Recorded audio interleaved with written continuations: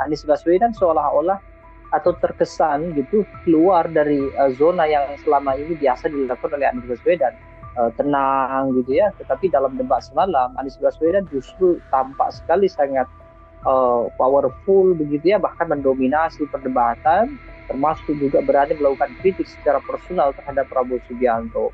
Nah, ini cukup mengagetkan. Kenapa? Karena seperti biasa Anies Baswedan adalah tokoh yang memang sudah terbiasa dengan penyampaian gagasan, tetapi tidak sevulgar semalam. Debat sudah terlanjur terjebak sejak awal gitu ya, seolah-olah ada kesan Anies maupun Ganjar Pranowo sudah siap untuk melakukan kritik yang dilakukan oleh Prabowo, dan Prabowo seperti tidak siap dengan kritikan-kritikan itu. Situasinya memang sulit. Satu sisi bahwa Ganjar pada dasarnya kan dia dekat dengan kubu Prabowo. Misalnya bagaimana banyak kubu Prabowo itu yang sebetulnya awalnya adalah dekat dengan Ganjar. Misalnya termasuk presiden misalnya. Tapi tiba-tiba sekarang Ganjar harus punya ceruk sendiri. Dan itulah yang membuat dia kesulitan menempatkan atau menentukan tema debat yang cocok untuk para pendukungnya. Tribunnews on Fokus Tribuners kembali menjumpai Anda hari ini bersama dengan saya Mila Iyarda. Kita akan mengulas bagaimana hasil dari debat ketiga seluruh kandidat calon presiden yang dilaksanakan pada Minggu 7 Januari semalam. Yang mana calon presiden nomor urut 1 ini kita bisa sampaikan Anies Baswedan menggunakan strategi menyerang. Pada beberapa kesempatan Anies Baswedan bahkan terlihat mencecar paslon lain untuk menunjukkan data yang berkaitan soal tema debat seputar pertahanan, keamanan, hubungan internasional, dan juga geopolitik. Anies Baswedan, Tribuners juga beberapa kali mengungkit pembelian alutsista bekas yang dilakukan oleh Kementerian Pertahanan di bawah pimpinan Prabowo Subianto yang juga capres nomor urut 2. Selain itu, Anies Baswedan juga sempat menyinggung masalah kesejahteraan prajurit TNI.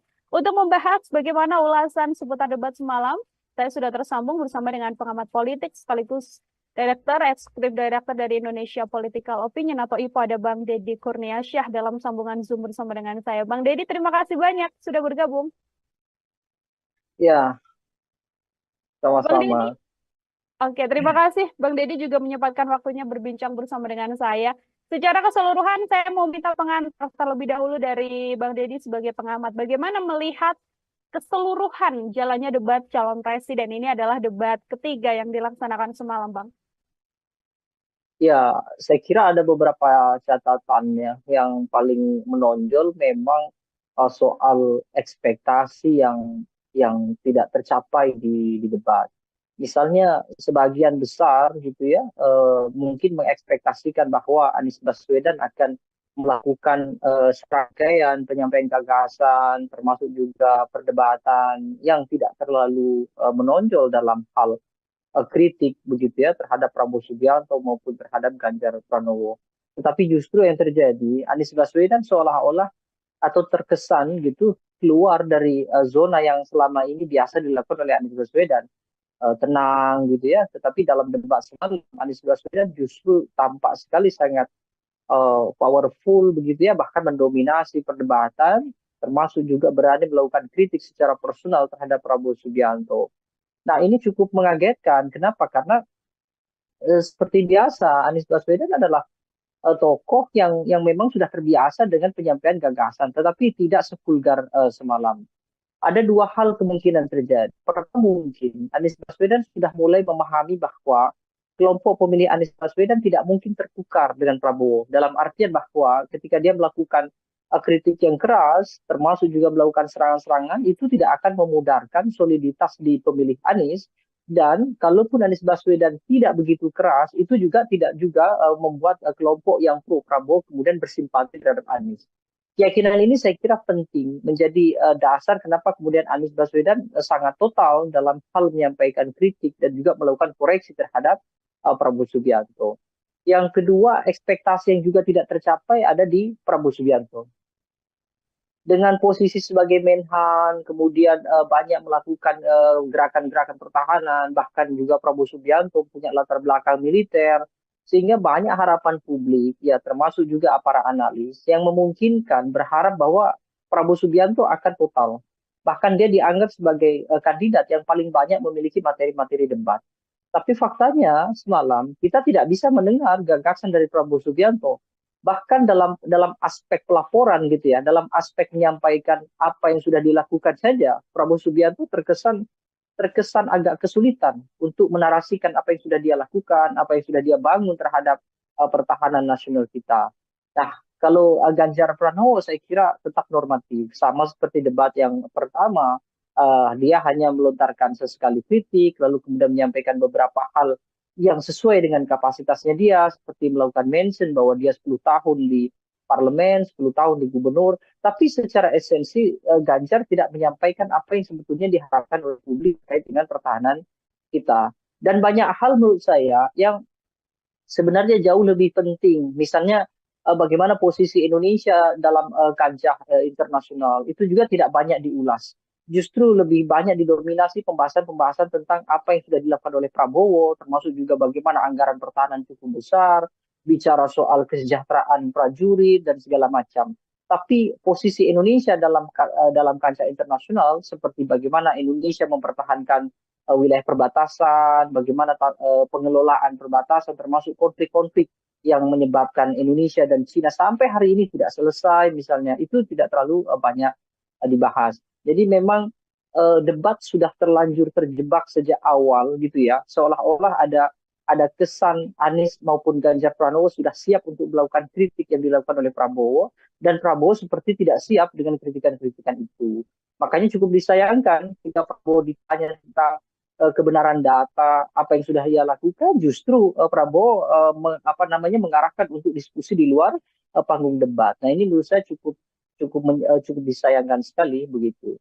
Oke, kembali lagi ini momen debat yang kemudian tidak dimanfaatkan oleh ketiga kandidat untuk menyampaikan gagas atau ide apa yang akan dilakukan selama tahun mendatang apabila terpilih seperti itu ya, Bang Deddy. Kalau dari skor, ini saya mau minta komentar Bang Deddy secara skor. Di antara ketiga tadi kan banyak yang kemudian tidak sesuai ekspektasi, Ganjar Pranowo terlalu normatif, atau bahkan Prabowo Subianto yang digadang ini paling menguasai materi, tapi justru juga tidak bisa menyampaikan paparan. Saya mau minta skor dari Bang Deddy untuk ketiga kandidat, Bang.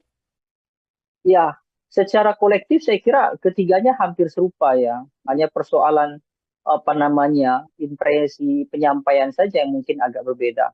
Kalau dari substansi, saya kira ketiga-tiganya layak mendapatkan angka di 65 untuk Prabowo Subianto, lalu 75 untuk Ganjar dan Anies Baswedan. Tetapi angka itu saya kira kan bukan sesuatu yang substansial. Kenapa? Karena seharusnya ada hal-hal yang esensial yang mestinya mereka bisa kemukakan begitu. Karena meskipun pertahanan ini tidak berdampak secara langsung terhadap publik, tapi pertahanan itu jelas dalam jangka panjang akan berdampak terhadap kondisi masyarakat kita. Meskipun memang pembahasan tadi malam itu akan lebih banyak berkaitan dengan hal-hal yang justru dalam negeri, bukan berkaitan dengan keseluruhan tema kolektif. Tema kolektif kan selain pertahanan ada misalnya international relations, misalnya bagaimana geopolitik. Nah sayangnya itu justru tidak banyak muncul, kecuali hanya dalam mention-mention contoh. Sementara mention contoh itu justru bukan pembahasan yang seharusnya diperdebatkan, itu hanya mention sedikit saja untuk sekedar untuk memberikan ilustrasi. Kalau dari sisi performance, saya kira tetaplah Anies harus diakui bahwa dia punya kepiawaian dalam performance debat. Termasuk juga Ganjar Pranowo saya kira juga cukup baik. Kalau dinilai mungkin akan sama juga. Anies mungkin di 75 dalam performance, lalu Ganjar Pranowo 70, Prabowo Subianto di 60 mungkin ya. Tapi sekali lagi penilaian performance juga tidak berdampak apa-apa karena kita harus memahami kan Prabowo Subianto misalnya dengan usia yang senior mungkin juga tidak bisa lagi mengingat banyak data, tidak bisa mengingat lagi banyak gagasan, kecuali hanya mengikuti alur perdebatan yang ditanyakan atau disanggah atau dinyatakan oleh Anies ataupun oleh Ganjar, kira-kira begitu. Anies misalnya kalau kemudian terlihat lebih ekspresif, ya salah satunya karena memang beliau adalah intelektual, jadi tentu materi-materi semacam tema debat itu tentu beliau sudah menyiapkan jauh-jauh hari, jadi bukan sesuatu yang istimewa juga karena itu sudah menjadi bagian dari keseharian Anies Baswedan. Pun juga dengan Ganjar Pranowo. Saya kira tidak akan jauh berbeda. Oke, ini kalau kita amati juga Bang Deddy, mungkin tadi yang disampaikan Bang Deddy soal bagaimana Prabowo Subianto mengikuti alur yang dilakukan sejak awal begitu ya, karena paparan dimulai oleh Anies Baswedan dan sejak paparan visi misi awal juga ada pula serangan yang sudah kemudian dilakukan pada Kementerian Pertahanan dalam hal ini yang dipimpin oleh Prabowo Subianto. Mulai dari lahan milik Prabowo Subianto, kemudian ada skor juga 11 dari 100 yang diberikan Anies Baswedan untuk pemerintahan atau yang kemudian Kementerian Pertahanan di masa Prabowo Subianto terkait alutsista bekas juga dan kesejahteraan prajurit. Serangan yang dalam setiap sesi ini selalu dilancarkan oleh Anies Baswedan untuk Prabowo Subianto ini dilihat oleh Bang Deddy seperti apa, Bang? Serangan itu saya kira serangan politis ya. Hmm. Kenapa? Karena dari sisi pertahanan, apa yang dinyatakan oleh Anies memang benar, tapi substansi kebenarannya tidak mengacu pada kepentingan negara. Itu hanya contoh saja. Dalam artian saya kira Anies Baswedan kan menggunakan ilustrasi bahwa bagaimana mungkin gitu ya prajurit militer yang punya fungsi dan juga tugas untuk menjaga setiap jengkal anak-anak generasi bangsa kita gitu ya dalam bahasa Anies Baswedan, tetapi mereka harus memikirkan juga urusan keluarga mereka yang secara ekonomi kurang, tidak memiliki tempat tinggal misalnya, atau mungkin gaji dari negara juga tidak cukup untuk membuat kehidupan prajurit dalam artian layak sebagaimana kelompok masyarakat sipil biasa, kira-kira begitu. Sehingga Anies memberikan analogi, ketika mereka kesulitan secara ekonomi, sementara bebannya begitu besar menjaga bangsa dan negara kita, lalu tiba-tiba seorang menterinya adalah orang yang sangat kaya raya, bahkan memiliki lahan yang ini diilustrasikan sebagai kontra dari prajurit yang tidak punya rumah, kan, bahwa Prabowo punya sekian ribu hektar kira-kira itu. Nah, yang jadi masalah justru Prabowo Subianto mengoreksi itu. Mungkin Prabowo memang perlu ya supaya tidak terjadi apa namanya propaganda atau opini liar di masyarakat bahwa Prabowo orang yang sangat elitis dengan harta yang melimpah, tapi prajurit justru susah payah kira-kira gitu. Tapi itu bukan sesuatu yang mestinya dibahas dalam debat. Yang dibahas dalam debat adalah meskipun Prabowo kaya raya misalnya ya dengan tanah bahkan mungkin ribuan hektar misalnya, tetapi apa yang sudah dia berikan kepada prajurit itu akan jauh lebih baik.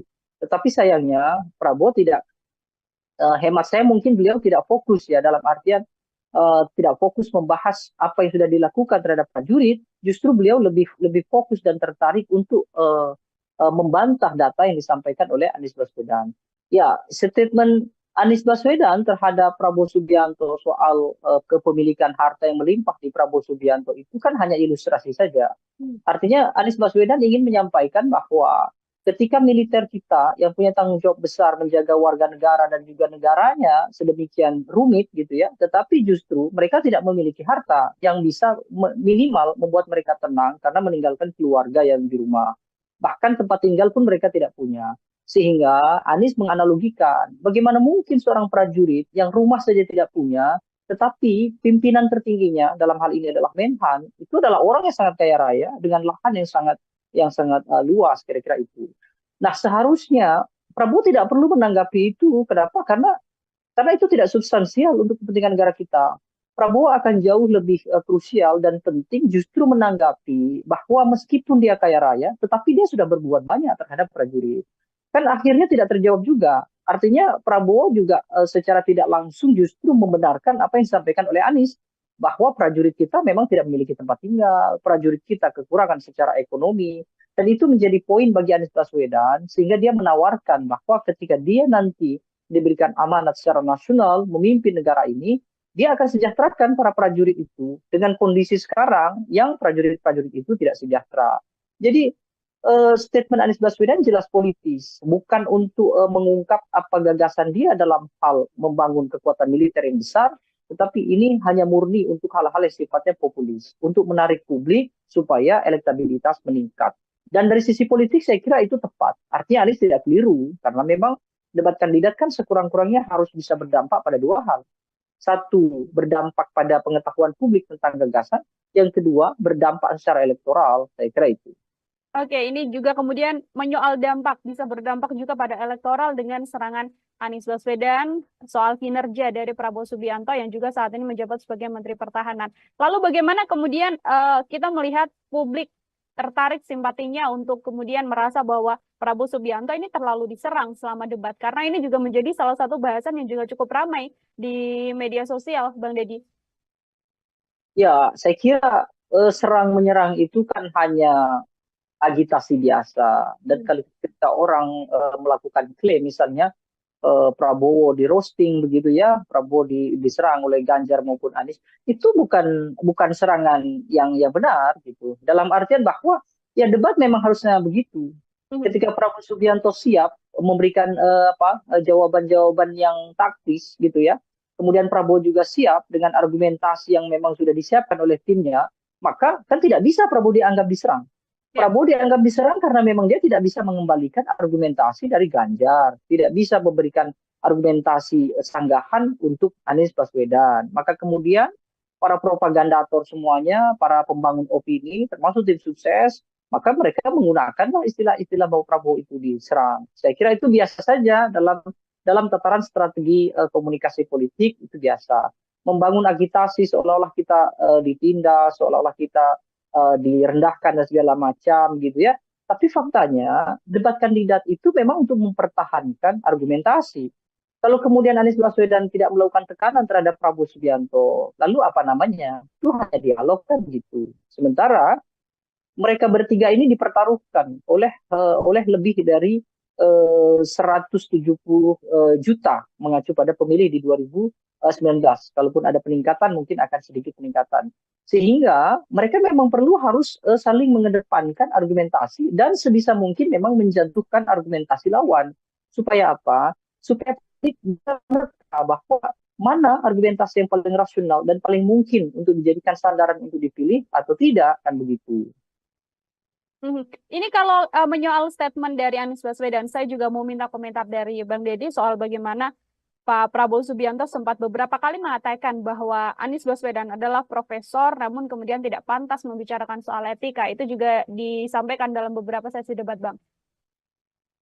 Ya, itu saya kira mestinya disampaikan di luar debat. Artinya di debat itu tidak digunakan untuk hal-hal yang sifatnya serangan personal, sekaligus tidak juga ditempatkan pada pembelaan personal. Urusan bahwa Anies Baswedan itu profesor lalu punya kelayakan atau tidak bicara etika adalah urusan personal. Sama seperti yang saya sampaikan tadi, bahwa urusan Prabowo itu punya tanah ribuan hektar, itu juga urusan personal. Tetapi saya kira dalam debat itu kan setidaknya mereka harus pandai mensiasati.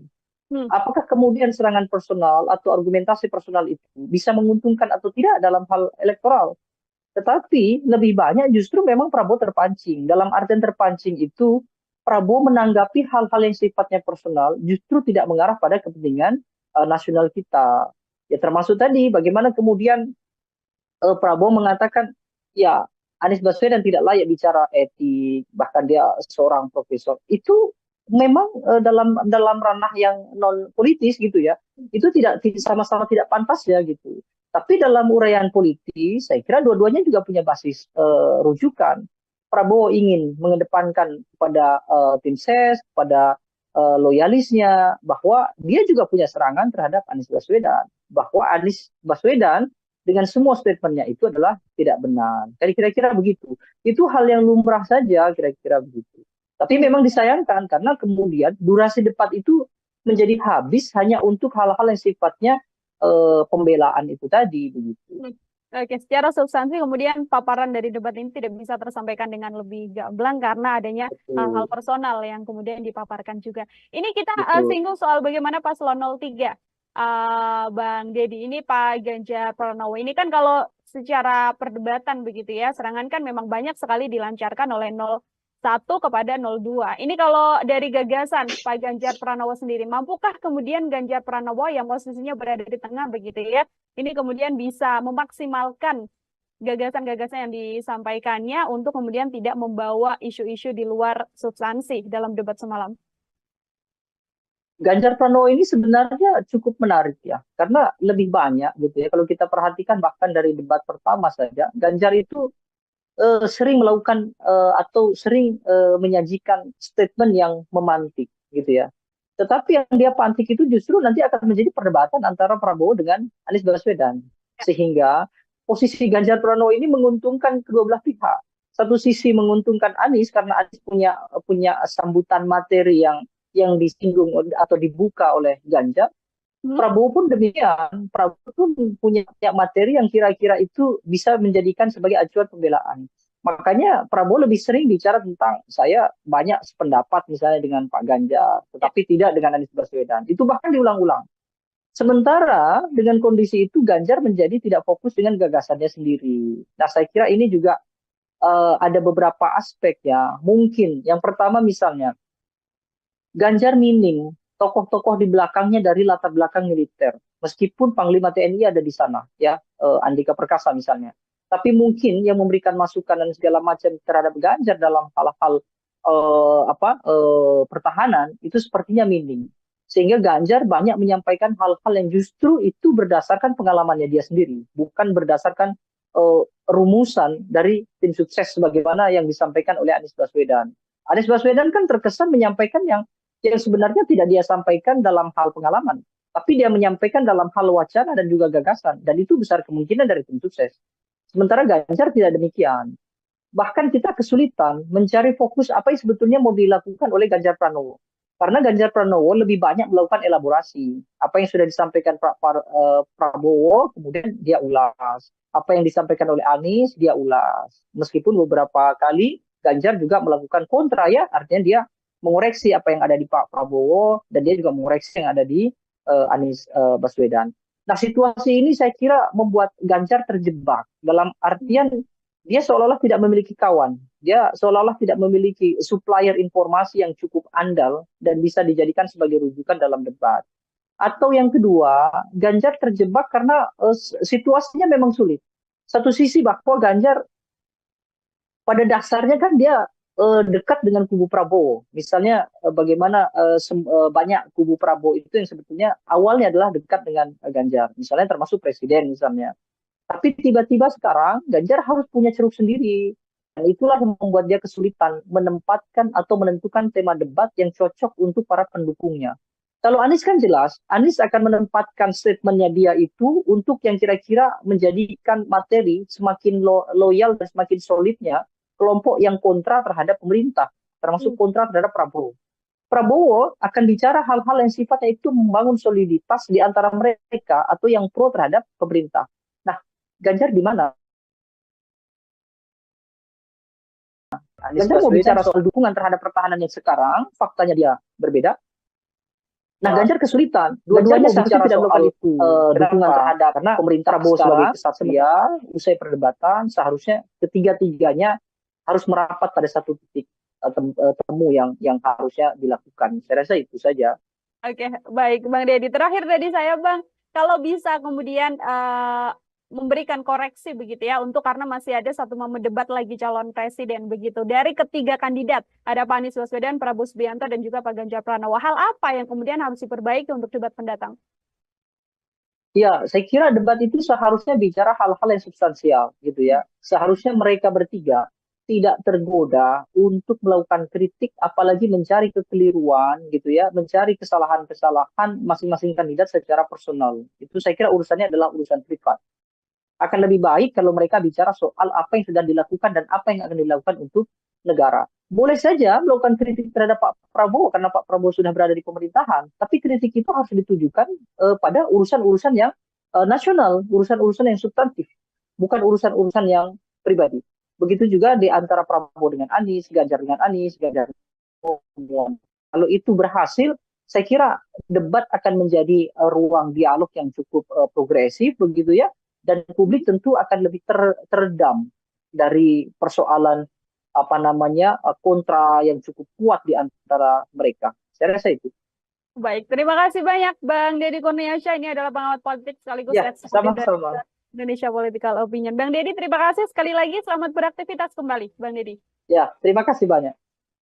Ya, Tribuners, demikian obrolan saya dalam Tribun News on Fokus hari ini. Nantikan obrolan saya bersama dengan narasumber lain dan juga tema-tema lainnya hanya dalam program Tribun News on Fokus. Saya Nila Irda, pamit undur diri. Terima kasih dan sampai jumpa. Download Tribun X sekarang. Menghadirkan lokal menjadi Indonesia. Anies Baswedan seolah-olah atau terkesan gitu keluar dari zona yang selama ini biasa dilakukan oleh Anies Baswedan. Tenang gitu ya, tetapi dalam debat semalam Anies Baswedan justru tampak sekali sangat powerful begitu ya, bahkan mendominasi perdebatan, termasuk juga berani melakukan kritik secara personal terhadap Prabowo Subianto. Nah ini cukup mengagetkan. Kenapa? Karena seperti biasa Anies Baswedan adalah tokoh yang memang sudah terbiasa dengan penyampaian gagasan, tetapi tidak sevulgar semalam.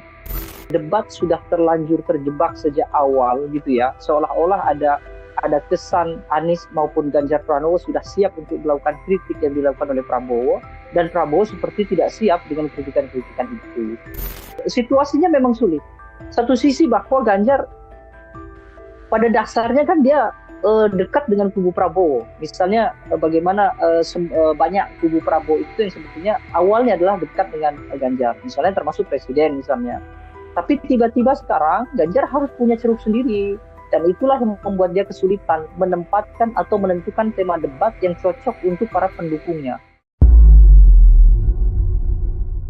Tribunnews on Fokus Tribuners kembali menjumpai Anda hari ini bersama dengan saya Mila Iyarda. Kita akan mengulas bagaimana hasil dari debat ketiga seluruh kandidat calon presiden yang dilaksanakan pada Minggu 7 Januari semalam. Yang mana calon presiden nomor urut 1 ini kita bisa sampaikan Anies Baswedan menggunakan strategi menyerang. Pada beberapa kesempatan Anies Baswedan bahkan terlihat mencecar paslon lain untuk menunjukkan data yang berkaitan soal tema debat seputar pertahanan, keamanan, hubungan internasional, dan juga geopolitik. Anies Baswedan, Tribuners juga beberapa kali mengungkit pembelian alutsista bekas yang dilakukan oleh Kementerian Pertahanan di bawah pimpinan Prabowo Subianto yang juga capres nomor urut 2. Selain itu, Anies Baswedan juga sempat menyinggung masalah kesejahteraan prajurit TNI. Untuk membahas bagaimana ulasan seputar debat semalam, saya sudah tersambung bersama dengan pengamat politik sekaligus Eksekutif Direktur dari Indonesia Political Opinion atau IPO, ada Bang Deddy Kurniasyah dalam sambungan Zoom bersama dengan saya. Bang Deddy, terima kasih banyak sudah bergabung. Ya, Bang Deddy, sama-sama. oke, terima kasih. Bang Deddy juga menyempatkan waktunya berbincang bersama dengan saya.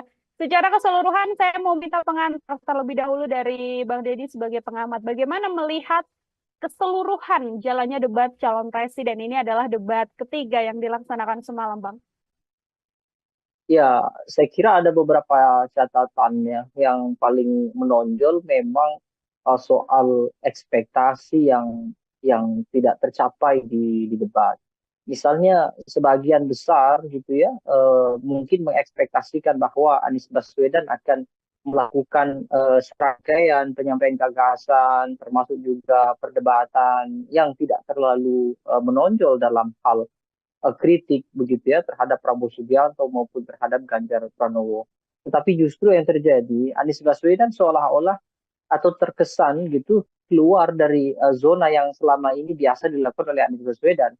Tenang gitu ya, tetapi dalam debat semalam Anies Baswedan justru tampak sekali sangat powerful begitu ya, bahkan mendominasi perdebatan, termasuk juga berani melakukan kritik secara personal terhadap Prabowo Subianto. Nah ini cukup mengagetkan. Kenapa? Karena seperti biasa Anies Baswedan adalah tokoh yang memang sudah terbiasa dengan penyampaian gagasan, tetapi tidak sevulgar semalam. Ada dua hal kemungkinan terjadi. Pertama, mungkin Anies Baswedan sudah mulai memahami bahwa kelompok pemilih Anies Baswedan tidak mungkin tertukar dengan Prabowo. Dalam artian bahwa ketika dia melakukan kritik yang keras, termasuk juga melakukan serangan-serangan, itu tidak akan memudarkan soliditas di pemilih Anies. Dan kalaupun Anies Baswedan tidak begitu keras, itu juga tidak juga membuat kelompok yang pro Prabowo kemudian bersimpati terhadap Anies. Keyakinan ini saya kira penting menjadi dasar kenapa kemudian Anies Baswedan sangat total dalam hal menyampaikan kritik dan juga melakukan koreksi terhadap Prabowo Subianto. Yang kedua, ekspektasi yang juga tidak tercapai ada di Prabowo Subianto. Dengan posisi sebagai Menhan, kemudian banyak melakukan gerakan-gerakan pertahanan, bahkan juga Prabowo Subianto punya latar belakang militer, sehingga banyak harapan publik, ya termasuk juga para analis, yang memungkinkan berharap bahwa Prabowo Subianto akan total. Bahkan dia dianggap sebagai kandidat yang paling banyak memiliki materi-materi debat. Tapi faktanya semalam kita tidak bisa mendengar gagasan dari Prabowo Subianto. bahkan dalam aspek pelaporan gitu ya, dalam aspek menyampaikan apa yang sudah dilakukan saja, Prabowo Subianto terkesan terkesan agak kesulitan untuk menarasikan apa yang sudah dia lakukan, apa yang sudah dia bangun terhadap pertahanan nasional kita. Nah, kalau Ganjar Pranowo saya kira tetap normatif, sama seperti debat yang pertama, dia hanya melontarkan sesekali kritik, lalu kemudian menyampaikan beberapa hal yang sesuai dengan kapasitasnya dia, seperti melakukan mention bahwa dia 10 tahun di parlemen, 10 tahun di gubernur, tapi secara esensi Ganjar tidak menyampaikan apa yang sebetulnya diharapkan oleh publik terkait dengan pertahanan kita. Dan banyak hal menurut saya yang sebenarnya jauh lebih penting. Misalnya bagaimana posisi Indonesia dalam kancah internasional itu juga tidak banyak diulas. Justru lebih banyak didominasi pembahasan-pembahasan tentang apa yang sudah dilakukan oleh Prabowo, termasuk juga bagaimana anggaran pertahanan cukup besar, bicara soal kesejahteraan prajurit dan segala macam.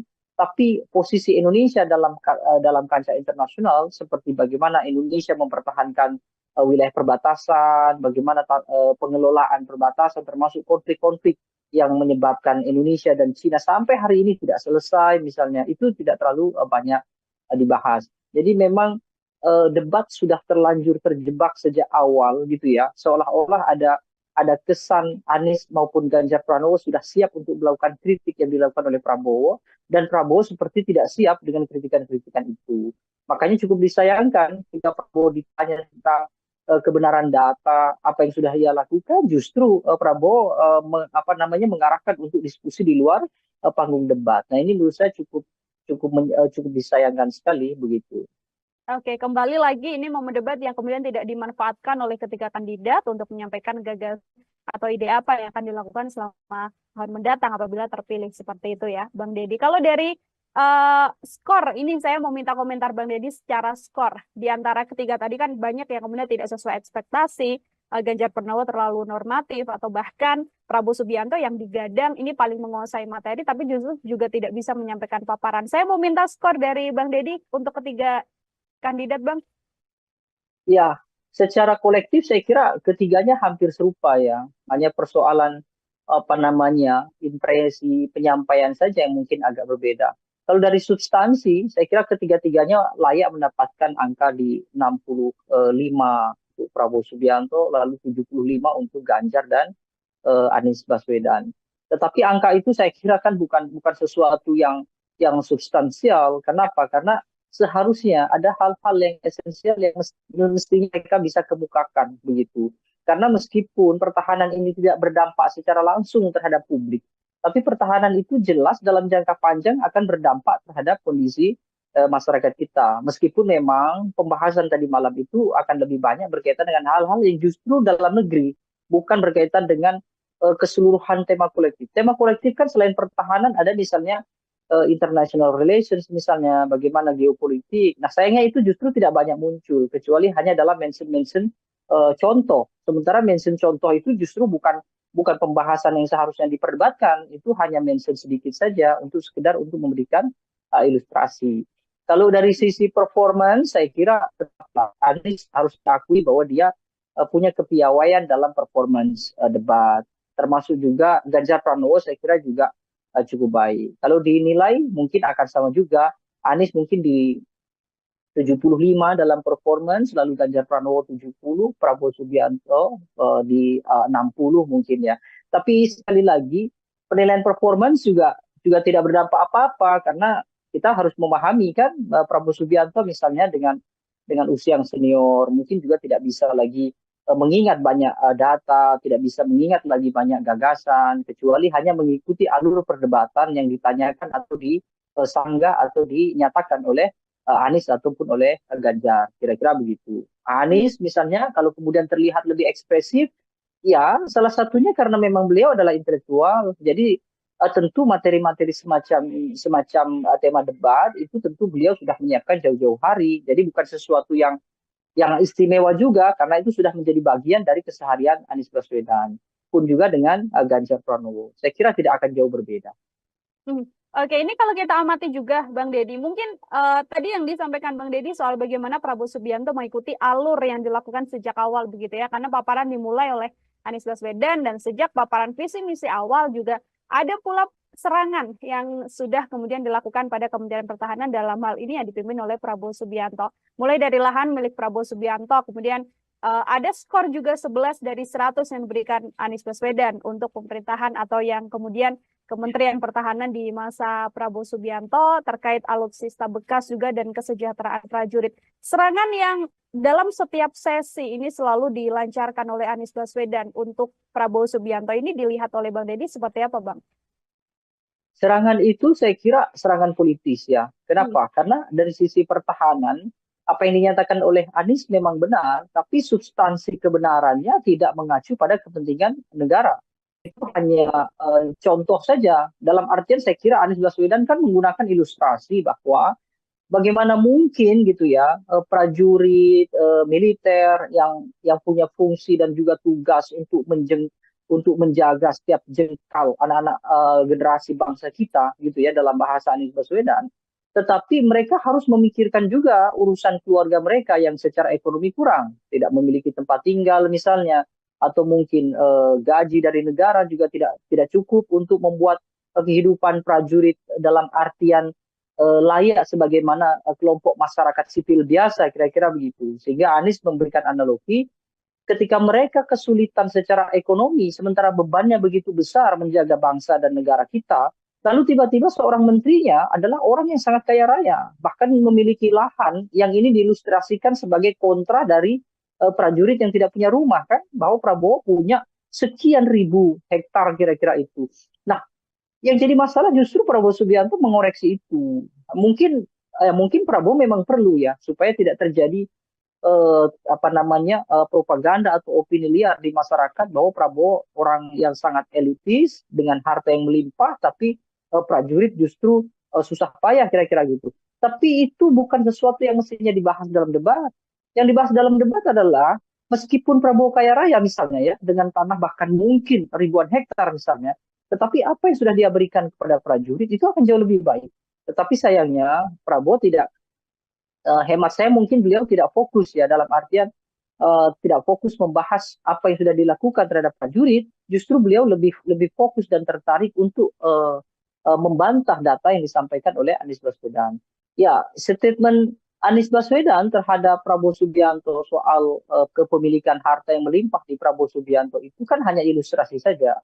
Artinya Anies Baswedan ingin menyampaikan bahwa ketika militer kita yang punya tanggung jawab besar menjaga warga negara dan juga negaranya sedemikian rumit gitu ya, tetapi justru mereka tidak memiliki harta yang bisa minimal membuat mereka tenang karena meninggalkan keluarga yang di rumah.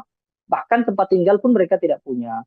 Sehingga Anies menganalogikan bagaimana mungkin seorang prajurit yang rumah saja tidak punya, tetapi pimpinan tertingginya dalam hal ini adalah Menhan, itu adalah orang yang sangat kaya raya dengan lahan yang sangat luas kira-kira itu. Nah, seharusnya Prabowo tidak perlu menanggapi itu. Kenapa? Karena itu tidak substansial untuk kepentingan negara kita. Prabowo akan jauh lebih krusial dan penting justru menanggapi bahwa meskipun dia kaya raya, tetapi dia sudah berbuat banyak terhadap prajurit. Kan akhirnya tidak terjawab juga. Artinya Prabowo juga secara tidak langsung justru membenarkan apa yang disampaikan oleh Anies, bahwa prajurit kita memang tidak memiliki tempat tinggal, prajurit kita kekurangan secara ekonomi, dan itu menjadi poin bagi Anies Baswedan, sehingga dia menawarkan bahwa ketika dia nanti diberikan amanat secara nasional memimpin negara ini, dia akan sejahterakan para prajurit itu dengan kondisi sekarang yang prajurit-prajurit itu tidak sejahtera. Jadi statement Anies Baswedan jelas politis, bukan untuk mengungkap apa gagasan dia dalam hal membangun kekuatan militer yang besar, tetapi ini hanya murni untuk hal-hal yang sifatnya populis, untuk menarik publik supaya elektabilitas meningkat. Dan dari sisi politik saya kira itu tepat. Artinya Anies tidak keliru, karena memang debat kandidat kan sekurang-kurangnya harus bisa berdampak pada dua hal. Satu, berdampak pada pengetahuan publik tentang gagasan. Yang kedua, berdampak secara elektoral. Saya kira itu. Oke, ini juga kemudian menyoal dampak, bisa berdampak juga pada elektoral dengan serangan Anies Baswedan soal kinerja dari Prabowo Subianto yang juga saat ini menjabat sebagai Menteri Pertahanan. Lalu bagaimana kemudian kita melihat publik tertarik simpatinya untuk kemudian merasa bahwa Prabowo Subianto ini terlalu diserang selama debat, karena ini juga menjadi salah satu bahasan yang juga cukup ramai di media sosial, Bang Deddy. Ya, saya kira serang-menyerang itu kan hanya agitasi biasa. Dan kalau ketika orang melakukan klaim misalnya Prabowo di roasting begitu ya, Prabowo diserang oleh Ganjar maupun Anies, itu bukan serangan yang benar gitu. Dalam artian bahwa ya debat memang harusnya begitu. Ketika Prabowo Subianto siap memberikan jawaban-jawaban yang taktis gitu ya, kemudian Prabowo juga siap dengan argumentasi yang memang sudah disiapkan oleh timnya, maka kan tidak bisa Prabowo dianggap diserang. Prabowo dianggap diserang karena memang dia tidak bisa mengembalikan argumentasi dari Ganjar, tidak bisa memberikan argumentasi sanggahan untuk Anies Baswedan. Maka kemudian para propagandator semuanya, para pembangun opini, termasuk tim sukses, maka mereka menggunakan istilah-istilah bahwa Prabowo itu diserang. Saya kira itu biasa saja dalam tataran strategi komunikasi politik, itu biasa. Membangun agitasi seolah-olah kita ditindas, seolah-olah kita direndahkan dan segala macam gitu ya. Tapi faktanya debat kandidat itu memang untuk mempertahankan argumentasi. Kalau kemudian Anies Baswedan tidak melakukan tekanan terhadap Prabowo Subianto, lalu apa namanya? Itu hanya dialog kan gitu. Sementara mereka bertiga ini dipertaruhkan oleh lebih dari 170 juta mengacu pada pemilih di 2019. Kalaupun ada peningkatan mungkin akan sedikit peningkatan. Sehingga mereka memang perlu harus saling mengedepankan argumentasi dan sebisa mungkin memang menjatuhkan argumentasi lawan. Supaya apa? Supaya bisa menerka bahwa mana argumentasi yang paling rasional dan paling mungkin untuk dijadikan sandaran untuk dipilih atau tidak, kan begitu. Ini kalau menyoal statement dari Anies Baswedan, saya juga mau minta komentar dari Bang Deddy soal bagaimana Pak Prabowo Subianto sempat beberapa kali mengatakan bahwa Anies Baswedan adalah profesor, namun kemudian tidak pantas membicarakan soal etika. Itu juga disampaikan dalam beberapa sesi debat, Bang. Ya, itu saya kira mestinya disampaikan di luar debat. Artinya di debat itu tidak digunakan untuk hal-hal yang sifatnya serangan personal, sekaligus tidak juga ditempatkan pada pembelaan personal. Urusan bahwa Anies Baswedan itu profesor lalu punya kelayakan atau tidak bicara etika adalah urusan personal. Sama seperti yang saya sampaikan tadi, bahwa urusan Prabowo itu punya tanah ribuan hektar, itu juga urusan personal. Tetapi saya kira dalam debat itu kan setidaknya mereka harus pandai mensiasati. Apakah kemudian serangan personal atau argumentasi personal itu bisa menguntungkan atau tidak dalam hal elektoral. Tetapi lebih banyak justru memang Prabowo terpancing. Dalam artian terpancing itu, Prabowo menanggapi hal-hal yang sifatnya personal justru tidak mengarah pada kepentingan nasional kita. Ya termasuk tadi bagaimana kemudian Prabowo mengatakan ya Anies Baswedan tidak layak bicara etik, bahkan dia seorang profesor. Itu memang dalam ranah yang non politis gitu ya. Itu tidak sama-sama tidak pantas ya gitu.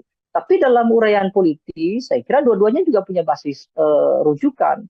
Prabowo ingin mengedepankan kepada tim ses, kepada loyalisnya, bahwa dia juga punya serangan terhadap Anies Baswedan. Bahwa Anies Baswedan dengan semua statementnya itu adalah tidak benar. Kira-kira begitu. Itu hal yang lumrah saja, kira-kira begitu.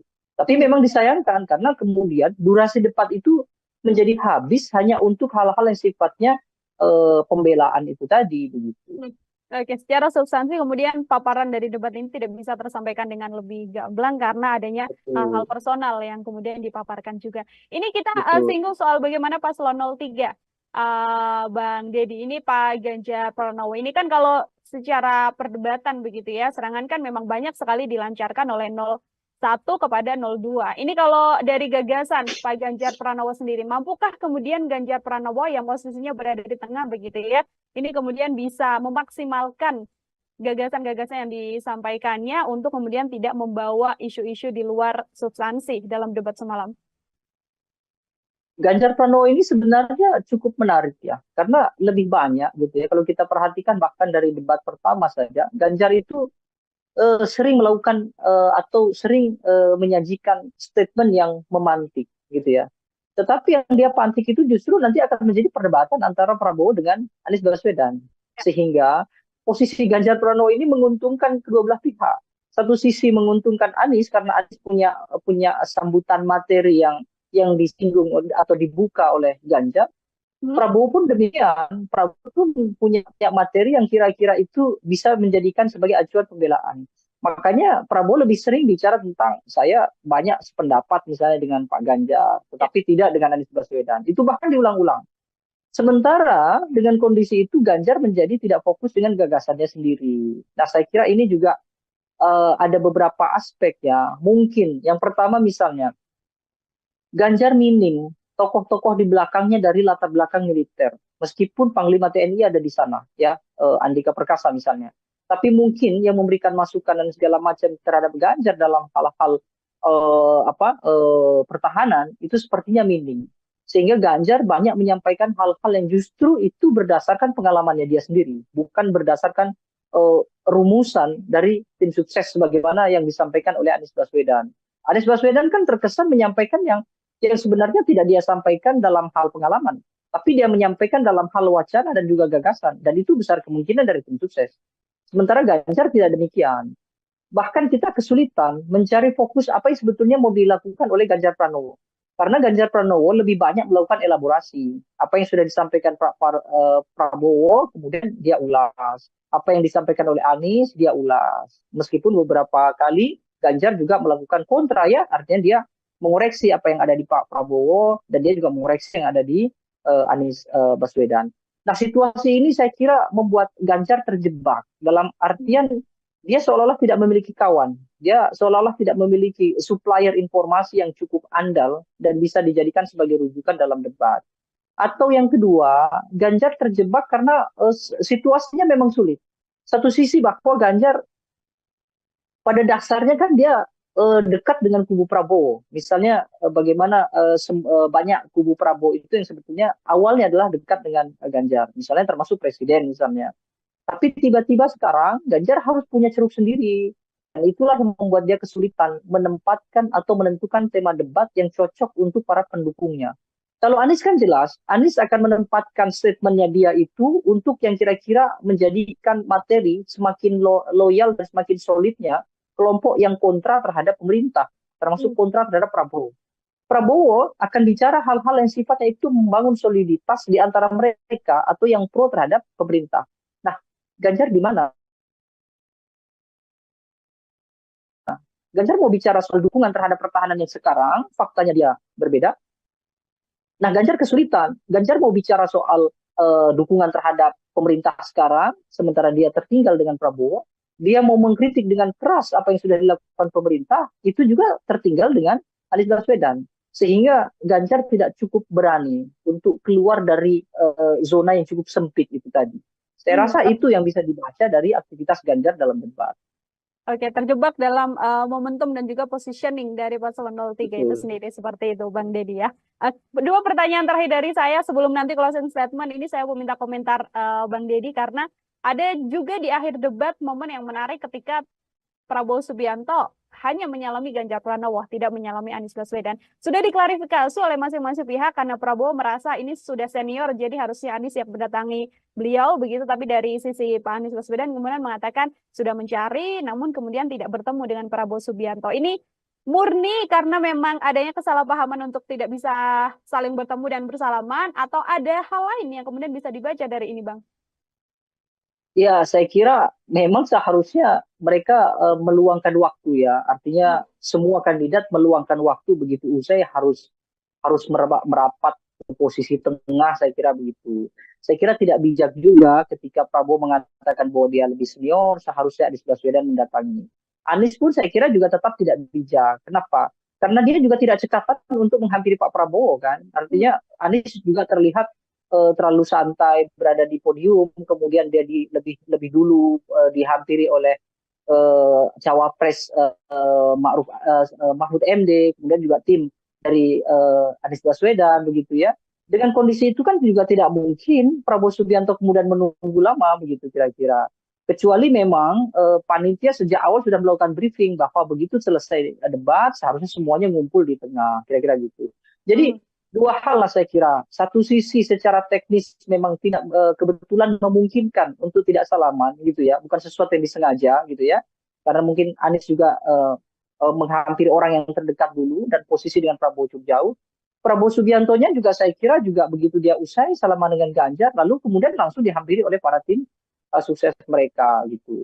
Nah, sisi lain saya kira Dua-duanya seharusnya tidak melakukan itu. Kenapa? Karena Prabowo sebagai kesatria, usai perdebatan, seharusnya ketiga-tiganya harus merapat pada satu titik temu yang harusnya dilakukan. Saya rasa itu saja.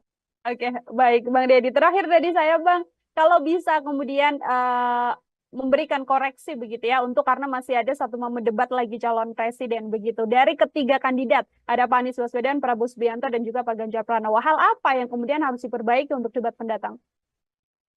Ya, saya kira debat itu seharusnya bicara hal-hal yang substansial gitu ya. Seharusnya mereka bertiga tidak tergoda untuk melakukan kritik, apalagi mencari kekeliruan gitu ya, mencari kesalahan-kesalahan masing-masing kandidat secara personal. Itu saya kira urusannya adalah urusan privat. Akan lebih baik kalau mereka bicara soal apa yang sedang dilakukan dan apa yang akan dilakukan untuk negara. Boleh saja melakukan kritik terhadap Pak Prabowo karena Pak Prabowo sudah berada di pemerintahan, tapi kritik itu harus ditujukan pada urusan-urusan yang nasional, urusan-urusan yang substantif, bukan urusan-urusan yang pribadi. Begitu juga di antara Prabowo dengan Anies, Ganjar dengan Anies, Ganjar dengan. Kalau itu berhasil, saya kira debat akan menjadi ruang dialog yang cukup progresif begitu ya, dan publik tentu akan lebih teredam dari persoalan apa namanya kontra yang cukup kuat di antara mereka. Saya rasa itu. Baik, terima kasih banyak Bang Deddy Kurniasyah. Ini adalah pengamat politik sekaligus Ya, eksekutif dari sama-sama. Indonesia Political Opinion. Bang Deddy, terima kasih sekali lagi. Selamat beraktivitas kembali, Bang Deddy. Ya, terima kasih banyak. Ya, Tribuners, demikian obrolan saya dalam Tribun News on Fokus hari ini. Nantikan obrolan saya bersama dengan narasumber lain dan juga tema-tema lainnya hanya dalam program Tribun News on Fokus. Saya Nila Irda, pamit undur diri. Terima kasih dan sampai jumpa. Download Tribun X sekarang. Menghadirkan lokal menjadi Indonesia. Anies Baswedan seolah-olah atau terkesan gitu keluar dari zona yang selama ini biasa dilakukan oleh Anies Baswedan, tenang gitu ya. Tetapi dalam debat semalam Anies Baswedan justru tampak sekali sangat powerful begitu ya, bahkan mendominasi perdebatan, termasuk juga berani melakukan kritik secara personal terhadap Prabowo Subianto. Nah, ini cukup mengagetkan. Kenapa? Karena seperti biasa Anies Baswedan adalah tokoh yang memang sudah terbiasa dengan penyampaian gagasan, tetapi tidak sevulgar semalam. Debat sudah terlanjur terjebak sejak awal gitu ya, seolah-olah ada kesan Anies maupun Ganjar Pranowo sudah siap untuk melakukan kritik yang dilakukan oleh Prabowo, dan Prabowo seperti tidak siap dengan kritikan-kritikan itu. Situasinya memang sulit. Satu sisi bahwa Ganjar pada dasarnya kan dia dekat dengan kubu Prabowo. Misalnya bagaimana banyak kubu Prabowo itu yang sebetulnya awalnya adalah dekat dengan Ganjar. Misalnya termasuk presiden misalnya. Tapi tiba-tiba sekarang Ganjar harus punya ceruk sendiri. Dan itulah yang membuat dia kesulitan menempatkan atau menentukan tema debat yang cocok untuk para pendukungnya.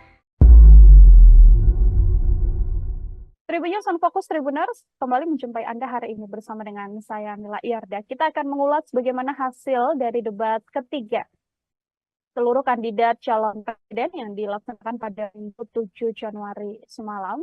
Yang mana calon presiden nomor urut 1 ini kita bisa sampaikan Anies Baswedan menggunakan strategi menyerang.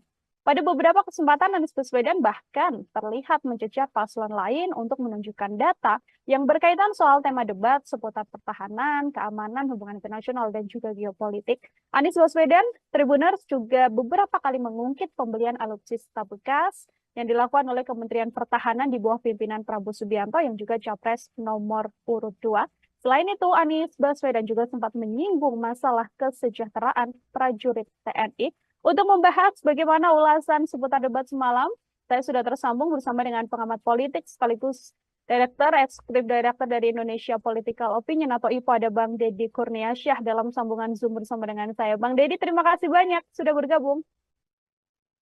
Ya, sama-sama. Oke, terima kasih. Bang Deddy juga menyempatkan waktunya berbincang bersama dengan saya. Secara keseluruhan, saya mau minta pengantar terlebih dahulu dari Bang Deddy sebagai pengamat. Bagaimana melihat keseluruhan jalannya debat calon presiden? Ini adalah debat ketiga yang dilaksanakan semalam, Bang. Ya, saya kira ada beberapa catatannya. Yang paling menonjol memang soal ekspektasi yang tidak tercapai di debat. Misalnya sebagian besar gitu ya, mungkin mengekspektasikan bahwa Anies Baswedan akan melakukan serangkaian penyampaian gagasan, termasuk juga perdebatan yang tidak terlalu menonjol dalam hal kritik begitu ya terhadap Prabowo Subianto maupun terhadap Ganjar Pranowo. Tetapi justru yang terjadi, Anies Baswedan seolah-olah atau terkesan gitu keluar dari zona yang selama ini biasa dilakukan oleh Anies Baswedan, tenang gitu ya. Tetapi dalam debat semalam Anies Baswedan justru tampak sekali sangat powerful begitu ya, bahkan mendominasi perdebatan, termasuk juga berani melakukan kritik secara personal terhadap Prabowo Subianto. Nah ini cukup mengagetkan. Kenapa? Karena seperti biasa Anies Baswedan adalah tokoh yang memang sudah terbiasa dengan penyampaian gagasan, tetapi tidak sevulgar semalam. Ada dua hal kemungkinan terjadi. Pertama, mungkin Anies Baswedan sudah mulai memahami bahwa kelompok pemilih Anies Baswedan tidak mungkin tertukar dengan Prabowo. Dalam artian bahwa ketika dia melakukan kritik yang keras, termasuk juga melakukan serangan-serangan, itu tidak akan memudarkan soliditas di pemilih Anies. Dan kalaupun Anies Baswedan tidak begitu keras, itu juga tidak juga membuat kelompok yang pro Prabowo kemudian bersimpati terhadap Anies. Keyakinan ini saya kira penting menjadi dasar kenapa kemudian Anies Baswedan sangat total dalam hal menyampaikan kritik dan juga melakukan koreksi terhadap Prabowo Subianto. Yang kedua, ekspektasi yang juga tidak tercapai ada di Prabowo Subianto. Dengan posisi sebagai Menhan, kemudian banyak melakukan gerakan-gerakan pertahanan, bahkan juga Prabowo Subianto punya latar belakang militer, sehingga banyak harapan publik, ya termasuk juga para analis, yang memungkinkan berharap bahwa Prabowo Subianto akan total. Bahkan dia dianggap sebagai kandidat yang paling banyak memiliki materi-materi debat. Tapi faktanya semalam kita tidak bisa mendengar gagasan dari Prabowo Subianto. Bahkan dalam aspek pelaporan gitu ya, dalam aspek menyampaikan apa yang sudah dilakukan saja, Prabowo Subianto terkesan agak kesulitan untuk menarasikan apa yang sudah dia lakukan, apa yang sudah dia bangun terhadap pertahanan nasional kita. Nah, kalau Ganjar Pranowo saya kira tetap normatif, sama seperti debat yang pertama, dia hanya melontarkan sesekali kritik, lalu kemudian menyampaikan beberapa hal yang sesuai dengan kapasitasnya dia, seperti melakukan mention bahwa dia 10 tahun di parlemen, 10 tahun di gubernur, tapi secara esensi Ganjar tidak menyampaikan apa yang sebetulnya diharapkan oleh publik terkait dengan pertahanan kita. Dan banyak hal menurut saya yang sebenarnya jauh lebih penting. Misalnya bagaimana posisi Indonesia dalam kancah internasional itu juga tidak banyak diulas. Justru lebih banyak didominasi pembahasan-pembahasan tentang apa yang sudah dilakukan oleh Prabowo, termasuk juga bagaimana anggaran pertahanan cukup besar, bicara soal kesejahteraan prajurit dan segala macam.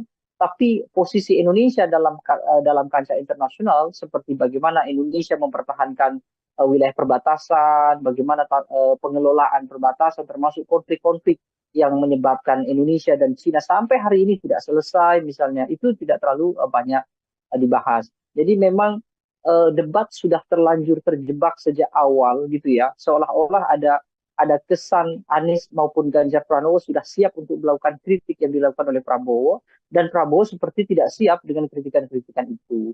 Makanya cukup disayangkan jika Prabowo ditanya tentang kebenaran data apa yang sudah ia lakukan, justru Prabowo mengarahkan untuk diskusi di luar panggung debat. Nah ini menurut saya cukup disayangkan sekali begitu.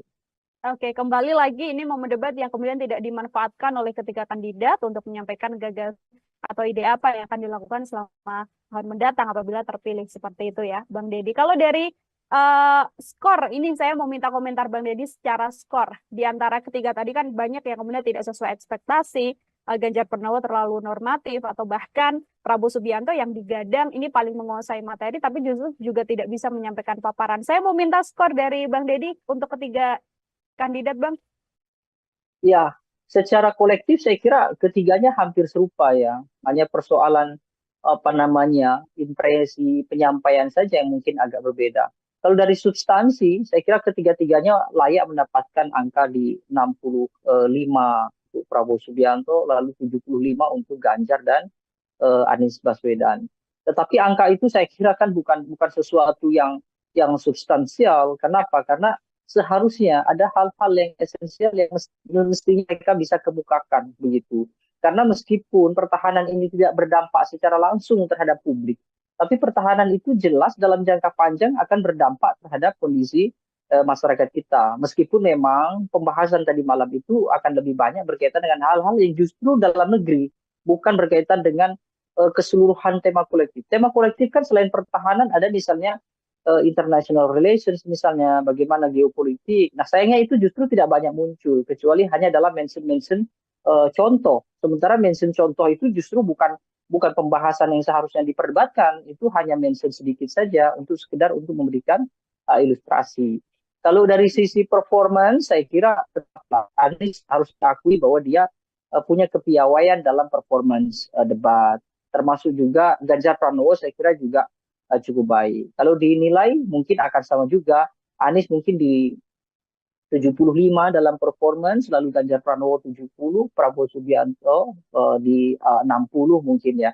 Tapi sekali lagi penilaian performance juga tidak berdampak apa-apa karena kita harus memahami kan Prabowo Subianto misalnya dengan usia yang senior mungkin juga tidak bisa lagi mengingat banyak data, tidak bisa mengingat lagi banyak gagasan, kecuali hanya mengikuti alur perdebatan yang ditanyakan atau disanggah atau dinyatakan oleh Anies ataupun oleh Ganjar, kira-kira begitu. Anies misalnya kalau kemudian terlihat lebih ekspresif, ya salah satunya karena memang beliau adalah intelektual, jadi tentu materi-materi semacam tema debat itu tentu beliau sudah menyiapkan jauh-jauh hari, jadi bukan sesuatu yang istimewa juga karena itu sudah menjadi bagian dari keseharian Anies Baswedan. Pun juga dengan Ganjar Pranowo. Saya kira tidak akan jauh berbeda. Oke, ini kalau kita amati juga Bang Deddy, mungkin tadi yang disampaikan Bang Deddy soal bagaimana Prabowo Subianto mengikuti alur yang dilakukan sejak awal begitu ya, karena paparan dimulai oleh Anies Baswedan dan sejak paparan visi misi awal juga ada pula serangan yang sudah kemudian dilakukan pada Kementerian Pertahanan dalam hal ini yang dipimpin oleh Prabowo Subianto. Mulai dari lahan milik Prabowo Subianto, kemudian ada skor juga 11 dari 100 yang diberikan Anies Baswedan untuk pemerintahan atau yang kemudian Kementerian Pertahanan di masa Prabowo Subianto terkait alutsista bekas juga dan kesejahteraan prajurit.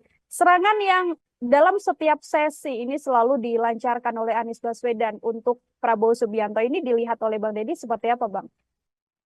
Serangan itu saya kira serangan politis ya. Kenapa? Karena dari sisi pertahanan, apa yang dinyatakan oleh Anies memang benar, tapi substansi kebenarannya tidak mengacu pada kepentingan negara. Itu hanya contoh saja. Dalam artian saya kira Anies Baswedan kan menggunakan ilustrasi bahwa bagaimana mungkin gitu ya prajurit militer yang punya fungsi dan juga tugas untuk menjaga setiap jengkal anak-anak generasi bangsa kita gitu ya dalam bahasa Anies Baswedan, tetapi mereka harus memikirkan juga urusan keluarga mereka yang secara ekonomi kurang, tidak memiliki tempat tinggal misalnya, atau mungkin gaji dari negara juga tidak cukup untuk membuat kehidupan prajurit dalam artian layak sebagaimana kelompok masyarakat sipil biasa, kira-kira begitu. Sehingga Anies memberikan analogi ketika mereka kesulitan secara ekonomi, sementara bebannya begitu besar menjaga bangsa dan negara kita, lalu tiba-tiba seorang menterinya adalah orang yang sangat kaya raya, bahkan memiliki lahan yang ini diilustrasikan sebagai kontra dari prajurit yang tidak punya rumah, kan? Bahwa Prabowo punya sekian ribu hektar kira-kira itu. Nah, yang jadi masalah justru Prabowo Subianto mengoreksi itu. Mungkin Prabowo memang perlu ya, supaya tidak terjadi propaganda atau opini liar di masyarakat bahwa Prabowo orang yang sangat elitis dengan harta yang melimpah, tapi prajurit justru susah payah kira-kira gitu. Tapi itu bukan sesuatu yang mestinya dibahas dalam debat. Yang dibahas dalam debat adalah meskipun Prabowo kaya raya misalnya ya dengan tanah bahkan mungkin ribuan hektar misalnya, tetapi apa yang sudah dia berikan kepada prajurit itu akan jauh lebih baik. Tetapi sayangnya Prabowo tidak, hemat saya mungkin beliau tidak fokus ya dalam artian tidak fokus membahas apa yang sudah dilakukan terhadap prajurit, justru beliau lebih fokus dan tertarik untuk membantah data yang disampaikan oleh Anies Baswedan.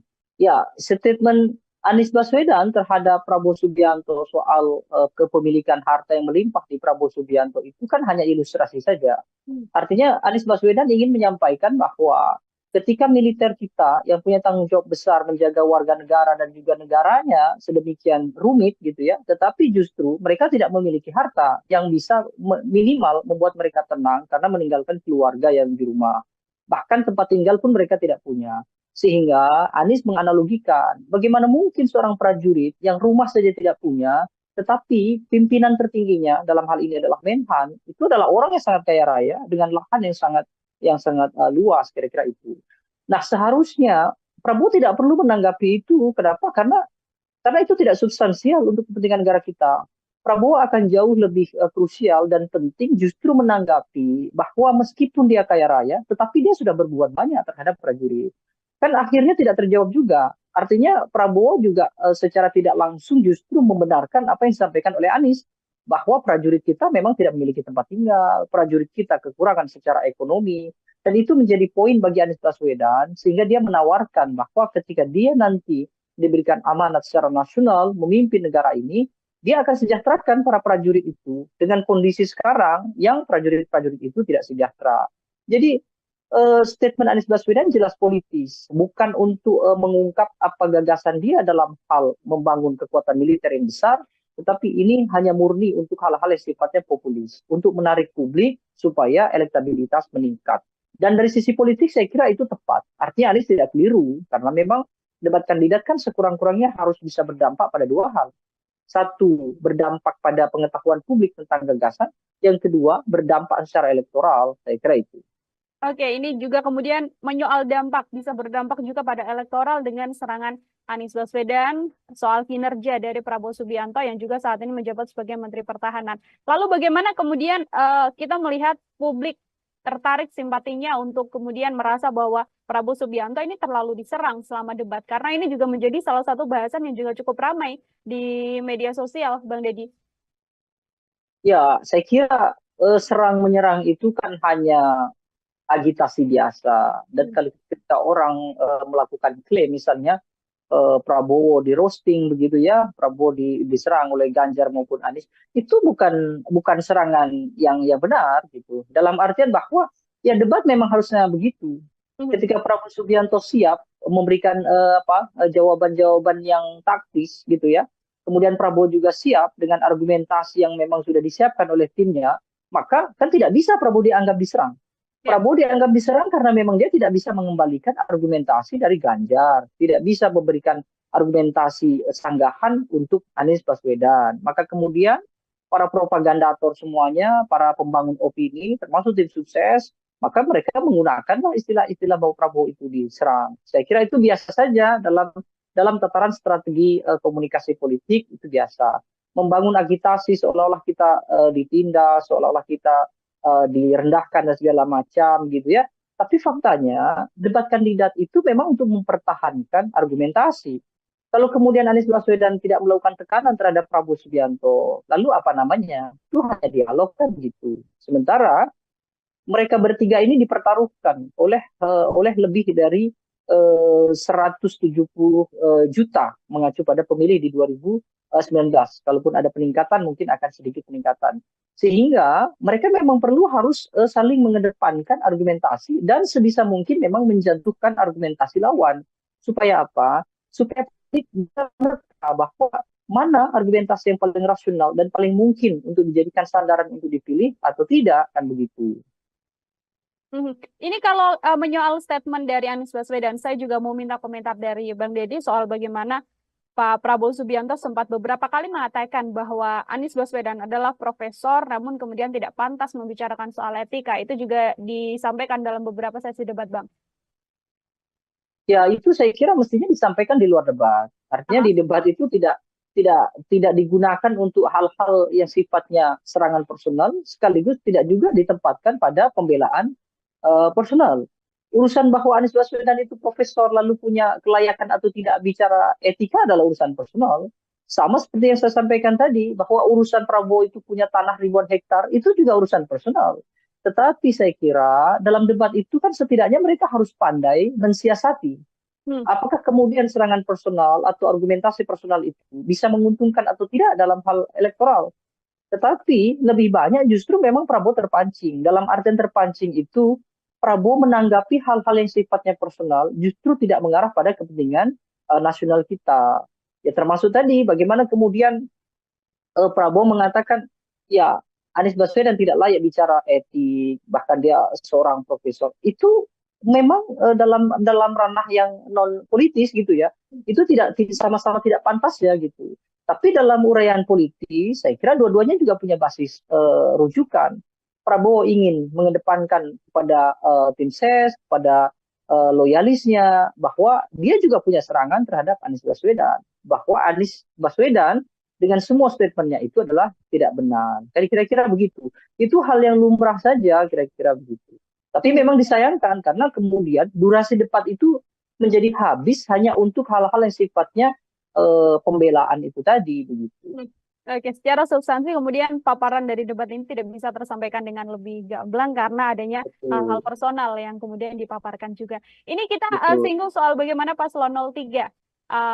Bang Deddy, ini Pak Ganjar Pranowo. Ini kan kalau secara perdebatan begitu ya, serangan kan memang banyak sekali dilancarkan oleh 01 kepada 02. Ini kalau dari gagasan Pak Ganjar Pranowo sendiri, mampukah kemudian Ganjar Pranowo yang posisinya berada di tengah begitu ya, ini kemudian bisa memaksimalkan gagasan-gagasan yang disampaikannya untuk kemudian tidak membawa isu-isu di luar substansi dalam debat semalam? Ganjar Pranowo ini sebenarnya cukup menarik ya, karena lebih banyak gitu ya. Kalau kita perhatikan bahkan dari debat pertama saja, Ganjar itu sering melakukan atau sering menyajikan statement yang memantik gitu ya. Tetapi yang dia pantik itu justru nanti akan menjadi perdebatan antara Prabowo dengan Anies Baswedan. Sehingga posisi Ganjar Pranowo ini menguntungkan kedua belah pihak. Satu sisi menguntungkan Anies karena Anies punya sambutan materi yang disinggung atau dibuka oleh Ganjar. Prabowo pun demikian. Prabowo pun punya materi yang kira-kira itu bisa menjadikan sebagai acuan pembelaan. Makanya Prabowo lebih sering bicara tentang saya banyak sependapat misalnya dengan Pak Ganjar, tetapi tidak dengan Anies Baswedan. Itu bahkan diulang-ulang.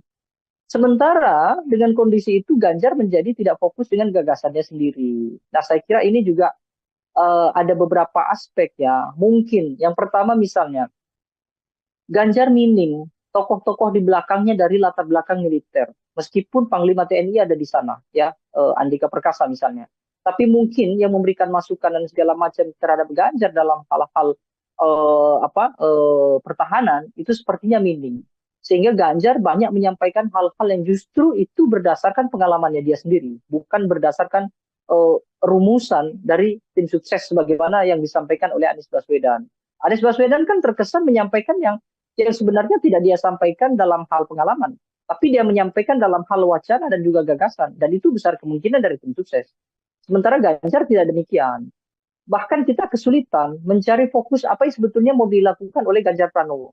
Karena Ganjar Pranowo lebih banyak melakukan elaborasi. Apa yang sudah disampaikan Prabowo, kemudian dia ulas. Apa yang disampaikan oleh Anies, dia ulas. Meskipun beberapa kali Ganjar juga melakukan kontra ya, artinya dia mengoreksi apa yang ada di Pak Prabowo dan dia juga mengoreksi yang ada di Anies Baswedan. Nah situasi ini saya kira membuat Ganjar terjebak dalam artian dia seolah-olah tidak memiliki kawan, dia seolah-olah tidak memiliki supplier informasi yang cukup andal dan bisa dijadikan sebagai rujukan dalam debat. Atau yang kedua, Ganjar terjebak karena situasinya memang sulit. Satu sisi bahwa Ganjar pada dasarnya kan dia dekat dengan kubu Prabowo. Misalnya bagaimana banyak kubu Prabowo itu yang sebetulnya awalnya adalah dekat dengan Ganjar. Misalnya termasuk presiden misalnya. Tapi tiba-tiba sekarang Ganjar harus punya ceruk sendiri. Dan itulah yang membuat dia kesulitan menempatkan atau menentukan tema debat yang cocok untuk para pendukungnya. Kalau Anies kan jelas, Anies akan menempatkan statementnya dia itu untuk yang kira-kira menjadikan materi semakin loyal dan semakin solidnya kelompok yang kontra terhadap pemerintah, termasuk kontra terhadap Prabowo. Prabowo akan bicara hal-hal yang sifatnya itu membangun soliditas di antara mereka atau yang pro terhadap pemerintah. Nah, Ganjar di mana? Ganjar mau bicara soal dukungan terhadap pertahanan yang sekarang, faktanya dia berbeda. Nah, Ganjar kesulitan. Ganjar mau bicara soal dukungan terhadap pemerintah sekarang, sementara dia tertinggal dengan Prabowo. Dia mau mengkritik dengan keras apa yang sudah dilakukan pemerintah, itu juga tertinggal dengan Anies Baswedan, sehingga Ganjar tidak cukup berani untuk keluar dari zona yang cukup sempit itu tadi. Saya rasa itu yang bisa dibaca dari aktivitas Ganjar dalam debat. Oke, terjebak dalam momentum dan juga positioning dari paslon 03 itu Betul. sendiri, seperti itu Bang Deddy ya. Dua pertanyaan terakhir dari saya sebelum nanti closing statement, ini saya mau minta komentar Bang Deddy, karena ada juga di akhir debat momen yang menarik ketika Prabowo Subianto hanya menyalami Ganjar Pranowo, tidak menyalami Anies Baswedan. Sudah diklarifikasi oleh masing-masing pihak karena Prabowo merasa ini sudah senior, jadi harusnya Anies yang mendatangi beliau begitu. Tapi dari sisi Pak Anies Baswedan kemudian mengatakan sudah mencari, namun kemudian tidak bertemu dengan Prabowo Subianto. Ini murni karena memang adanya kesalahpahaman untuk tidak bisa saling bertemu dan bersalaman, atau ada hal lain yang kemudian bisa dibaca dari ini, Bang? Ya, saya kira memang seharusnya mereka meluangkan waktu ya. Artinya semua kandidat meluangkan waktu begitu usai harus merapat ke posisi tengah, saya kira begitu. Saya kira tidak bijak juga ketika Prabowo mengatakan bahwa dia lebih senior, seharusnya Anies Baswedan mendatangi. Anies pun saya kira juga tetap tidak bijak. Kenapa? Karena dia juga tidak cekatan untuk menghampiri Pak Prabowo kan. Artinya Anies juga terlihat terlalu santai berada di podium, kemudian dia lebih dulu dihampiri oleh cawapres Mahfud MD, kemudian juga tim dari Anies Baswedan begitu ya. Dengan kondisi itu kan juga tidak mungkin Prabowo Subianto kemudian menunggu lama begitu kira-kira. Kecuali memang panitia sejak awal sudah melakukan briefing bahwa begitu selesai debat seharusnya semuanya ngumpul di tengah, kira-kira gitu. Jadi dua hal lah saya kira. Satu sisi secara teknis memang tidak kebetulan memungkinkan untuk tidak salaman gitu ya, bukan sesuatu yang disengaja gitu ya. Karena mungkin Anies juga menghampiri orang yang terdekat dulu dan posisi dengan Prabowo cukup jauh. Prabowo Subiantonya juga saya kira juga begitu dia usai salaman dengan Ganjar, lalu kemudian langsung dihampiri oleh para tim sukses mereka gitu. Nah sisi lain saya kira dua-duanya seharusnya tidak melakukan itu. Kenapa? Karena Prabowo sebagai kesatria, usai perdebatan, seharusnya ketiga-tiganya harus merapat pada satu titik temu yang harusnya dilakukan. Saya rasa itu saja. Oke, baik Bang Deddy. Terakhir tadi saya Bang, kalau bisa kemudian memberikan koreksi begitu ya, untuk karena masih ada satu momen debat lagi calon presiden begitu. Dari ketiga kandidat, ada Pak Anies Baswedan, Prabowo Subianto, dan juga Pak Ganjar Pranowo. Hal apa yang kemudian harus diperbaiki untuk debat mendatang?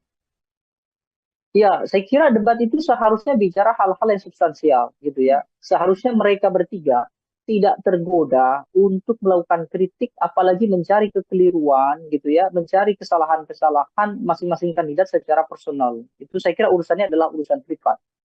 Akan lebih baik kalau mereka bicara soal apa yang sedang dilakukan dan apa yang akan dilakukan untuk negara. Boleh saja melakukan kritik terhadap Pak Prabowo karena Pak Prabowo sudah berada di pemerintahan, tapi kritik itu harus ditujukan pada urusan-urusan yang nasional, urusan-urusan yang substantif, bukan urusan-urusan yang pribadi. Begitu juga di antara Prabowo dengan Anies, Ganjar dengan Anies, Ganjar dengan. Kalau itu berhasil, saya kira debat akan menjadi ruang dialog yang cukup progresif begitu ya, dan publik tentu akan lebih teredam dari persoalan kontra yang cukup kuat di antara mereka. Saya rasa itu. Baik, terima kasih banyak Bang Deddy Kurniasyah. Ini adalah pengamat politik sekaligus Ya, sama-sama. dari Indonesia Political Opinion. Bang Deddy, terima kasih sekali lagi. Selamat beraktivitas kembali, Bang Deddy. Ya, terima kasih banyak. Ya, Tribuners, demikian obrolan saya dalam Tribun News on Fokus hari ini. Nantikan obrolan saya bersama dengan narasumber lain dan juga tema-tema lainnya hanya dalam program Tribun News on Fokus. Saya Nila Irda, pamit undur diri. Terima kasih dan sampai jumpa. Download Tribun X sekarang. Menghadirkan lokal menjadi Indonesia. Anies Baswedan seolah-olah atau terkesan gitu keluar dari zona yang selama ini biasa dilakukan oleh Anies Baswedan, tenang gitu ya. Tetapi dalam debat semalam Anies Baswedan justru tampak sekali sangat powerful begitu ya, bahkan mendominasi perdebatan, termasuk juga berani melakukan kritik secara personal terhadap Prabowo Subianto. Nah ini cukup mengagetkan. Kenapa? Karena seperti biasa Anies Baswedan adalah tokoh yang memang sudah terbiasa dengan penyampaian gagasan, tetapi tidak sevulgar semalam. Debat sudah terlanjur terjebak sejak awal gitu ya, seolah-olah ada kesan Anies maupun Ganjar Pranowo sudah siap untuk melakukan kritik yang dilakukan oleh Prabowo, dan Prabowo seperti tidak siap dengan kritikan-kritikan itu. Situasinya memang sulit. Satu sisi bahwa Ganjar pada dasarnya kan dia dekat dengan kubu Prabowo. Misalnya bagaimana banyak kubu Prabowo itu yang sebetulnya awalnya adalah dekat dengan Ganjar. Misalnya termasuk presiden misalnya. Tapi tiba-tiba sekarang Ganjar harus punya ceruk sendiri. Dan itulah yang membuat dia kesulitan menempatkan atau menentukan tema debat yang cocok untuk para pendukungnya. Tribunnews on Fokus Tribuners kembali menjumpai Anda hari ini bersama dengan saya Mila Iyarda. Kita akan mengulas bagaimana hasil dari debat ketiga seluruh kandidat calon presiden yang dilaksanakan pada Minggu 7 Januari semalam. Yang mana calon presiden nomor urut 1 ini kita bisa sampaikan Anies Baswedan menggunakan strategi menyerang.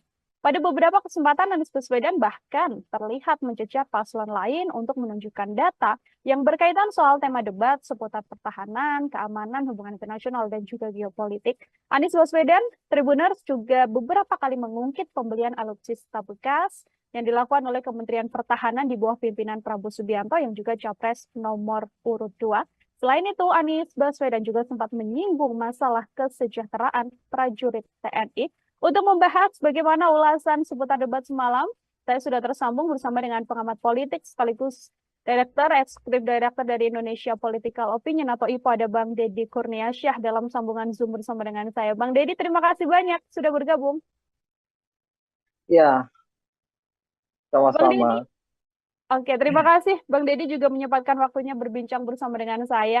Secara keseluruhan, saya mau minta pengantar terlebih dahulu dari Bang Deddy sebagai pengamat. Bagaimana melihat keseluruhan jalannya debat calon presiden? Ini adalah debat ketiga yang dilaksanakan semalam, Bang.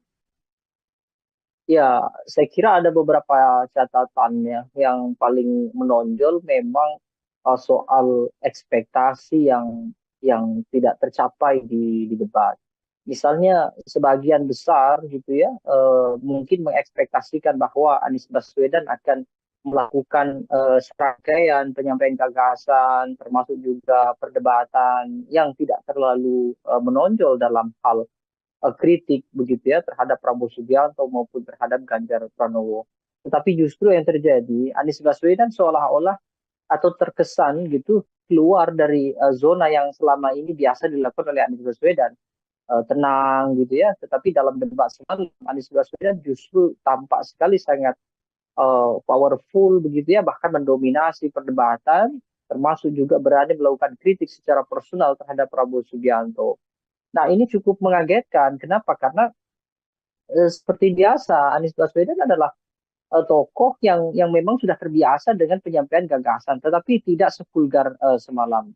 Ada dua hal kemungkinan terjadi. Pertama, mungkin Anies Baswedan sudah mulai memahami bahwa kelompok pemilih Anies Baswedan tidak mungkin tertukar dengan Prabowo. Dalam artian bahwa ketika dia melakukan kritik yang keras, termasuk juga melakukan serangan-serangan, itu tidak akan memudarkan soliditas di pemilih Anies. Dan kalaupun Anies Baswedan tidak begitu keras, itu juga tidak juga membuat kelompok yang pro Prabowo kemudian bersimpati terhadap Anies. Keyakinan ini saya kira penting menjadi dasar kenapa kemudian Anies Baswedan sangat total dalam hal menyampaikan kritik dan juga melakukan koreksi terhadap Prabowo Subianto. Yang kedua, ekspektasi yang juga tidak tercapai ada di Prabowo Subianto. Dengan posisi sebagai Menhan, kemudian banyak melakukan gerakan-gerakan pertahanan, bahkan juga Prabowo Subianto punya latar belakang militer, sehingga banyak harapan publik, ya termasuk juga para analis, yang memungkinkan berharap bahwa Prabowo Subianto akan total. Bahkan dia dianggap sebagai kandidat yang paling banyak memiliki materi-materi debat. Tapi faktanya semalam kita tidak bisa mendengar gagasan dari Prabowo Subianto.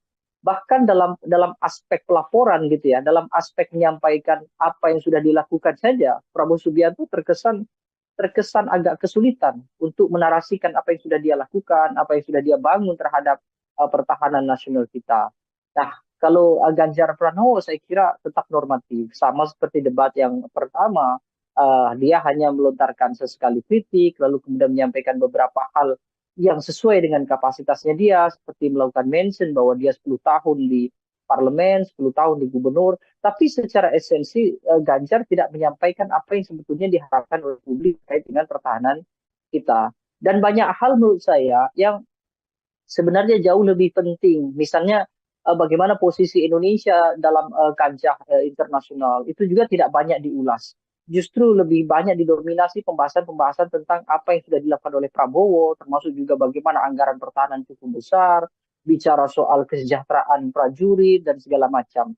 Tapi posisi Indonesia dalam kancah internasional seperti bagaimana Indonesia mempertahankan wilayah perbatasan, bagaimana pengelolaan perbatasan termasuk konflik-konflik yang menyebabkan Indonesia dan China sampai hari ini tidak selesai misalnya, itu tidak terlalu banyak dibahas. Jadi memang debat sudah terlanjur terjebak sejak awal gitu ya, seolah-olah ada kesan Anies maupun Ganjar Pranowo sudah siap untuk melakukan kritik yang dilakukan oleh Prabowo, dan Prabowo seperti tidak siap dengan kritikan-kritikan itu. Makanya cukup disayangkan jika Prabowo ditanya tentang kebenaran data apa yang sudah ia lakukan, justru Prabowo mengarahkan untuk diskusi di luar panggung debat. Nah ini menurut saya cukup disayangkan sekali begitu. Oke, kembali lagi ini momen debat yang kemudian tidak dimanfaatkan oleh ketiga kandidat untuk menyampaikan gagasan atau ide apa yang akan dilakukan selama tahun mendatang apabila terpilih seperti itu ya, Bang Deddy. Kalau dari skor, ini saya mau minta komentar Bang Deddy secara skor. Di antara ketiga tadi kan banyak yang kemudian tidak sesuai ekspektasi, Ganjar Pranowo terlalu normatif, atau bahkan Prabowo Subianto yang digadang ini paling menguasai materi, tapi justru juga tidak bisa menyampaikan paparan. Saya mau minta skor dari Bang Deddy untuk ketiga kandidat, Bang. Ya, secara kolektif saya kira ketiganya hampir serupa ya. Hanya persoalan impresi penyampaian saja yang mungkin agak berbeda. Kalau dari substansi, saya kira ketiga-tiganya layak mendapatkan angka di 65 untuk Prabowo Subianto, lalu 75 untuk Ganjar dan Anies Baswedan.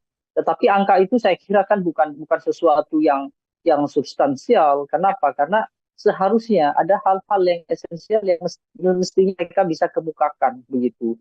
Karena meskipun pertahanan ini tidak berdampak secara langsung terhadap publik, tapi pertahanan itu jelas dalam jangka panjang akan berdampak terhadap kondisi masyarakat kita. Meskipun memang pembahasan tadi malam itu akan lebih banyak berkaitan dengan hal-hal yang justru dalam negeri, bukan berkaitan dengan keseluruhan tema kolektif. Tema kolektif kan selain pertahanan ada misalnya international relations, misalnya bagaimana geopolitik. Nah sayangnya itu justru tidak banyak muncul, kecuali hanya dalam mention-mention contoh. Sementara mention contoh itu justru bukan pembahasan yang seharusnya diperdebatkan, itu hanya mention sedikit saja untuk sekedar untuk memberikan ilustrasi. Kalau dari sisi performance, saya kira tetaplah Anies harus diakui bahwa dia punya kepiawaian dalam performance debat. Termasuk juga Ganjar Pranowo saya kira juga cukup baik. Kalau dinilai mungkin akan sama juga. Anies mungkin di 75 dalam performance, lalu Ganjar Pranowo 70, Prabowo Subianto di 60 mungkin ya. Tapi sekali lagi penilaian performance juga tidak berdampak apa-apa, karena kita harus memahami kan Prabowo Subianto misalnya dengan usia yang senior mungkin juga tidak bisa lagi mengingat banyak data, tidak bisa mengingat lagi banyak gagasan, kecuali hanya mengikuti alur perdebatan yang ditanyakan atau disanggah atau dinyatakan oleh Anies ataupun oleh Ganjar, kira-kira begitu. Anies misalnya kalau kemudian terlihat lebih ekspresif, ya salah satunya karena memang beliau adalah intelektual, jadi tentu materi-materi semacam tema debat itu tentu beliau sudah menyiapkan jauh-jauh hari, jadi bukan sesuatu yang istimewa juga, karena itu sudah menjadi bagian dari keseharian Anies Baswedan. Pun juga dengan Ganjar Pranowo. Saya kira tidak akan jauh berbeda. Oke, ini kalau kita amati juga Bang Deddy, mungkin tadi yang disampaikan Bang Deddy soal bagaimana Prabowo Subianto mengikuti alur yang dilakukan sejak awal begitu ya, karena paparan dimulai oleh Anies Baswedan, dan sejak paparan visi misi awal juga ada pula serangan yang sudah kemudian dilakukan pada Kementerian Pertahanan dalam hal ini yang dipimpin oleh Prabowo Subianto. Mulai dari lahan milik Prabowo Subianto, kemudian ada skor juga 11 dari 100 yang diberikan Anies Baswedan untuk pemerintahan atau yang kemudian Kementerian Pertahanan di masa Prabowo Subianto terkait alutsista bekas juga dan kesejahteraan prajurit. Serangan yang dalam setiap sesi ini selalu dilancarkan oleh Anies Baswedan untuk Prabowo Subianto ini dilihat oleh Bang Deddy seperti apa, Bang? Serangan itu saya kira serangan politis ya. Kenapa? Karena dari sisi pertahanan, apa yang dinyatakan oleh Anies memang benar, tapi substansi kebenarannya tidak mengacu pada kepentingan negara.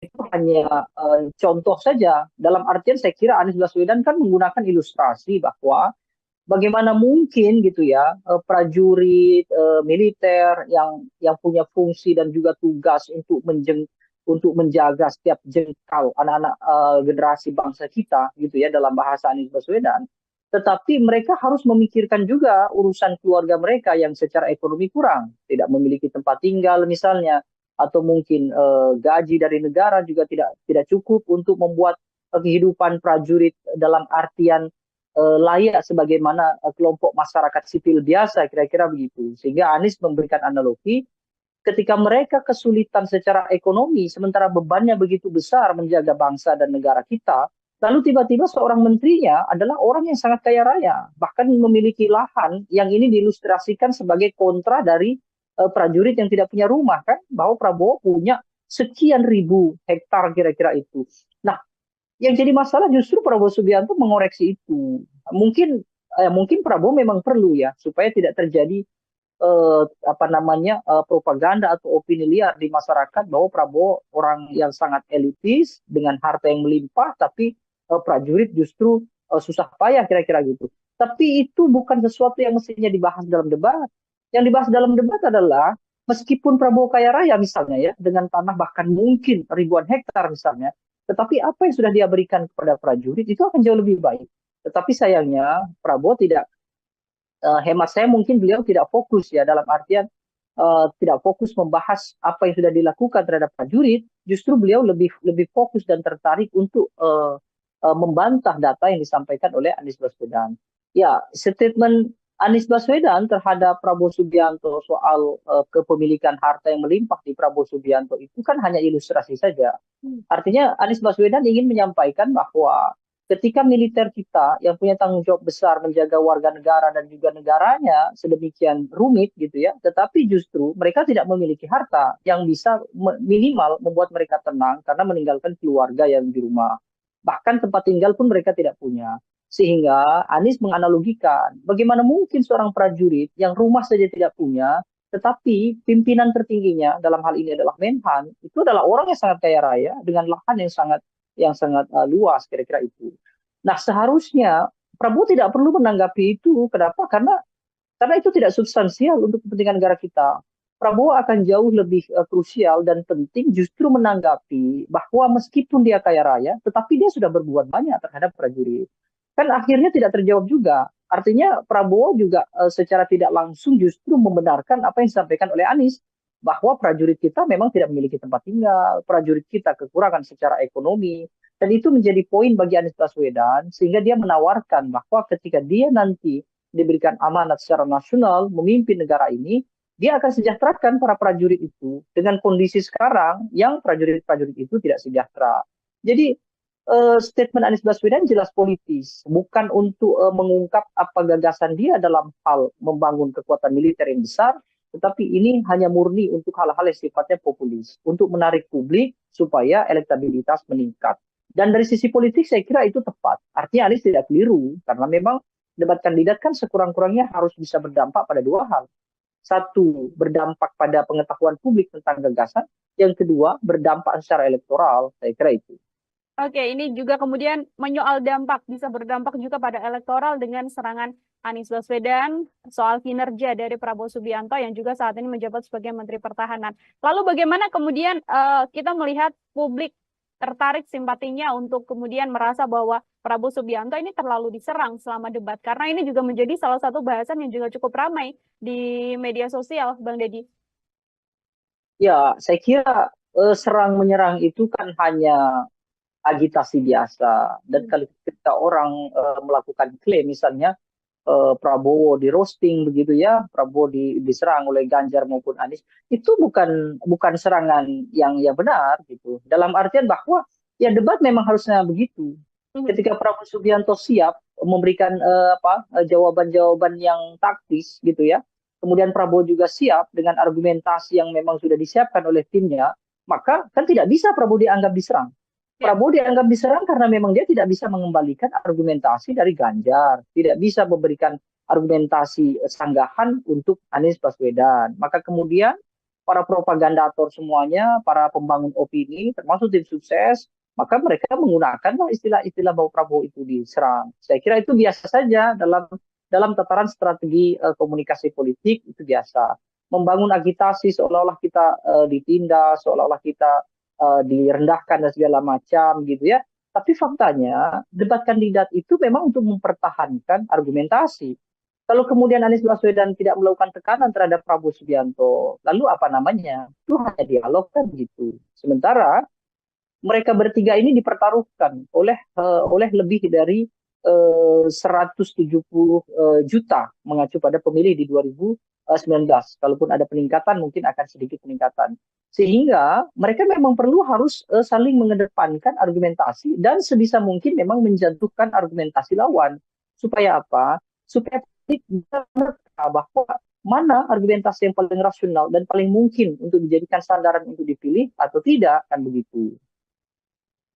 Ini kalau menyoal statement dari Anies Baswedan, saya juga mau minta komentar dari Bang Deddy soal bagaimana Pak Prabowo Subianto sempat beberapa kali mengatakan bahwa Anies Baswedan adalah profesor, namun kemudian tidak pantas membicarakan soal etika. Itu juga disampaikan dalam beberapa sesi debat, Bang. Ya, itu saya kira mestinya disampaikan di luar debat. Artinya di debat itu tidak digunakan untuk hal-hal yang sifatnya serangan personal, sekaligus tidak juga ditempatkan pada pembelaan personal. Urusan bahwa Anies Baswedan itu profesor lalu punya kelayakan atau tidak bicara etika adalah urusan personal. Sama seperti yang saya sampaikan tadi, bahwa urusan Prabowo itu punya tanah ribuan hektar, itu juga urusan personal. Tetapi saya kira dalam debat itu kan setidaknya mereka harus pandai mensiasati.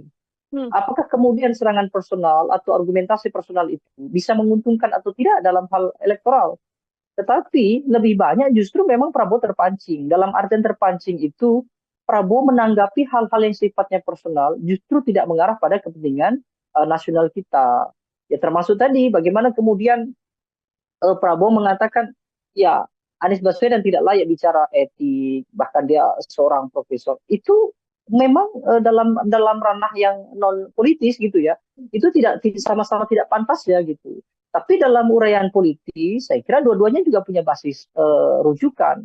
Prabowo ingin mengedepankan kepada tim ses, kepada loyalisnya, bahwa dia juga punya serangan terhadap Anies Baswedan. Bahwa Anies Baswedan dengan semua statementnya itu adalah tidak benar. Jadi kira-kira begitu.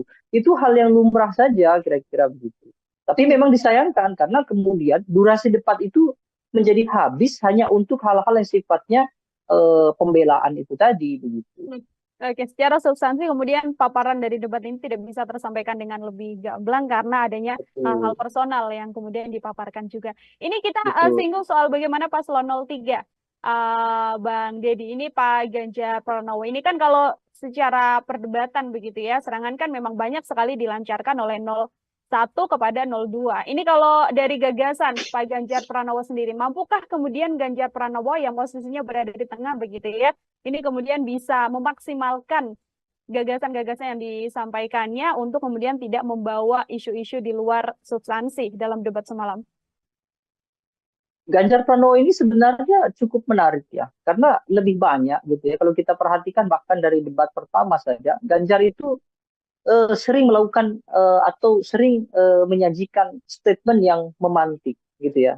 Tetapi yang dia pantik itu justru nanti akan menjadi perdebatan antara Prabowo dengan Anies Baswedan. Sehingga posisi Ganjar Pranowo ini menguntungkan kedua belah pihak. Satu sisi menguntungkan Anies karena Anies punya sambutan materi yang disinggung atau dibuka oleh Ganjar. Prabowo pun demikian. Prabowo pun punya materi yang kira-kira itu bisa menjadikan sebagai acuan pembelaan. Makanya Prabowo lebih sering bicara tentang saya banyak sependapat misalnya dengan Pak Ganjar, tetapi tidak dengan Anies Baswedan. Itu bahkan diulang-ulang. Sementara dengan kondisi itu Ganjar menjadi tidak fokus dengan gagasannya sendiri. Nah saya kira ini juga ada beberapa aspek ya. Mungkin yang pertama misalnya Ganjar minim tokoh-tokoh di belakangnya dari latar belakang militer. Meskipun Panglima TNI ada di sana, ya Andika Perkasa misalnya. Tapi mungkin yang memberikan masukan dan segala macam terhadap Ganjar dalam hal-hal pertahanan itu sepertinya minim. Sehingga Ganjar banyak menyampaikan hal-hal yang justru itu berdasarkan pengalamannya dia sendiri, bukan berdasarkan rumusan dari tim sukses sebagaimana yang disampaikan oleh Anies Baswedan. Anies Baswedan kan terkesan menyampaikan yang sebenarnya tidak dia sampaikan dalam hal pengalaman, tapi dia menyampaikan dalam hal wacana dan juga gagasan, dan itu besar kemungkinan dari tim sukses. Sementara Ganjar tidak demikian. Bahkan kita kesulitan mencari fokus apa yang sebetulnya mau dilakukan oleh Ganjar Pranowo. Karena Ganjar Pranowo lebih banyak melakukan elaborasi. Apa yang sudah disampaikan Prabowo, kemudian dia ulas. Apa yang disampaikan oleh Anies, dia ulas. Meskipun beberapa kali Ganjar juga melakukan kontra ya, artinya dia mengoreksi apa yang ada di Pak Prabowo, dan dia juga mengoreksi yang ada di Anies Baswedan. Nah, situasi ini saya kira membuat Ganjar terjebak dalam artian dia seolah-olah tidak memiliki kawan. Dia seolah-olah tidak memiliki supplier informasi yang cukup andal dan bisa dijadikan sebagai rujukan dalam debat. Atau yang kedua, Ganjar terjebak karena situasinya memang sulit. Satu sisi bahwa Ganjar pada dasarnya kan dia dekat dengan kubu Prabowo. Misalnya bagaimana banyak kubu Prabowo itu yang sebetulnya awalnya adalah dekat dengan Ganjar. Misalnya termasuk presiden misalnya. Tapi tiba-tiba sekarang Ganjar harus punya ceruk sendiri. Dan itulah yang membuat dia kesulitan menempatkan atau menentukan tema debat yang cocok untuk para pendukungnya. Kalau Anies kan jelas, Anies akan menempatkan statementnya dia itu untuk yang kira-kira menjadikan materi semakin loyal dan semakin solidnya kelompok yang kontra terhadap pemerintah, termasuk kontra terhadap Prabowo. Prabowo akan bicara hal-hal yang sifatnya itu membangun soliditas di antara mereka atau yang pro terhadap pemerintah. Nah, Ganjar di mana? Ganjar mau bicara soal dukungan terhadap pertahanan yang sekarang, faktanya dia berbeda. Nah, Ganjar kesulitan. Ganjar mau bicara soal dukungan terhadap pemerintah sekarang, sementara dia tertinggal dengan Prabowo. Dia mau mengkritik dengan keras apa yang sudah dilakukan pemerintah, itu juga tertinggal dengan Anies Baswedan. Sehingga Ganjar tidak cukup berani untuk keluar dari zona yang cukup sempit itu tadi. Saya rasa itu yang bisa dibaca dari aktivitas Ganjar dalam debat. Oke, terjebak dalam momentum dan juga positioning dari paslon 03 itu sendiri, seperti itu Bang Deddy ya. Dua pertanyaan terakhir dari saya sebelum nanti closing statement ini saya mau minta komentar Bang Deddy, karena ada juga di akhir debat momen yang menarik ketika Prabowo Subianto hanya menyalami Ganjar Pranowo, tidak menyalami Anies Baswedan. Sudah diklarifikasi oleh masing-masing pihak karena Prabowo merasa ini sudah senior, jadi harusnya Anies yang mendatangi beliau begitu. Tapi dari sisi Pak Anies Baswedan kemudian mengatakan sudah mencari, namun kemudian tidak bertemu dengan Prabowo Subianto. Ini murni karena memang adanya kesalahpahaman untuk tidak bisa saling bertemu dan bersalaman, atau ada hal lain yang kemudian bisa dibaca dari ini, Bang? Ya, saya kira memang seharusnya mereka meluangkan waktu ya. Artinya semua kandidat meluangkan waktu begitu usai harus merapat ke posisi tengah, saya kira begitu. Saya kira tidak bijak juga ketika Prabowo mengatakan bahwa dia lebih senior, seharusnya Anies Baswedan mendatangi. Anies pun saya kira juga tetap tidak bijak. Kenapa? Karena dia juga tidak cekatan untuk menghampiri Pak Prabowo kan. Artinya Anies juga terlihat terlalu santai berada di podium, kemudian dia lebih dulu dihampiri oleh cawapres Mahfud MD, kemudian juga tim dari Anies Baswedan begitu ya. Dengan kondisi itu kan juga tidak mungkin Prabowo Subianto kemudian menunggu lama begitu kira-kira. Kecuali memang panitia sejak awal sudah melakukan briefing bahwa begitu selesai debat seharusnya semuanya ngumpul di tengah, kira-kira gitu. Jadi dua hal lah saya kira. Satu sisi secara teknis memang tidak kebetulan memungkinkan untuk tidak salaman gitu ya, bukan sesuatu yang disengaja gitu ya. Karena mungkin Anies juga menghampiri orang yang terdekat dulu dan posisi dengan Prabowo cukup jauh. Prabowo Subiantonya juga saya kira juga begitu dia usai salaman dengan Ganjar, lalu kemudian langsung dihampiri oleh para tim sukses mereka gitu. Nah, sisi lain saya kira dua-duanya seharusnya tidak melakukan itu. Kenapa? Karena Prabowo sebagai kesatria, usai perdebatan, seharusnya ketiga-tiganya harus merapat pada satu titik temu yang harusnya dilakukan. Saya rasa itu saja. Oke, baik Bang Deddy. Terakhir dari saya Bang, kalau bisa kemudian memberikan koreksi begitu ya, untuk karena masih ada satu momen debat lagi calon presiden begitu. Dari ketiga kandidat, ada Pak Anies Baswedan, Prabowo Subianto, dan juga Pak Ganjar Pranowo. Hal apa yang kemudian harus diperbaiki untuk debat pendatang? Ya, saya kira debat itu seharusnya bicara hal-hal yang substansial gitu ya. Seharusnya mereka bertiga tidak tergoda untuk melakukan kritik, apalagi mencari kekeliruan gitu ya, mencari kesalahan-kesalahan masing-masing kandidat secara personal. Itu saya kira urusannya adalah urusan privat. Akan lebih baik kalau mereka bicara soal apa yang sudah dilakukan dan apa yang akan dilakukan untuk negara. Boleh saja melakukan kritik terhadap Pak Prabowo karena Pak Prabowo sudah berada di pemerintahan, tapi kritik itu harus ditujukan pada urusan-urusan yang nasional, urusan-urusan yang substantif, bukan urusan-urusan yang pribadi. Begitu juga di antara Prabowo dengan Anies, Ganjar dengan Anies, Ganjar dengan. Kalau itu berhasil, saya kira debat akan menjadi ruang dialog yang cukup progresif begitu ya, dan publik tentu akan lebih teredam dari persoalan apa namanya kontra yang cukup kuat di antara mereka. Saya rasa itu. Baik, terima kasih banyak Bang Deddy Kurniasyah. Ini adalah pengamat politik sekaligus Ya, eksekutif dari sama-sama.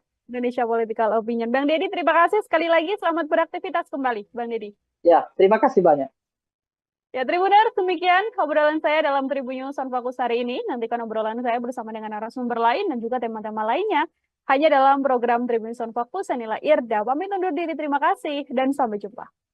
Download Tribun X sekarang. Menghadirkan lokal menjadi Indonesia.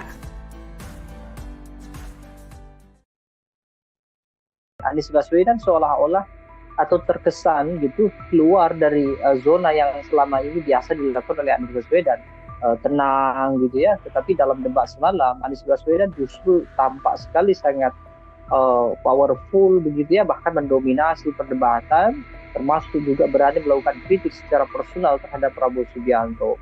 Nah, ini cukup mengagetkan. Kenapa? Karena seperti biasa Anies Baswedan adalah tokoh yang memang sudah terbiasa dengan penyampaian gagasan, tetapi tidak sevulgar semalam. Debat sudah terlanjur terjebak sejak awal gitu ya, seolah-olah ada kesan Anies maupun Ganjar Pranowo sudah siap untuk melakukan kritik yang dilakukan oleh Prabowo, dan Prabowo seperti tidak siap dengan kritikan-kritikan itu. Situasinya memang sulit.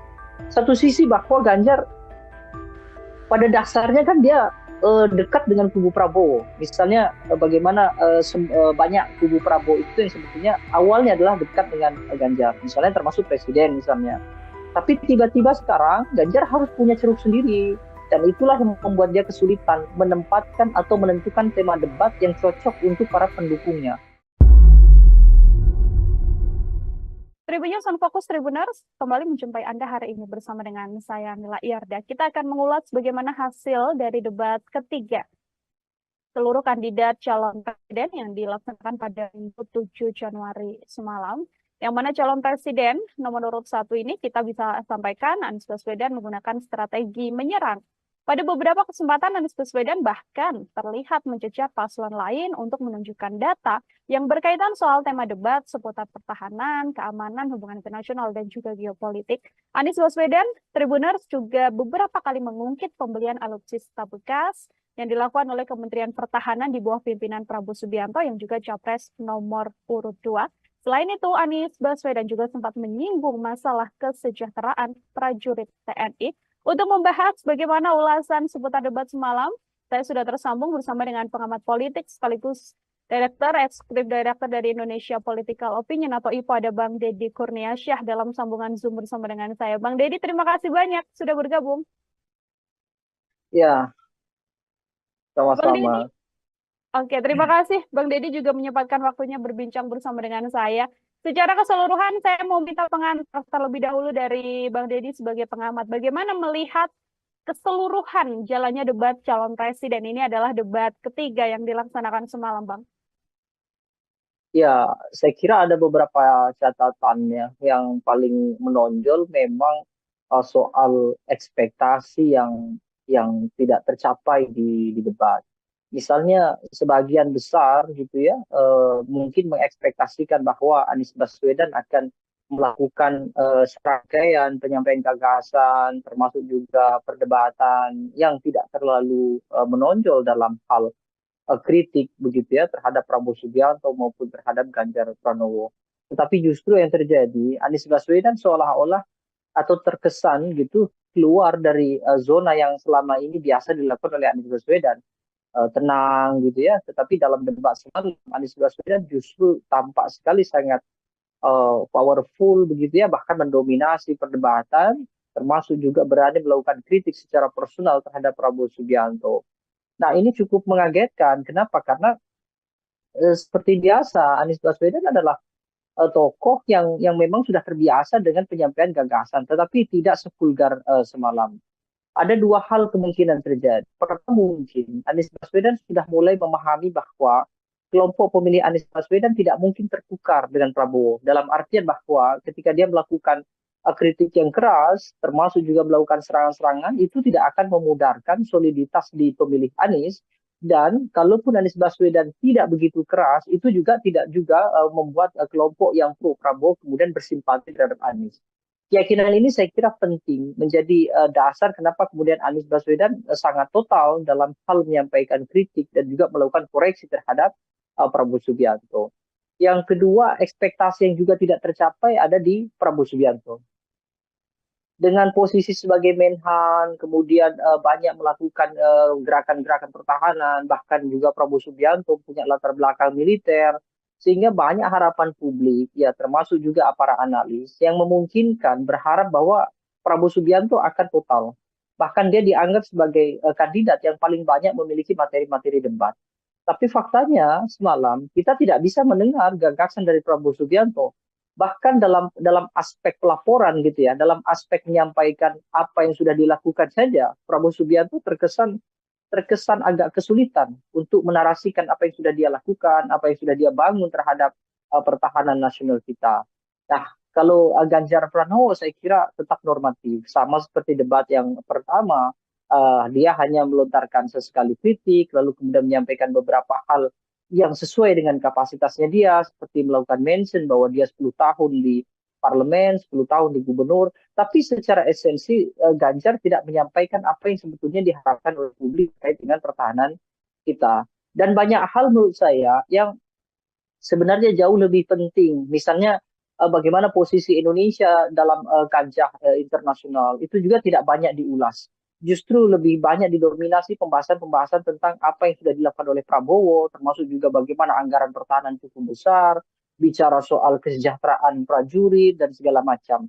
Tapi posisi Indonesia dalam kancah internasional, seperti bagaimana Indonesia mempertahankan wilayah perbatasan, bagaimana pengelolaan perbatasan, termasuk konflik-konflik yang menyebabkan Indonesia dan Cina sampai hari ini tidak selesai, misalnya, itu tidak terlalu banyak dibahas. Jadi memang debat sudah terlanjur terjebak sejak awal gitu ya, seolah-olah ada kesan Anies maupun Ganjar Pranowo sudah siap untuk melakukan kritik yang dilakukan oleh Prabowo, dan Prabowo seperti tidak siap dengan kritikan-kritikan itu. Makanya cukup disayangkan jika Prabowo ditanya tentang kebenaran data, apa yang sudah ia lakukan, justru Prabowo mengarahkan untuk diskusi di luar panggung debat. Nah, ini menurut saya cukup disayangkan sekali begitu. Oke, kembali lagi ini momen debat yang kemudian tidak dimanfaatkan oleh ketiga kandidat untuk menyampaikan gagasan atau ide apa yang akan dilakukan selama tahun mendatang apabila terpilih seperti itu ya, Bang Deddy. Kalau dari skor, ini saya mau minta komentar Bang Deddy secara skor. Di antara ketiga tadi kan banyak yang kemudian tidak sesuai ekspektasi, Ganjar Pranowo terlalu normatif, atau bahkan Prabowo Subianto yang digadang ini paling menguasai materi, tapi justru juga tidak bisa menyampaikan paparan. Saya mau minta skor dari Bang Deddy untuk ketiga kandidat, Bang. Ya, secara kolektif saya kira ketiganya hampir serupa ya. Hanya persoalan impresi penyampaian saja yang mungkin agak berbeda. Kalau dari substansi, saya kira ketiga-tiganya layak mendapatkan angka di 65 untuk Prabowo Subianto, lalu 75 untuk Ganjar dan Anies Baswedan.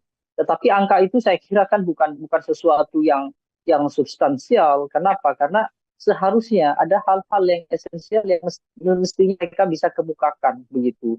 Karena meskipun pertahanan ini tidak berdampak secara langsung terhadap publik, tapi pertahanan itu jelas dalam jangka panjang akan berdampak terhadap kondisi masyarakat kita. Meskipun memang pembahasan tadi malam itu akan lebih banyak berkaitan dengan hal-hal yang justru dalam negeri, bukan berkaitan dengan keseluruhan tema kolektif. Tema kolektif kan selain pertahanan ada misalnya international relations, misalnya bagaimana geopolitik. Nah, sayangnya itu justru tidak banyak muncul, kecuali hanya dalam mention-mention contoh. Sementara mention contoh itu justru bukan pembahasan yang seharusnya diperdebatkan, itu hanya mention sedikit saja untuk sekedar untuk memberikan ilustrasi.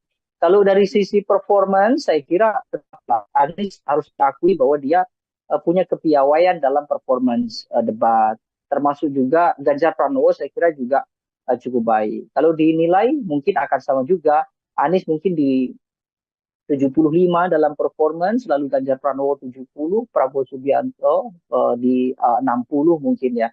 Tapi sekali lagi penilaian performance juga tidak berdampak apa-apa karena kita harus memahami kan Prabowo Subianto misalnya dengan usia yang senior mungkin juga tidak bisa lagi mengingat banyak data, tidak bisa mengingat lagi banyak gagasan kecuali hanya mengikuti alur perdebatan yang ditanyakan atau disanggah atau dinyatakan oleh Anies ataupun oleh Ganjar, kira-kira begitu. Anies misalnya kalau kemudian terlihat lebih ekspresif, ya salah satunya karena memang beliau adalah intelektual, jadi tentu materi-materi semacam tema debat itu tentu beliau sudah menyiapkan jauh-jauh hari, jadi bukan sesuatu yang istimewa juga karena itu sudah menjadi bagian dari keseharian Anies Baswedan. Pun juga dengan Ganjar Pranowo, saya kira tidak akan jauh berbeda. Oke, ini kalau kita amati juga Bang Deddy, mungkin tadi yang disampaikan Bang Deddy soal bagaimana Prabowo Subianto mengikuti alur yang dilakukan sejak awal begitu ya, karena paparan dimulai oleh Anies Baswedan dan sejak paparan visi misi awal juga ada pula serangan yang sudah kemudian dilakukan pada Kementerian Pertahanan dalam hal ini yang dipimpin oleh Prabowo Subianto. Mulai dari lahan milik Prabowo Subianto, kemudian ada skor juga 11 dari 100 yang diberikan Anies Baswedan untuk pemerintahan atau yang kemudian Kementerian Pertahanan di masa Prabowo Subianto terkait alutsista bekas juga dan kesejahteraan prajurit. Serangan yang dalam setiap sesi ini selalu dilancarkan oleh Anies Baswedan untuk Prabowo Subianto ini dilihat oleh Bang Deddy seperti apa, Bang? Serangan itu saya kira serangan politis ya. Kenapa? Karena dari sisi pertahanan, apa yang dinyatakan oleh Anies memang benar, tapi substansi kebenarannya tidak mengacu pada kepentingan negara. Itu hanya contoh saja. Dalam artian saya kira Anies Baswedan kan menggunakan ilustrasi bahwa bagaimana mungkin gitu ya prajurit militer yang punya fungsi dan juga tugas untuk menjaga setiap jengkal anak-anak generasi bangsa kita gitu ya dalam bahasa Anies Baswedan, tetapi mereka harus memikirkan juga urusan keluarga mereka yang secara ekonomi kurang, tidak memiliki tempat tinggal misalnya, atau mungkin gaji dari negara juga tidak cukup untuk membuat kehidupan prajurit dalam artian layak sebagaimana kelompok masyarakat sipil biasa, kira-kira begitu. Sehingga Anies memberikan analogi ketika mereka kesulitan secara ekonomi, sementara bebannya begitu besar menjaga bangsa dan negara kita, lalu tiba-tiba seorang menterinya adalah orang yang sangat kaya raya, bahkan memiliki lahan yang ini diilustrasikan sebagai kontra dari prajurit yang tidak punya rumah kan, bahwa Prabowo punya sekian ribu hektar kira-kira itu. Nah, yang jadi masalah justru Prabowo Subianto mengoreksi itu. Mungkin Prabowo memang perlu ya supaya tidak terjadi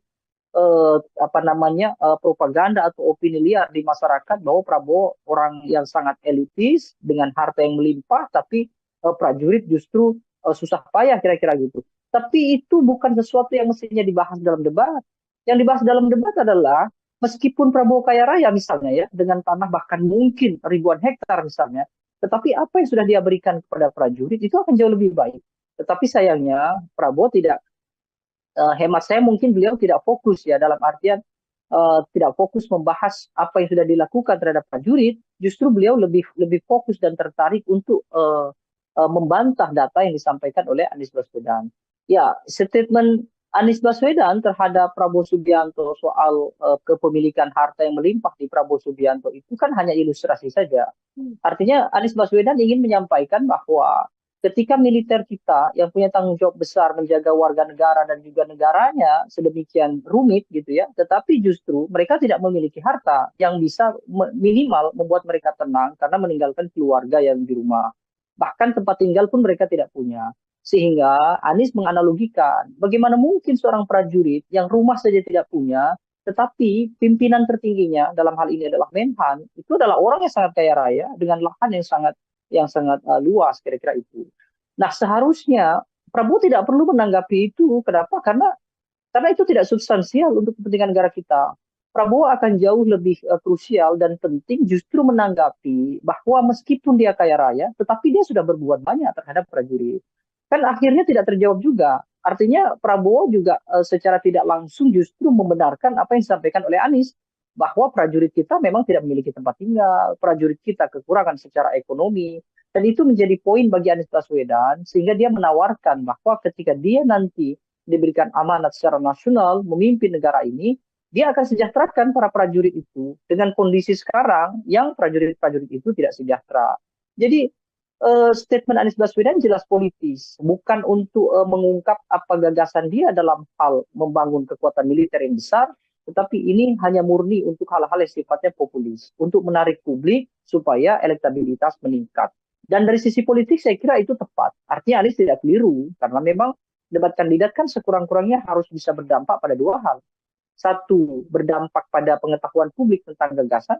Yang kedua, berdampak secara elektoral. Saya kira itu. Oke, ini juga kemudian menyoal dampak, bisa berdampak juga pada elektoral dengan serangan Anies Baswedan soal kinerja dari Prabowo Subianto yang juga saat ini menjabat sebagai Menteri Pertahanan. Lalu bagaimana kemudian kita melihat publik tertarik simpatinya untuk kemudian merasa bahwa Prabowo Subianto ini terlalu diserang selama debat, karena ini juga menjadi salah satu bahasan yang juga cukup ramai di media sosial, Bang Deddy. Ya, saya kira serang menyerang itu kan hanya agitasi biasa. Dan kalau kita orang melakukan klaim, misalnya Prabowo di roasting begitu ya, Prabowo diserang oleh Ganjar maupun Anies, itu bukan serangan yang benar gitu. Dalam artian bahwa ya debat memang harusnya begitu. Ketika Prabowo Subianto siap memberikan jawaban-jawaban yang taktis gitu ya, kemudian Prabowo juga siap dengan argumentasi yang memang sudah disiapkan oleh timnya, maka kan tidak bisa Prabowo dianggap diserang. Prabowo dianggap diserang karena memang dia tidak bisa mengembalikan argumentasi dari Ganjar, tidak bisa memberikan argumentasi sanggahan untuk Anies Baswedan. Maka kemudian para propagandator semuanya, para pembangun opini, termasuk tim sukses, maka mereka menggunakanlah istilah-istilah bahwa Prabowo itu diserang. Saya kira itu biasa saja dalam tataran strategi komunikasi politik, itu biasa. Membangun agitasi seolah-olah kita ditindas, seolah-olah kita direndahkan dan segala macam gitu ya. Tapi faktanya debat kandidat itu memang untuk mempertahankan argumentasi. Kalau kemudian Anies Baswedan tidak melakukan tekanan terhadap Prabowo Subianto, lalu apa namanya? Itu hanya dialog kan gitu. Sementara mereka bertiga ini dipertaruhkan oleh lebih dari 170 juta mengacu pada pemilih di 2019. Kalaupun ada peningkatan, mungkin akan sedikit peningkatan. Sehingga mereka memang perlu harus saling mengedepankan argumentasi dan sebisa mungkin memang menjatuhkan argumentasi lawan. Supaya apa? Supaya publik bisa menerka bahwa mana argumentasi yang paling rasional dan paling mungkin untuk dijadikan sandaran untuk dipilih atau tidak, kan begitu. Ini kalau menyoal statement dari Anies Baswedan, saya juga mau minta komentar dari Bang Deddy soal bagaimana Pak Prabowo Subianto sempat beberapa kali mengatakan bahwa Anies Baswedan adalah profesor, namun kemudian tidak pantas membicarakan soal etika. Itu juga disampaikan dalam beberapa sesi debat, Bang. Ya, itu saya kira mestinya disampaikan di luar debat. Artinya di debat itu tidak digunakan untuk hal-hal yang sifatnya serangan personal, sekaligus tidak juga ditempatkan pada pembelaan personal. Urusan bahwa Anies Baswedan itu profesor lalu punya kelayakan atau tidak bicara etika adalah urusan personal. Sama seperti yang saya sampaikan tadi, bahwa urusan Prabowo itu punya tanah ribuan hektar, itu juga urusan personal. Tetapi saya kira dalam debat itu kan setidaknya mereka harus pandai mensiasati. Apakah kemudian serangan personal atau argumentasi personal itu bisa menguntungkan atau tidak dalam hal elektoral. Tetapi lebih banyak justru memang Prabowo terpancing. Dalam artian terpancing itu, Prabowo menanggapi hal-hal yang sifatnya personal justru tidak mengarah pada kepentingan nasional kita. Ya termasuk tadi bagaimana kemudian Prabowo mengatakan ya Anies Baswedan tidak layak bicara etik, bahkan dia seorang profesor. Itu memang dalam ranah yang non politis gitu ya. Itu tidak sama-sama tidak pantas ya gitu. Tapi dalam uraian politis saya kira dua-duanya juga punya basis rujukan. Prabowo ingin mengedepankan kepada tim ses, kepada loyalisnya, bahwa dia juga punya serangan terhadap Anies Baswedan. Bahwa Anies Baswedan dengan semua statementnya itu adalah tidak benar. Jadi kira-kira begitu. Itu hal yang lumrah saja, kira-kira begitu. Tapi memang disayangkan karena kemudian durasi debat itu menjadi habis hanya untuk hal-hal yang sifatnya pembelaan itu tadi begitu.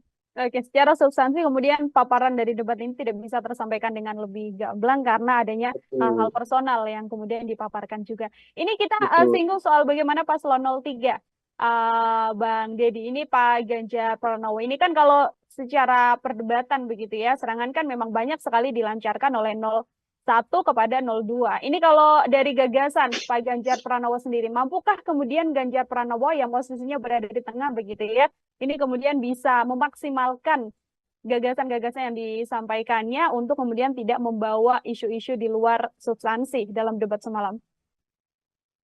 Ganjar Pranowo ini sebenarnya cukup menarik ya, karena lebih banyak gitu ya. Kalau kita perhatikan bahkan dari debat pertama saja, Ganjar itu sering melakukan atau sering menyajikan statement yang memantik gitu ya.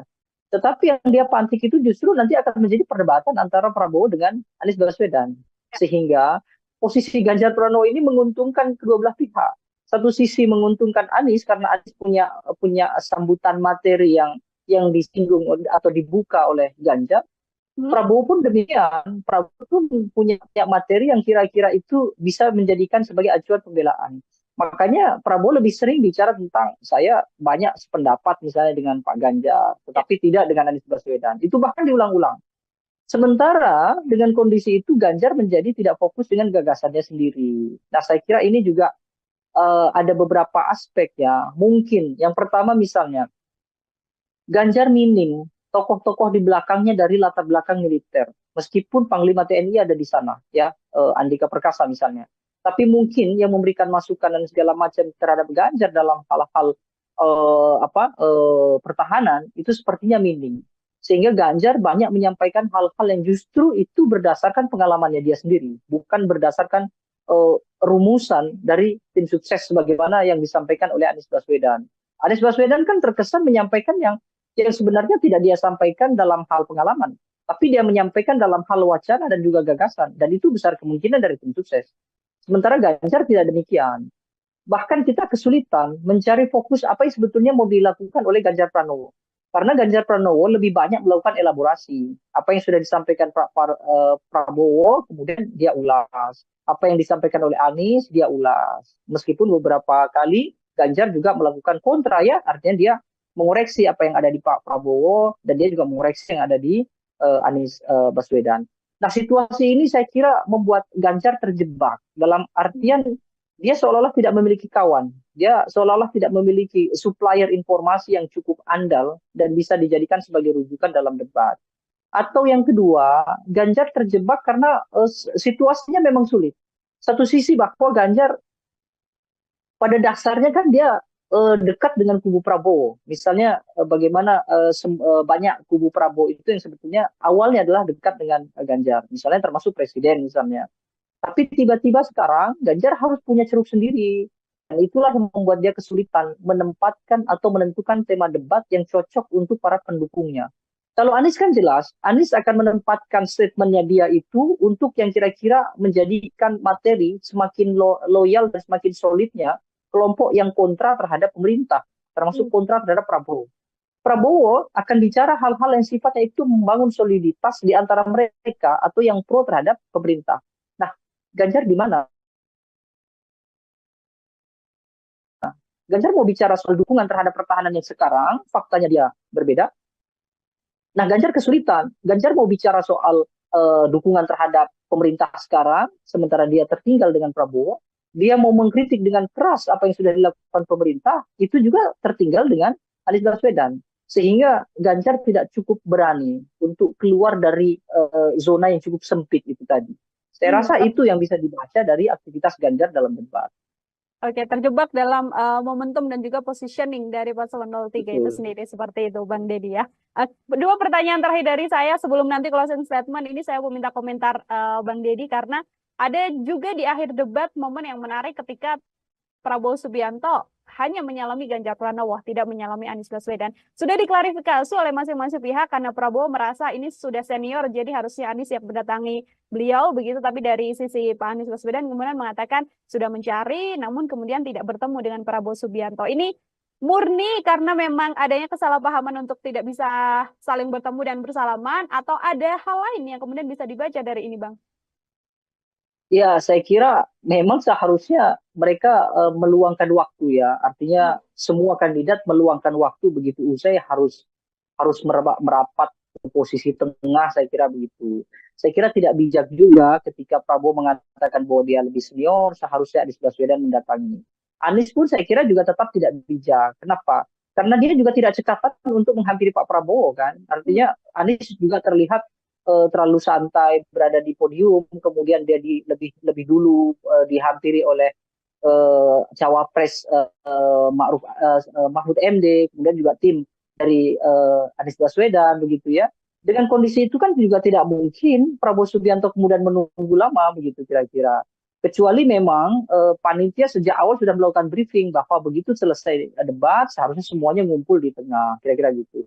Jadi dua hal lah saya kira. Satu sisi secara teknis memang tidak kebetulan memungkinkan untuk tidak salaman gitu ya, bukan sesuatu yang disengaja gitu ya. Karena mungkin Anies juga menghampiri orang yang terdekat dulu dan posisi dengan Prabowo cukup jauh. Prabowo Subiantonya juga saya kira juga begitu dia usai salaman dengan Ganjar, lalu kemudian langsung dihampiri oleh para tim sukses mereka gitu.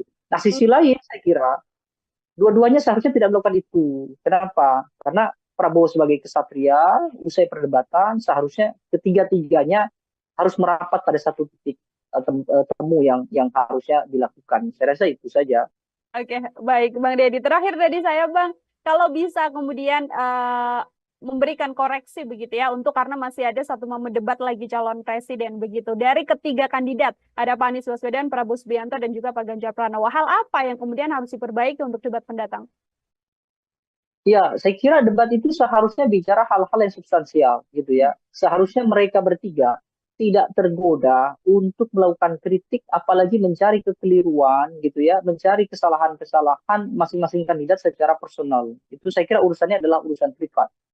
Akan lebih baik kalau mereka bicara soal apa yang sudah dilakukan dan apa yang akan dilakukan untuk negara. Boleh saja melakukan kritik terhadap Pak Prabowo karena Pak Prabowo sudah berada di pemerintahan, tapi kritik itu harus ditujukan pada urusan-urusan yang nasional, urusan-urusan yang substantif, bukan urusan-urusan yang pribadi. Begitu juga di antara Prabowo dengan Anies, Ganjar dengan Anies, Ganjar dengan. Kalau itu berhasil, saya kira debat akan menjadi ruang dialog yang cukup progresif, begitu ya. Dan publik tentu akan lebih teredam dari persoalan kontra yang cukup kuat di antara mereka. Saya rasa itu. Baik, terima kasih banyak Bang Deddy Kurniasyah. Ini adalah pengamat politik sekaligus sama-sama. Indonesia Political Opinion. Bang Deddy, terima kasih sekali lagi. Selamat beraktivitas kembali, Bang Deddy. Ya, terima kasih banyak. Ya, Tribuners, demikian obrolan saya dalam Tribun News on Fokus hari ini. Nantikan obrolan saya bersama dengan narasumber lain dan juga tema-tema lainnya hanya dalam program Tribun News on Fokus. Saya Nila Irda, pamit undur diri. Terima kasih dan sampai jumpa. Download Tribun X sekarang.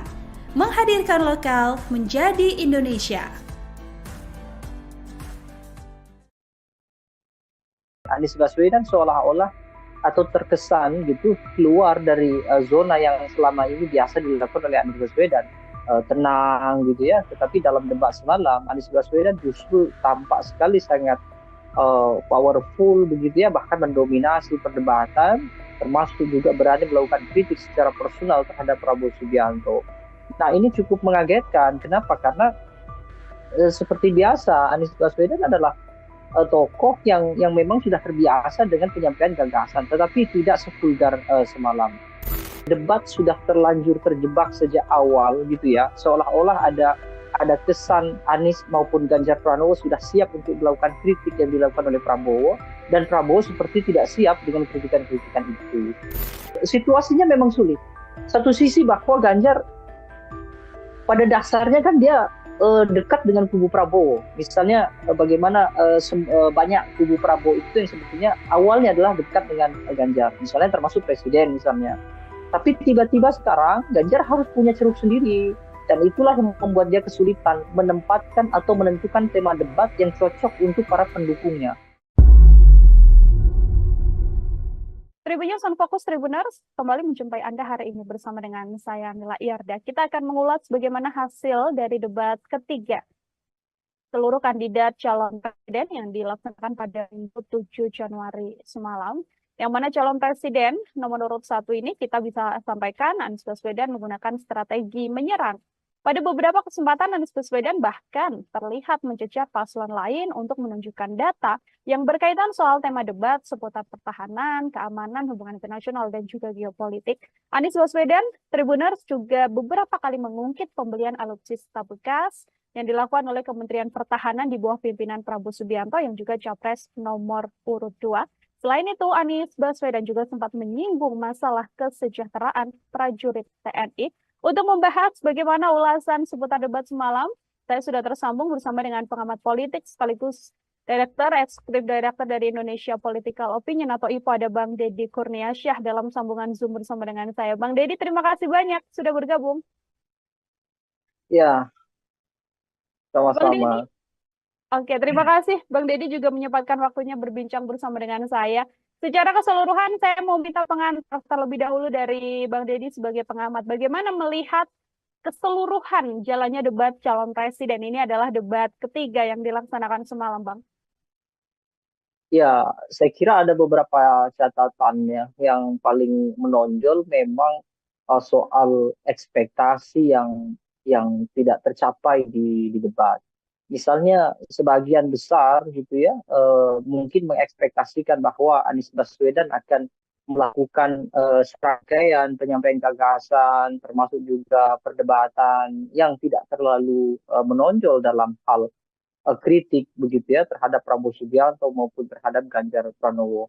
Tetapi justru yang terjadi Anies Baswedan seolah-olah atau terkesan gitu keluar dari zona yang selama ini biasa dilakukan oleh Anies Baswedan, tenang gitu ya. Tetapi dalam debat semalam Anies Baswedan justru tampak sekali sangat powerful begitu ya, bahkan mendominasi perdebatan, termasuk juga berani melakukan kritik secara personal terhadap Prabowo Subianto. Nah, ini cukup mengagetkan. Kenapa? Karena seperti biasa Anies Baswedan adalah tokoh yang memang sudah terbiasa dengan penyampaian gagasan, tetapi tidak sevulgar semalam.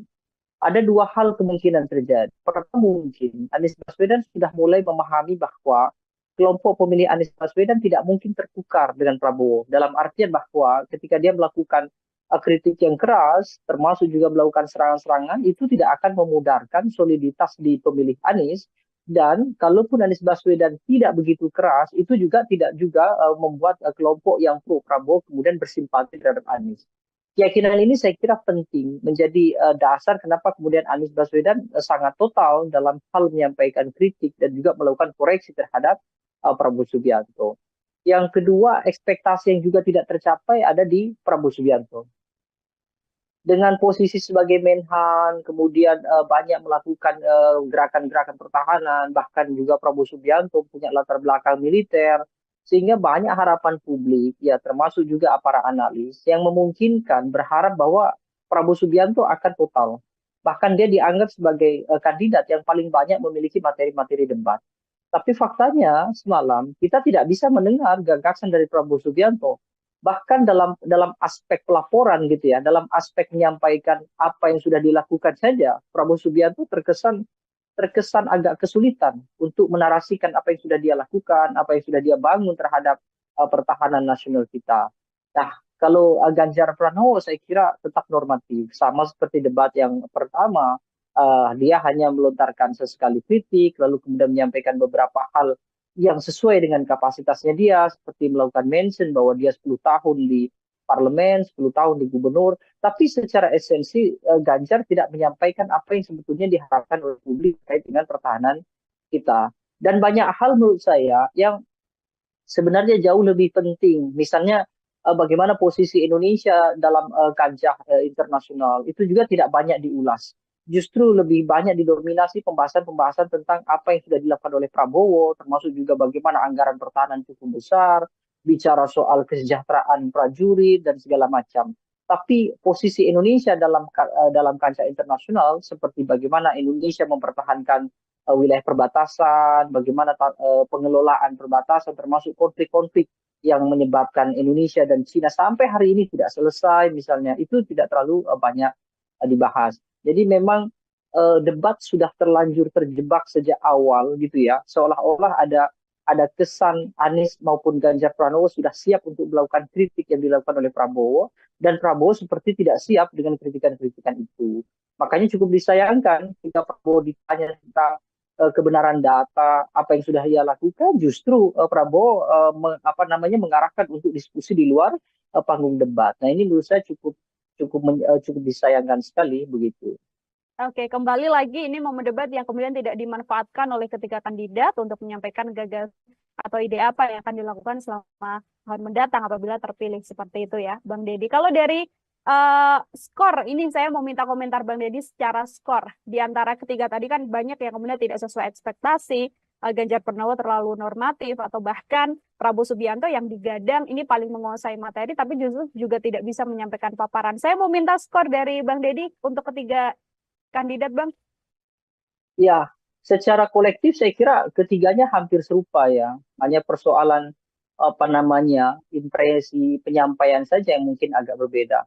Kalau dari substansi, saya kira ketiga-tiganya layak mendapatkan angka di 65 untuk Prabowo Subianto, lalu 75 untuk Ganjar dan Anies Baswedan. Tetapi angka itu saya kira kan bukan sesuatu yang substansial. Kenapa? Karena seharusnya ada hal-hal yang esensial yang mestinya mereka bisa kemukakan begitu. Karena meskipun pertahanan ini tidak berdampak secara langsung terhadap publik, tapi pertahanan itu jelas dalam jangka panjang akan berdampak terhadap kondisi masyarakat kita. Meskipun memang pembahasan tadi malam itu akan lebih banyak berkaitan dengan hal-hal yang justru dalam negeri, bukan berkaitan dengan keseluruhan tema kolektif. Tema kolektif kan selain pertahanan ada misalnya international relations, misalnya bagaimana geopolitik. Nah sayangnya itu justru tidak banyak muncul, kecuali hanya dalam mention contoh. Sementara mention contoh itu justru bukan pembahasan yang seharusnya diperdebatkan, itu hanya mention sedikit saja untuk sekedar untuk memberikan ilustrasi. Kalau dari sisi performance, saya kira Anies harus diakui bahwa dia punya kepiawaian dalam performance debat. Termasuk juga Ganjar Pranowo, saya kira juga cukup baik. Kalau dinilai mungkin akan sama juga. Anies mungkin di 75 dalam performance, lalu Ganjar Pranowo 70, Prabowo Subianto di 60 mungkin ya.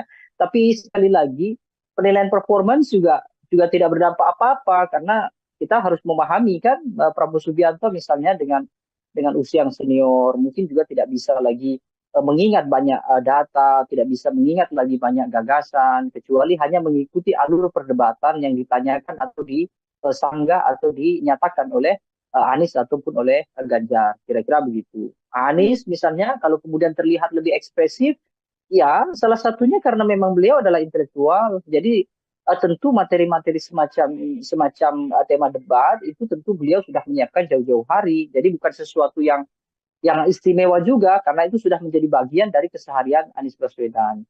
Pun juga dengan Ganjar Pranowo. Saya kira tidak akan jauh berbeda. Oke, ini kalau kita amati juga Bang Deddy, mungkin tadi yang disampaikan Bang Deddy soal bagaimana Prabowo Subianto mengikuti alur yang dilakukan sejak awal begitu ya, karena paparan dimulai oleh Anies Baswedan, dan sejak paparan visi misi awal juga ada pula serangan yang sudah kemudian dilakukan pada Kementerian Pertahanan dalam hal ini yang dipimpin oleh Prabowo Subianto. Mulai dari lahan milik Prabowo Subianto, kemudian ada skor juga 11 dari 100 yang diberikan Anies Baswedan untuk pemerintahan atau yang kemudian Kementerian Pertahanan di masa Prabowo Subianto terkait alutsista bekas juga dan kesejahteraan prajurit. Serangan yang dalam setiap sesi ini selalu dilancarkan oleh Anies Baswedan untuk Prabowo Subianto ini dilihat oleh Bang Deddy seperti apa, Bang? Serangan itu saya kira serangan politis ya. Kenapa? Karena dari sisi pertahanan, apa yang dinyatakan oleh Anies memang benar, tapi substansi kebenarannya tidak mengacu pada kepentingan negara. Itu hanya contoh saja. Dalam artian saya kira Anies Baswedan kan menggunakan ilustrasi bahwa bagaimana mungkin gitu ya prajurit militer yang punya fungsi dan juga tugas untuk untuk menjaga setiap jengkal anak-anak generasi bangsa kita gitu ya dalam bahasa Anies Baswedan, tetapi mereka harus memikirkan juga urusan keluarga mereka yang secara ekonomi kurang, tidak memiliki tempat tinggal misalnya, atau mungkin gaji dari negara juga tidak cukup untuk membuat kehidupan prajurit dalam artian layak sebagaimana kelompok masyarakat sipil biasa, kira-kira begitu. Sehingga Anies memberikan analogi ketika mereka kesulitan secara ekonomi, sementara bebannya begitu besar menjaga bangsa dan negara kita, lalu tiba-tiba seorang menterinya adalah orang yang sangat kaya raya, bahkan memiliki lahan yang ini diilustrasikan sebagai kontra dari prajurit yang tidak punya rumah, kan, bahwa Prabowo punya sekian ribu hektar kira-kira itu. Nah, yang jadi masalah justru Prabowo Subianto mengoreksi itu. Mungkin Prabowo memang perlu ya supaya tidak terjadi propaganda atau opini liar di masyarakat bahwa Prabowo orang yang sangat elitis dengan harta yang melimpah, tapi prajurit justru susah payah kira-kira gitu. Tapi itu bukan sesuatu yang mestinya dibahas dalam debat. Yang dibahas dalam debat adalah meskipun Prabowo kaya raya misalnya ya dengan tanah bahkan mungkin ribuan hektar misalnya, tetapi apa yang sudah dia berikan kepada prajurit itu akan jauh lebih baik. Tetapi sayangnya Prabowo tidak, hemat saya mungkin beliau tidak fokus ya dalam artian tidak fokus membahas apa yang sudah dilakukan terhadap prajurit. Justru beliau lebih fokus dan tertarik untuk membantah data yang disampaikan oleh Anies Baswedan. Ya, statement Anies Baswedan terhadap Prabowo Subianto soal kepemilikan harta yang melimpah di Prabowo Subianto itu kan hanya ilustrasi saja. Artinya Anies Baswedan ingin menyampaikan bahwa ketika militer kita yang punya tanggung jawab besar menjaga warga negara dan juga negaranya sedemikian rumit gitu ya, tetapi justru mereka tidak memiliki harta yang bisa minimal membuat mereka tenang karena meninggalkan keluarga yang di rumah. Bahkan tempat tinggal pun mereka tidak punya. Sehingga Anies menganalogikan bagaimana mungkin seorang prajurit yang rumah saja tidak punya, tetapi pimpinan tertingginya dalam hal ini adalah Menhan, itu adalah orang yang sangat kaya raya dengan lahan yang sangat luas kira-kira itu. Nah, seharusnya Prabowo tidak perlu menanggapi itu. Kenapa? Karena itu tidak substansial untuk kepentingan negara kita. Prabowo akan jauh lebih krusial dan penting justru menanggapi bahwa meskipun dia kaya raya, tetapi dia sudah berbuat banyak terhadap prajurit. Kan akhirnya tidak terjawab juga. Artinya Prabowo juga secara tidak langsung justru membenarkan apa yang disampaikan oleh Anies, bahwa prajurit kita memang tidak memiliki tempat tinggal, prajurit kita kekurangan secara ekonomi, dan itu menjadi poin bagi Anies Baswedan, sehingga dia menawarkan bahwa ketika dia nanti diberikan amanat secara nasional memimpin negara ini, dia akan sejahterakan para prajurit itu dengan kondisi sekarang yang prajurit-prajurit itu tidak sejahtera. Jadi statement Anies Baswedan jelas politis, bukan untuk mengungkap apa gagasan dia dalam hal membangun kekuatan militer yang besar, tetapi ini hanya murni untuk hal-hal yang sifatnya populis, untuk menarik publik supaya elektabilitas meningkat. Dan dari sisi politik saya kira itu tepat. Artinya Anies tidak keliru, karena memang debat kandidat kan sekurang-kurangnya harus bisa berdampak pada dua hal. Satu, berdampak pada pengetahuan publik tentang gagasan. Yang kedua, berdampak secara elektoral. Saya kira itu. Oke, ini juga kemudian menyoal dampak, bisa berdampak juga pada elektoral dengan serangan Anies Baswedan soal kinerja dari Prabowo Subianto yang juga saat ini menjabat sebagai Menteri Pertahanan. Lalu bagaimana kemudian kita melihat publik tertarik simpatinya untuk kemudian merasa bahwa Prabowo Subianto ini terlalu diserang selama debat? Karena ini juga menjadi salah satu bahasan yang juga cukup ramai di media sosial, Bang Deddy. Ya, saya kira serang-menyerang itu kan hanya agitasi biasa. Dan kalau ketika orang melakukan klaim misalnya Prabowo di roasting begitu ya, Prabowo diserang oleh Ganjar maupun Anies, itu bukan serangan yang benar gitu. Dalam artian bahwa ya debat memang harusnya begitu. Ketika Prabowo Subianto siap memberikan jawaban-jawaban yang taktis gitu ya, kemudian Prabowo juga siap dengan argumentasi yang memang sudah disiapkan oleh timnya, maka kan tidak bisa Prabowo dianggap diserang. Prabowo dianggap diserang karena memang dia tidak bisa mengembalikan argumentasi dari Ganjar, tidak bisa memberikan argumentasi sanggahan untuk Anies Baswedan. Maka kemudian para propagandator semuanya, para pembangun opini, termasuk tim sukses, maka mereka menggunakanlah istilah-istilah bahwa Prabowo itu diserang. Saya kira itu biasa saja dalam tataran strategi komunikasi politik, itu biasa. Membangun agitasi seolah-olah kita ditindas, seolah-olah kita direndahkan dan segala macam gitu ya. Tapi faktanya debat kandidat itu memang untuk mempertahankan argumentasi. Kalau kemudian Anies Baswedan tidak melakukan tekanan terhadap Prabowo Subianto, lalu apa namanya? Itu hanya dialog kan gitu. Sementara mereka bertiga ini dipertaruhkan oleh lebih dari 170 juta mengacu pada pemilih di 2019. Kalaupun ada peningkatan mungkin akan sedikit peningkatan. Sehingga mereka memang perlu harus saling mengedepankan argumentasi dan sebisa mungkin memang menjatuhkan argumentasi lawan. Supaya apa? Supaya publik bisa menerka bahwa mana argumentasi yang paling rasional dan paling mungkin untuk dijadikan sandaran untuk dipilih atau tidak, kan begitu. Ini kalau menyoal statement dari Anies Baswedan, saya juga mau minta komentar dari Bang Deddy soal bagaimana Pak Prabowo Subianto sempat beberapa kali mengatakan bahwa Anies Baswedan adalah profesor, namun kemudian tidak pantas membicarakan soal etika. Itu juga disampaikan dalam beberapa sesi debat, Bang. Ya, itu saya kira mestinya disampaikan di luar debat. Artinya di debat itu tidak digunakan untuk hal-hal yang sifatnya serangan personal, sekaligus tidak juga ditempatkan pada pembelaan personal. Urusan bahwa Anies Baswedan itu profesor lalu punya kelayakan atau tidak bicara etika adalah urusan personal. Sama seperti yang saya sampaikan tadi, bahwa urusan Prabowo itu punya tanah ribuan hektar, itu juga urusan personal. Tetapi saya kira dalam debat itu kan setidaknya mereka harus pandai mensiasati. Apakah kemudian serangan personal atau argumentasi personal itu bisa menguntungkan atau tidak dalam hal elektoral? Tetapi lebih banyak justru memang Prabowo terpancing. Dalam artian terpancing itu, Prabowo menanggapi hal-hal yang sifatnya personal justru tidak mengarah pada kepentingan nasional kita.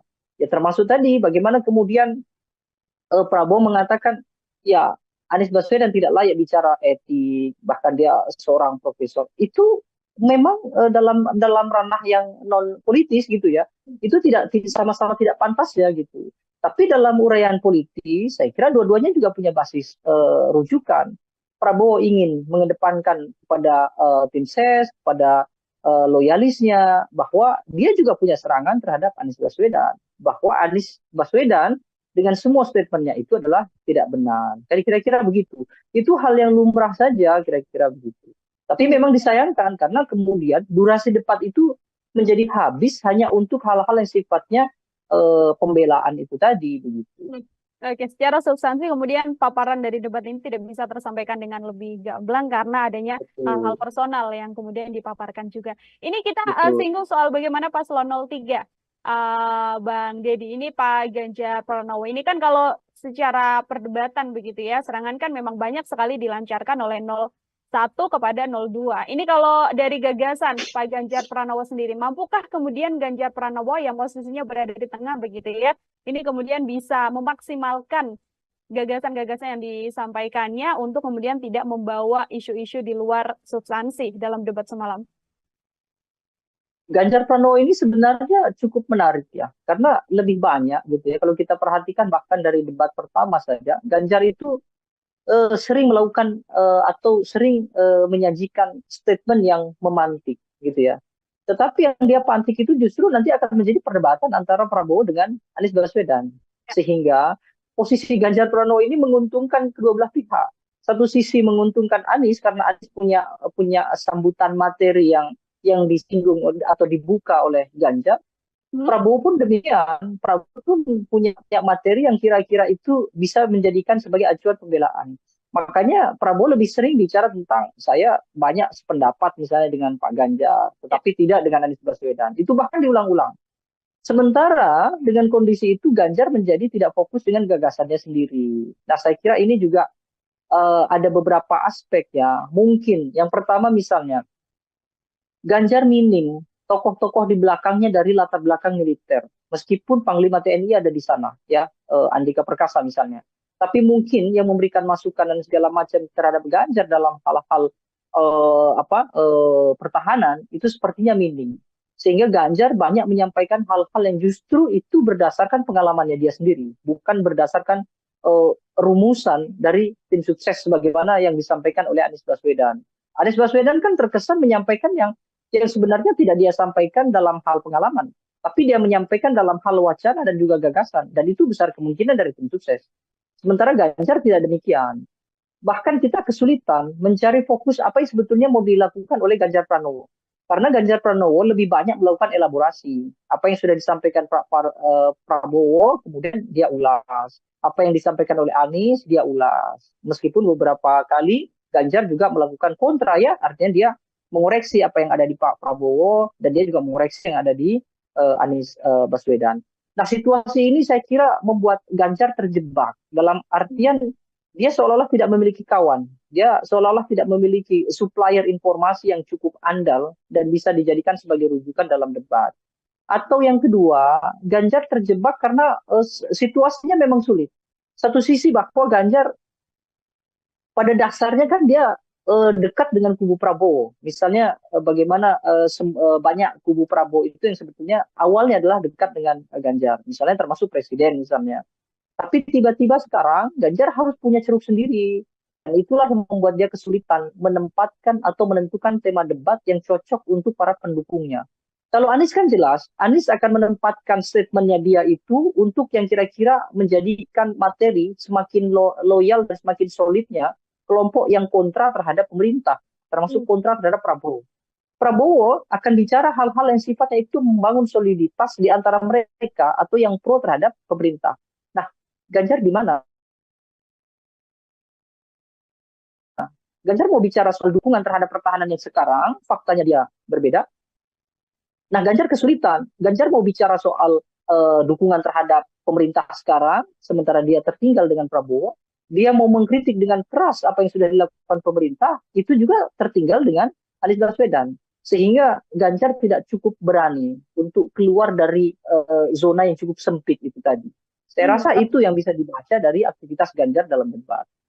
Oke, terjebak dalam momentum dan juga positioning dari paslon 03 itu sendiri, seperti itu Bang Deddy ya.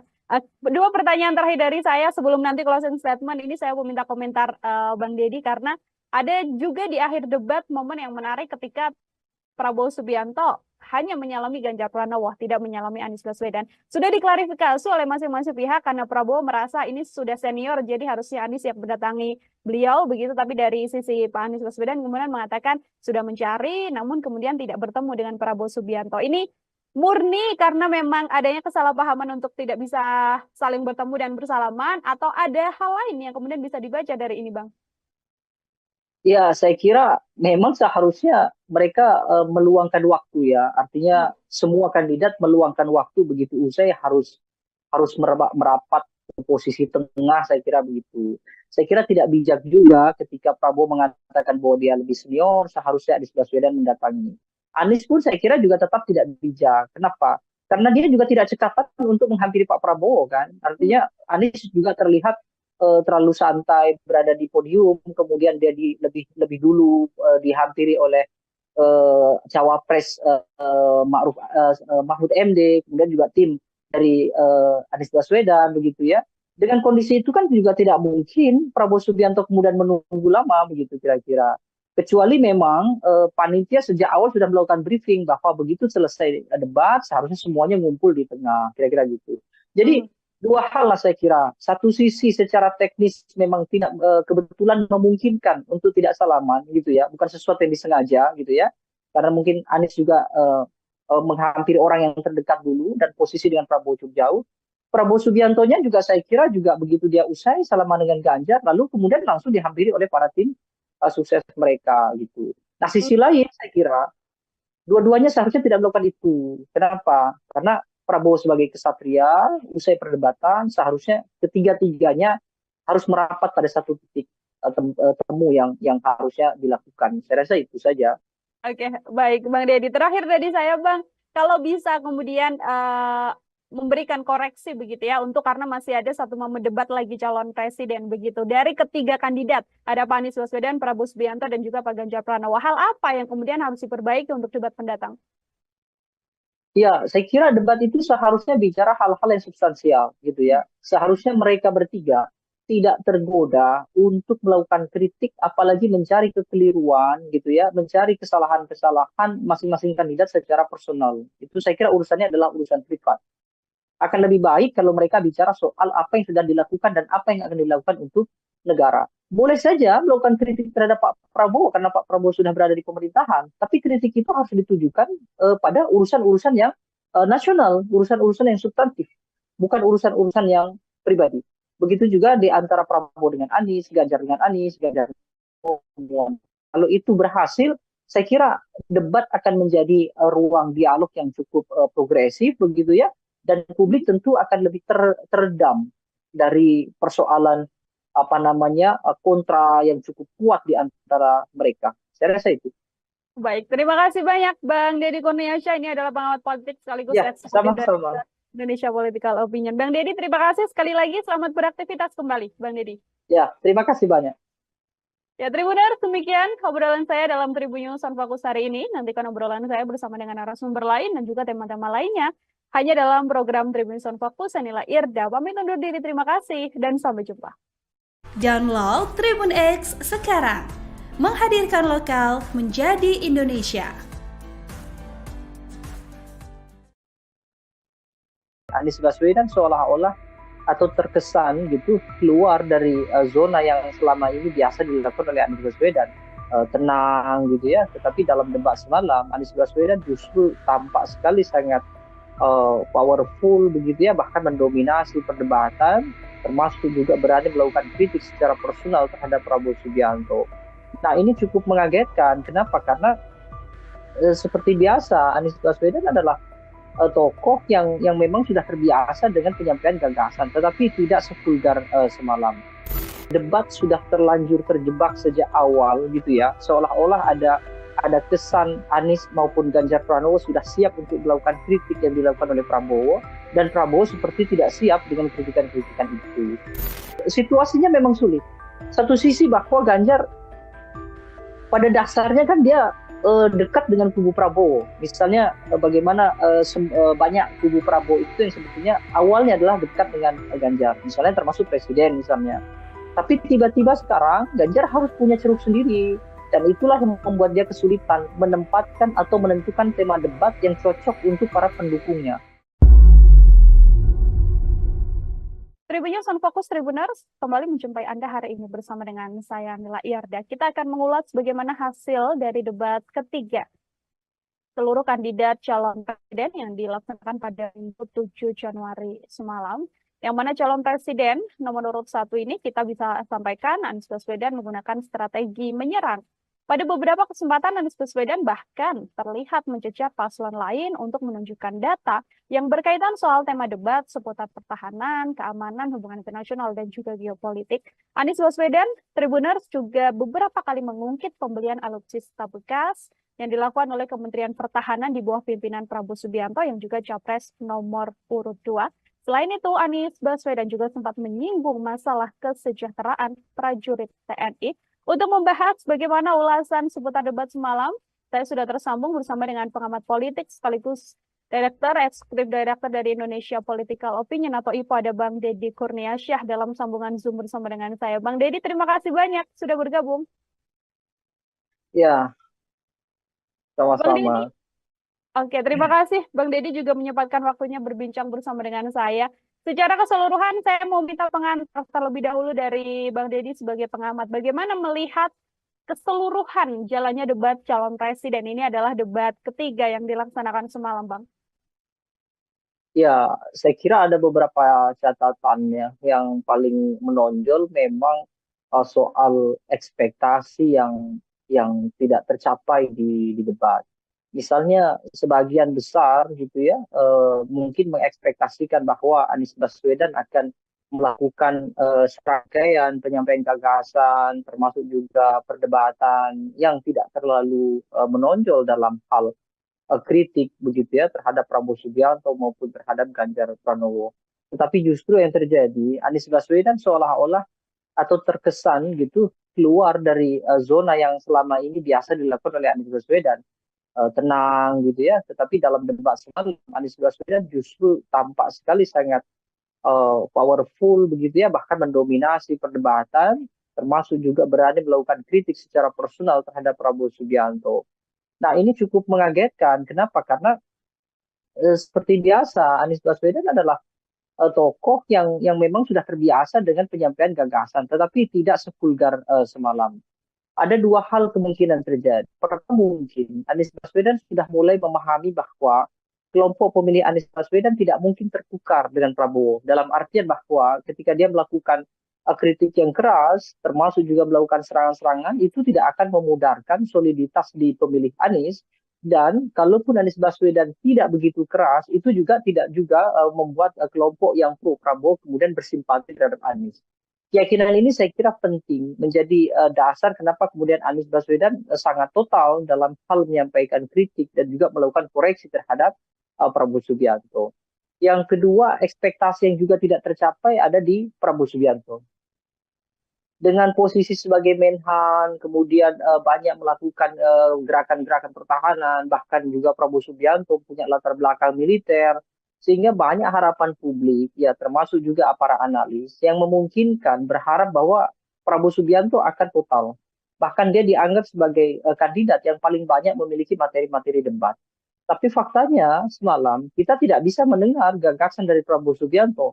Bahkan dalam aspek pelaporan gitu ya, dalam aspek menyampaikan apa yang sudah dilakukan saja, Prabowo Subianto terkesan agak kesulitan untuk menarasikan apa yang sudah dia lakukan, apa yang sudah dia bangun terhadap pertahanan nasional kita. Nah, kalau Ganjar Pranowo saya kira tetap normatif, sama seperti debat yang pertama, dia hanya melontarkan sesekali kritik, lalu kemudian menyampaikan beberapa hal yang sesuai dengan kapasitasnya dia, seperti melakukan mention bahwa dia 10 tahun di parlemen, 10 tahun di gubernur, tapi secara esensi Ganjar tidak menyampaikan apa yang sebetulnya diharapkan oleh publik terkait dengan pertahanan kita.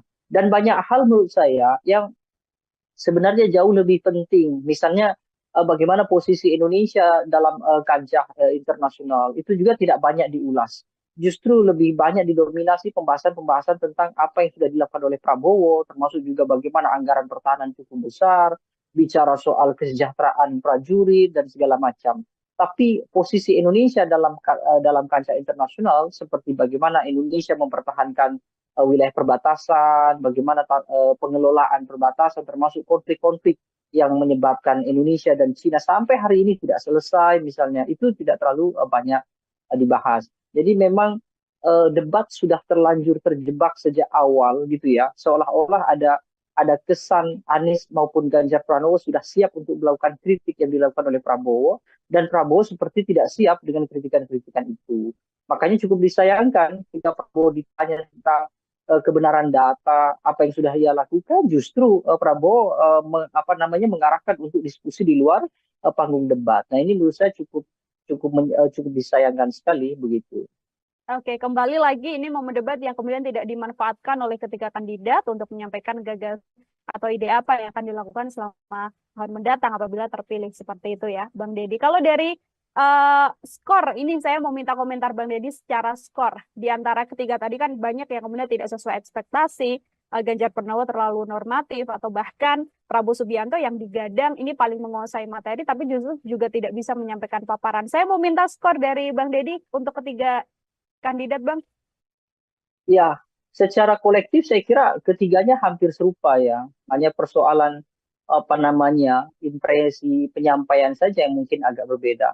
Kalau dari substansi, saya kira ketiga-tiganya layak mendapatkan angka di 65 untuk Prabowo Subianto, lalu 75 untuk Ganjar dan Anies Baswedan. Tetapi angka itu saya kira kan bukan sesuatu yang substansial. Kenapa? Karena seharusnya ada hal-hal yang esensial yang mestinya mereka bisa kemukakan begitu.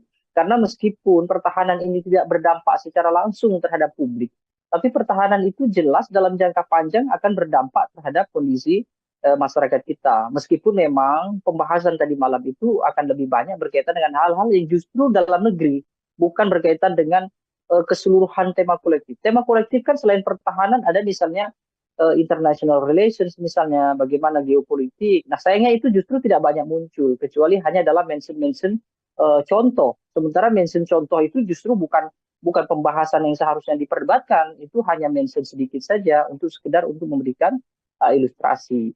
Kalau dari sisi performance, saya kira Anies harus diakui bahwa dia punya kepiawaian dalam performance debat. termasuk juga Ganjar Pranowo saya kira juga cukup baik. Kalau dinilai mungkin akan sama juga, Anies mungkin di 75 dalam performance, lalu Ganjar Pranowo 70, Prabowo Subianto di 60 mungkin ya. Tapi sekali lagi penilaian performance juga tidak berdampak apa-apa karena kita harus memahami kan Prabowo Subianto misalnya dengan usia yang senior mungkin juga tidak bisa lagi mengingat banyak data, tidak bisa mengingat lagi banyak gagasan kecuali hanya mengikuti alur perdebatan yang ditanyakan atau disanggah atau dinyatakan oleh Anies ataupun oleh Ganjar, kira-kira begitu. Anies misalnya kalau kemudian terlihat lebih ekspresif, ya salah satunya karena memang beliau adalah intelektual, jadi tentu materi-materi semacam tema debat itu tentu beliau sudah menyiapkan jauh-jauh hari, jadi bukan sesuatu yang istimewa juga karena itu sudah menjadi bagian dari keseharian Anies Baswedan, pun juga dengan Ganjar Pranowo. Saya kira tidak akan jauh berbeda. Oke, ini kalau kita amati juga Bang Deddy, mungkin tadi yang disampaikan Bang Deddy soal bagaimana Prabowo Subianto mengikuti alur yang dilakukan sejak awal begitu ya, karena paparan dimulai oleh Anies Baswedan dan sejak paparan visi misi awal juga ada pula serangan yang sudah kemudian dilakukan pada Kementerian Pertahanan dalam hal ini yang dipimpin oleh Prabowo Subianto. Mulai dari lahan milik Prabowo Subianto, kemudian ada skor juga 11 dari 100 yang diberikan Anies Baswedan untuk pemerintahan atau yang kemudian Kementerian Pertahanan di masa Prabowo Subianto terkait alutsista bekas juga dan kesejahteraan prajurit. Serangan yang dalam setiap sesi ini selalu dilancarkan oleh Anies Baswedan untuk Prabowo Subianto ini dilihat oleh Bang Deddy seperti apa, Bang? Serangan itu saya kira serangan politis ya. Kenapa? Karena dari sisi pertahanan, apa yang dinyatakan oleh Anies memang benar, tapi substansi kebenarannya tidak mengacu pada kepentingan negara. Itu hanya contoh saja. Dalam artian saya kira Anies Baswedan kan menggunakan ilustrasi bahwa bagaimana mungkin gitu ya prajurit militer yang punya fungsi dan juga tugas untuk menjaga setiap jengkal anak-anak generasi bangsa kita gitu ya dalam bahasa Anies Baswedan, tetapi mereka harus memikirkan juga urusan keluarga mereka yang secara ekonomi kurang, tidak memiliki tempat tinggal misalnya, atau mungkin gaji dari negara juga tidak cukup untuk membuat kehidupan prajurit dalam artian layak sebagaimana kelompok masyarakat sipil biasa, kira-kira begitu. Sehingga Anies memberikan analogi ketika mereka kesulitan secara ekonomi sementara bebannya begitu besar menjaga bangsa dan negara kita, lalu tiba-tiba seorang menterinya adalah orang yang sangat kaya raya, bahkan memiliki lahan yang ini diilustrasikan sebagai kontra dari prajurit yang tidak punya rumah kan, bahwa Prabowo punya sekian ribu hektar kira-kira itu. Nah, yang jadi masalah justru Prabowo Subianto mengoreksi itu. Mungkin Prabowo memang perlu ya supaya tidak terjadi propaganda atau opini liar di masyarakat bahwa Prabowo orang yang sangat elitis dengan harta yang melimpah, tapi prajurit justru susah payah kira-kira gitu. Tapi itu bukan sesuatu yang mestinya dibahas dalam debat.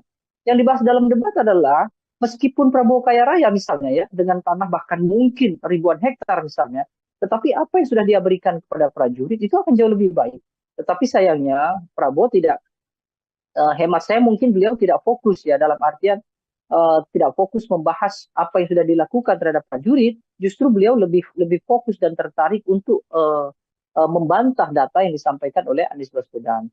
Ya, statement Anies Baswedan terhadap Prabowo Subianto soal kepemilikan harta yang melimpah di Prabowo Subianto itu kan hanya ilustrasi saja. Artinya Anies Baswedan ingin menyampaikan bahwa ketika militer kita yang punya tanggung jawab besar menjaga warga negara dan juga negaranya sedemikian rumit gitu ya, tetapi justru mereka tidak memiliki harta yang bisa minimal membuat mereka tenang karena meninggalkan keluarga yang di rumah. Bahkan tempat tinggal pun mereka tidak punya. Sehingga Anies menganalogikan bagaimana mungkin seorang prajurit yang rumah saja tidak punya, tetapi pimpinan tertingginya dalam hal ini adalah Menhan, itu adalah orang yang sangat kaya raya dengan lahan yang sangat luas kira-kira itu. Nah, seharusnya Prabowo tidak perlu menanggapi itu. Kenapa? Karena itu tidak substansial untuk kepentingan negara kita. Prabowo akan jauh lebih krusial dan penting justru menanggapi bahwa meskipun dia kaya raya, tetapi dia sudah berbuat banyak terhadap prajurit. Kan akhirnya tidak terjawab juga. Artinya Prabowo juga secara tidak langsung justru membenarkan apa yang disampaikan oleh Anies, bahwa prajurit kita memang tidak memiliki tempat tinggal, prajurit kita kekurangan secara ekonomi, dan itu menjadi poin bagi Anies Baswedan, sehingga dia menawarkan bahwa ketika dia nanti diberikan amanat secara nasional memimpin negara ini, dia akan sejahterakan para prajurit itu dengan kondisi sekarang yang prajurit-prajurit itu tidak sejahtera. Jadi statement Anies Baswedan jelas politis, bukan untuk mengungkap apa gagasan dia dalam hal membangun kekuatan militer yang besar, tetapi ini hanya murni untuk hal-hal yang sifatnya populis, untuk menarik publik supaya elektabilitas meningkat. Dan dari sisi politik saya kira itu tepat. Artinya Anies tidak keliru, karena memang debat kandidat kan sekurang-kurangnya harus bisa berdampak pada dua hal. Satu, berdampak pada pengetahuan publik tentang gagasan. Yang kedua, berdampak secara elektoral. Saya kira itu. Oke, ini juga kemudian menyoal dampak, bisa berdampak juga pada elektoral dengan serangan Anies Baswedan soal kinerja dari Prabowo Subianto yang juga saat ini menjabat sebagai Menteri Pertahanan. Lalu bagaimana kemudian kita melihat publik tertarik simpatinya untuk kemudian merasa bahwa Prabowo Subianto ini terlalu diserang selama debat, karena ini juga menjadi salah satu bahasan yang juga cukup ramai di media sosial, Bang Deddy.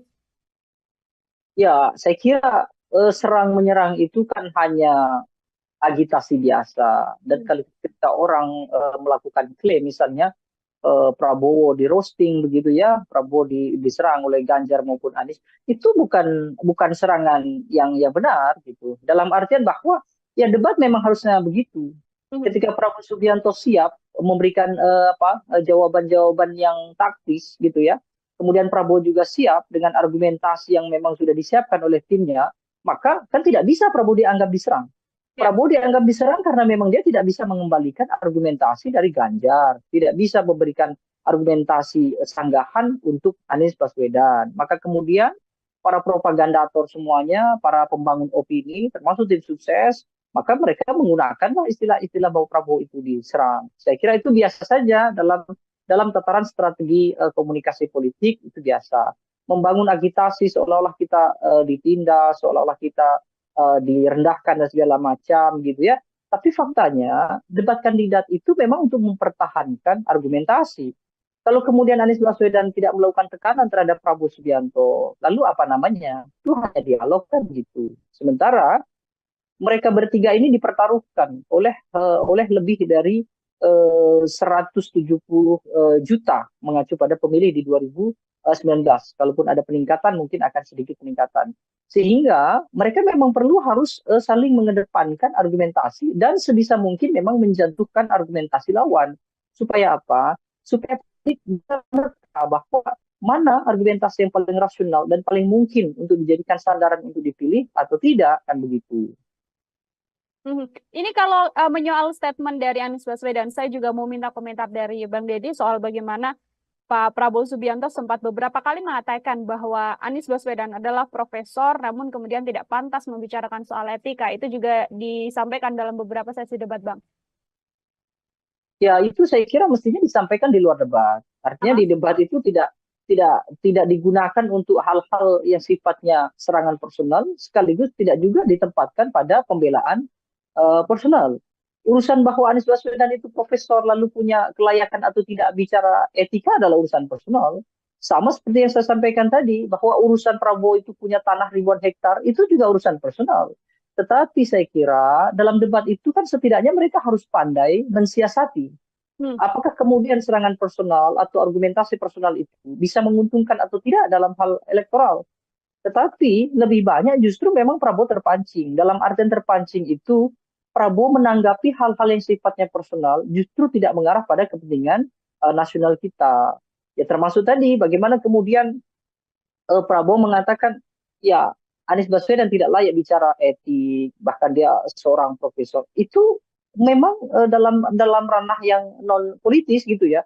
Itu tidak sama-sama tidak pantas ya gitu. Tapi dalam uraian politis saya kira dua-duanya juga punya basis rujukan. Prabowo ingin mengedepankan kepada tim ses, pada loyalisnya, bahwa dia juga punya serangan terhadap Anies Baswedan. Bahwa Anies Baswedan dengan semua statementnya itu adalah tidak benar. Kira-kira begitu. Itu hal yang lumrah saja, kira-kira begitu. Tapi memang disayangkan karena kemudian durasi debat itu menjadi habis hanya untuk hal-hal yang sifatnya pembelaan itu tadi begitu.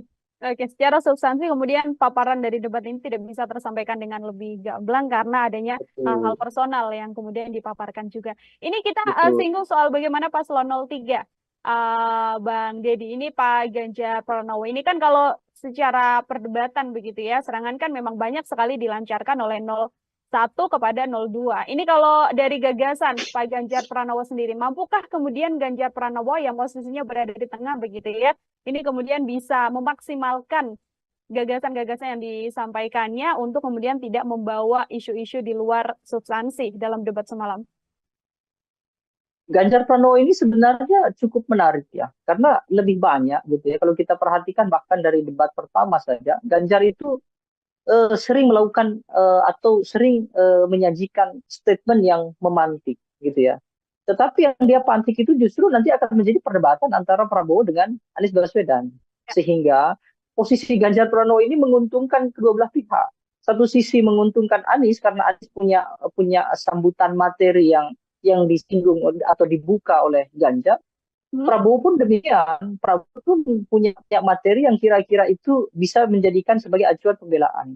Makanya Prabowo lebih sering bicara tentang saya banyak sependapat misalnya dengan Pak Ganjar, tetapi tidak dengan Anies Baswedan. Itu bahkan diulang-ulang. Sementara dengan kondisi itu Ganjar menjadi tidak fokus dengan gagasannya sendiri. Nah, saya kira ini juga ada beberapa aspek ya. Mungkin yang pertama misalnya Ganjar minim tokoh-tokoh di belakangnya dari latar belakang militer. Meskipun Panglima TNI ada di sana, ya Andika Perkasa misalnya. Tapi mungkin yang memberikan masukan dan segala macam terhadap Ganjar dalam hal-hal pertahanan itu sepertinya minim. Sehingga Ganjar banyak menyampaikan hal-hal yang justru itu berdasarkan pengalamannya dia sendiri, bukan berdasarkan rumusan dari tim sukses sebagaimana yang disampaikan oleh Anies Baswedan. Anies Baswedan kan terkesan menyampaikan yang sebenarnya tidak dia sampaikan dalam hal pengalaman, tapi dia menyampaikan dalam hal wacana dan juga gagasan, dan itu besar kemungkinan dari tim sukses. Sementara Ganjar tidak demikian. Bahkan kita kesulitan mencari fokus apa yang sebetulnya mau dilakukan oleh Ganjar Pranowo. Karena Ganjar Pranowo lebih banyak melakukan elaborasi. Apa yang sudah disampaikan Prabowo, kemudian dia ulas. Apa yang disampaikan oleh Anies, dia ulas. Meskipun beberapa kali Ganjar juga melakukan kontra ya, artinya dia mengoreksi apa yang ada di Pak Prabowo dan dia juga mengoreksi yang ada di Anies Baswedan. Nah, situasi ini saya kira membuat Ganjar terjebak dalam artian dia seolah-olah tidak memiliki kawan. Dia seolah-olah tidak memiliki supplier informasi yang cukup andal dan bisa dijadikan sebagai rujukan dalam debat.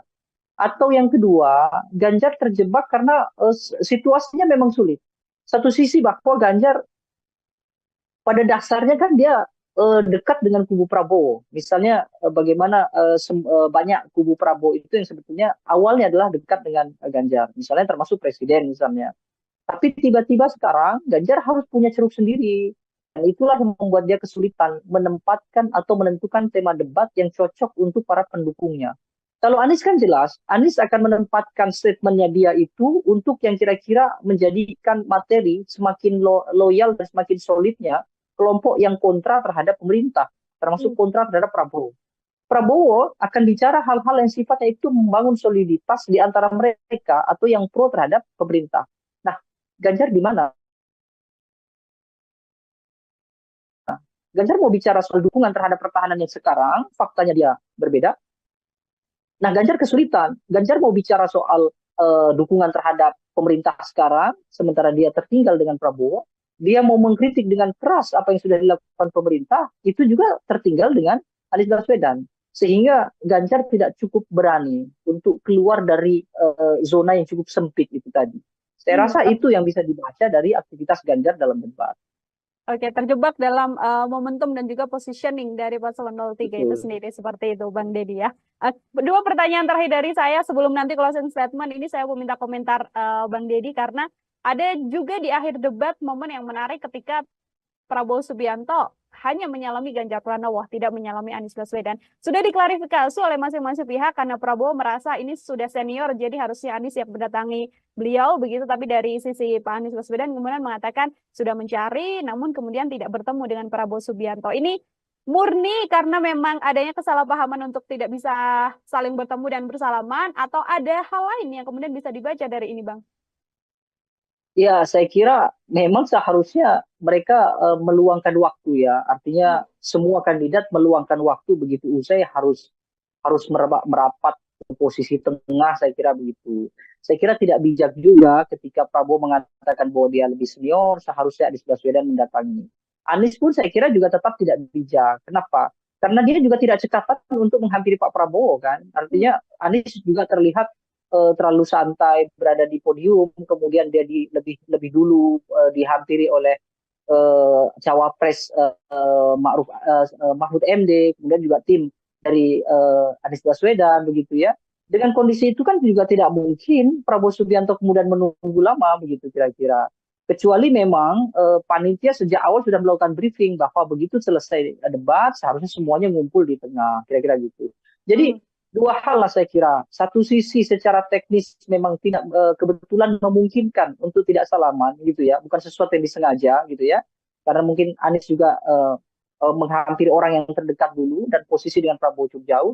Prabowo Subiantonya juga saya kira juga begitu dia usai salaman dengan Ganjar, lalu kemudian langsung dihampiri oleh para tim sukses mereka gitu. Nah sisi lain saya kira dua-duanya seharusnya tidak melakukan itu. Kenapa? Karena Prabowo sebagai kesatria, usai perdebatan, seharusnya ketiga-tiganya harus merapat pada satu titik temu yang harusnya dilakukan. Saya rasa itu saja. Oke, baik Bang Deddy. Terakhir tadi saya Bang, kalau bisa kemudian memberikan koreksi begitu ya, untuk karena masih ada satu momen debat lagi calon presiden begitu. Dari ketiga kandidat, ada Pak Anies Baswedan, Prabowo Subianto, dan juga Pak Ganjar Pranowo. Hal apa yang kemudian harus diperbaiki untuk debat pendatang? Ya, saya kira debat itu seharusnya bicara hal-hal yang substansial gitu ya. Seharusnya mereka bertiga tidak tergoda untuk melakukan kritik, apalagi mencari kekeliruan gitu ya, mencari kesalahan-kesalahan masing-masing kandidat secara personal. Itu saya kira urusannya adalah urusan privat.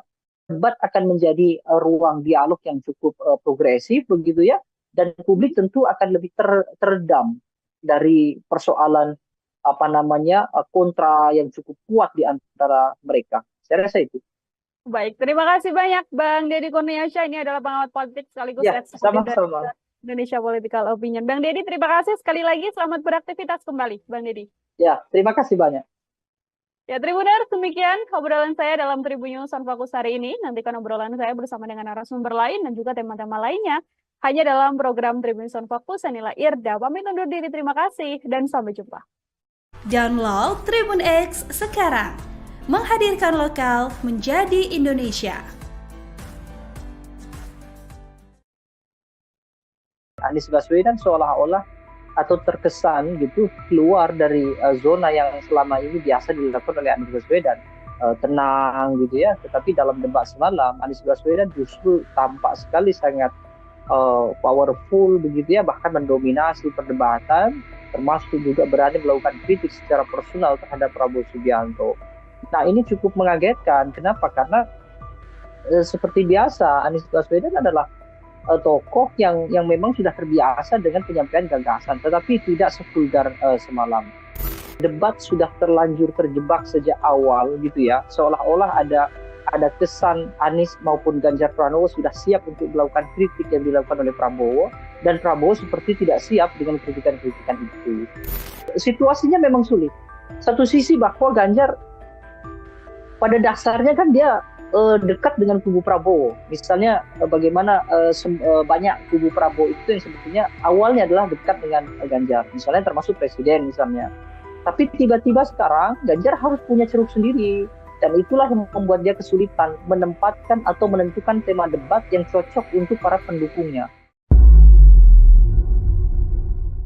Tribun News on Fokus Tribuners kembali menjumpai Anda hari ini bersama dengan saya Nila Irda. Kita akan mengulas bagaimana hasil dari debat ketiga seluruh kandidat calon presiden yang dilaksanakan pada Minggu 7 Januari semalam. Yang mana calon presiden nomor urut 1 ini kita bisa sampaikan Anies Baswedan menggunakan strategi menyerang. Pada beberapa kesempatan Anies Baswedan bahkan terlihat mencecar paslon lain untuk menunjukkan data yang berkaitan soal tema debat seputar pertahanan, keamanan, hubungan internasional, dan juga geopolitik. Anies Baswedan, Tribuners juga beberapa kali mengungkit pembelian alutsista bekas yang dilakukan oleh Kementerian Pertahanan di bawah pimpinan Prabowo Subianto yang juga capres nomor urut 2. Selain itu, Anies Baswedan juga sempat menyinggung masalah kesejahteraan prajurit TNI. Untuk membahas bagaimana ulasan seputar debat semalam, saya sudah tersambung bersama dengan pengamat politik sekaligus Eksekutif Direktur dari Indonesia Political Opinion atau IPO, ada Bang Deddy Kurniasyah dalam sambungan Zoom bersama dengan saya. Bang Deddy, terima kasih banyak sudah bergabung. Ya, Bang Deddy, sama-sama. oke, terima kasih. Bang Deddy juga menyempatkan waktunya berbincang bersama dengan saya. Secara keseluruhan, saya mau minta pengantar terlebih dahulu dari Bang Deddy sebagai pengamat. Bagaimana melihat keseluruhan jalannya debat calon presiden? Ini adalah debat ketiga yang dilaksanakan semalam, Bang. Ya, saya kira ada beberapa catatannya yang paling menonjol memang soal ekspektasi yang tidak tercapai di debat. Misalnya sebagian besar gitu ya mungkin mengekspektasikan bahwa Anies Baswedan akan melakukan serangkaian penyampaian gagasan termasuk juga perdebatan yang tidak terlalu menonjol dalam hal kritik begitu ya terhadap Prabowo Subianto maupun terhadap Ganjar Pranowo. Tetapi justru yang terjadi Anies Baswedan seolah-olah atau terkesan gitu keluar dari zona yang selama ini biasa dilakukan oleh Anies Baswedan. Tenang gitu ya, tetapi dalam debat semalam Anies Baswedan justru tampak sekali sangat powerful begitu ya, bahkan mendominasi perdebatan, termasuk juga berani melakukan kritik secara personal terhadap Prabowo Subianto. Nah, ini cukup mengagetkan. Kenapa? Karena seperti biasa Anies Baswedan adalah tokoh yang memang sudah terbiasa dengan penyampaian gagasan, tetapi tidak sevulgar semalam. Ada dua hal kemungkinan terjadi. Pertama, mungkin Anies Baswedan sudah mulai memahami bahwa kelompok pemilih Anies Baswedan tidak mungkin tertukar dengan Prabowo. Dalam artian bahwa ketika dia melakukan kritik yang keras, termasuk juga melakukan serangan-serangan, itu tidak akan memudarkan soliditas di pemilih Anies.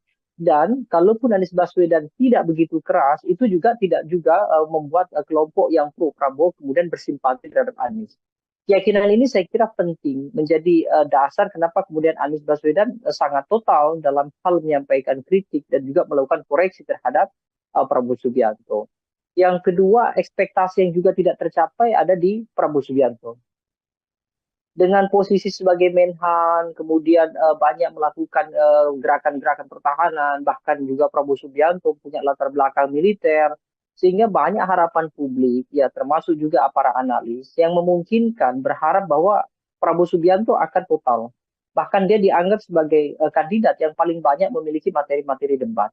Tapi faktanya semalam kita tidak bisa mendengar gagasan dari Prabowo Subianto. Bahkan dalam aspek pelaporan gitu ya, dalam aspek menyampaikan apa yang sudah dilakukan saja, Prabowo Subianto terkesan agak kesulitan untuk menarasikan apa yang sudah dia lakukan, apa yang sudah dia bangun terhadap pertahanan nasional kita.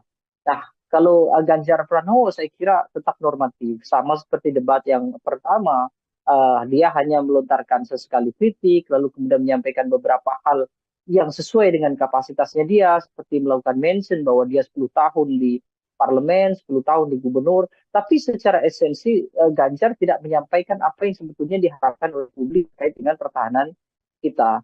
Dan banyak hal menurut saya yang sebenarnya jauh lebih penting. Misalnya bagaimana posisi Indonesia dalam kancah internasional itu juga tidak banyak diulas. Justru lebih banyak didominasi pembahasan-pembahasan tentang apa yang sudah dilakukan oleh Prabowo, termasuk juga bagaimana anggaran pertahanan cukup besar, bicara soal kesejahteraan prajurit dan segala macam.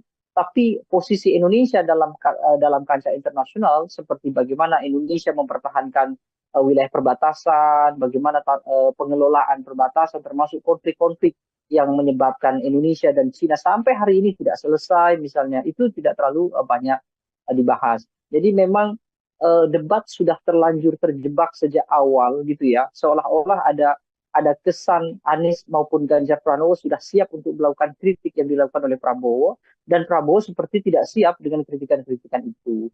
Makanya cukup disayangkan jika Prabowo ditanya tentang kebenaran data apa yang sudah ia lakukan, justru Prabowo mengarahkan untuk diskusi di luar panggung debat. Nah, ini menurut saya cukup disayangkan sekali begitu. Oke, kembali lagi ini momen debat yang kemudian tidak dimanfaatkan oleh ketiga kandidat untuk menyampaikan gagasan atau ide apa yang akan dilakukan selama tahun mendatang apabila terpilih seperti itu ya, Bang Deddy. Kalau dari skor, ini saya mau minta komentar Bang Deddy secara skor. Di antara ketiga tadi kan banyak yang kemudian tidak sesuai ekspektasi, Ganjar Pranowo terlalu normatif, atau bahkan Prabowo Subianto yang digadang ini paling menguasai materi, tapi justru juga tidak bisa menyampaikan paparan. Saya mau minta skor dari Bang Deddy untuk ketiga kandidat, Bang. Ya, secara kolektif saya kira ketiganya hampir serupa ya. Hanya persoalan apa namanya impresi penyampaian saja yang mungkin agak berbeda. Kalau dari substansi, saya kira ketiga-tiganya layak mendapatkan angka di 65 untuk Prabowo Subianto, lalu 75 untuk Ganjar dan Anies Baswedan. Tetapi angka itu saya kira kan bukan sesuatu yang substansial. Kenapa? Karena seharusnya ada hal-hal yang esensial yang mestinya mereka bisa kemukakan begitu. Karena meskipun pertahanan ini tidak berdampak secara langsung terhadap publik, tapi pertahanan itu jelas dalam jangka panjang akan berdampak terhadap kondisi masyarakat kita. Meskipun memang pembahasan tadi malam itu akan lebih banyak berkaitan dengan hal-hal yang justru dalam negeri, bukan berkaitan dengan keseluruhan tema kolektif. Tema kolektif kan selain pertahanan ada misalnya international relations, misalnya bagaimana geopolitik. Nah, sayangnya itu justru tidak banyak muncul, kecuali hanya dalam mention-mention contoh. Sementara mention contoh itu justru bukan pembahasan yang seharusnya diperdebatkan, itu hanya mention sedikit saja untuk sekedar untuk memberikan ilustrasi. Kalau dari sisi performance, saya kira Anies harus diakui bahwa dia punya kepiawaian dalam performance debat. Termasuk juga Ganjar Pranowo, saya kira juga cukup baik. Kalau dinilai mungkin akan sama juga. Anies mungkin di 75 dalam performance, lalu Ganjar Pranowo 70, Prabowo Subianto di 60 mungkin ya.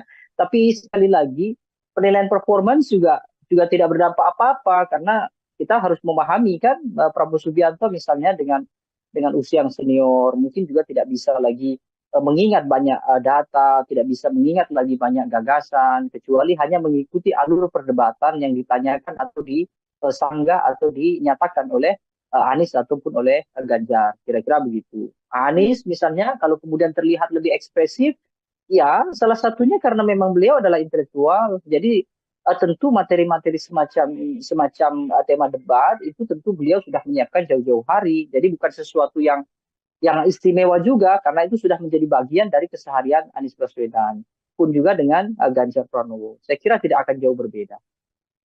Oke, ini kalau kita amati juga Bang Deddy, mungkin tadi yang disampaikan Bang Deddy soal bagaimana Prabowo Subianto mengikuti alur yang dilakukan sejak awal begitu ya, karena paparan dimulai oleh Anies Baswedan dan sejak paparan visi misi awal juga ada pula serangan yang sudah kemudian dilakukan pada Kementerian Pertahanan dalam hal ini yang dipimpin oleh Prabowo Subianto. Mulai dari lahan milik Prabowo Subianto, kemudian ada skor juga 11 dari 100 yang diberikan Anies Baswedan untuk pemerintahan atau yang kemudian Kementerian Pertahanan di masa Prabowo Subianto terkait alutsista bekas juga dan kesejahteraan prajurit. Serangan yang dalam setiap sesi ini selalu dilancarkan oleh Anies Baswedan untuk Prabowo Subianto ini dilihat oleh Bang Deddy seperti apa, Bang? Serangan itu saya kira serangan politis ya. Kenapa? Karena dari sisi pertahanan, apa yang dinyatakan oleh Anies memang benar, tapi substansi kebenarannya tidak mengacu pada kepentingan negara.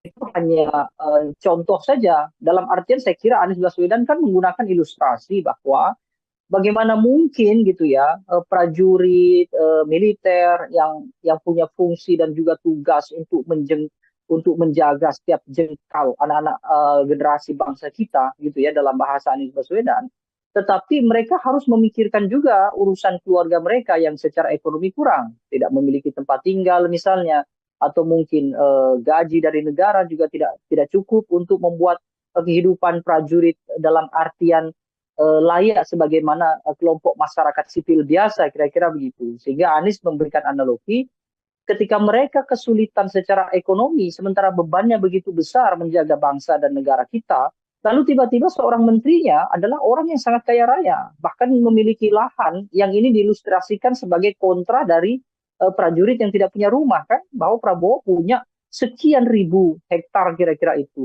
Nah, yang jadi masalah justru Prabowo Subianto mengoreksi itu. Mungkin Prabowo memang perlu ya, supaya tidak terjadi propaganda atau opini liar di masyarakat bahwa Prabowo orang yang sangat elitis dengan harta yang melimpah, tapi prajurit justru susah payah kira-kira gitu. Tapi itu bukan sesuatu yang mestinya dibahas dalam debat. Yang dibahas dalam debat adalah meskipun Prabowo kaya raya misalnya ya, dengan tanah bahkan mungkin ribuan hektar misalnya, tetapi apa yang sudah dia berikan kepada prajurit itu akan jauh lebih baik. Tetapi sayangnya Prabowo tidak, hemat saya mungkin beliau tidak fokus ya, dalam artian tidak fokus membahas apa yang sudah dilakukan terhadap prajurit, justru beliau lebih lebih fokus dan tertarik untuk membantah data yang disampaikan oleh Anies Baswedan. Ya, statement Anies Baswedan terhadap Prabowo Subianto soal kepemilikan harta yang melimpah di Prabowo Subianto itu kan hanya ilustrasi saja. Artinya Anies Baswedan ingin menyampaikan bahwa ketika militer kita yang punya tanggung jawab besar menjaga warga negara dan juga negaranya sedemikian rumit gitu ya, tetapi justru mereka tidak memiliki harta yang bisa minimal membuat mereka tenang karena meninggalkan keluarga yang di rumah. Bahkan tempat tinggal pun mereka tidak punya. Sehingga Anies menganalogikan bagaimana mungkin seorang prajurit yang rumah saja tidak punya, tetapi pimpinan tertingginya dalam hal ini adalah Menhan, itu adalah orang yang sangat kaya raya dengan lahan yang sangat luas kira-kira itu. Nah, seharusnya Prabowo tidak perlu menanggapi itu. Kenapa? Karena itu tidak substansial untuk kepentingan negara kita. Prabowo akan jauh lebih krusial dan penting justru menanggapi bahwa meskipun dia kaya raya, tetapi dia sudah berbuat banyak terhadap prajurit.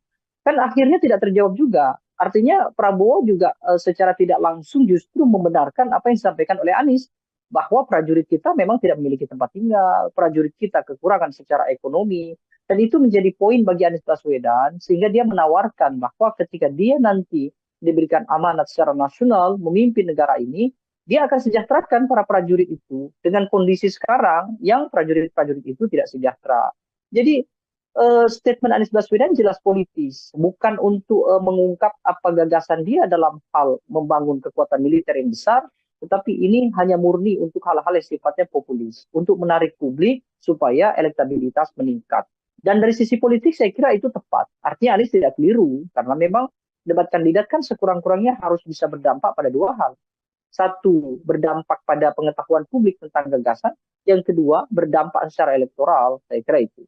Oke, ini juga kemudian menyoal dampak, bisa berdampak juga pada elektoral dengan serangan Anies Baswedan soal kinerja dari Prabowo Subianto yang juga saat ini menjabat sebagai Menteri Pertahanan. Lalu bagaimana kemudian kita melihat publik tertarik simpatinya untuk kemudian merasa bahwa Prabowo Subianto ini terlalu diserang selama debat, karena ini juga menjadi salah satu bahasan yang juga cukup ramai di media sosial, Bang Deddy. Ya, saya kira serang menyerang itu kan hanya agitasi biasa. Dan kalau kita orang melakukan klaim misalnya Prabowo di roasting begitu ya, Prabowo diserang oleh Ganjar maupun Anies, itu bukan serangan yang benar gitu. Dalam artian bahwa ya debat memang harusnya begitu. Ketika Prabowo Subianto siap memberikan jawaban-jawaban yang taktis gitu ya, kemudian Prabowo juga siap dengan argumentasi yang memang sudah disiapkan oleh timnya, maka kan tidak bisa Prabowo dianggap diserang. Prabowo dianggap diserang karena memang dia tidak bisa mengembalikan argumentasi dari Ganjar, tidak bisa memberikan argumentasi sanggahan untuk Anies Baswedan. Maka kemudian para propagandator semuanya, para pembangun opini, termasuk tim sukses, maka mereka menggunakanlah istilah-istilah bahwa Prabowo itu diserang. Saya kira itu biasa saja dalam tataran strategi komunikasi politik, itu biasa. Membangun agitasi seolah-olah kita ditindas, seolah-olah kita direndahkan dan segala macam gitu ya. Tapi faktanya debat kandidat itu memang untuk mempertahankan argumentasi. Kalau kemudian Anies Baswedan tidak melakukan tekanan terhadap Prabowo Subianto, lalu apa namanya? Itu hanya dialog kan gitu. Sementara mereka bertiga ini dipertaruhkan oleh lebih dari 170 juta mengacu pada pemilih di 2019. Kalaupun ada peningkatan, mungkin akan sedikit peningkatan. Sehingga mereka memang perlu harus saling mengedepankan argumentasi dan sebisa mungkin memang menjatuhkan argumentasi lawan. Supaya apa? Supaya publik bisa menerka bahwa mana argumentasi yang paling rasional dan paling mungkin untuk dijadikan sandaran untuk dipilih atau tidak, kan begitu.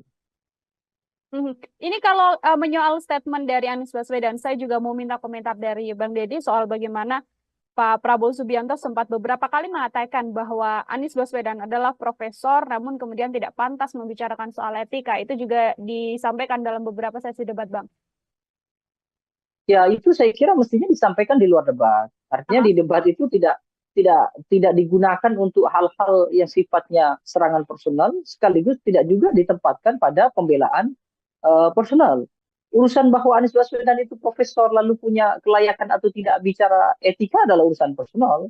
Sama seperti yang saya sampaikan tadi, bahwa urusan Prabowo itu punya tanah ribuan hektar, itu juga urusan personal. Tetapi saya kira dalam debat itu kan setidaknya mereka harus pandai mensiasati. Hmm. Apakah kemudian serangan personal atau argumentasi personal itu bisa menguntungkan atau tidak dalam hal elektoral? Tetapi lebih banyak justru memang Prabowo terpancing. Dalam artian terpancing itu, Prabowo menanggapi hal-hal yang sifatnya personal justru tidak mengarah pada kepentingan nasional kita. Ya termasuk tadi bagaimana kemudian Prabowo mengatakan, ya Anies Baswedan tidak layak bicara etik, bahkan dia seorang profesor. Itu memang dalam ranah yang non politis gitu ya. Itu tidak sama-sama tidak pantas ya gitu. Tapi dalam uraian politis, saya kira dua-duanya juga punya basis rujukan. Prabowo ingin mengedepankan kepada tim ses, pada loyalisnya, bahwa dia juga punya serangan terhadap Anies Baswedan. Bahwa Anies Baswedan dengan semua statementnya itu adalah tidak benar. Jadi kira-kira begitu. Itu hal yang lumrah saja, kira-kira begitu. Tapi memang disayangkan karena kemudian durasi debat itu menjadi habis hanya untuk hal-hal yang sifatnya pembelaan itu tadi begitu. Oke, secara substansi kemudian paparan dari debat ini tidak bisa tersampaikan dengan lebih gamblang karena adanya hal-hal Betul, personal yang kemudian dipaparkan juga. Ini kita betul. singgung soal bagaimana paslon 03. Bang Deddy, ini Pak Ganjar Pranowo. Ini kan kalau secara perdebatan begitu ya, serangan kan memang banyak sekali dilancarkan oleh 01 kepada 02. Ini kalau dari gagasan Pak Ganjar Pranowo sendiri, mampukah kemudian Ganjar Pranowo yang posisinya berada di tengah begitu ya, ini kemudian bisa memaksimalkan gagasan-gagasan yang disampaikannya untuk kemudian tidak membawa isu-isu di luar substansi dalam debat semalam? Ganjar Pranowo ini sebenarnya cukup menarik ya, karena lebih banyak gitu ya. Kalau kita perhatikan bahkan dari debat pertama saja, Ganjar itu sering melakukan atau sering menyajikan statement yang memantik gitu ya. Tetapi yang dia pantik itu justru nanti akan menjadi perdebatan antara Prabowo dengan Anies Baswedan. Sehingga posisi Ganjar Pranowo ini menguntungkan kedua belah pihak. Satu sisi menguntungkan Anies karena Anies punya punya sambutan materi yang disinggung atau dibuka oleh Ganjar. Prabowo pun demikian. Prabowo pun punya materi yang kira-kira itu bisa menjadikan sebagai acuan pembelaan. Makanya Prabowo lebih sering bicara tentang saya banyak sependapat misalnya dengan Pak Ganjar, tetapi tidak dengan Anies Baswedan. Itu bahkan diulang-ulang. Sementara dengan kondisi itu Ganjar menjadi tidak fokus dengan gagasannya sendiri. Nah saya kira ini juga ada beberapa aspek ya. Mungkin yang pertama misalnya Ganjar minim tokoh-tokoh di belakangnya dari latar belakang militer. Meskipun Panglima TNI ada di sana, ya Andika Perkasa misalnya. Tapi mungkin yang memberikan masukan dan segala macam terhadap Ganjar dalam hal-hal pertahanan itu sepertinya minim. Sehingga Ganjar banyak menyampaikan hal-hal yang justru itu berdasarkan pengalamannya dia sendiri, bukan berdasarkan rumusan dari tim sukses sebagaimana yang disampaikan oleh Anies Baswedan. Anies Baswedan kan terkesan menyampaikan yang sebenarnya tidak dia sampaikan dalam hal pengalaman, tapi dia menyampaikan dalam hal wacana dan juga gagasan, dan itu besar kemungkinan dari tim sukses. Sementara Ganjar tidak demikian. Bahkan kita kesulitan mencari fokus apa yang sebetulnya mau dilakukan oleh Ganjar Pranowo. Karena Ganjar Pranowo lebih banyak melakukan elaborasi. Apa yang sudah disampaikan Prabowo, kemudian dia ulas. Apa yang disampaikan oleh Anies, dia ulas. Meskipun beberapa kali Ganjar juga melakukan kontra ya, artinya dia mengoreksi apa yang ada di Pak Prabowo dan dia juga mengoreksi yang ada di Anies Baswedan. Nah situasi ini saya kira membuat Ganjar terjebak dalam artian dia seolah-olah tidak memiliki kawan, dia seolah-olah tidak memiliki supplier informasi yang cukup andal dan bisa dijadikan sebagai rujukan dalam debat. Atau yang kedua, Ganjar terjebak karena situasinya memang sulit. Satu sisi bahwa Ganjar pada dasarnya kan dia dekat dengan kubu Prabowo. Misalnya bagaimana banyak kubu Prabowo itu yang sebetulnya awalnya adalah dekat dengan Ganjar. Misalnya termasuk presiden misalnya. Tapi tiba-tiba sekarang Ganjar harus punya ceruk sendiri. Dan itulah yang membuat dia kesulitan menempatkan atau menentukan tema debat yang cocok untuk para pendukungnya. Kalau Anies kan jelas, Anies akan menempatkan statementnya dia itu untuk yang kira-kira menjadikan materi semakin loyal dan semakin solidnya kelompok yang kontra terhadap pemerintah, termasuk kontra terhadap Prabowo. Prabowo akan bicara hal-hal yang sifatnya itu membangun soliditas di antara mereka atau yang pro terhadap pemerintah. Nah, Ganjar di mana? Ganjar mau bicara soal dukungan terhadap pertahanan yang sekarang, faktanya dia berbeda. Nah, Ganjar kesulitan. Ganjar mau bicara soal dukungan terhadap pemerintah sekarang, sementara dia tertinggal dengan Prabowo. Dia mau mengkritik dengan keras apa yang sudah dilakukan pemerintah, itu juga tertinggal dengan Anies Baswedan. Sehingga Ganjar tidak cukup berani untuk keluar dari zona yang cukup sempit itu tadi. Saya rasa itu yang bisa dibaca dari aktivitas Ganjar dalam debat. Oke, terjebak dalam momentum dan juga positioning dari paslon 03 itu sendiri, seperti itu Bang Deddy ya. Dua pertanyaan terakhir dari saya sebelum nanti closing statement, ini saya mau minta komentar Bang Deddy, karena ada juga di akhir debat momen yang menarik ketika Prabowo Subianto hanya menyalami Ganjar Pranowo, tidak menyalami Anies Baswedan. Sudah diklarifikasi oleh masing-masing pihak karena Prabowo merasa ini sudah senior, jadi harusnya Anies yang mendatangi beliau begitu. Tapi dari sisi Pak Anies Baswedan kemudian mengatakan sudah mencari, namun kemudian tidak bertemu dengan Prabowo Subianto. Ini murni karena memang adanya kesalahpahaman untuk tidak bisa saling bertemu dan bersalaman, atau ada hal lain yang kemudian bisa dibaca dari ini, Bang? Ya, saya kira memang seharusnya mereka meluangkan waktu ya. Artinya semua kandidat meluangkan waktu begitu usai harus merapat ke posisi tengah, saya kira begitu. Saya kira tidak bijak juga ketika Prabowo mengatakan bahwa dia lebih senior, seharusnya Anies Baswedan mendatangi. Anies pun saya kira juga tetap tidak bijak. Kenapa? Karena dia juga tidak cekatan untuk menghampiri Pak Prabowo kan. Artinya Anies juga terlihat terlalu santai berada di podium, kemudian dia lebih dulu dihampiri oleh cawapres Mahfud MD, kemudian juga tim dari Anies Baswedan begitu ya. Dengan kondisi itu kan juga tidak mungkin Prabowo Subianto kemudian menunggu lama begitu kira-kira. Kecuali memang panitia sejak awal sudah melakukan briefing bahwa begitu selesai debat seharusnya semuanya ngumpul di tengah, kira-kira gitu. Jadi dua hal lah saya kira. Satu sisi secara teknis memang tidak kebetulan memungkinkan untuk tidak salaman gitu ya, bukan sesuatu yang disengaja gitu ya. Karena mungkin Anies juga menghampiri orang yang terdekat dulu dan posisi dengan Prabowo cukup jauh. Prabowo Subiantonya juga saya kira juga begitu dia usai salaman dengan Ganjar, lalu kemudian langsung dihampiri oleh para tim sukses mereka gitu. Nah, sisi lain saya kira dua-duanya seharusnya tidak melakukan itu. Kenapa? Karena Prabowo sebagai kesatria, usai perdebatan, seharusnya ketiga-tiganya harus merapat pada satu titik temu yang harusnya dilakukan. Saya rasa itu saja. Oke, baik Bang Deddy. Terakhir tadi saya Bang, kalau bisa kemudian memberikan koreksi begitu ya, untuk karena masih ada satu momen debat lagi calon presiden begitu. Dari ketiga kandidat, ada Pak Anies Baswedan, Prabowo Subianto, dan juga Pak Ganjar Pranowo. Hal apa yang kemudian harus diperbaiki untuk debat pendatang? Ya, saya kira debat itu seharusnya bicara hal-hal yang substansial gitu ya. Seharusnya mereka bertiga tidak tergoda untuk melakukan kritik, apalagi mencari kekeliruan gitu ya, mencari kesalahan-kesalahan masing-masing kandidat secara personal. Itu saya kira urusannya adalah urusan privat. Akan lebih baik kalau mereka bicara soal apa yang sudah dilakukan dan apa yang akan dilakukan untuk negara. Boleh saja melakukan kritik terhadap Pak Prabowo karena Pak Prabowo sudah berada di pemerintahan, tapi kritik itu harus ditujukan pada urusan-urusan yang nasional, urusan-urusan yang substantif, bukan urusan-urusan yang pribadi. Begitu juga di antara Prabowo dengan Anies, Ganjar dengan Anies, Ganjar dengan.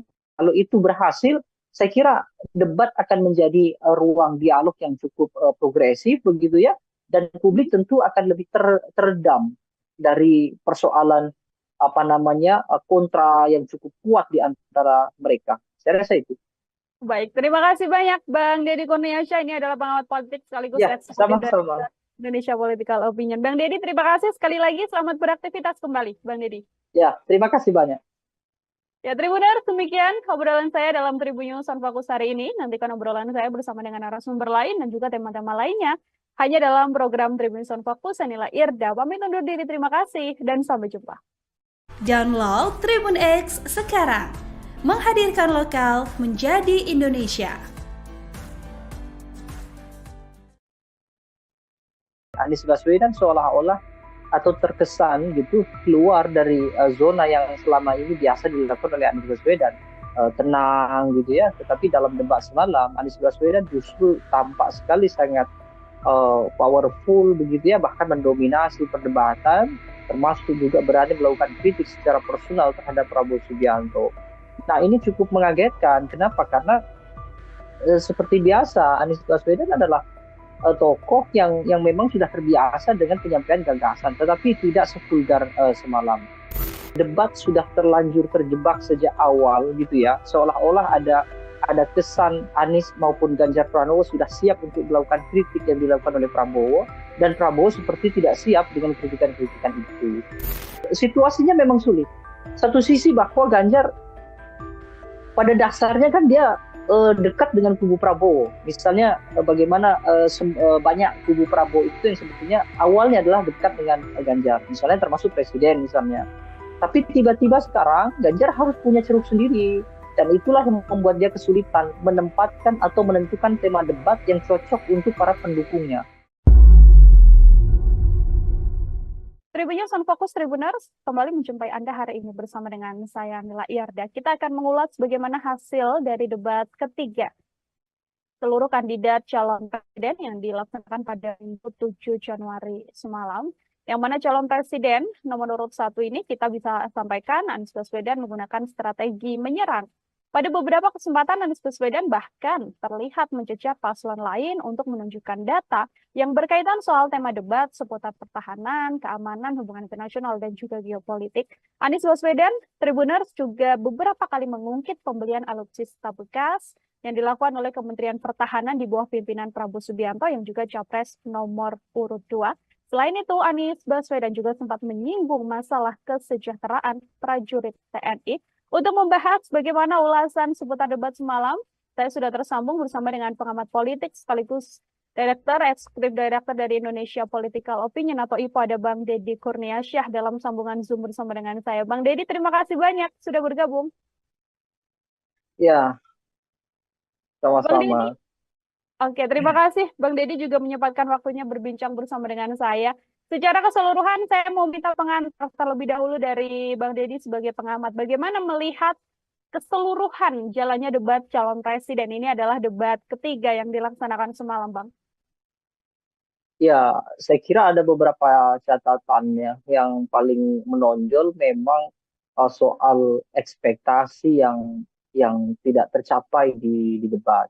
Misalnya sebagian besar gitu ya, mungkin mengekspektasikan bahwa Anies Baswedan akan melakukan serangkaian penyampaian gagasan, termasuk juga perdebatan yang tidak terlalu menonjol dalam hal kritik begitu ya terhadap Prabowo Subianto maupun terhadap Ganjar Pranowo.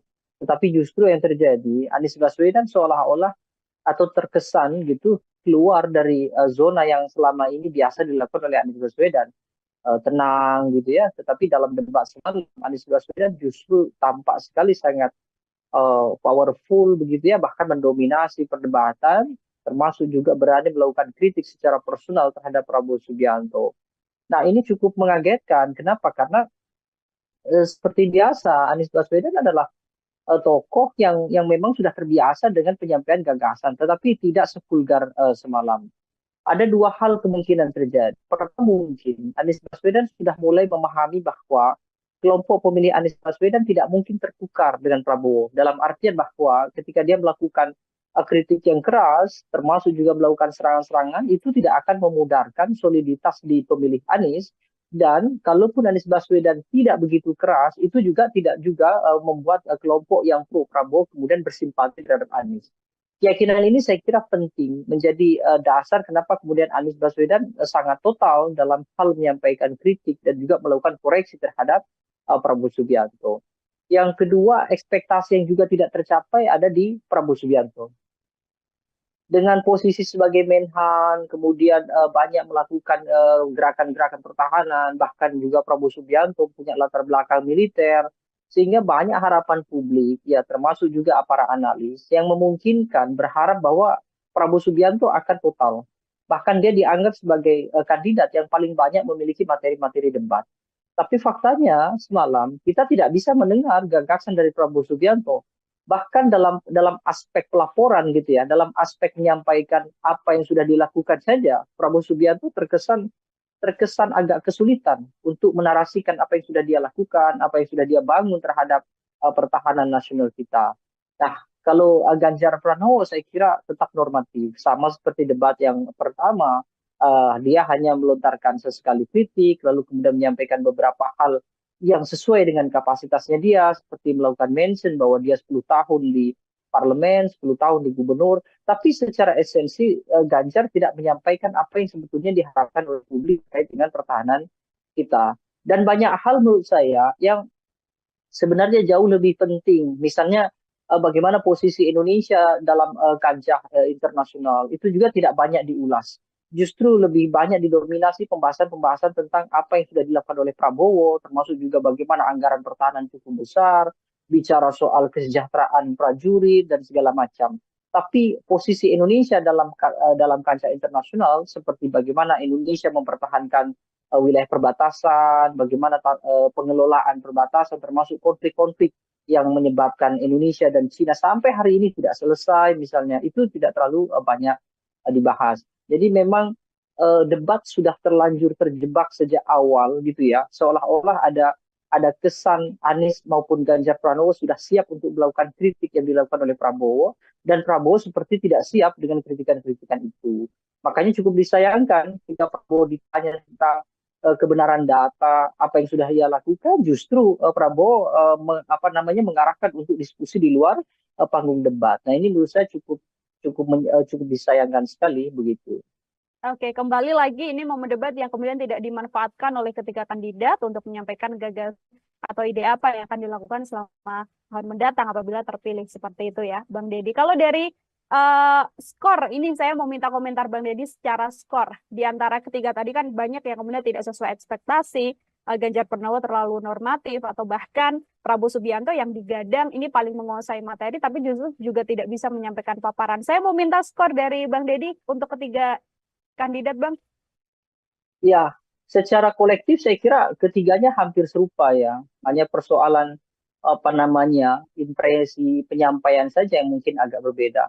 Kalau dari substansi, saya kira ketiga-tiganya layak mendapatkan angka di 65 untuk Prabowo Subianto, lalu 75 untuk Ganjar dan Anies Baswedan. Tetapi angka itu saya kira kan bukan sesuatu yang substansial. Kenapa? Karena seharusnya ada hal-hal yang esensial yang mestinya mereka bisa kemukakan begitu. Karena meskipun pertahanan ini tidak berdampak secara langsung terhadap publik, tapi pertahanan itu jelas dalam jangka panjang akan berdampak terhadap kondisi masyarakat kita. Meskipun memang pembahasan tadi malam itu akan lebih banyak berkaitan dengan hal-hal yang justru dalam negeri, bukan berkaitan dengan keseluruhan tema kolektif. Tema kolektif kan selain pertahanan ada misalnya international relations, misalnya bagaimana geopolitik. Nah sayangnya itu justru tidak banyak muncul, kecuali hanya dalam mention-mention contoh. Sementara mention contoh itu justru bukan pembahasan yang seharusnya diperdebatkan, itu hanya mention sedikit saja untuk sekedar untuk memberikan ilustrasi. Kalau dari sisi performance, saya kira tetaplah Anies harus diakui bahwa dia punya kepiawaian dalam performance debat. Termasuk juga Ganjar Pranowo saya kira juga cukup baik. Kalau dinilai mungkin akan sama juga. Anies mungkin di 75 dalam performance, lalu Ganjar Pranowo 70, Prabowo Subianto di 60 mungkin ya. Tapi sekali lagi penilaian performance juga tidak berdampak apa-apa, karena kita harus memahami kan Prabowo Subianto misalnya dengan usia yang senior mungkin juga tidak bisa lagi mengingat banyak data, tidak bisa mengingat lagi banyak gagasan, kecuali hanya mengikuti alur perdebatan yang ditanyakan atau disanggah atau dinyatakan oleh Anies ataupun oleh Ganjar. Kira-kira begitu. Anies misalnya kalau kemudian terlihat lebih ekspresif, ya salah satunya karena memang beliau adalah intelektual. Jadi tentu materi-materi semacam semacam tema debat itu tentu beliau sudah menyiapkan jauh-jauh hari. Jadi bukan sesuatu yang istimewa juga karena itu sudah menjadi bagian dari keseharian Anies Baswedan.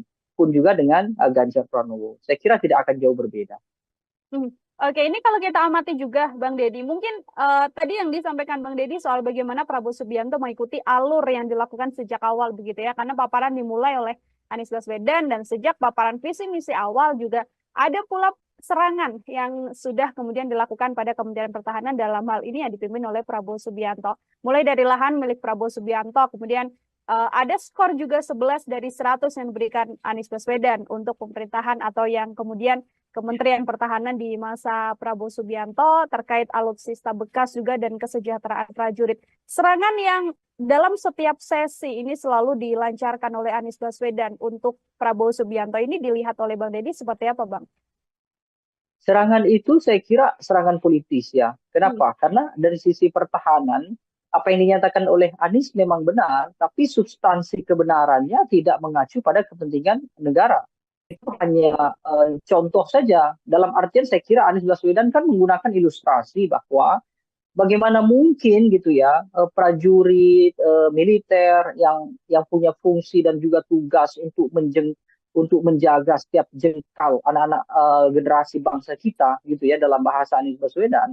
Tetapi mereka harus memikirkan juga urusan keluarga mereka yang secara ekonomi kurang, tidak memiliki tempat tinggal misalnya, atau mungkin gaji dari negara juga tidak cukup untuk membuat kehidupan prajurit dalam artian layak sebagaimana kelompok masyarakat sipil biasa, kira-kira begitu. Sehingga Anies memberikan analogi ketika mereka kesulitan secara ekonomi, sementara bebannya begitu besar menjaga bangsa dan negara kita, lalu tiba-tiba seorang menterinya adalah orang yang sangat kaya raya, bahkan memiliki lahan yang ini diilustrasikan sebagai kontra dari prajurit yang tidak punya rumah kan, bahwa Prabowo punya sekian ribu hektar kira-kira itu. Nah, yang jadi masalah justru Prabowo Subianto mengoreksi itu.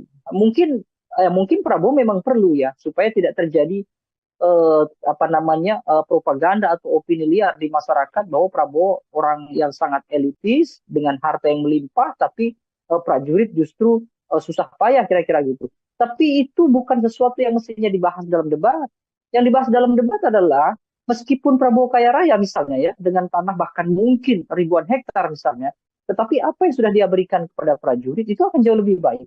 Tetapi sayangnya Prabowo tidak, hemat saya mungkin beliau tidak fokus ya dalam artian tidak fokus membahas apa yang sudah dilakukan terhadap prajurit, justru beliau lebih fokus dan tertarik untuk membantah data yang disampaikan oleh Anies Baswedan. Ya, statement Anies Baswedan terhadap Prabowo Subianto soal kepemilikan harta yang melimpah di Prabowo Subianto itu kan hanya ilustrasi saja.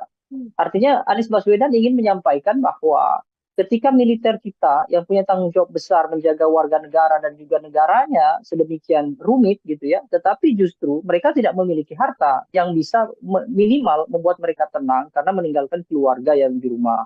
Bahkan tempat tinggal pun mereka tidak punya. Sehingga Anies menganalogikan bagaimana mungkin seorang prajurit yang rumah saja tidak punya, tetapi pimpinan tertingginya dalam hal ini adalah Menhan, itu adalah orang yang sangat kaya raya dengan lahan yang sangat luas kira-kira itu. Nah, seharusnya Prabowo tidak perlu menanggapi itu. Kenapa? Karena itu tidak substansial untuk kepentingan negara kita. Prabowo akan jauh lebih krusial dan penting justru menanggapi bahwa meskipun dia kaya raya, tetapi dia sudah berbuat banyak terhadap prajurit. Kan akhirnya tidak terjawab juga. Artinya Prabowo juga secara tidak langsung justru membenarkan apa yang disampaikan oleh Anies, bahwa prajurit kita memang tidak memiliki tempat tinggal, prajurit kita kekurangan secara ekonomi, dan itu menjadi poin bagi Anies Baswedan, sehingga dia menawarkan bahwa ketika dia nanti diberikan amanat secara nasional memimpin negara ini, dia akan sejahterakan para prajurit itu dengan kondisi sekarang yang prajurit-prajurit itu tidak sejahtera. Jadi statement Anies Baswedan jelas politis, bukan untuk mengungkap apa gagasan dia dalam hal membangun kekuatan militer yang besar, tetapi ini hanya murni untuk hal-hal yang sifatnya populis, untuk menarik publik supaya elektabilitas meningkat. Dan dari sisi politik saya kira itu tepat. Artinya Anies tidak keliru, karena memang debat kandidat kan sekurang-kurangnya harus bisa berdampak pada dua hal. Satu, berdampak pada pengetahuan publik tentang gagasan. Yang kedua, berdampak secara elektoral. Saya kira itu. Oke, ini juga kemudian menyoal dampak, bisa berdampak juga pada elektoral dengan serangan Anies Baswedan soal kinerja dari Prabowo Subianto yang juga saat ini menjabat sebagai Menteri Pertahanan. Lalu bagaimana kemudian kita melihat publik tertarik simpatinya untuk kemudian merasa bahwa Prabowo Subianto ini terlalu diserang selama debat, karena ini juga menjadi salah satu bahasan yang juga cukup ramai di media sosial, Bang Deddy. Ya, saya kira serang menyerang itu kan hanya agitasi biasa. Dan kalau ketika orang melakukan klaim, misalnya Prabowo di roasting begitu ya, Prabowo diserang oleh Ganjar maupun Anies, itu bukan serangan yang benar gitu. Dalam artian bahwa ya debat memang harusnya begitu. Ketika Prabowo Subianto siap memberikan jawaban-jawaban yang taktis gitu ya, kemudian Prabowo juga siap dengan argumentasi yang memang sudah disiapkan oleh timnya, maka kan tidak bisa Prabowo dianggap diserang. Prabowo dianggap diserang karena memang dia tidak bisa mengembalikan argumentasi dari Ganjar, tidak bisa memberikan argumentasi sanggahan untuk Anies Baswedan. Maka kemudian para propagandator semuanya, para pembangun opini, termasuk tim sukses, maka mereka menggunakanlah istilah-istilah bahwa Prabowo itu diserang. Saya kira itu biasa saja dalam tataran strategi komunikasi politik, itu biasa. Membangun agitasi seolah-olah kita ditindas, seolah-olah kita direndahkan dan segala macam gitu ya. Tapi faktanya debat kandidat itu memang untuk mempertahankan argumentasi. Kalau kemudian Anies Baswedan tidak melakukan tekanan terhadap Prabowo Subianto, lalu apa namanya? Itu hanya dialog kan gitu. Sementara mereka bertiga ini dipertaruhkan oleh lebih dari 170 juta mengacu pada pemilih di 2019. Kalaupun ada peningkatan, mungkin akan sedikit peningkatan. Sehingga mereka memang perlu harus saling mengedepankan argumentasi dan sebisa mungkin memang menjatuhkan argumentasi lawan. Supaya apa? Supaya publik bisa menerka bahwa mana argumentasi yang paling rasional dan paling mungkin untuk dijadikan sandaran untuk dipilih atau tidak, kan begitu. Ini kalau menyoal statement dari Anies Baswedan, saya juga mau minta komentar dari Bang Deddy soal bagaimana Pak Prabowo Subianto sempat beberapa kali mengatakan bahwa Anies Baswedan adalah profesor, namun kemudian tidak pantas membicarakan soal etika. Itu juga disampaikan dalam beberapa sesi debat, Bang. Ya itu saya kira mestinya disampaikan di luar debat. Artinya di debat itu tidak digunakan untuk hal-hal yang sifatnya serangan personal, sekaligus tidak juga ditempatkan pada pembelaan personal. Urusan bahwa Anies Baswedan itu profesor lalu punya kelayakan atau tidak bicara etika adalah urusan personal. Sama seperti yang saya sampaikan tadi, bahwa urusan Prabowo itu punya tanah ribuan hektar, itu juga urusan personal. Tetapi saya kira dalam debat itu kan setidaknya mereka harus pandai mensiasati. Apakah kemudian serangan personal atau argumentasi personal itu bisa menguntungkan atau tidak dalam hal elektoral? Tetapi lebih banyak justru memang Prabowo terpancing. Dalam artian terpancing itu Prabowo menanggapi hal-hal yang sifatnya personal justru tidak mengarah pada kepentingan nasional kita. Ya termasuk tadi bagaimana kemudian Prabowo mengatakan ya Anies Baswedan tidak layak bicara etik, bahkan dia seorang profesor. Itu memang dalam ranah yang non politis gitu ya. Itu tidak sama-sama tidak pantas ya gitu. Tapi dalam uraian politis, saya kira dua-duanya juga punya basis rujukan. Prabowo ingin mengedepankan kepada tim ses, kepada loyalisnya, bahwa dia juga punya serangan terhadap Anies Baswedan. Bahwa Anies Baswedan dengan semua statementnya itu adalah tidak benar. Kira-kira begitu. Itu hal yang lumrah saja, kira-kira begitu. Tapi memang disayangkan karena kemudian durasi debat itu menjadi habis hanya untuk hal-hal yang sifatnya pembelaan itu tadi begitu. Oke, secara substansi kemudian paparan dari debat ini tidak bisa tersampaikan dengan lebih gamblang karena adanya hal-hal personal yang kemudian dipaparkan juga. Ini kita singgung soal bagaimana paslon 03, Bang Deddy, ini Pak Ganjar Pranowo. Ini kan kalau secara perdebatan begitu ya, serangan kan memang banyak sekali dilancarkan oleh 01 kepada 02. Ini kalau dari gagasan Pak Ganjar Pranowo sendiri, mampukah kemudian Ganjar Pranowo yang posisinya berada di tengah begitu ya, ini kemudian bisa memaksimalkan gagasan-gagasan yang disampaikannya untuk kemudian tidak membawa isu-isu di luar substansi dalam debat semalam?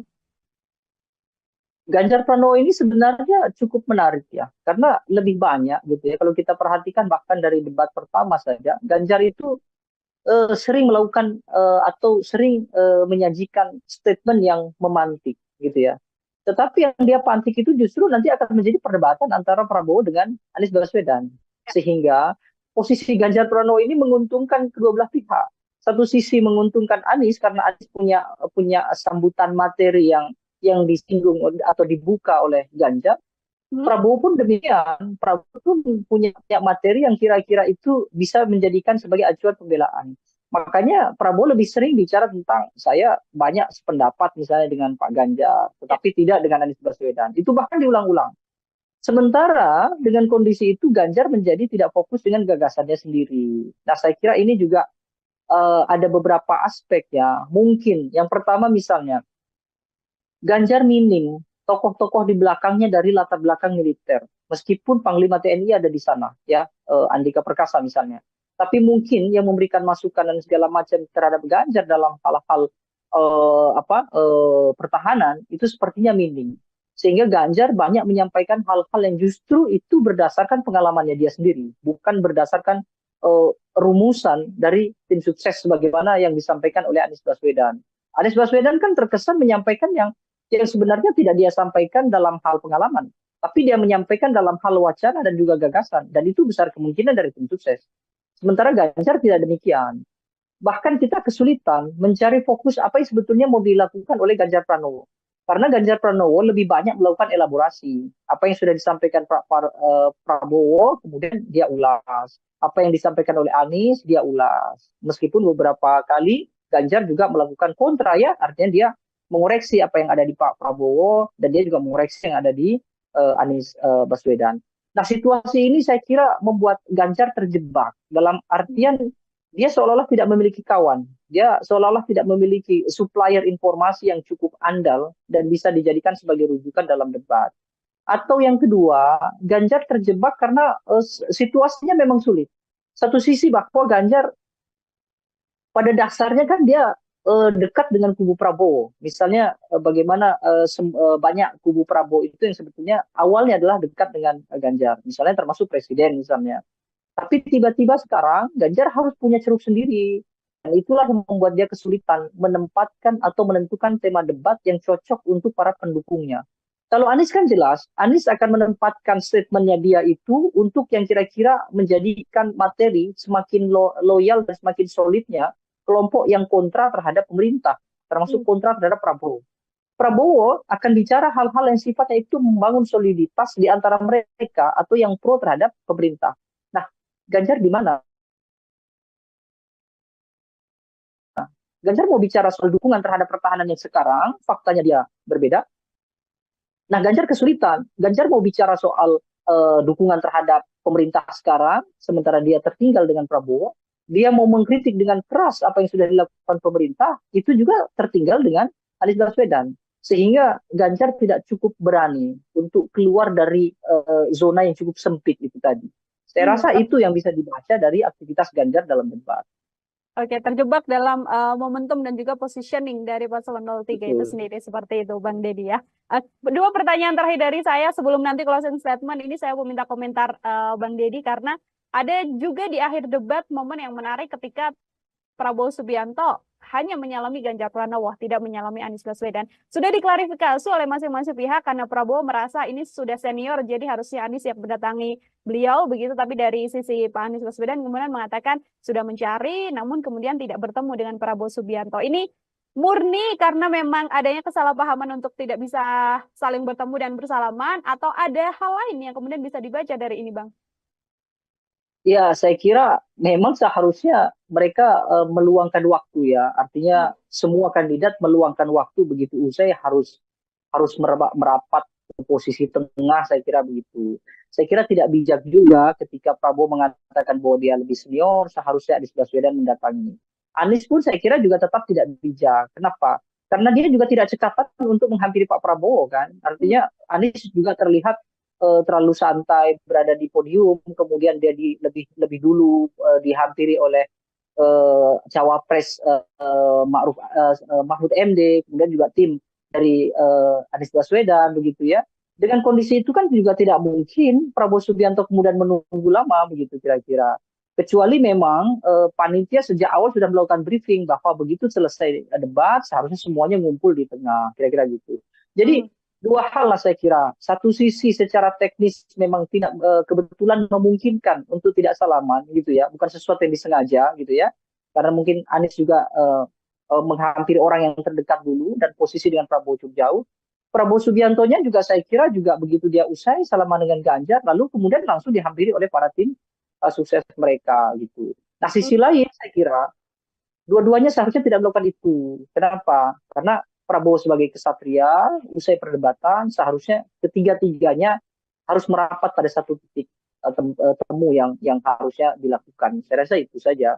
Oke, baik Bang Deddy. Terakhir dari saya Bang, kalau bisa kemudian memberikan koreksi begitu ya, untuk karena masih ada satu momen debat lagi calon presiden begitu. Dari ketiga kandidat, ada Pak Anies Baswedan, Prabowo Subianto, dan juga Pak Ganjar Pranowo. Hal apa yang kemudian harus diperbaiki untuk debat pendatang? Ya, saya kira debat itu seharusnya bicara hal-hal yang substansial gitu ya. Seharusnya mereka bertiga tidak tergoda untuk melakukan kritik, apalagi mencari kekeliruan gitu ya, mencari kesalahan-kesalahan masing-masing kandidat secara personal. Itu saya kira urusannya adalah urusan privat.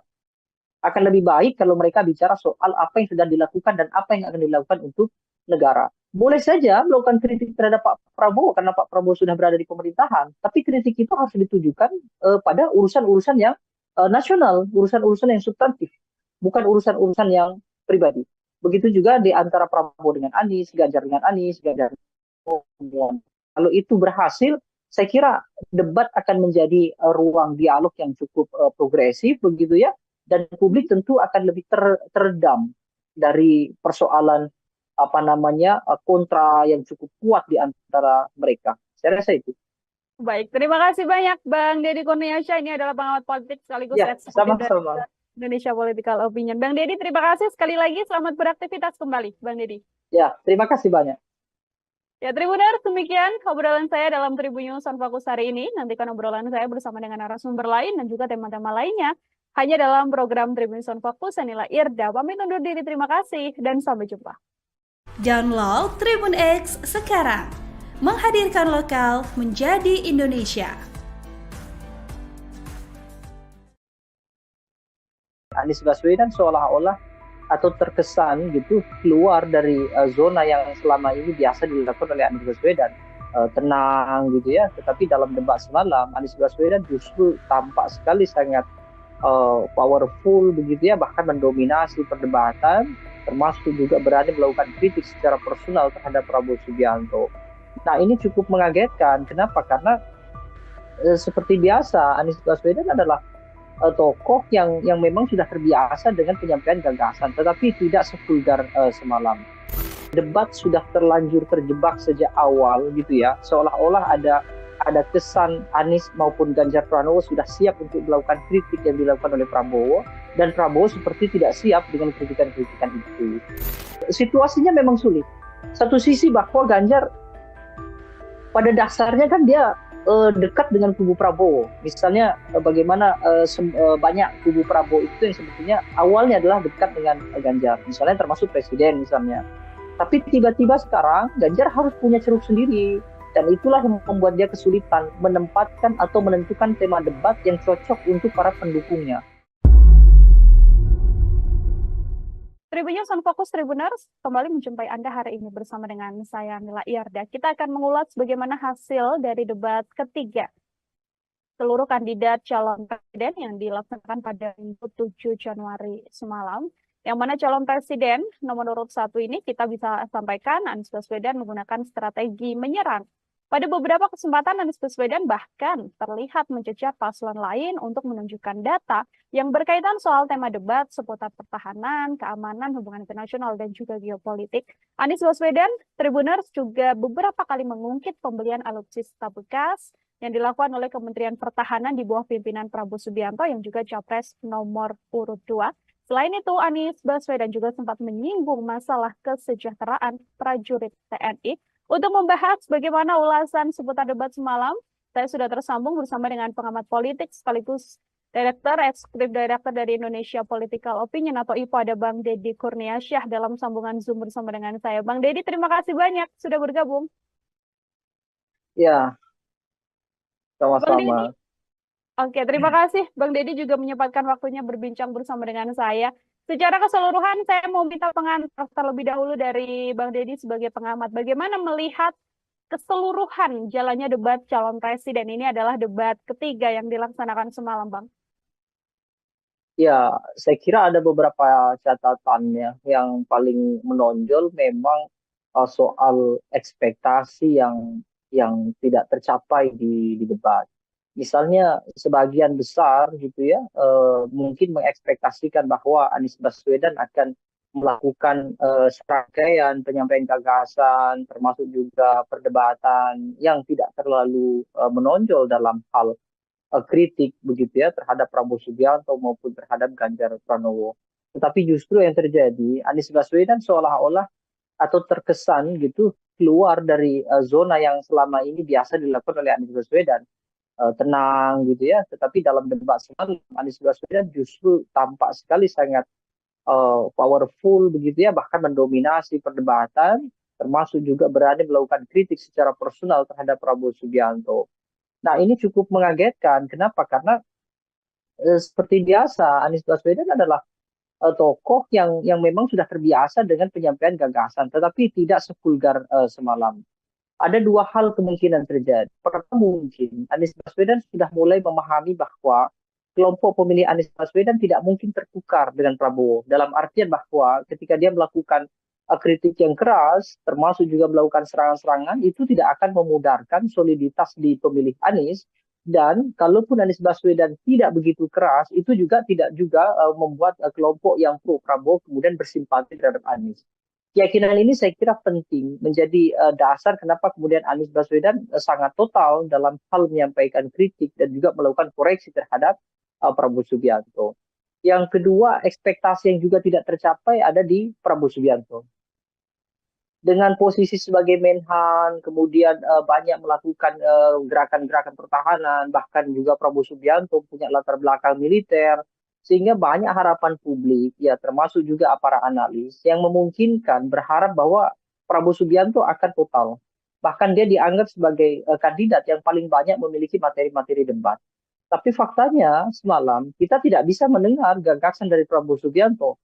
Bahkan dalam aspek pelaporan gitu ya, dalam aspek menyampaikan apa yang sudah dilakukan saja, Prabowo Subianto terkesan agak kesulitan untuk menarasikan apa yang sudah dia lakukan, apa yang sudah dia bangun terhadap pertahanan nasional kita.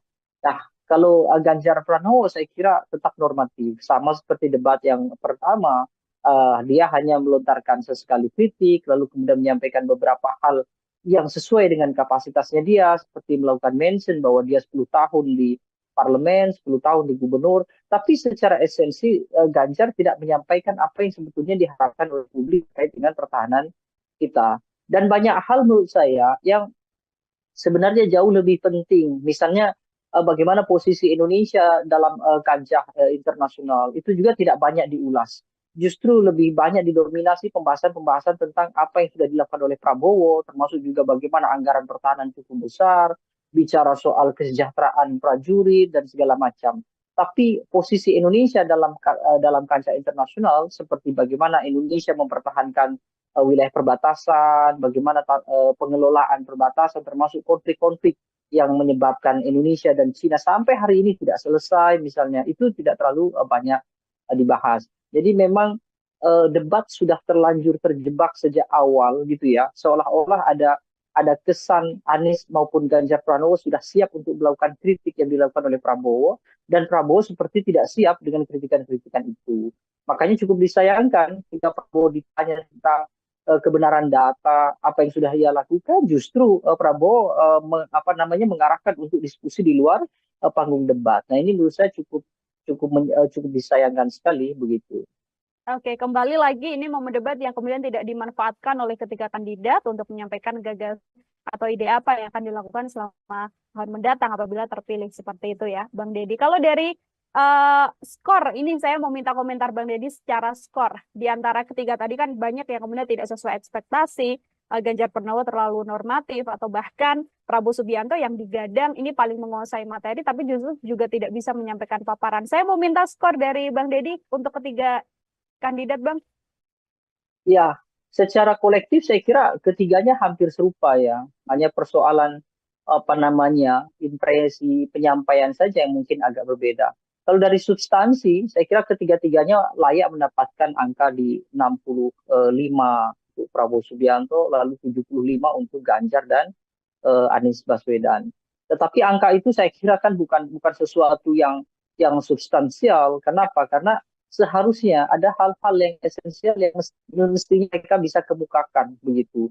Karena meskipun pertahanan ini tidak berdampak secara langsung terhadap publik, tapi pertahanan itu jelas dalam jangka panjang akan berdampak terhadap kondisi masyarakat kita. Meskipun memang pembahasan tadi malam itu akan lebih banyak berkaitan dengan hal-hal yang justru dalam negeri, bukan berkaitan dengan keseluruhan tema kolektif. Tema kolektif kan selain pertahanan ada misalnya international relations misalnya, bagaimana geopolitik. Nah sayangnya itu justru tidak banyak muncul, kecuali hanya dalam mention-mention contoh. Sementara mention contoh itu justru bukan pembahasan yang seharusnya diperdebatkan, itu hanya mention sedikit saja untuk sekedar untuk memberikan ilustrasi.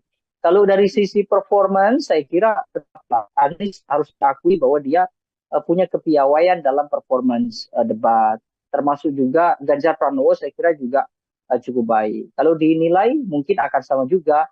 Anies mungkin di 75 dalam performance, lalu Ganjar Pranowo 70, Prabowo Subianto di 60 mungkin ya. Tapi sekali lagi penilaian performance juga tidak berdampak apa-apa karena kita harus memahami kan Prabowo Subianto misalnya dengan usia yang senior mungkin juga tidak bisa lagi mengingat banyak data, tidak bisa mengingat lagi banyak gagasan, kecuali hanya mengikuti alur perdebatan yang ditanyakan atau disanggah atau dinyatakan oleh Anies ataupun oleh Ganjar, kira-kira begitu. Anies misalnya kalau kemudian terlihat lebih ekspresif, ya salah satunya karena memang beliau adalah intelektual, jadi tentu materi-materi semacam tema debat itu tentu beliau sudah menyiapkan jauh-jauh hari, jadi bukan sesuatu yang istimewa juga karena itu sudah menjadi bagian dari keseharian Anies Baswedan. Pun juga dengan Ganjar Pranowo. Saya kira tidak akan jauh berbeda.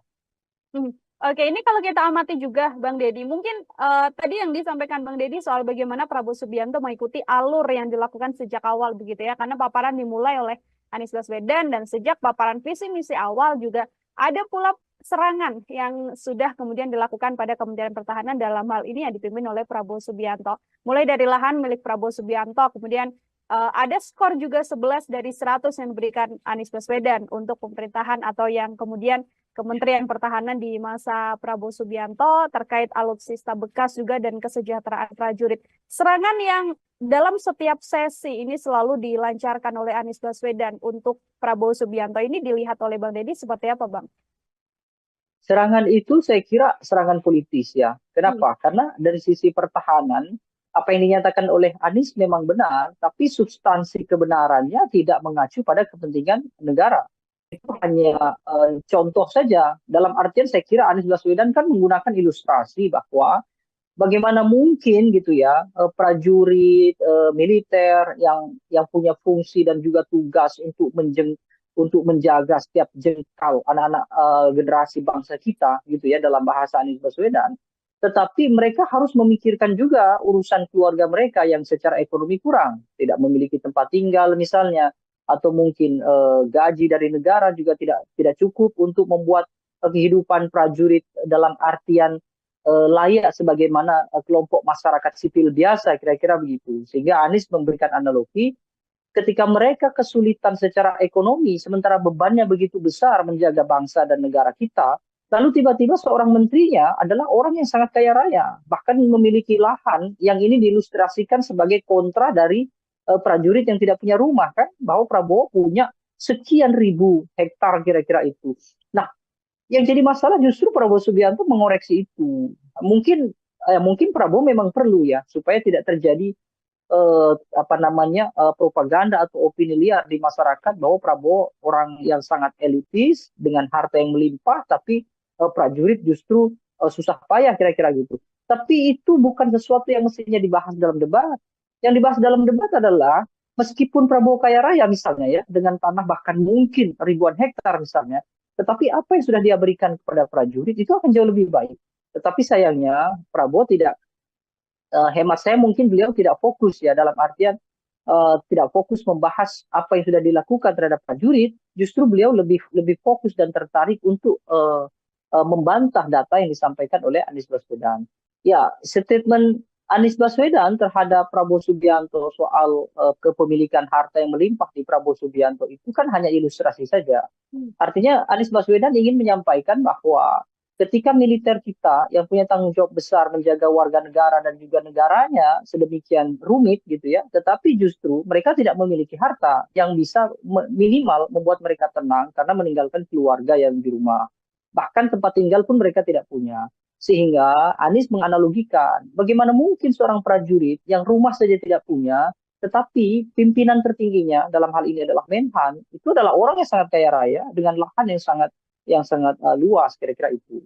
Nah, seharusnya Prabowo tidak perlu menanggapi itu. Kenapa? Karena itu tidak substansial untuk kepentingan negara kita. Prabowo akan jauh lebih krusial dan penting justru menanggapi bahwa meskipun dia kaya raya, tetapi dia sudah berbuat banyak terhadap prajurit. Kan akhirnya tidak terjawab juga. Artinya Prabowo juga secara tidak langsung justru membenarkan apa yang disampaikan oleh Anies, bahwa prajurit kita memang tidak memiliki tempat tinggal, prajurit kita kekurangan secara ekonomi, dan itu menjadi poin bagi Anies Baswedan, sehingga dia menawarkan bahwa ketika dia nanti diberikan amanat secara nasional memimpin negara ini, dia akan sejahterakan para prajurit itu dengan kondisi sekarang yang prajurit-prajurit itu tidak sejahtera. Jadi statement Anies Baswedan jelas politis, bukan untuk mengungkap apa gagasan dia dalam hal membangun kekuatan militer yang besar, tetapi ini hanya murni untuk hal-hal yang sifatnya populis, untuk menarik publik supaya elektabilitas meningkat. Dan dari sisi politik saya kira itu tepat. Artinya Anies tidak keliru, karena memang debat kandidat kan sekurang-kurangnya harus bisa berdampak pada dua hal. Satu, berdampak pada pengetahuan publik tentang gagasan. Yang kedua, berdampak secara elektoral. Saya kira itu.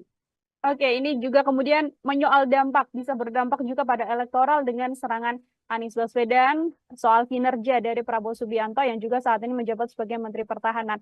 Lalu bagaimana kemudian kita melihat publik tertarik simpatinya untuk kemudian merasa bahwa Prabowo Subianto ini terlalu diserang selama debat, karena ini juga menjadi salah satu bahasan yang juga cukup ramai di media sosial, Bang Deddy.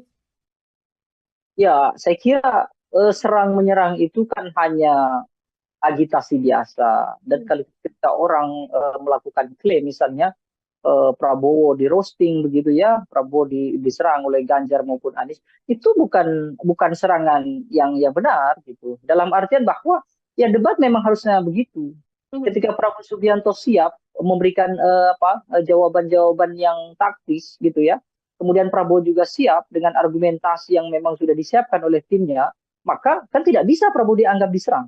Prabowo dianggap diserang karena memang dia tidak bisa mengembalikan argumentasi dari Ganjar, tidak bisa memberikan argumentasi sanggahan untuk Anies Baswedan. Maka kemudian para propagandator semuanya, para pembangun opini, termasuk tim sukses, maka mereka menggunakanlah istilah-istilah bahwa Prabowo itu diserang. Saya kira itu biasa saja dalam tataran strategi komunikasi politik, itu biasa. Membangun agitasi seolah-olah kita ditindas, seolah-olah kita direndahkan dan segala macam gitu ya.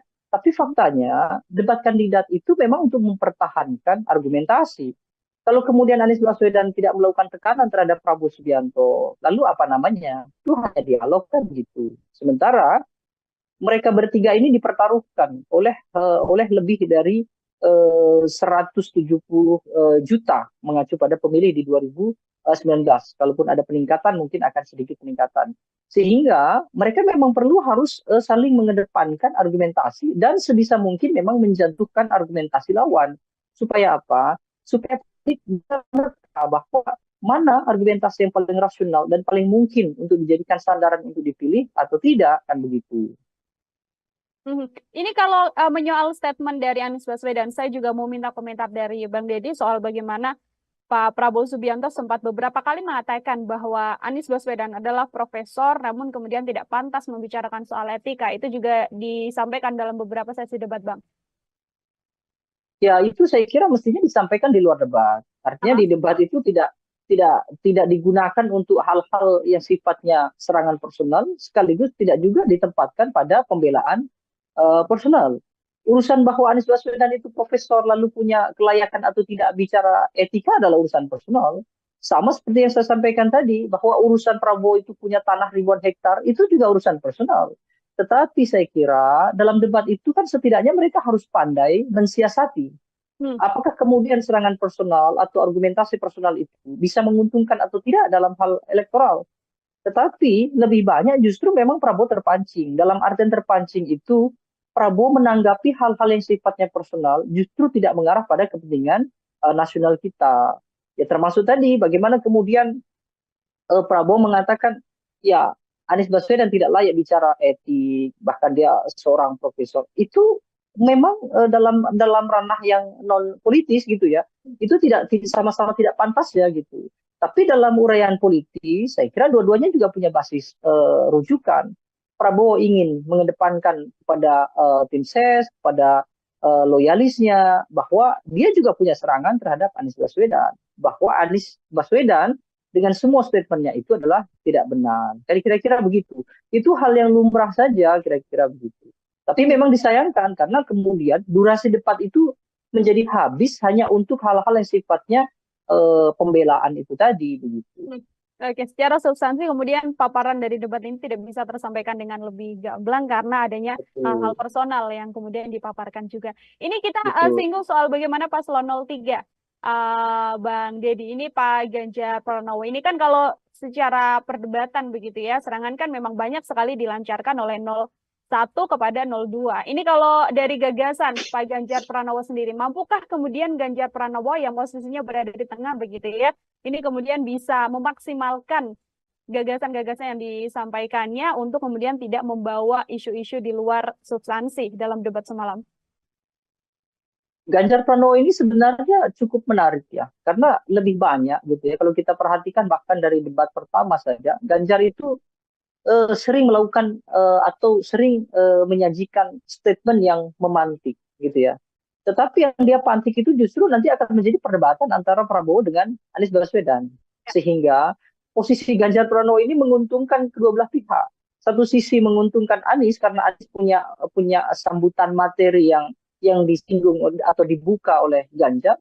Prabowo pun demikian. Prabowo pun punya materi yang kira-kira itu bisa menjadikan sebagai acuan pembelaan. Makanya Prabowo lebih sering bicara tentang saya banyak sependapat misalnya dengan Pak Ganjar, tetapi tidak dengan Anies Baswedan. Itu bahkan diulang-ulang. Sementara dengan kondisi itu Ganjar menjadi tidak fokus dengan gagasannya sendiri. Nah saya kira ini juga ada beberapa aspek ya. Mungkin yang pertama misalnya Ganjar minim tokoh-tokoh di belakangnya dari latar belakang militer. Meskipun Panglima TNI ada di sana, ya Andika Perkasa misalnya. Tapi mungkin yang memberikan masukan dan segala macam terhadap Ganjar dalam hal-hal pertahanan itu sepertinya minim. Sehingga Ganjar banyak menyampaikan hal-hal yang justru itu berdasarkan pengalamannya dia sendiri, bukan berdasarkan rumusan dari tim sukses sebagaimana yang disampaikan oleh Anies Baswedan.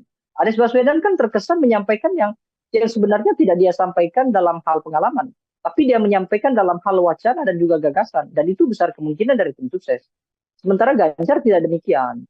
Bahkan kita kesulitan mencari fokus apa yang sebetulnya mau dilakukan oleh Ganjar Pranowo.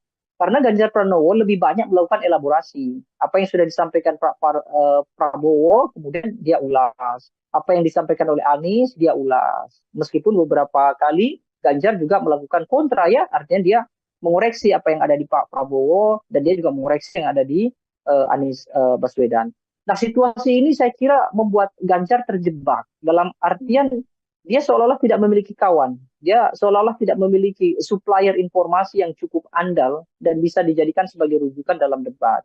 Atau yang kedua, Ganjar terjebak karena situasinya memang sulit. Satu sisi bahwa Ganjar pada dasarnya kan dia dekat dengan kubu Prabowo. Misalnya bagaimana banyak kubu Prabowo itu yang sebetulnya awalnya adalah dekat dengan Ganjar. Misalnya termasuk presiden misalnya. Tapi tiba-tiba sekarang Ganjar harus punya ceruk sendiri. Dan itulah yang membuat dia kesulitan menempatkan atau menentukan tema debat yang cocok untuk para pendukungnya. Kalau Anies kan jelas, Anies akan menempatkan statementnya dia itu untuk yang kira-kira menjadikan materi semakin loyal dan semakin solidnya kelompok yang kontra terhadap pemerintah, termasuk kontra terhadap Prabowo. Prabowo akan bicara hal-hal yang sifatnya itu membangun soliditas di antara mereka atau yang pro terhadap pemerintah. Nah, Ganjar di mana? Ganjar mau bicara soal dukungan terhadap pertahanan yang sekarang, faktanya dia berbeda. Nah, Ganjar kesulitan. Ganjar mau bicara soal dukungan terhadap pemerintah sekarang, sementara dia tertinggal dengan Prabowo. Dia mau mengkritik dengan keras apa yang sudah dilakukan pemerintah, itu juga tertinggal dengan Anies Baswedan. Sehingga Ganjar tidak cukup berani untuk keluar dari zona yang cukup sempit itu tadi. Saya rasa itu yang bisa dibaca dari aktivitas Ganjar dalam debat. Oke, terjebak dalam momentum dan juga positioning dari paslon 03 itu sendiri, seperti itu Bang Deddy ya.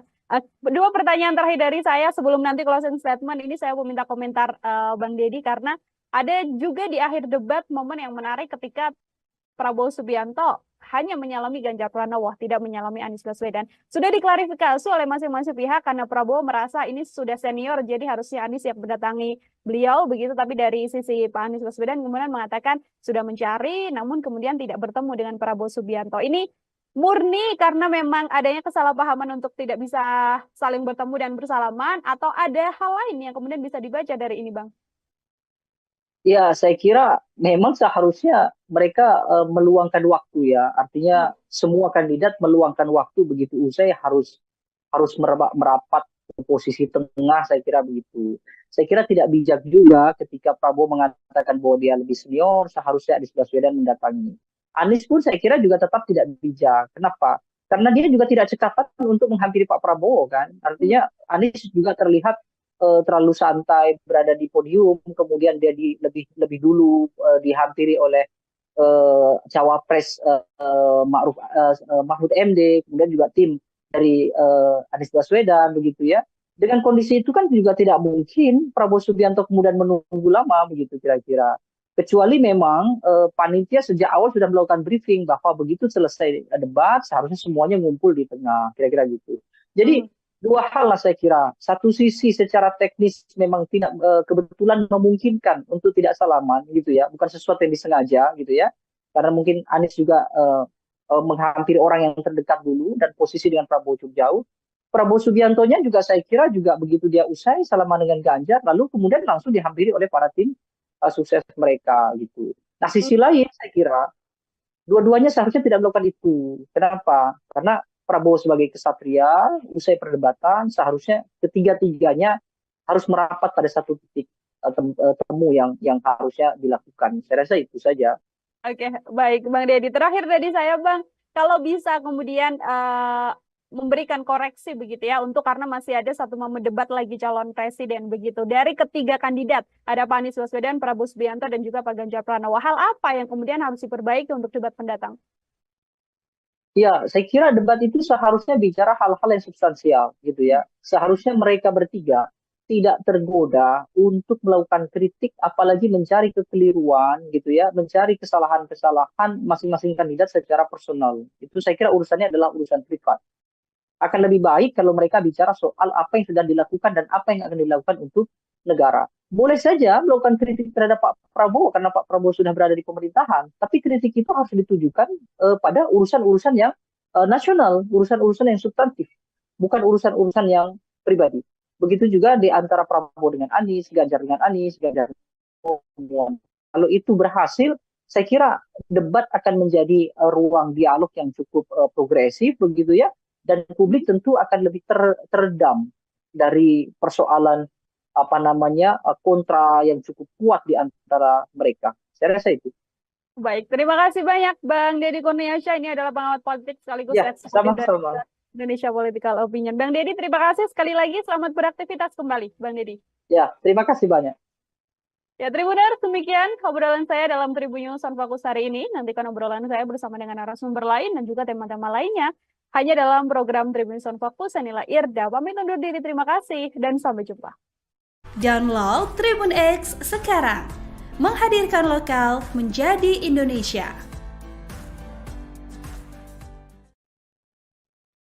Anies Baswedan seolah-olah atau terkesan gitu keluar dari zona yang selama ini biasa dilakukan oleh Anies Baswedan, tenang gitu ya. Tetapi dalam debat semalam Anies Baswedan justru tampak sekali sangat powerful begitu ya, bahkan mendominasi perdebatan, termasuk juga berani melakukan kritik secara personal terhadap Prabowo Subianto.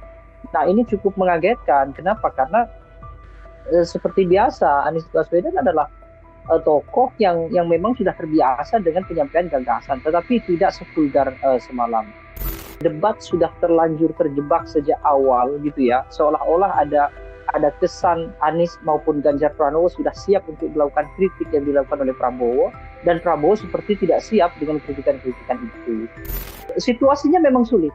Satu sisi bahwa Ganjar pada dasarnya kan dia dekat dengan kubu Prabowo. Misalnya bagaimana banyak kubu Prabowo itu yang sebetulnya awalnya adalah dekat dengan Ganjar. Misalnya termasuk presiden misalnya.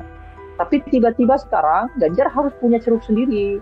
Dan itulah yang membuat dia kesulitan menempatkan atau menentukan tema debat yang cocok untuk para pendukungnya. Tribunnews on Fokus Tribuners kembali menjumpai Anda hari ini bersama dengan saya Mila Iyarda. Kita akan mengulas bagaimana hasil dari debat ketiga seluruh kandidat calon presiden yang dilaksanakan pada Minggu 7 Januari semalam. Yang mana calon presiden nomor urut 1 ini kita bisa sampaikan Anies Baswedan menggunakan strategi menyerang. Pada beberapa kesempatan Anies Baswedan bahkan terlihat mencecar paslon lain untuk menunjukkan data yang berkaitan soal tema debat seputar pertahanan, keamanan, hubungan internasional, dan juga geopolitik. Anies Baswedan, Tribuners juga beberapa kali mengungkit pembelian alutsista bekas yang dilakukan oleh Kementerian Pertahanan di bawah pimpinan Prabowo Subianto yang juga capres nomor urut 2. Selain itu, Anies Baswedan juga sempat menyinggung masalah kesejahteraan prajurit TNI. Untuk membahas bagaimana ulasan seputar debat semalam, saya sudah tersambung bersama dengan pengamat politik sekaligus Eksekutif Direktur dari Indonesia Political Opinion atau IPO, ada Bang Deddy Kurniasyah dalam sambungan Zoom bersama dengan saya. Bang Deddy, terima kasih banyak sudah bergabung. Ya, Bang Deddy, sama-sama. oke, terima kasih. Bang Deddy juga menyempatkan waktunya berbincang bersama dengan saya. Secara keseluruhan, saya mau minta pengantar terlebih dahulu dari Bang Deddy sebagai pengamat. Bagaimana melihat keseluruhan jalannya debat calon presiden? Ini adalah debat ketiga yang dilaksanakan semalam, Bang. Ya, saya kira ada beberapa catatannya. Yang paling menonjol memang soal ekspektasi yang tidak tercapai di debat. Misalnya sebagian besar gitu ya, mungkin mengekspektasikan bahwa Anies Baswedan akan melakukan serangkaian penyampaian gagasan, termasuk juga perdebatan yang tidak terlalu menonjol dalam hal kritik begitu ya terhadap Prabowo Subianto maupun terhadap Ganjar Pranowo. Tetapi justru yang terjadi, Anies Baswedan seolah-olah atau terkesan gitu keluar dari zona yang selama ini biasa dilakukan oleh Anies Baswedan. Tenang gitu ya, tetapi dalam debat semalam Anies Baswedan justru tampak sekali sangat powerful begitu ya, bahkan mendominasi perdebatan, termasuk juga berani melakukan kritik secara personal terhadap Prabowo Subianto. Nah, ini cukup mengagetkan. Kenapa? Karena seperti biasa Anies Baswedan adalah tokoh yang memang sudah terbiasa dengan penyampaian gagasan, tetapi tidak sevulgar semalam.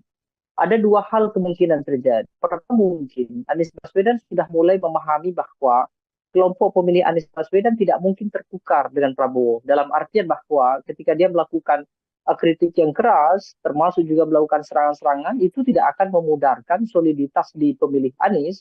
Dan kalaupun Anies Baswedan tidak begitu keras, itu juga tidak juga membuat kelompok yang pro Prabowo kemudian bersimpati terhadap Anies. Keyakinan ini saya kira penting menjadi dasar kenapa kemudian Anies Baswedan sangat total dalam hal menyampaikan kritik dan juga melakukan koreksi terhadap Prabowo Subianto. Yang kedua, ekspektasi yang juga tidak tercapai ada di Prabowo Subianto. Dengan posisi sebagai Menhan, kemudian banyak melakukan gerakan-gerakan pertahanan, bahkan juga Prabowo Subianto punya latar belakang militer, sehingga banyak harapan publik, ya termasuk juga para analis, yang memungkinkan berharap bahwa Prabowo Subianto akan total. Bahkan dia dianggap sebagai kandidat yang paling banyak memiliki materi-materi debat. Tapi faktanya semalam kita tidak bisa mendengar gagasan dari Prabowo Subianto. Bahkan dalam aspek pelaporan gitu ya, dalam aspek menyampaikan apa yang sudah dilakukan saja, Prabowo Subianto terkesan terkesan agak kesulitan untuk menarasikan apa yang sudah dia lakukan, apa yang sudah dia bangun terhadap pertahanan nasional kita.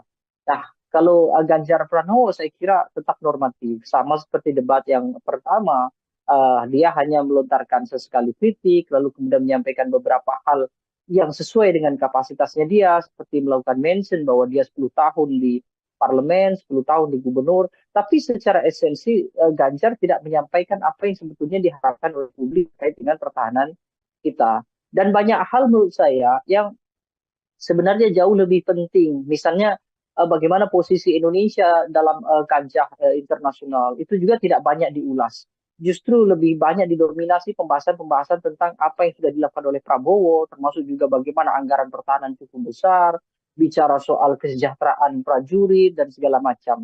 Tapi posisi Indonesia dalam kancah internasional seperti bagaimana Indonesia mempertahankan wilayah perbatasan, bagaimana pengelolaan perbatasan termasuk konflik-konflik yang menyebabkan Indonesia dan Cina sampai hari ini tidak selesai misalnya, itu tidak terlalu banyak dibahas. Jadi memang debat sudah terlanjur terjebak sejak awal gitu ya, seolah-olah ada kesan Anies maupun Ganjar Pranowo sudah siap untuk melakukan kritik yang dilakukan oleh Prabowo, dan Prabowo seperti tidak siap dengan kritikan-kritikan itu. Makanya cukup disayangkan jika Prabowo ditanya tentang kebenaran data, apa yang sudah ia lakukan, justru Prabowo mengarahkan untuk diskusi di luar panggung debat. Nah ini menurut saya cukup disayangkan sekali begitu. Oke, kembali lagi ini momen debat yang kemudian tidak dimanfaatkan oleh ketiga kandidat untuk menyampaikan gagasan atau ide apa yang akan dilakukan selama tahun mendatang apabila terpilih seperti itu ya, Bang Deddy. Kalau dari skor, ini saya mau minta komentar Bang Deddy secara skor. Di antara ketiga tadi kan banyak yang kemudian tidak sesuai ekspektasi, Ganjar Pranowo terlalu normatif, atau bahkan Prabowo Subianto yang digadang ini paling menguasai materi, tapi justru juga tidak bisa menyampaikan paparan. Saya mau minta skor dari Bang Deddy untuk ketiga kandidat, Bang. Ya, secara kolektif saya kira ketiganya hampir serupa ya. Hanya persoalan impresi penyampaian saja yang mungkin agak berbeda. Kalau dari substansi, saya kira ketiga-tiganya layak mendapatkan angka di 65 untuk Prabowo Subianto, lalu 75 untuk Ganjar dan Anies Baswedan. Tetapi angka itu saya kira kan bukan sesuatu yang substansial. Kenapa? Karena seharusnya ada hal-hal yang esensial yang mestinya mereka bisa kemukakan begitu.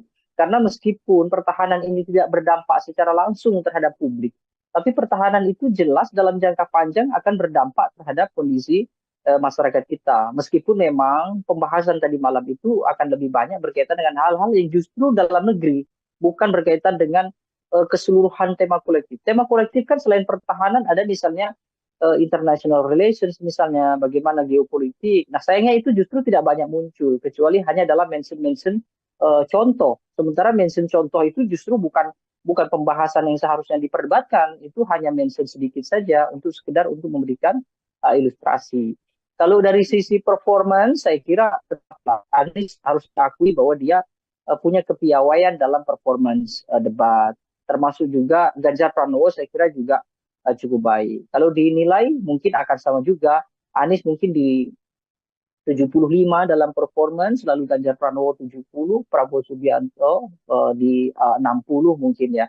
Tapi sekali lagi penilaian performance juga tidak berdampak apa-apa, karena kita harus memahami kan Prabowo Subianto misalnya dengan usia yang senior mungkin juga tidak bisa lagi mengingat banyak data, tidak bisa mengingat lagi banyak gagasan, kecuali hanya mengikuti alur perdebatan yang ditanyakan atau disanggah atau dinyatakan oleh Anies ataupun oleh Ganjar. Kira-kira begitu. Anies misalnya kalau kemudian terlihat lebih ekspresif, ya salah satunya karena memang beliau adalah intelektual. Jadi tentu materi-materi semacam tema debat itu tentu beliau sudah menyiapkan jauh-jauh hari. Jadi bukan sesuatu yang istimewa juga, karena itu sudah menjadi bagian dari keseharian Anies Baswedan.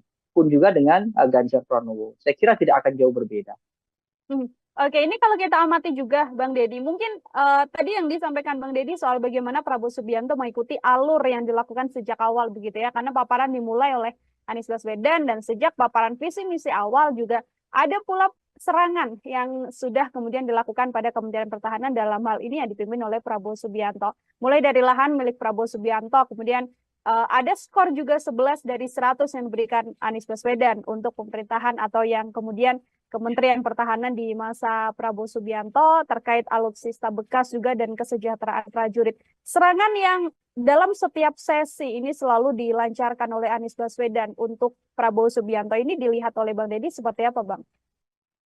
Serangan itu saya kira serangan politis ya. Kenapa? Karena dari sisi pertahanan, apa yang dinyatakan oleh Anies memang benar, tapi substansi kebenarannya tidak mengacu pada kepentingan negara.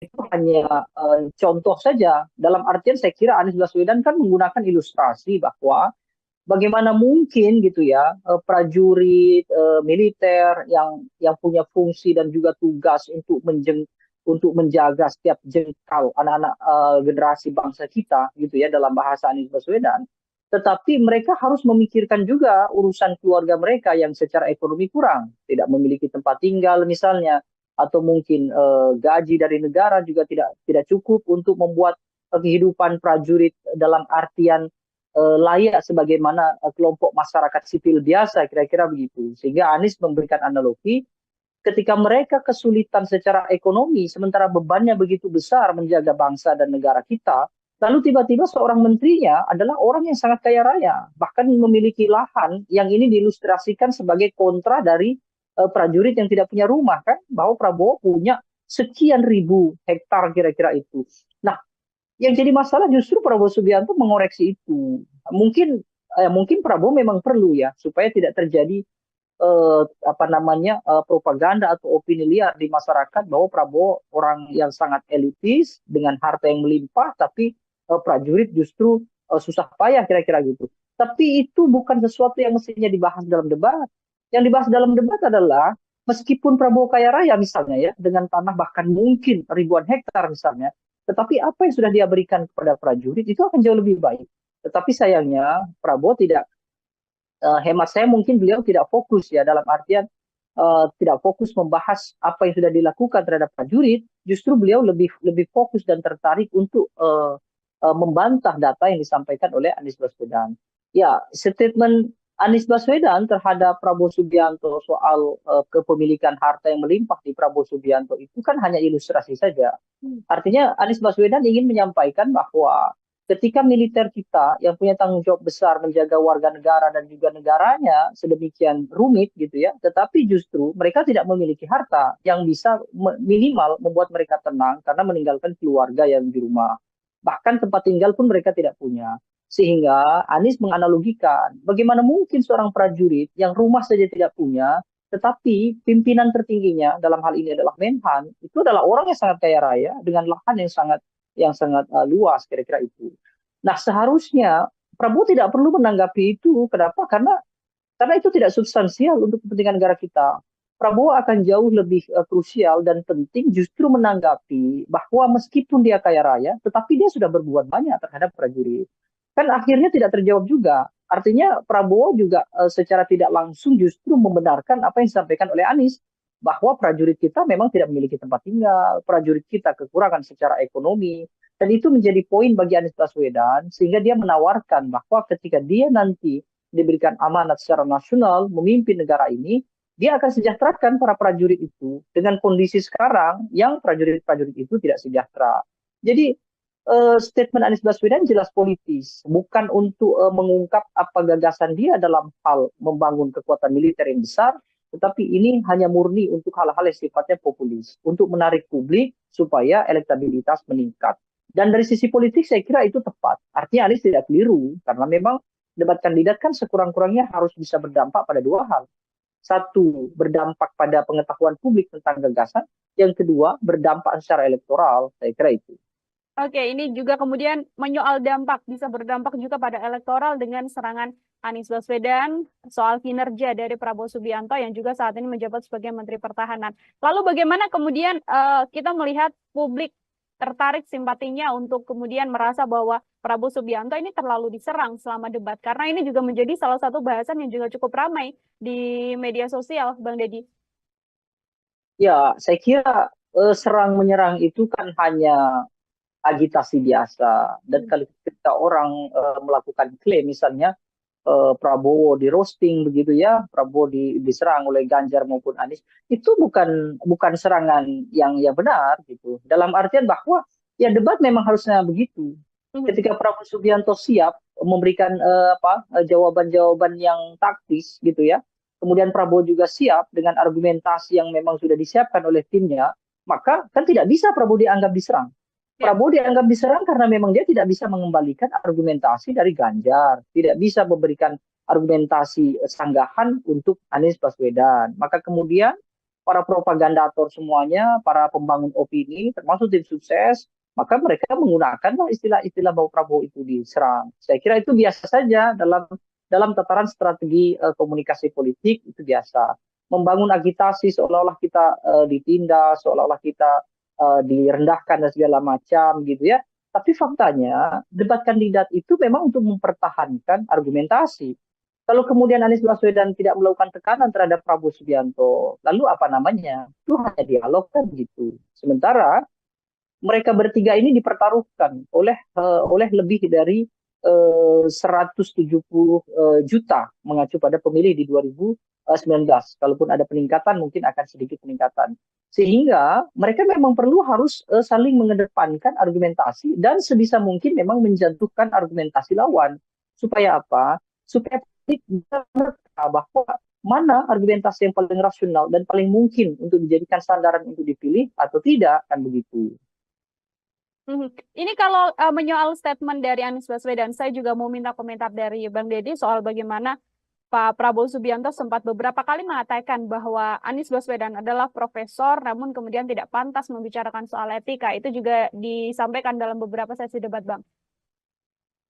Ya, itu saya kira mestinya disampaikan di luar debat. Artinya di debat itu tidak digunakan untuk hal-hal yang sifatnya serangan personal, sekaligus tidak juga ditempatkan pada pembelaan personal.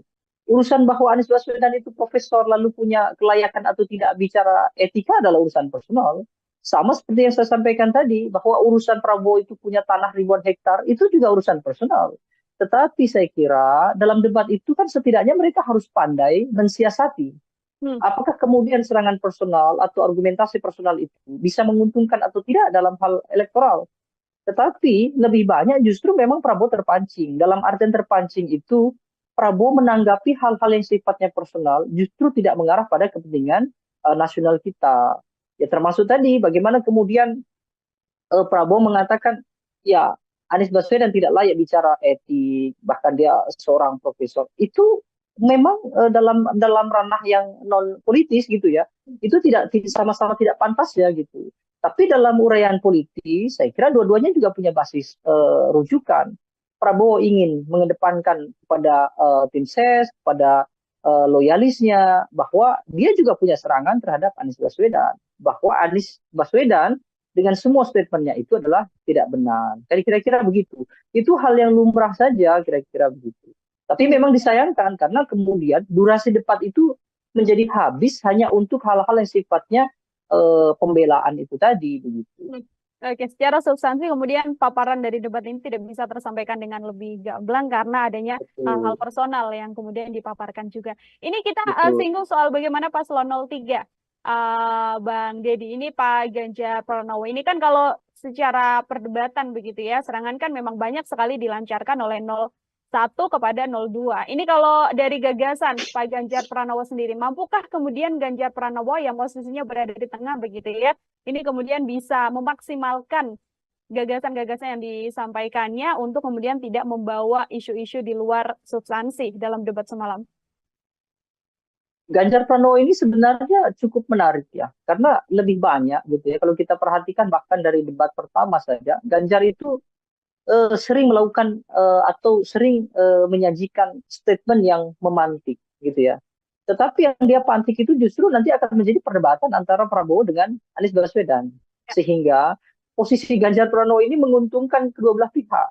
Satu sisi menguntungkan Anies karena Anies punya sambutan materi yang disinggung atau dibuka oleh Ganjar. Prabowo pun demikian. Prabowo pun punya materi yang kira-kira itu bisa menjadikan sebagai acuan pembelaan. Makanya Prabowo lebih sering bicara tentang saya banyak sependapat misalnya dengan Pak Ganjar, tetapi tidak dengan Anies Baswedan. Itu bahkan diulang-ulang. Sementara dengan kondisi itu Ganjar menjadi tidak fokus dengan gagasannya sendiri. Nah, saya kira ini juga ada beberapa aspek ya. Mungkin yang pertama misalnya Ganjar minim tokoh-tokoh di belakangnya dari latar belakang militer. Meskipun Panglima TNI ada di sana, ya, Andika Perkasa misalnya. Tapi mungkin yang memberikan masukan dan segala macam terhadap Ganjar dalam hal-hal pertahanan itu sepertinya minim. Sehingga Ganjar banyak menyampaikan hal-hal yang justru itu berdasarkan pengalamannya dia sendiri, bukan berdasarkan rumusan dari tim sukses sebagaimana yang disampaikan oleh Anies Baswedan. Anies Baswedan kan terkesan menyampaikan yang sebenarnya tidak dia sampaikan dalam hal pengalaman, tapi dia menyampaikan dalam hal wacana dan juga gagasan, dan itu besar kemungkinan dari tim sukses. Sementara Ganjar tidak demikian. Bahkan kita kesulitan mencari fokus apa yang sebetulnya mau dilakukan oleh Ganjar Pranowo. Karena Ganjar Pranowo lebih banyak melakukan elaborasi. Apa yang sudah disampaikan Prabowo, kemudian dia ulas. Apa yang disampaikan oleh Anies, dia ulas. Meskipun beberapa kali Ganjar juga melakukan kontra, ya, artinya dia mengoreksi apa yang ada di Pak Prabowo dan dia juga mengoreksi yang ada di Anies Baswedan. Nah, situasi ini saya kira membuat Ganjar terjebak dalam artian dia seolah-olah tidak memiliki kawan. Dia seolah-olah tidak memiliki supplier informasi yang cukup andal dan bisa dijadikan sebagai rujukan dalam debat. Atau yang kedua, Ganjar terjebak karena situasinya memang sulit. Satu sisi bahwa Ganjar pada dasarnya kan dia dekat dengan kubu Prabowo. Misalnya bagaimana banyak kubu Prabowo itu yang sebetulnya awalnya adalah dekat dengan Ganjar. Misalnya termasuk presiden misalnya. Tapi tiba-tiba sekarang Ganjar harus punya ceruk sendiri. Dan itulah yang membuat dia kesulitan menempatkan atau menentukan tema debat yang cocok untuk para pendukungnya. Kalau Anies kan jelas, Anies akan menempatkan statementnya dia itu untuk yang kira-kira menjadikan materi semakin loyal dan semakin solidnya kelompok yang kontra terhadap pemerintah, termasuk kontra terhadap Prabowo. Prabowo akan bicara hal-hal yang sifatnya itu membangun soliditas di antara mereka atau yang pro terhadap pemerintah. Nah, Ganjar di mana? Ganjar mau bicara soal dukungan terhadap pertahanan yang sekarang, faktanya dia berbeda. Nah, Ganjar kesulitan. Ganjar mau bicara soal dukungan terhadap pemerintah sekarang, sementara dia tertinggal dengan Prabowo. Dia mau mengkritik dengan keras apa yang sudah dilakukan pemerintah, itu juga tertinggal dengan Anies Baswedan. Sehingga Ganjar tidak cukup berani untuk keluar dari zona yang cukup sempit itu tadi. Saya rasa itu yang bisa dibaca dari aktivitas Ganjar dalam debat. Oke, terjebak dalam momentum dan juga positioning dari paslon 03 itu sendiri, seperti itu Bang Deddy ya. Dua pertanyaan terakhir dari saya sebelum nanti closing statement ini saya mau minta komentar Bang Deddy karena ada juga di akhir debat momen yang menarik ketika Prabowo Subianto hanya menyalami Ganjar Pranowo, tidak menyalami Anies Baswedan. Sudah diklarifikasi oleh masing-masing pihak karena Prabowo merasa ini sudah senior, jadi harusnya Anies yang mendatangi beliau begitu. Tapi dari sisi Pak Anies Baswedan kemudian mengatakan sudah mencari, namun kemudian tidak bertemu dengan Prabowo Subianto. Ini murni karena memang adanya kesalahpahaman untuk tidak bisa saling bertemu dan bersalaman, atau ada hal lain yang kemudian bisa dibaca dari ini, Bang? Ya, saya kira memang seharusnya mereka meluangkan waktu ya. Artinya semua kandidat meluangkan waktu begitu usai harus merapat ke posisi tengah, saya kira begitu. Saya kira tidak bijak juga ketika Prabowo mengatakan bahwa dia lebih senior, seharusnya Anies Baswedan mendatangi. Anies pun saya kira juga tetap tidak bijak. Kenapa? Karena dia juga tidak cekatan untuk menghampiri Pak Prabowo kan. Artinya Anies juga terlihat terlalu santai berada di podium, kemudian dia lebih dulu dihampiri oleh cawapres Mahfud MD, kemudian juga tim dari Anies Baswedan begitu ya. Dengan kondisi itu kan juga tidak mungkin Prabowo Subianto kemudian menunggu lama begitu kira-kira. Kecuali memang panitia sejak awal sudah melakukan briefing bahwa begitu selesai debat seharusnya semuanya ngumpul di tengah, kira-kira gitu. Jadi dua hal lah saya kira. Satu sisi secara teknis memang tidak kebetulan memungkinkan untuk tidak salaman gitu ya, bukan sesuatu yang disengaja gitu ya. Karena mungkin Anies juga menghampiri orang yang terdekat dulu dan posisi dengan Prabowo cukup jauh. Prabowo Subiantonya juga saya kira juga begitu dia usai salaman dengan Ganjar, lalu kemudian langsung dihampiri oleh para tim sukses mereka gitu. Nah, sisi lain saya kira Dua-duanya seharusnya tidak melakukan itu. Kenapa? Karena Prabowo sebagai kesatria, usai perdebatan, seharusnya ketiga-tiganya harus merapat pada satu titik temu yang harusnya dilakukan. Saya rasa itu saja. Oke, baik Bang Deddy. Terakhir tadi saya Bang, kalau bisa kemudian memberikan koreksi begitu ya, untuk karena masih ada satu momen debat lagi calon presiden begitu. Dari ketiga kandidat, ada Pak Anies Baswedan, Prabowo Subianto, dan juga Pak Ganjar Pranowo. Hal apa yang kemudian harus diperbaiki untuk debat mendatang?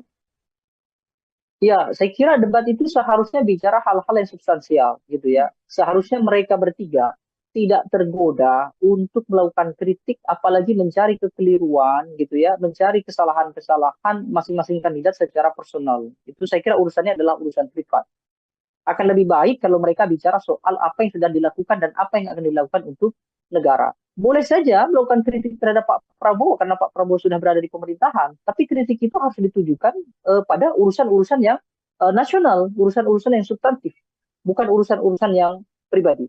Begitu juga di antara Prabowo dengan Anies, Ganjar dengan Anies, Ganjar dengan. Kalau itu berhasil, saya kira debat akan menjadi ruang dialog yang cukup progresif begitu ya, dan publik tentu akan lebih teredam dari persoalan apa namanya kontra yang cukup kuat di antara mereka. Saya rasa itu. Baik, terima kasih banyak Bang Deddy Kurniasyah. Ini adalah pengamat politik sekaligus Ya, eksekutif dari sama-sama. Indonesia Political Opinion. Bang Deddy, terima kasih sekali lagi. Selamat beraktivitas kembali, Bang Deddy. Ya, terima kasih banyak. Ya, Tribuners, demikian obrolan saya dalam Tribun News on Fokus hari ini. Nantikan obrolan saya bersama dengan narasumber lain dan juga tema-tema lainnya hanya dalam program Tribun News on Fokus. Saya Nila Irda, pamit undur diri. Terima kasih dan sampai jumpa. Download Tribun X sekarang. Menghadirkan lokal menjadi Indonesia. Anies Baswedan seolah-olah atau terkesan gitu keluar dari zona yang selama ini biasa dilakukan oleh Anies Baswedan, tenang gitu ya. Tetapi dalam debat semalam Anies Baswedan justru tampak sekali sangat powerful begitu ya, bahkan mendominasi perdebatan, termasuk juga berani melakukan kritik secara personal terhadap Prabowo Subianto. Nah, ini cukup mengagetkan. Kenapa? Karena seperti biasa Anies Baswedan adalah tokoh yang memang sudah terbiasa dengan penyampaian gagasan, tetapi tidak sevulgar semalam. Debat sudah terlanjur terjebak sejak awal gitu ya, seolah-olah ada kesan Anies maupun Ganjar Pranowo sudah siap untuk melakukan kritik yang dilakukan oleh Prabowo, dan Prabowo seperti tidak siap dengan kritikan-kritikan itu. Situasinya memang sulit. Satu sisi bahwa Ganjar pada dasarnya kan dia dekat dengan kubu Prabowo. Misalnya bagaimana banyak kubu Prabowo itu yang sebetulnya awalnya adalah dekat dengan Ganjar. Misalnya termasuk presiden misalnya. Tapi tiba-tiba sekarang Ganjar harus punya ceruk sendiri.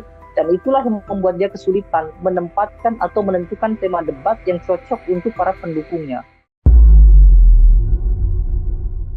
Tribun News on Fokus Tribuners kembali menjumpai Anda hari ini bersama dengan saya Nila Irda. Kita akan mengulas bagaimana hasil dari debat ketiga seluruh kandidat calon presiden yang dilaksanakan pada Minggu 7 Januari semalam.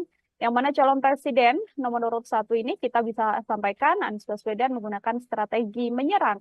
Pada beberapa kesempatan Anies Baswedan bahkan terlihat mencecar paslon lain untuk menunjukkan data yang berkaitan soal tema debat seputar pertahanan, keamanan, hubungan internasional, dan juga geopolitik. Anies Baswedan, Tribuners juga beberapa kali mengungkit pembelian alutsista bekas yang dilakukan oleh Kementerian Pertahanan di bawah pimpinan Prabowo Subianto yang juga capres nomor urut 2. Selain itu, Anies Baswedan juga sempat menyinggung masalah kesejahteraan prajurit TNI. Untuk membahas bagaimana ulasan seputar debat semalam, saya sudah tersambung bersama dengan pengamat politik sekaligus Eksekutif Direktur dari Indonesia Political Opinion atau IPO, ada Bang Deddy Kurniasyah dalam sambungan Zoom bersama dengan saya. Bang Deddy, terima kasih banyak sudah bergabung. Ya, Bang Deddy, sama-sama. oke, terima kasih. Bang Deddy juga menyempatkan waktunya berbincang bersama dengan saya. Secara keseluruhan, saya mau minta pengantar terlebih dahulu dari Bang Deddy sebagai pengamat. Bagaimana melihat keseluruhan jalannya debat calon presiden? Ini adalah debat ketiga yang dilaksanakan semalam, Bang. Ya, saya kira ada beberapa catatannya. Yang paling menonjol memang soal ekspektasi yang tidak tercapai di debat. Misalnya sebagian besar gitu ya, mungkin mengekspektasikan bahwa Anies Baswedan akan melakukan serangkaian penyampaian gagasan, termasuk juga perdebatan yang tidak terlalu menonjol dalam hal kritik begitu ya terhadap Prabowo Subianto maupun terhadap Ganjar Pranowo. Tetapi justru yang terjadi, Anies Baswedan seolah-olah atau terkesan gitu keluar dari zona yang selama ini biasa dilakukan oleh Anies Baswedan, tenang gitu ya. Tetapi dalam debat semalam Anies Baswedan justru tampak sekali sangat powerful begitu ya, bahkan mendominasi perdebatan, termasuk juga berani melakukan kritik secara personal terhadap Prabowo Subianto. Nah ini cukup mengagetkan. Kenapa? Karena seperti biasa Anies Baswedan adalah tokoh yang memang sudah terbiasa dengan penyampaian gagasan, tetapi tidak sevulgar semalam.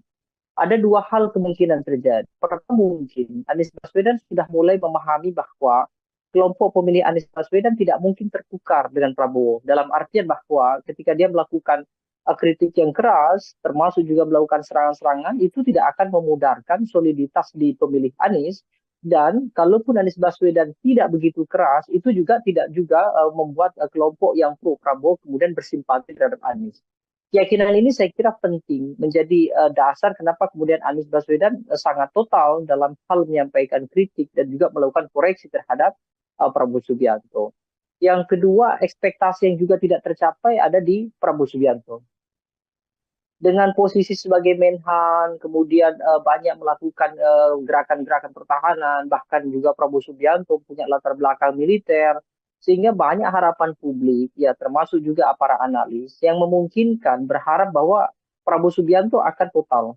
Bahkan dia dianggap sebagai kandidat yang paling banyak memiliki materi-materi debat. Tapi faktanya semalam kita tidak bisa mendengar gagasan dari Prabowo Subianto. Bahkan dalam aspek pelaporan gitu ya, dalam aspek menyampaikan apa yang sudah dilakukan saja, Prabowo Subianto terkesan agak kesulitan untuk menarasikan apa yang sudah dia lakukan, apa yang sudah dia bangun terhadap pertahanan nasional kita. Nah, kalau Ganjar Pranowo saya kira tetap normatif, sama seperti debat yang pertama, dia hanya melontarkan sesekali kritik, lalu kemudian menyampaikan beberapa hal yang sesuai dengan kapasitasnya dia, seperti melakukan mention bahwa dia 10 tahun di parlemen, 10 tahun di gubernur, tapi secara esensi Ganjar tidak menyampaikan apa yang sebetulnya diharapkan oleh publik terkait dengan pertahanan kita. Dan banyak hal menurut saya yang sebenarnya jauh lebih penting. Misalnya bagaimana posisi Indonesia dalam kancah internasional itu juga tidak banyak diulas. Justru lebih banyak didominasi pembahasan-pembahasan tentang apa yang sudah dilakukan oleh Prabowo, termasuk juga bagaimana anggaran pertahanan cukup besar, bicara soal kesejahteraan prajurit dan segala macam. Tapi posisi Indonesia dalam kancah internasional seperti bagaimana Indonesia mempertahankan wilayah perbatasan, bagaimana pengelolaan perbatasan termasuk konflik-konflik yang menyebabkan Indonesia dan China sampai hari ini tidak selesai misalnya, itu tidak terlalu banyak dibahas. Jadi memang debat sudah terlanjur terjebak sejak awal gitu ya, seolah-olah ada kesan Anies maupun Ganjar Pranowo sudah siap untuk melakukan kritik yang dilakukan oleh Prabowo, dan Prabowo seperti tidak siap dengan kritikan-kritikan itu. Makanya cukup disayangkan jika Prabowo ditanya tentang kebenaran data apa yang sudah ia lakukan, justru Prabowo mengarahkan untuk diskusi di luar panggung debat. Nah ini menurut saya cukup disayangkan sekali begitu.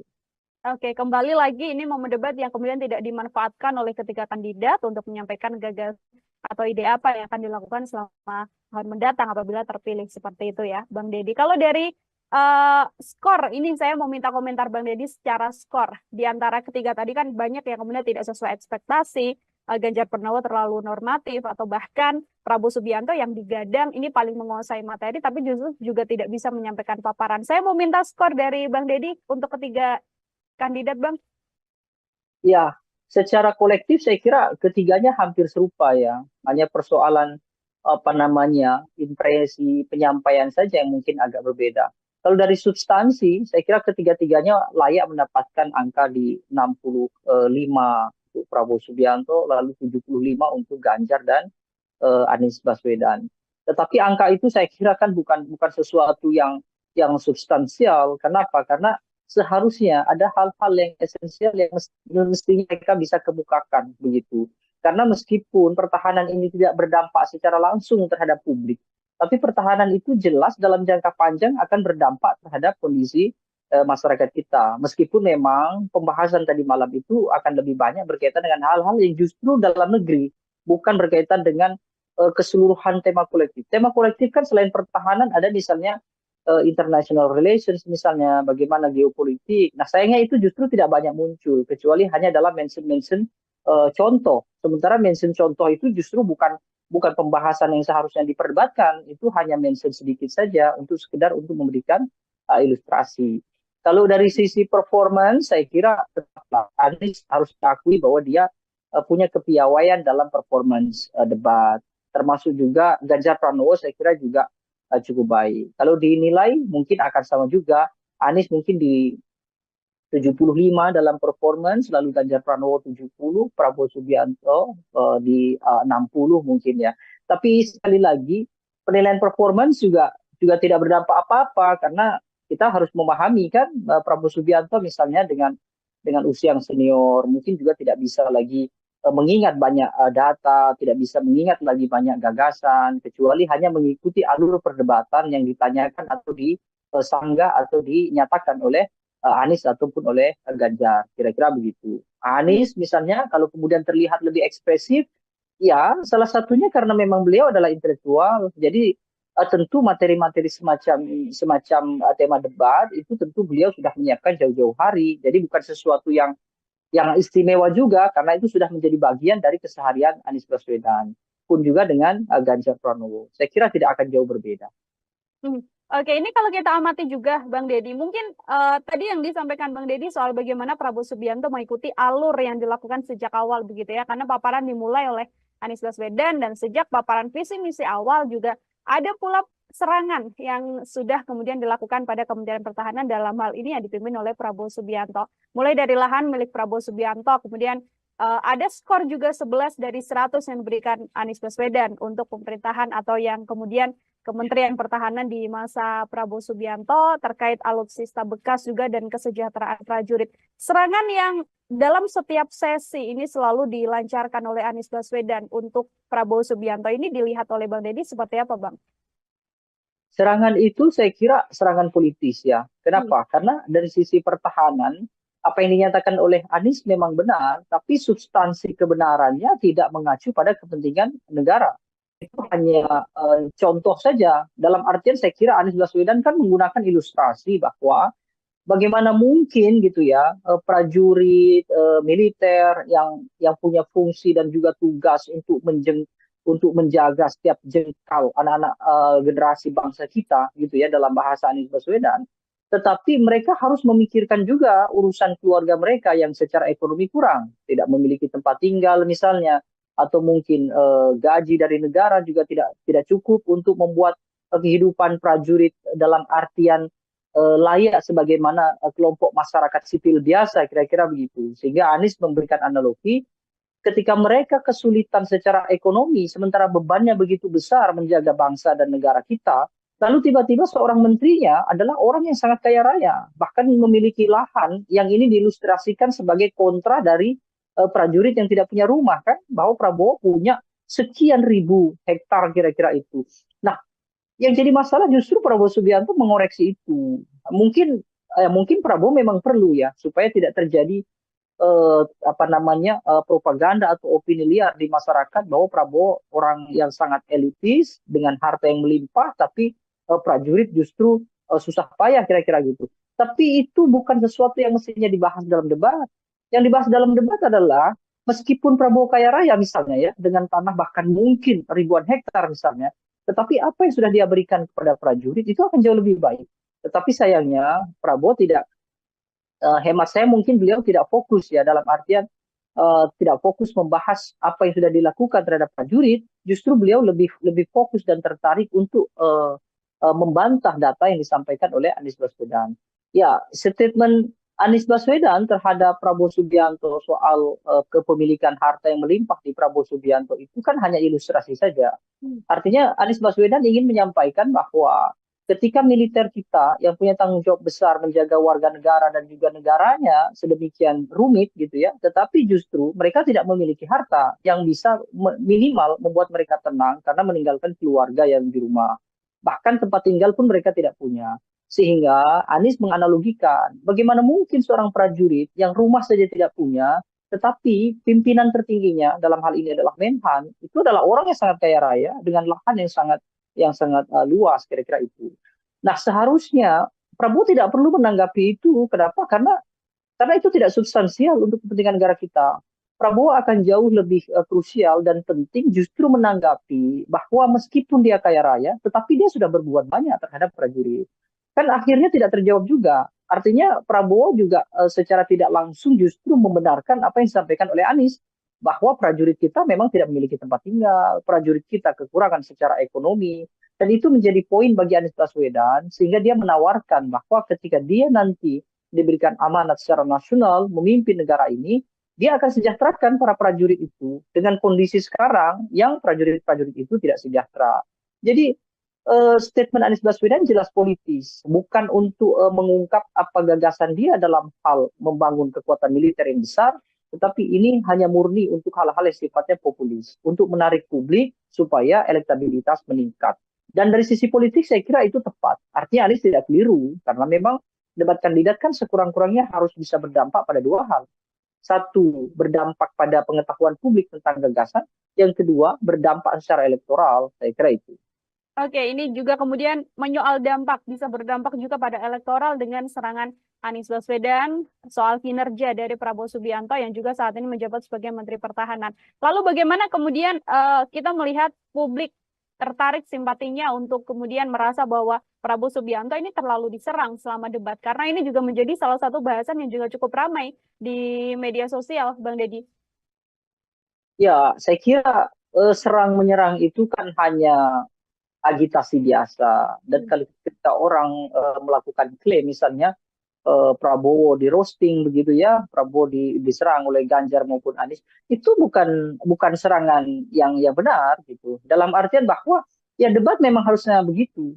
Ketika Prabowo Subianto siap memberikan jawaban-jawaban yang taktis gitu ya, kemudian Prabowo juga siap dengan argumentasi yang memang sudah disiapkan oleh timnya, maka kan tidak bisa Prabowo dianggap diserang. Prabowo dianggap diserang karena memang dia tidak bisa mengembalikan argumentasi dari Ganjar, tidak bisa memberikan argumentasi sanggahan untuk Anies Baswedan. Maka kemudian para propagandator semuanya, para pembangun opini, termasuk tim sukses, maka mereka menggunakanlah istilah-istilah bahwa Prabowo itu diserang. Saya kira itu biasa saja dalam tataran strategi komunikasi politik, itu biasa. Membangun agitasi seolah-olah kita ditindas, seolah-olah kita direndahkan dan segala macam gitu ya. Tapi faktanya debat kandidat itu memang untuk mempertahankan argumentasi. Kalau kemudian Anies Baswedan tidak melakukan tekanan terhadap Prabowo Subianto, lalu apa namanya? Itu hanya dialog kan gitu. Sementara mereka bertiga ini dipertaruhkan oleh lebih dari 170 juta mengacu pada pemilih di 2019. Kalaupun ada peningkatan, mungkin akan sedikit peningkatan. Sehingga mereka memang perlu harus saling mengedepankan argumentasi dan sebisa mungkin memang menjatuhkan argumentasi lawan. Supaya apa? Supaya bisa menerka bahwa mana argumentasi yang paling rasional dan paling mungkin untuk dijadikan sandaran untuk dipilih atau tidak, kan begitu. Ini kalau menyoal statement dari Anies Baswedan, saya juga mau minta komentar dari Bang Deddy soal bagaimana Pak Prabowo Subianto sempat beberapa kali mengatakan bahwa Anies Baswedan adalah profesor, namun kemudian tidak pantas membicarakan soal etika. Itu juga disampaikan dalam beberapa sesi debat, Bang. Ya, itu saya kira mestinya disampaikan di luar debat. Artinya di debat itu tidak digunakan untuk hal-hal yang sifatnya serangan personal, sekaligus tidak juga ditempatkan pada pembelaan personal. Urusan bahwa Anies Baswedan itu profesor lalu punya kelayakan atau tidak bicara etika adalah urusan personal. Sama seperti yang saya sampaikan tadi, bahwa urusan Prabowo itu punya tanah ribuan hektar, itu juga urusan personal. Tetapi saya kira dalam debat itu kan setidaknya mereka harus pandai mensiasati. Apakah kemudian serangan personal atau argumentasi personal itu bisa menguntungkan atau tidak dalam hal elektoral. Tetapi lebih banyak justru memang Prabowo terpancing. Dalam artian terpancing itu, Prabowo menanggapi hal-hal yang sifatnya personal justru tidak mengarah pada kepentingan nasional kita. Ya termasuk tadi bagaimana kemudian Prabowo mengatakan ya Anies Baswedan tidak layak bicara etik, bahkan dia seorang profesor. Itu memang dalam ranah yang non politis gitu ya. Itu sama-sama tidak pantas ya gitu. Tapi dalam uraian politis, saya kira dua-duanya juga punya basis rujukan. Prabowo ingin mengedepankan kepada tim ses, pada loyalisnya, bahwa dia juga punya serangan terhadap Anies Baswedan. Bahwa Anies Baswedan dengan semua statementnya itu adalah tidak benar. Jadi kira-kira begitu. Itu hal yang lumrah saja, kira-kira begitu. Tapi memang disayangkan karena kemudian durasi debat itu menjadi habis hanya untuk hal-hal yang sifatnya pembelaan itu tadi, begitu. Oke, secara substansi kemudian paparan dari debat ini tidak bisa tersampaikan dengan lebih gamblang karena adanya hal-hal personal yang kemudian dipaparkan juga. Ini kita singgung soal bagaimana paslon 03. Bang Deddy, ini Pak Ganjar Pranowo. Ini kan kalau secara perdebatan begitu ya, serangan kan memang banyak sekali dilancarkan oleh 01 kepada 02. Ini kalau dari gagasan Pak Ganjar Pranowo sendiri, mampukah kemudian Ganjar Pranowo yang posisinya berada di tengah begitu ya, ini kemudian bisa memaksimalkan gagasan-gagasan yang disampaikannya untuk kemudian tidak membawa isu-isu di luar substansi dalam debat semalam? Ganjar Pranowo ini sebenarnya cukup menarik ya, karena lebih banyak gitu ya. Kalau kita perhatikan bahkan dari debat pertama saja, Ganjar itu sering melakukan atau sering menyajikan statement yang memantik gitu ya. Tetapi yang dia pantik itu justru nanti akan menjadi perdebatan antara Prabowo dengan Anies Baswedan. Sehingga posisi Ganjar Pranowo ini menguntungkan kedua belah pihak. Satu sisi menguntungkan Anies karena Anies punya sambutan materi yang disinggung atau dibuka oleh Ganjar. Prabowo pun demikian. Prabowo pun punya materi yang kira-kira itu bisa menjadikan sebagai acuan pembelaan. Makanya Prabowo lebih sering bicara tentang saya banyak sependapat misalnya dengan Pak Ganjar, tetapi tidak dengan Anies Baswedan. Itu bahkan diulang-ulang. Sementara dengan kondisi itu Ganjar menjadi tidak fokus dengan gagasannya sendiri. Nah saya kira ini juga ada beberapa aspek ya. Mungkin yang pertama misalnya Ganjar minim tokoh-tokoh di belakangnya dari latar belakang militer. Meskipun Panglima TNI ada di sana, ya Andika Perkasa misalnya. Tapi mungkin yang memberikan masukan dan segala macam terhadap Ganjar dalam hal-hal pertahanan itu sepertinya minim. Sehingga Ganjar banyak menyampaikan hal-hal yang justru itu berdasarkan pengalamannya dia sendiri, bukan berdasarkan rumusan dari tim sukses sebagaimana yang disampaikan oleh Anies Baswedan. Anies Baswedan kan terkesan menyampaikan yang sebenarnya tidak dia sampaikan dalam hal pengalaman, tapi dia menyampaikan dalam hal wacana dan juga gagasan, dan itu besar kemungkinan dari tim sukses. Sementara Ganjar tidak demikian. Bahkan kita kesulitan mencari fokus apa yang sebetulnya mau dilakukan oleh Ganjar Pranowo.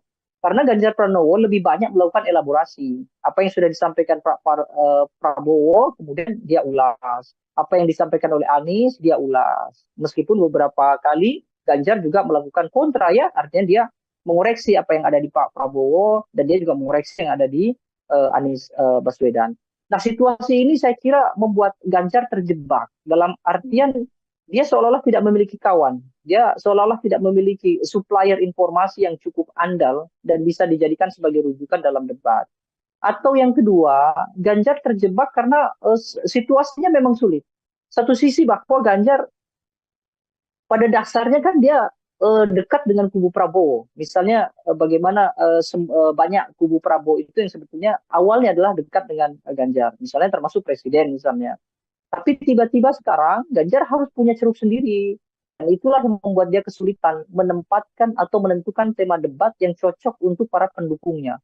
Kalau Anies kan jelas, Anies akan menempatkan statementnya dia itu untuk yang kira-kira menjadikan materi semakin loyal dan semakin solidnya kelompok yang kontra terhadap pemerintah, termasuk kontra terhadap Prabowo. Prabowo akan bicara hal-hal yang sifatnya itu membangun soliditas di antara mereka atau yang pro terhadap pemerintah. Nah, Ganjar di mana? Ganjar mau bicara soal dukungan terhadap pertahanan yang sekarang, faktanya dia berbeda. Nah, Ganjar kesulitan. Ganjar mau bicara soal dukungan terhadap pemerintah sekarang, sementara dia tertinggal dengan Prabowo. Dia mau mengkritik dengan keras apa yang sudah dilakukan pemerintah, itu juga tertinggal dengan Anies Baswedan. Sehingga Ganjar tidak cukup berani untuk keluar dari zona yang cukup sempit itu tadi. Saya rasa itu yang bisa dibaca dari aktivitas Ganjar dalam debat. Oke, terjebak dalam momentum dan juga positioning dari paslon 03 itu Betul. sendiri seperti itu, Bang Deddy ya.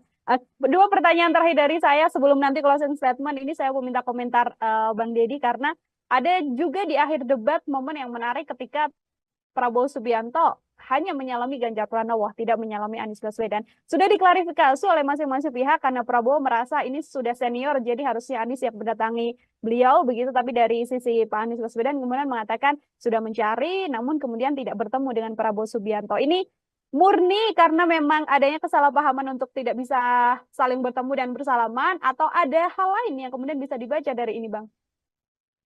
Ya, saya kira memang seharusnya mereka meluangkan waktu ya. Artinya semua kandidat meluangkan waktu begitu usai harus merapat ke posisi tengah, saya kira begitu.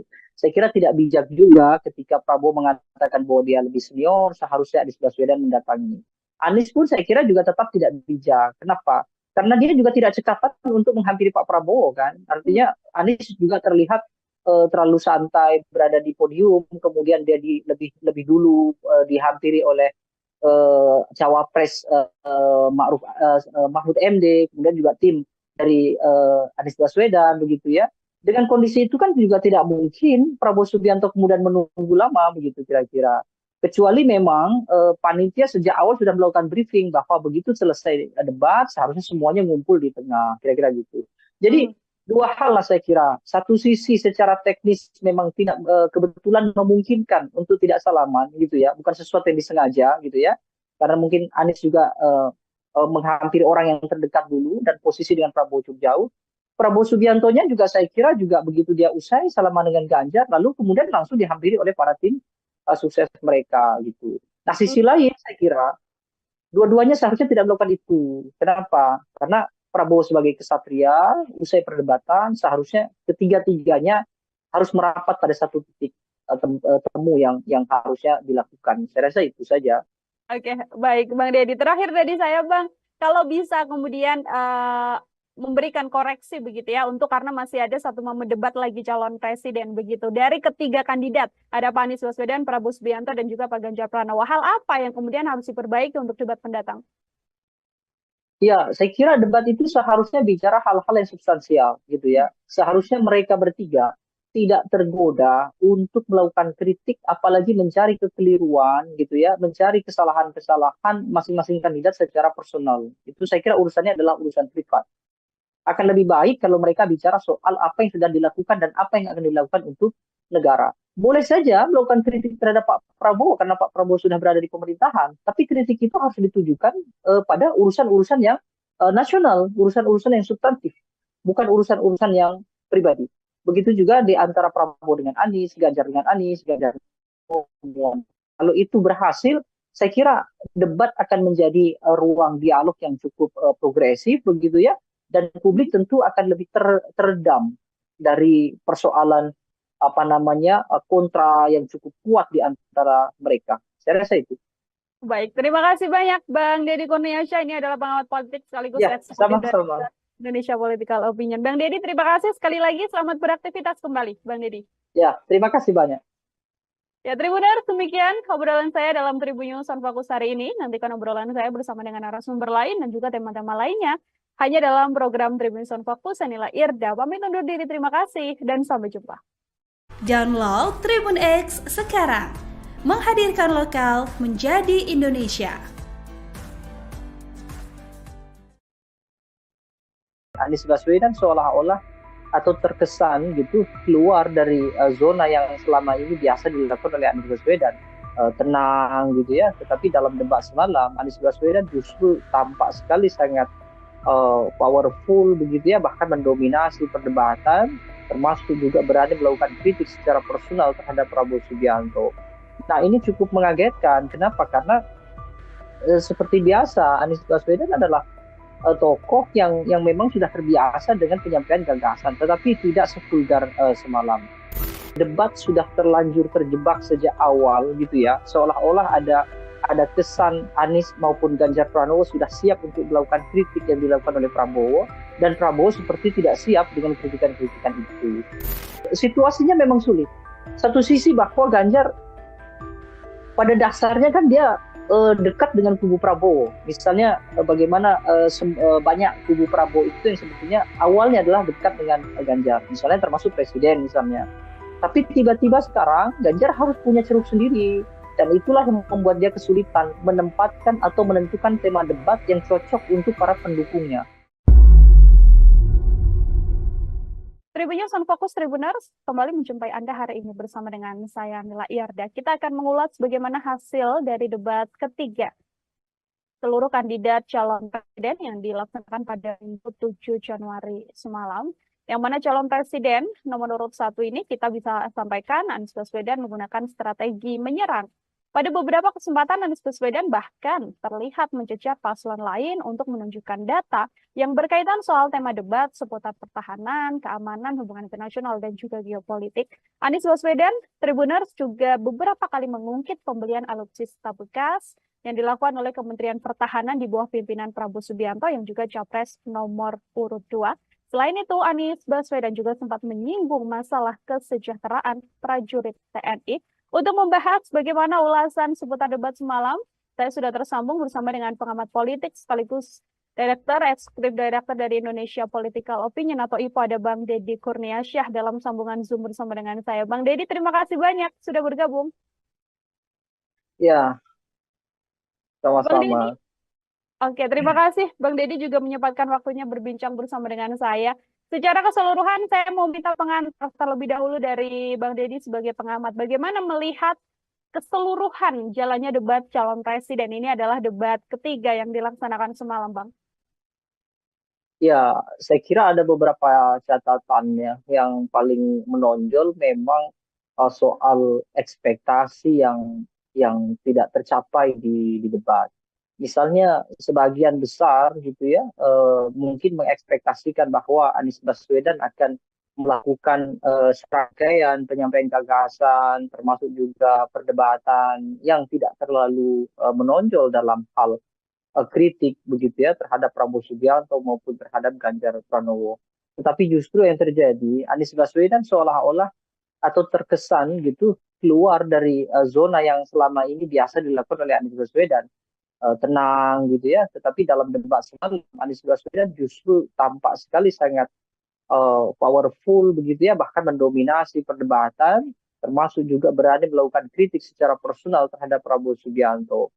Nah ini cukup mengagetkan, kenapa? Karena seperti biasa Anies Baswedan adalah tokoh yang memang sudah terbiasa dengan penyampaian gagasan, tetapi tidak sevulgar semalam. Ada dua hal kemungkinan terjadi. Pertama mungkin Anies Baswedan sudah mulai memahami bahwa kelompok pemilih Anies Baswedan tidak mungkin tertukar dengan Prabowo. Dalam artian bahwa ketika dia melakukan kritik yang keras, termasuk juga melakukan serangan-serangan, itu tidak akan memudarkan soliditas di pemilih Anies. Dan kalaupun Anies Baswedan tidak begitu keras, itu juga tidak juga membuat kelompok yang pro Prabowo kemudian bersimpati terhadap Anies. Keyakinan ini saya kira penting menjadi dasar kenapa kemudian Anies Baswedan sangat total dalam hal menyampaikan kritik dan juga melakukan koreksi terhadap Prabowo Subianto. Yang kedua, ekspektasi yang juga tidak tercapai ada di Prabowo Subianto. Dengan posisi sebagai Menhan, kemudian banyak melakukan gerakan-gerakan pertahanan, bahkan juga Prabowo Subianto punya latar belakang militer, sehingga banyak harapan publik, ya termasuk juga para analis, yang memungkinkan berharap bahwa Prabowo Subianto akan total. Bahkan dia dianggap sebagai kandidat yang paling banyak memiliki materi-materi debat. Tapi faktanya semalam kita tidak bisa mendengar gagasan dari Prabowo Subianto. Bahkan dalam aspek pelaporan gitu ya, dalam aspek menyampaikan apa yang sudah dilakukan saja, Prabowo Subianto terkesan agak kesulitan untuk menarasikan apa yang sudah dia lakukan, apa yang sudah dia bangun terhadap pertahanan nasional kita. Nah, kalau Ganjar Pranowo saya kira tetap normatif, sama seperti debat yang pertama, dia hanya melontarkan sesekali kritik, lalu kemudian menyampaikan beberapa hal yang sesuai dengan kapasitasnya dia, seperti melakukan mention bahwa dia 10 tahun di parlemen, 10 tahun di gubernur, tapi secara esensi Ganjar tidak menyampaikan apa yang sebetulnya diharapkan oleh publik terkait dengan pertahanan kita.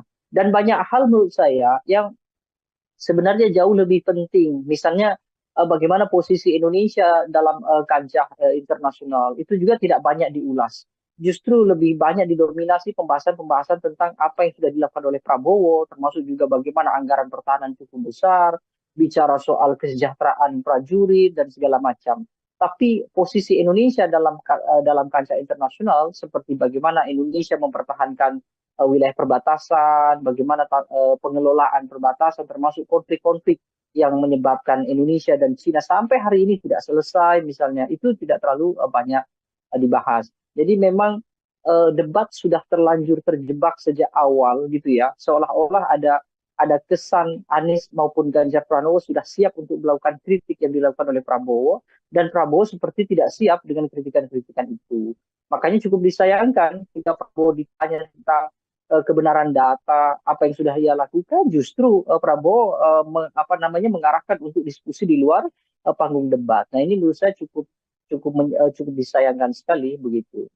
Oke, kembali lagi ini momen debat yang kemudian tidak dimanfaatkan oleh ketiga kandidat untuk menyampaikan gagasan atau ide apa yang akan dilakukan selama tahun mendatang apabila terpilih seperti itu ya, Bang Deddy. Kalau dari skor, ini saya mau minta komentar Bang Deddy secara skor. Di antara ketiga tadi kan banyak yang kemudian tidak sesuai ekspektasi, Ganjar Pranowo terlalu normatif, atau bahkan Prabowo Subianto yang digadang ini paling menguasai materi, tapi justru juga tidak bisa menyampaikan paparan. Saya mau minta skor dari Bang Deddy untuk ketiga kandidat, Bang.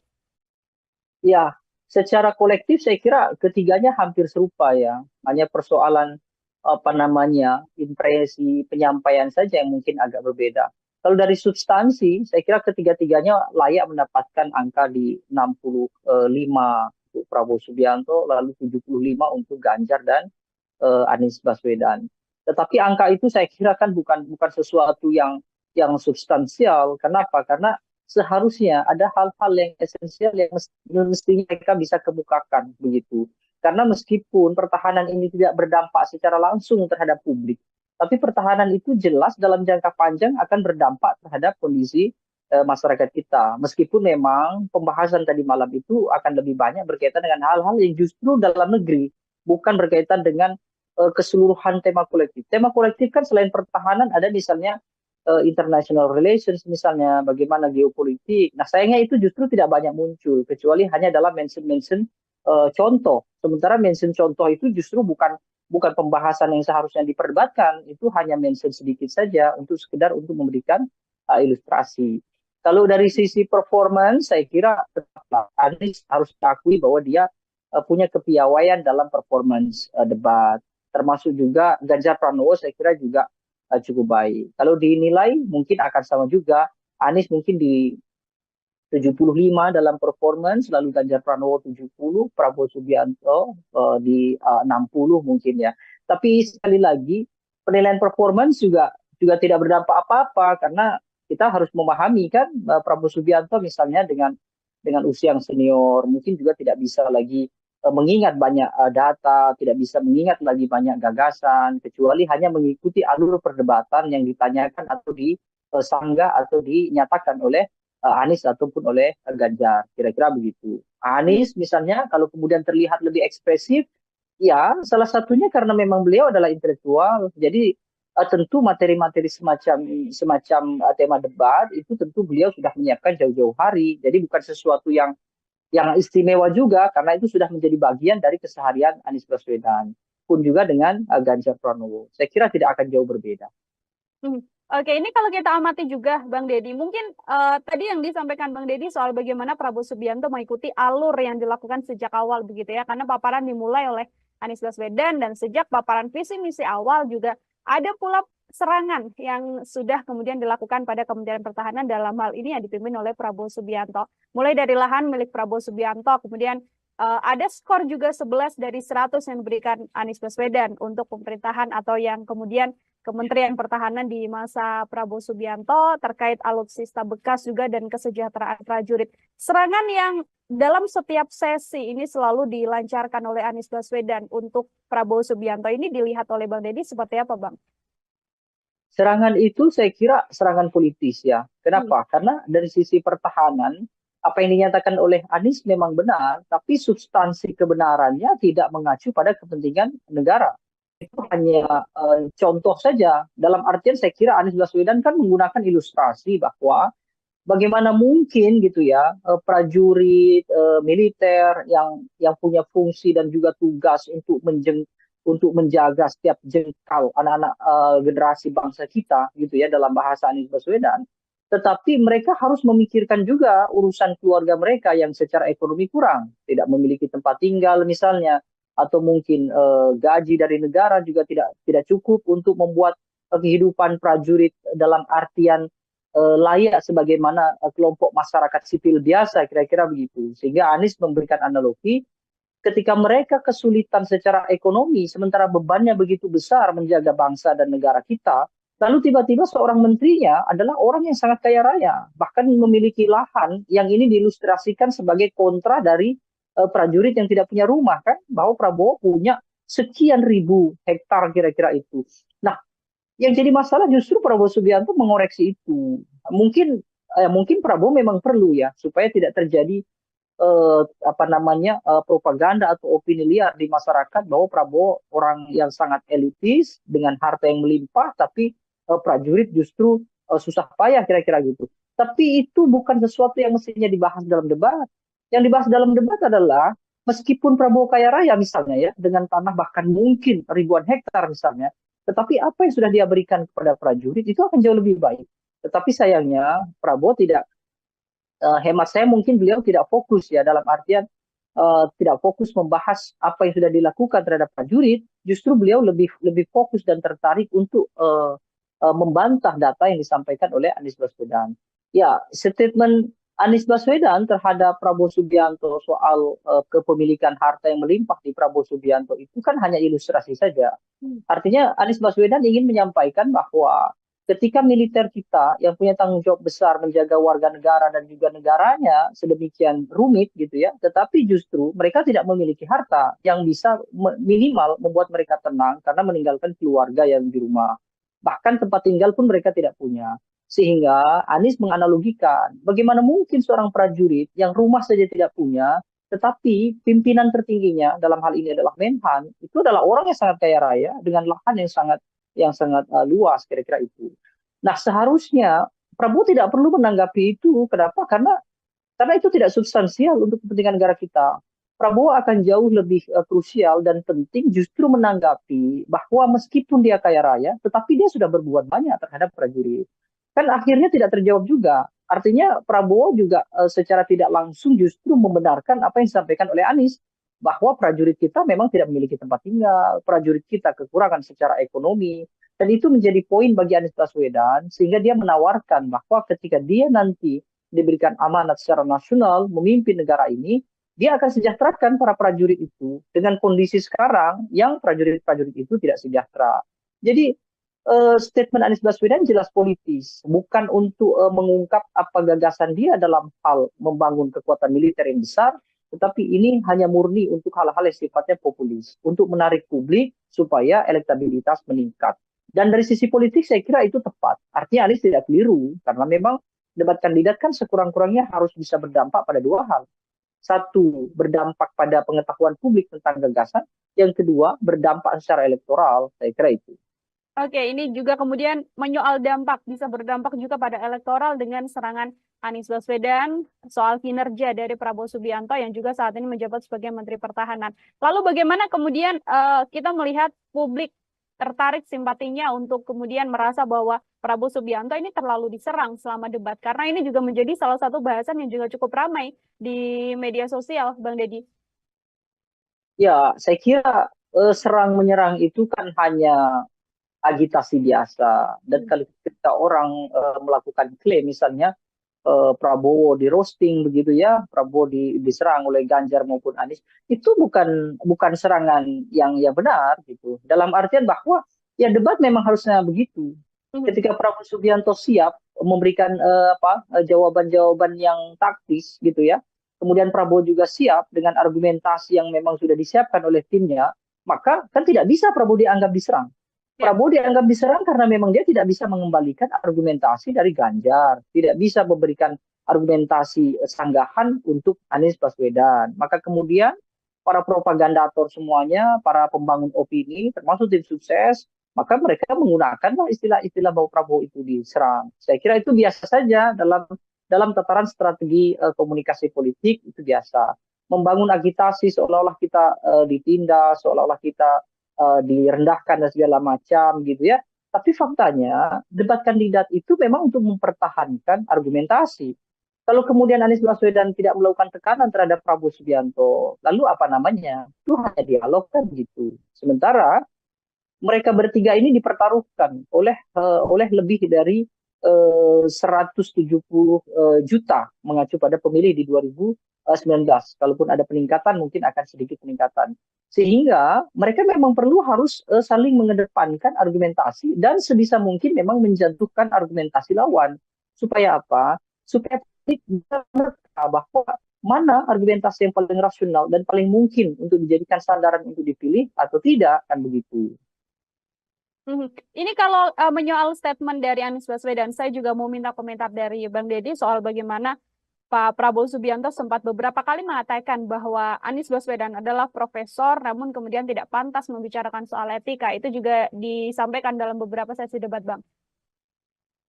Ya, itu saya kira mestinya disampaikan di luar debat. Artinya di debat itu tidak digunakan untuk hal-hal yang sifatnya serangan personal, sekaligus tidak juga ditempatkan pada pembelaan personal.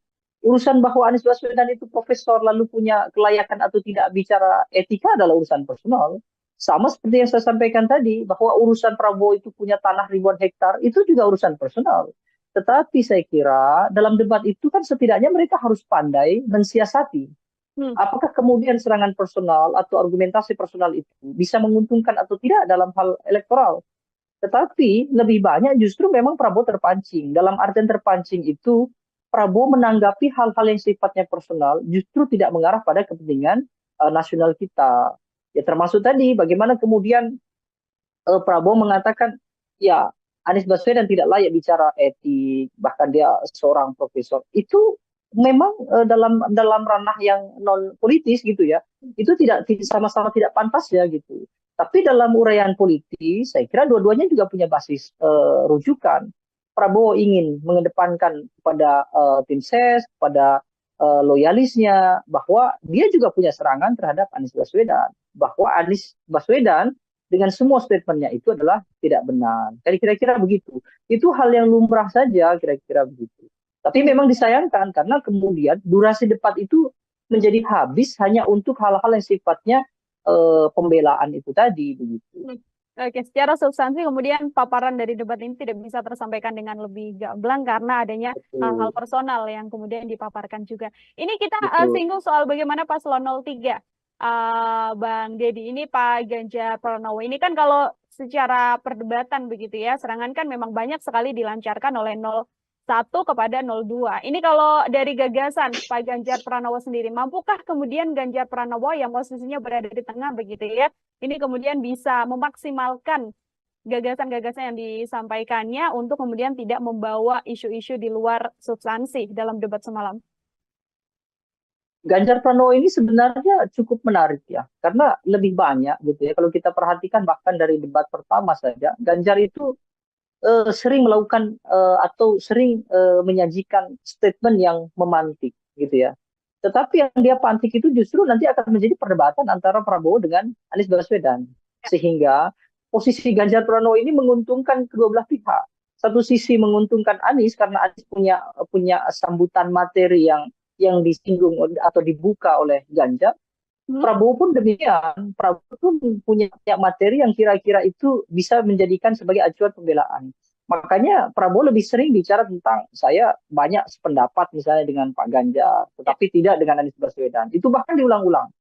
Sementara dengan kondisi itu Ganjar menjadi tidak fokus dengan gagasannya sendiri. Nah saya kira ini juga ada beberapa aspek ya. Mungkin yang pertama misalnya Ganjar minim tokoh-tokoh di belakangnya dari latar belakang militer. Meskipun Panglima TNI ada di sana, ya Andika Perkasa misalnya.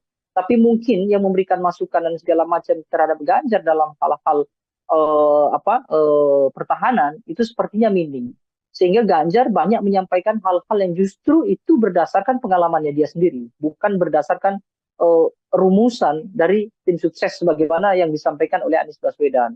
Anies Baswedan kan terkesan menyampaikan yang sebenarnya tidak dia sampaikan dalam hal pengalaman, tapi dia menyampaikan dalam hal wacana dan juga gagasan, dan itu besar kemungkinan dari tim sukses. Sementara Ganjar tidak demikian. Bahkan kita kesulitan mencari fokus apa yang sebetulnya mau dilakukan oleh Ganjar Pranowo. Karena Ganjar Pranowo lebih banyak melakukan elaborasi. Apa yang sudah disampaikan Prabowo, kemudian dia ulas. Apa yang disampaikan oleh Anies, dia ulas. Meskipun beberapa kali Ganjar juga melakukan kontra, ya, artinya dia mengoreksi apa yang ada di Pak Prabowo, dan dia juga mengoreksi yang ada di Anies Baswedan. Nah, situasi ini saya kira membuat Ganjar terjebak dalam artian dia seolah-olah tidak memiliki kawan. Dia seolah-olah tidak memiliki supplier informasi yang cukup andal dan bisa dijadikan sebagai rujukan dalam debat. Atau yang kedua, Ganjar terjebak karena situasinya memang sulit. Satu sisi bahwa Ganjar pada dasarnya kan dia dekat dengan kubu Prabowo. Misalnya bagaimana banyak kubu Prabowo itu yang sebetulnya awalnya adalah dekat dengan Ganjar. Misalnya termasuk presiden misalnya. Tapi tiba-tiba sekarang Ganjar harus punya ceruk sendiri. Dan itulah yang membuat dia kesulitan menempatkan atau menentukan tema debat yang cocok untuk para pendukungnya. Kalau Anies kan jelas, Anies akan menempatkan statementnya dia itu untuk yang kira-kira menjadikan materi semakin loyal dan semakin solidnya kelompok yang kontra terhadap pemerintah, termasuk kontra terhadap Prabowo. Prabowo akan bicara hal-hal yang sifatnya itu membangun soliditas di antara mereka atau yang pro terhadap pemerintah. Nah, Ganjar di mana? Ganjar mau bicara soal dukungan terhadap pertahanan yang sekarang, faktanya dia berbeda. Nah, Ganjar kesulitan. Ganjar mau bicara soal dukungan terhadap pemerintah sekarang, sementara dia tertinggal dengan Prabowo. Dia mau mengkritik dengan keras apa yang sudah dilakukan pemerintah, itu juga tertinggal dengan Anies Baswedan. Sehingga Ganjar tidak cukup berani untuk keluar dari zona yang cukup sempit itu tadi. Saya rasa itu yang bisa dibaca dari aktivitas Ganjar dalam debat. Oke, terjebak dalam momentum dan juga positioning dari paslon 03 itu sendiri, seperti itu Bang Deddy ya. Dua pertanyaan terakhir dari saya sebelum nanti closing statement ini saya mau minta komentar Bang Deddy, karena ada juga di akhir debat momen yang menarik ketika Prabowo Subianto hanya menyalami Ganjar Pranowo, tidak menyalami Anies Baswedan. Sudah diklarifikasi oleh masing-masing pihak karena Prabowo merasa ini sudah senior, jadi harusnya Anies yang mendatangi beliau begitu. Tapi dari sisi Pak Anies Baswedan kemudian mengatakan sudah mencari, namun kemudian tidak bertemu dengan Prabowo Subianto. Ini murni karena memang adanya kesalahpahaman untuk tidak bisa saling bertemu dan bersalaman, atau ada hal lain yang kemudian bisa dibaca dari ini, Bang? Ya, saya kira memang seharusnya mereka meluangkan waktu ya. Artinya semua kandidat meluangkan waktu begitu usai harus merapat ke posisi tengah, saya kira begitu. Saya kira tidak bijak juga ketika Prabowo mengatakan bahwa dia lebih senior, seharusnya Anies Baswedan mendatangi. Anies pun saya kira juga tetap tidak bijak. Kenapa? Karena dia juga tidak cekatan untuk menghampiri Pak Prabowo kan. Artinya Anies juga terlihat terlalu santai berada di podium, kemudian dia lebih dulu dihampiri oleh cawapres Mahfud MD, kemudian juga tim dari Anies Baswedan begitu ya. Dengan kondisi itu kan juga tidak mungkin Prabowo Subianto kemudian menunggu lama begitu kira-kira. Kecuali memang panitia sejak awal sudah melakukan briefing bahwa begitu selesai debat seharusnya semuanya ngumpul di tengah, kira-kira gitu. Jadi dua hal lah saya kira. Satu sisi secara teknis memang tidak kebetulan memungkinkan untuk tidak salaman gitu ya, bukan sesuatu yang disengaja gitu ya. Karena mungkin Anies juga menghampiri orang yang terdekat dulu dan posisi dengan Prabowo cukup jauh. Prabowo Subiantonya juga saya kira juga begitu dia usai salaman dengan Ganjar, lalu kemudian langsung dihampiri oleh para tim sukses mereka gitu. Nah, sisi lain saya kira dua-duanya seharusnya tidak melakukan itu. Kenapa? Karena Prabowo sebagai kesatria, usai perdebatan, seharusnya ketiga-tiganya harus merapat pada satu titik temu yang harusnya dilakukan. Saya rasa itu saja. Oke, baik Bang Deddy. Terakhir tadi saya Bang, kalau bisa kemudian memberikan koreksi begitu ya, untuk karena masih ada satu momen debat lagi calon presiden begitu. Dari ketiga kandidat, ada Pak Anies Baswedan, Prabowo Subianto, dan juga Pak Ganjar Pranowo. Hal apa yang kemudian harus diperbaiki untuk debat pendatang? Ya, saya kira debat itu seharusnya bicara hal-hal yang substansial gitu ya. Seharusnya mereka bertiga tidak tergoda untuk melakukan kritik, apalagi mencari kekeliruan gitu ya, mencari kesalahan-kesalahan masing-masing kandidat secara personal. Itu saya kira urusannya adalah urusan privat. Akan lebih baik kalau mereka bicara soal apa yang sudah dilakukan dan apa yang akan dilakukan untuk negara. Boleh saja melakukan kritik terhadap Pak Prabowo karena Pak Prabowo sudah berada di pemerintahan, tapi kritik itu harus ditujukan pada urusan-urusan yang nasional, urusan-urusan yang substantif, bukan urusan-urusan yang pribadi. Begitu juga di antara Prabowo dengan Anies, Ganjar dengan Anies, Ganjar dengan. Kalau itu berhasil, saya kira debat akan menjadi ruang dialog yang cukup progresif begitu ya, dan publik tentu akan lebih teredam dari persoalan apa namanya kontra yang cukup kuat di antara mereka. Saya rasa itu. Baik, terima kasih banyak Bang Deddy Kurniasyah. Ini adalah pengamat politik sekaligus Ya, eksekutif dari sama-sama. Indonesia Political Opinion. Bang Deddy, terima kasih sekali lagi. Selamat beraktivitas kembali, Bang Deddy. Ya, terima kasih banyak. Ya, Tribuners, demikian obrolan saya dalam Tribun News on Fokus hari ini. Nantikan obrolan saya bersama dengan narasumber lain dan juga tema-tema lainnya hanya dalam program Tribun News on Fokus. Saya Nila Irda, pamit undur diri. Terima kasih dan sampai jumpa. Download Tribun X sekarang. Menghadirkan lokal menjadi Indonesia. Anies Baswedan seolah-olah atau terkesan gitu keluar dari zona yang selama ini biasa dilakukan oleh Anies Baswedan, tenang gitu ya. Tetapi dalam debat semalam Anies Baswedan justru tampak sekali sangat powerful begitu ya, bahkan mendominasi perdebatan, termasuk juga berani melakukan kritik secara personal terhadap Prabowo Subianto. Nah, ini cukup mengagetkan. Kenapa? Karena seperti biasa Anies Baswedan adalah tokoh yang memang sudah terbiasa dengan penyampaian gagasan, tetapi tidak sevulgar semalam.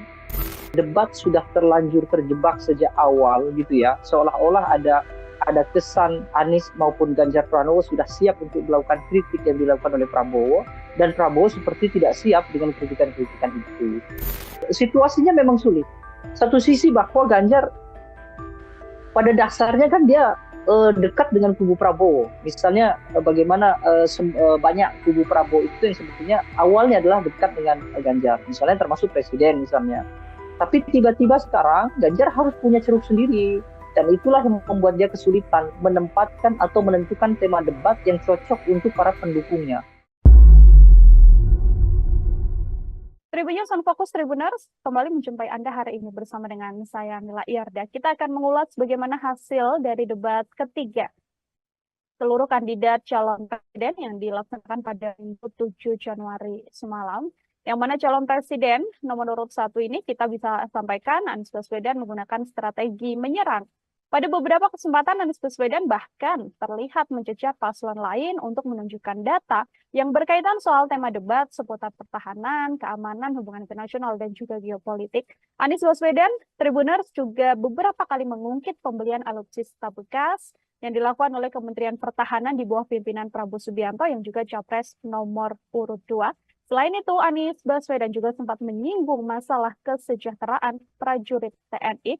Untuk membahas bagaimana ulasan seputar debat semalam, saya sudah tersambung bersama dengan pengamat politik sekaligus Eksekutif Direktur dari Indonesia Political Opinion atau IPO, ada Bang Deddy Kurniasyah dalam sambungan Zoom bersama dengan saya. Bang Deddy, terima kasih banyak sudah bergabung. Ya, Bang Deddy, sama-sama. oke, terima kasih. Bang Deddy juga menyempatkan waktunya berbincang bersama dengan saya. Secara keseluruhan, saya mau minta pengantar terlebih dahulu dari Bang Deddy sebagai pengamat. Bagaimana melihat keseluruhan jalannya debat calon presiden? Ini adalah debat ketiga yang dilaksanakan semalam, Bang. Ya, saya kira ada beberapa catatannya. Yang paling menonjol memang soal ekspektasi yang tidak tercapai di debat. Misalnya sebagian besar gitu ya, mungkin mengekspektasikan bahwa Anies Baswedan akan melakukan serangkaian penyampaian gagasan, termasuk juga perdebatan yang tidak terlalu menonjol dalam hal kritik begitu ya terhadap Prabowo Subianto maupun terhadap Ganjar Pranowo. Tetapi justru yang terjadi, Anies Baswedan seolah-olah atau terkesan gitu keluar dari zona yang selama ini biasa dilakukan oleh Anies Baswedan, tenang gitu ya. Tetapi dalam debat semalam Anies Baswedan justru tampak sekali sangat powerful begitu ya, bahkan mendominasi perdebatan, termasuk juga berani melakukan kritik secara personal terhadap Prabowo Subianto. Nah, ini cukup mengagetkan. Kenapa? Karena seperti biasa Anies Baswedan adalah tokoh yang memang sudah terbiasa dengan penyampaian gagasan, tetapi tidak sevulgar semalam. Ada dua hal kemungkinan terjadi. Pertama, mungkin Anies Baswedan sudah mulai memahami bahwa kelompok pemilih Anies Baswedan tidak mungkin tertukar dengan Prabowo. Dalam artian bahwa ketika dia melakukan kritik yang keras, termasuk juga melakukan serangan-serangan, itu tidak akan memudarkan soliditas di pemilih Anies. Dan kalaupun Anies Baswedan tidak begitu keras, itu juga tidak juga membuat kelompok yang pro Prabowo kemudian bersimpati terhadap Anies. Keyakinan ini saya kira penting menjadi dasar kenapa kemudian Anies Baswedan sangat total dalam hal menyampaikan kritik dan juga melakukan koreksi terhadap Prabowo Subianto. Yang kedua, ekspektasi yang juga tidak tercapai ada di Prabowo Subianto. Dengan posisi sebagai Menhan, kemudian banyak melakukan gerakan-gerakan pertahanan, bahkan juga Prabowo Subianto punya latar belakang militer, sehingga banyak harapan publik, ya termasuk juga para analis, yang memungkinkan berharap bahwa Prabowo Subianto akan total. Bahkan dia dianggap sebagai kandidat yang paling banyak memiliki materi-materi debat. Tapi faktanya semalam kita tidak bisa mendengar gagasan dari Prabowo Subianto. Bahkan dalam aspek pelaporan gitu ya, dalam aspek menyampaikan apa yang sudah dilakukan saja, Prabowo Subianto terkesan agak kesulitan untuk menarasikan apa yang sudah dia lakukan, apa yang sudah dia bangun terhadap pertahanan nasional kita. Nah, kalau Ganjar Pranowo saya kira tetap normatif, sama seperti debat yang pertama, dia hanya melontarkan sesekali kritik, lalu kemudian menyampaikan beberapa hal yang sesuai dengan kapasitasnya dia, seperti melakukan mention bahwa dia 10 tahun di parlemen, 10 tahun di gubernur, tapi secara esensi Ganjar tidak menyampaikan apa yang sebetulnya diharapkan oleh publik terkait dengan pertahanan kita. Dan banyak hal menurut saya yang sebenarnya jauh lebih penting. Misalnya bagaimana posisi Indonesia dalam kancah internasional, itu juga tidak banyak diulas. Justru lebih banyak didominasi pembahasan-pembahasan tentang apa yang sudah dilakukan oleh Prabowo, termasuk juga bagaimana anggaran pertahanan cukup besar, bicara soal kesejahteraan prajurit dan segala macam. Tapi posisi Indonesia dalam kancah internasional, seperti bagaimana Indonesia mempertahankan wilayah perbatasan, bagaimana pengelolaan perbatasan, termasuk konflik-konflik yang menyebabkan Indonesia dan Cina sampai hari ini tidak selesai, misalnya, itu tidak terlalu banyak dibahas. Jadi memang debat sudah terlanjur terjebak sejak awal gitu ya, seolah-olah ada kesan Anies maupun Ganjar Pranowo sudah siap untuk melakukan kritik yang dilakukan oleh Prabowo, dan Prabowo seperti tidak siap dengan kritikan-kritikan itu. Makanya cukup disayangkan jika Prabowo ditanya tentang kebenaran data, apa yang sudah ia lakukan, justru Prabowo mengarahkan untuk diskusi di luar panggung debat. Nah, ini menurut saya cukup disayangkan sekali begitu. Oke, kembali lagi ini momen debat yang kemudian tidak dimanfaatkan oleh ketiga kandidat untuk menyampaikan gagasan atau ide apa yang akan dilakukan selama tahun mendatang apabila terpilih, seperti itu ya, Bang Deddy. Kalau dari skor, ini saya mau minta komentar Bang Deddy secara skor. Di antara ketiga tadi kan banyak yang kemudian tidak sesuai ekspektasi, Ganjar Pranowo terlalu normatif, atau bahkan Prabowo Subianto yang digadang ini paling menguasai materi, tapi justru juga tidak bisa menyampaikan paparan. Saya mau minta skor dari Bang Deddy untuk ketiga kandidat, Bang. Ya, secara kolektif saya kira ketiganya hampir serupa ya. Hanya persoalan impresi penyampaian saja yang mungkin agak berbeda. Kalau dari substansi, saya kira ketiga-tiganya layak mendapatkan angka di 65 untuk Prabowo Subianto, lalu 75 untuk Ganjar dan Anies Baswedan.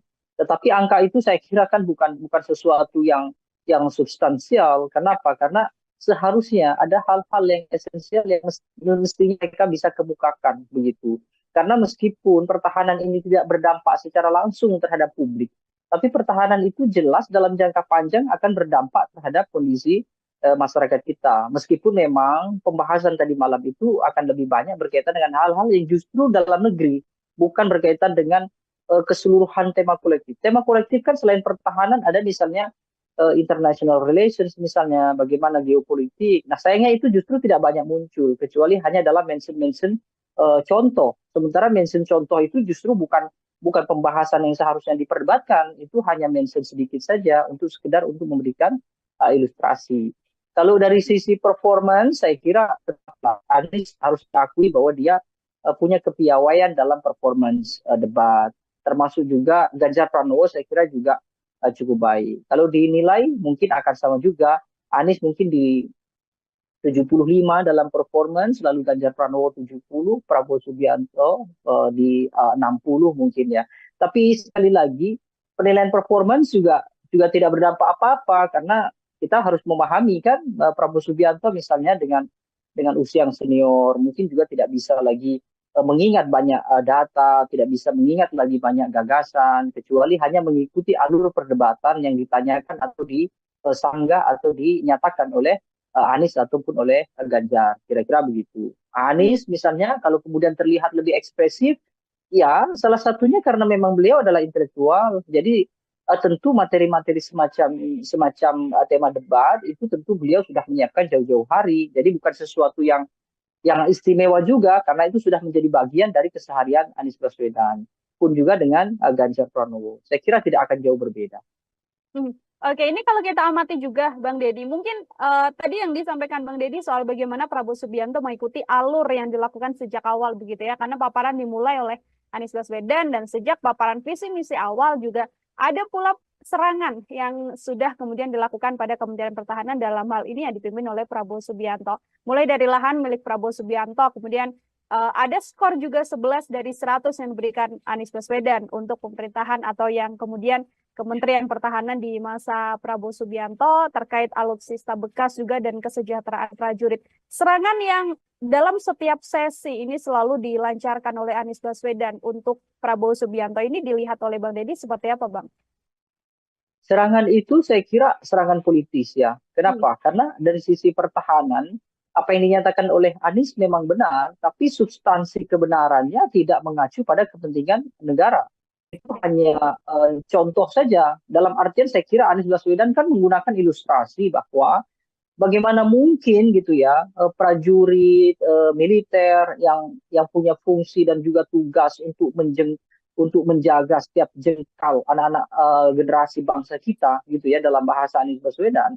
Tetapi mereka harus memikirkan juga urusan keluarga mereka yang secara ekonomi kurang, tidak memiliki tempat tinggal misalnya, atau mungkin gaji dari negara juga tidak cukup untuk membuat kehidupan prajurit dalam artian layak sebagaimana kelompok masyarakat sipil biasa, kira-kira begitu. Sehingga Anies memberikan analogi ketika mereka kesulitan secara ekonomi sementara bebannya begitu besar menjaga bangsa dan negara kita, lalu tiba-tiba seorang menterinya adalah orang yang sangat kaya raya, bahkan memiliki lahan yang ini diilustrasikan sebagai kontra dari prajurit yang tidak punya rumah kan, bahwa Prabowo punya sekian ribu hektar kira-kira itu. Nah, yang jadi masalah justru Prabowo Subianto mengoreksi itu. Mungkin Prabowo memang perlu ya supaya tidak terjadi propaganda atau opini liar di masyarakat bahwa Prabowo orang yang sangat elitis dengan harta yang melimpah, tapi prajurit justru susah payah kira-kira gitu. Tapi itu bukan sesuatu yang mestinya dibahas dalam debat. Yang dibahas dalam debat adalah meskipun Prabowo kaya raya misalnya ya, dengan tanah bahkan mungkin ribuan hektar misalnya, tetapi apa yang sudah dia berikan kepada prajurit itu akan jauh lebih baik. Tetapi sayangnya Prabowo tidak, hemat saya mungkin beliau tidak fokus ya dalam artian tidak fokus membahas apa yang sudah dilakukan terhadap prajurit, justru beliau lebih fokus dan tertarik untuk membantah data yang disampaikan oleh Anies Baswedan. Ya, statement Anies Baswedan terhadap Prabowo Subianto soal kepemilikan harta yang melimpah di Prabowo Subianto itu kan hanya ilustrasi saja. Artinya Anies Baswedan ingin menyampaikan bahwa ketika militer kita yang punya tanggung jawab besar menjaga warga negara dan juga negaranya sedemikian rumit gitu ya, tetapi justru mereka tidak memiliki harta yang bisa minimal membuat mereka tenang karena meninggalkan keluarga yang di rumah. Bahkan tempat tinggal pun mereka tidak punya. Sehingga Anies menganalogikan bagaimana mungkin seorang prajurit yang rumah saja tidak punya, tetapi pimpinan tertingginya dalam hal ini adalah Menhan, itu adalah orang yang sangat kaya raya dengan lahan yang sangat luas kira-kira itu. Nah, seharusnya Prabowo tidak perlu menanggapi itu. Kenapa? Karena itu tidak substansial untuk kepentingan negara kita. Prabowo akan jauh lebih krusial dan penting justru menanggapi bahwa meskipun dia kaya raya, tetapi dia sudah berbuat banyak terhadap prajurit.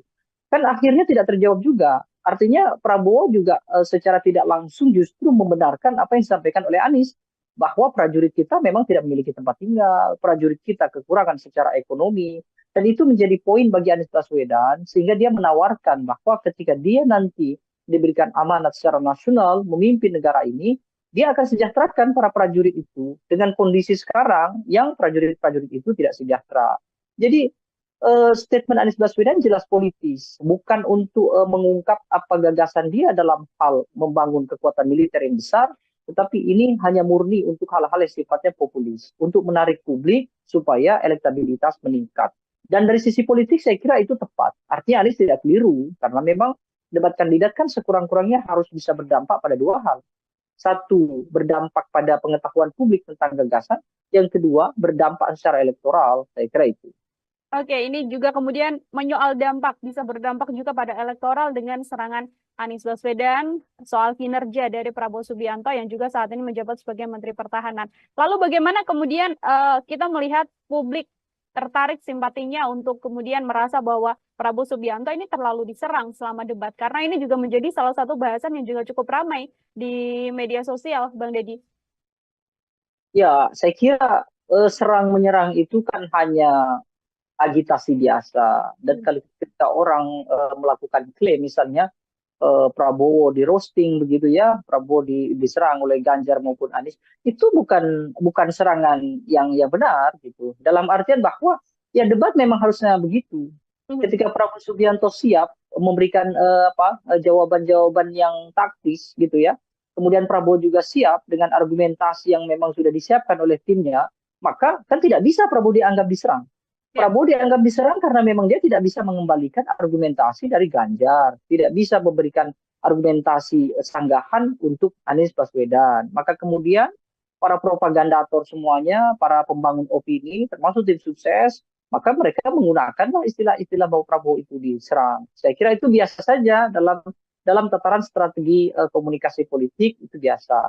Membangun agitasi seolah-olah kita ditindas, seolah-olah kita direndahkan dan segala macam gitu ya. Tapi faktanya debat kandidat itu memang untuk mempertahankan argumentasi. Kalau kemudian Anies Baswedan tidak melakukan tekanan terhadap Prabowo Subianto, lalu apa namanya? Itu hanya dialog kan gitu. Sementara mereka bertiga ini dipertaruhkan oleh lebih dari 170 juta mengacu pada pemilih di 2019. Kalaupun ada peningkatan, mungkin akan sedikit peningkatan. Sehingga mereka memang perlu harus saling mengedepankan argumentasi dan sebisa mungkin memang menjatuhkan argumentasi lawan. Supaya apa? Supaya publik bisa menerka bahwa mana argumentasi yang paling rasional dan paling mungkin untuk dijadikan sandaran untuk dipilih atau tidak, kan begitu. Ini kalau menyoal statement dari Anies Baswedan, saya juga mau minta komentar dari Bang Deddy soal bagaimana Pak Prabowo Subianto sempat beberapa kali mengatakan bahwa Anies Baswedan adalah profesor, namun kemudian tidak pantas membicarakan soal etika. Itu juga disampaikan dalam beberapa sesi debat, Bang. Ya, itu saya kira mestinya disampaikan di luar debat. Artinya di debat itu tidak digunakan untuk hal-hal yang sifatnya serangan personal, sekaligus tidak juga ditempatkan pada pembelaan personal. Urusan bahwa Anies Baswedan itu profesor lalu punya kelayakan atau tidak bicara etika adalah urusan personal. Sama seperti yang saya sampaikan tadi, bahwa urusan Prabowo itu punya tanah ribuan hektar, itu juga urusan personal. Tetapi saya kira dalam debat itu kan setidaknya mereka harus pandai mensiasati. Apakah kemudian serangan personal atau argumentasi personal itu bisa menguntungkan atau tidak dalam hal elektoral. Tetapi lebih banyak justru memang Prabowo terpancing. Dalam artian terpancing itu, Prabowo menanggapi hal-hal yang sifatnya personal justru tidak mengarah pada kepentingan nasional kita. Ya termasuk tadi bagaimana kemudian Prabowo mengatakan ya Anies Baswedan tidak layak bicara etik, bahkan dia seorang profesor. Itu memang dalam ranah yang non politis gitu ya. Itu tidak sama-sama tidak pantas ya gitu. Tapi dalam uraian politis saya kira dua-duanya juga punya basis rujukan. Prabowo ingin mengedepankan kepada tim ses, kepada loyalisnya, bahwa dia juga punya serangan terhadap Anies Baswedan. Bahwa Anies Baswedan dengan semua statementnya itu adalah tidak benar. Jadi kira-kira begitu. Itu hal yang lumrah saja, kira-kira begitu. Tapi memang disayangkan karena kemudian durasi debat itu menjadi habis hanya untuk hal-hal yang sifatnya pembelaan itu tadi begitu.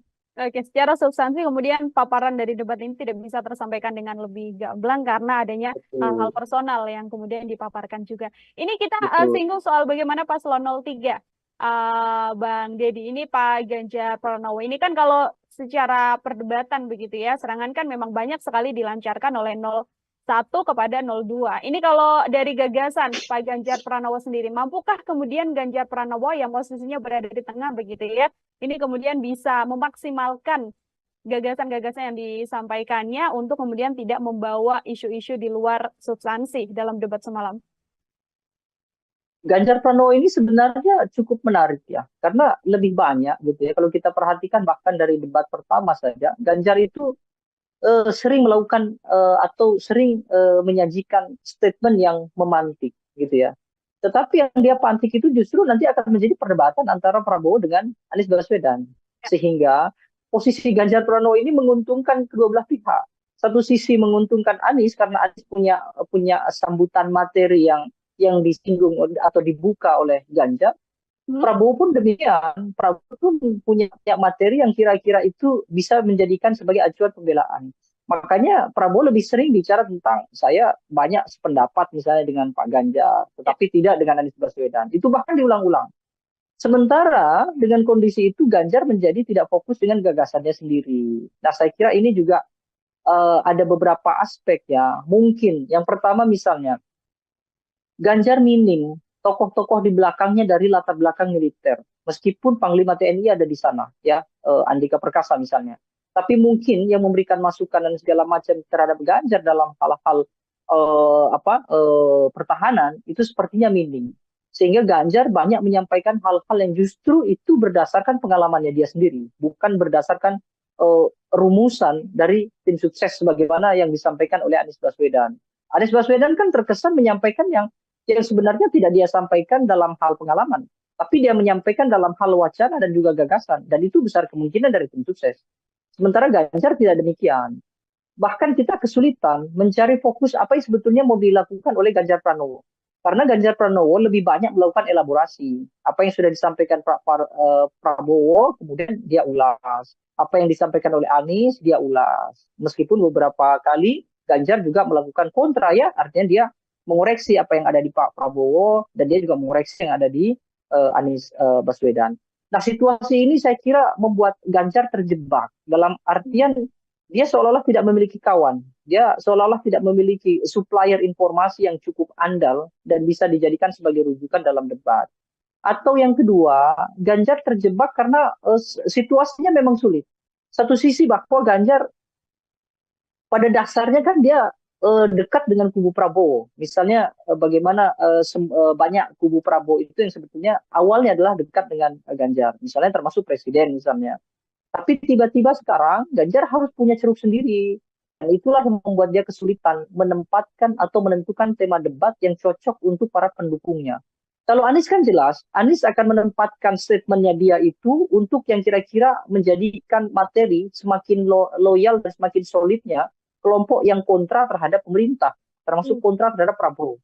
Prabowo akan bicara hal-hal yang sifatnya itu membangun soliditas di antara mereka atau yang pro terhadap pemerintah. Nah, Ganjar di mana?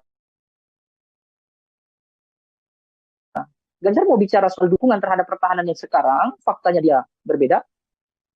Nah, Ganjar kesulitan. Ganjar mau bicara soal dukungan terhadap pemerintah sekarang, sementara dia tertinggal dengan Prabowo. Dia mau mengkritik dengan keras apa yang sudah dilakukan pemerintah, itu juga tertinggal dengan Anies Baswedan. Sehingga Ganjar tidak cukup berani untuk keluar dari zona yang cukup sempit itu tadi.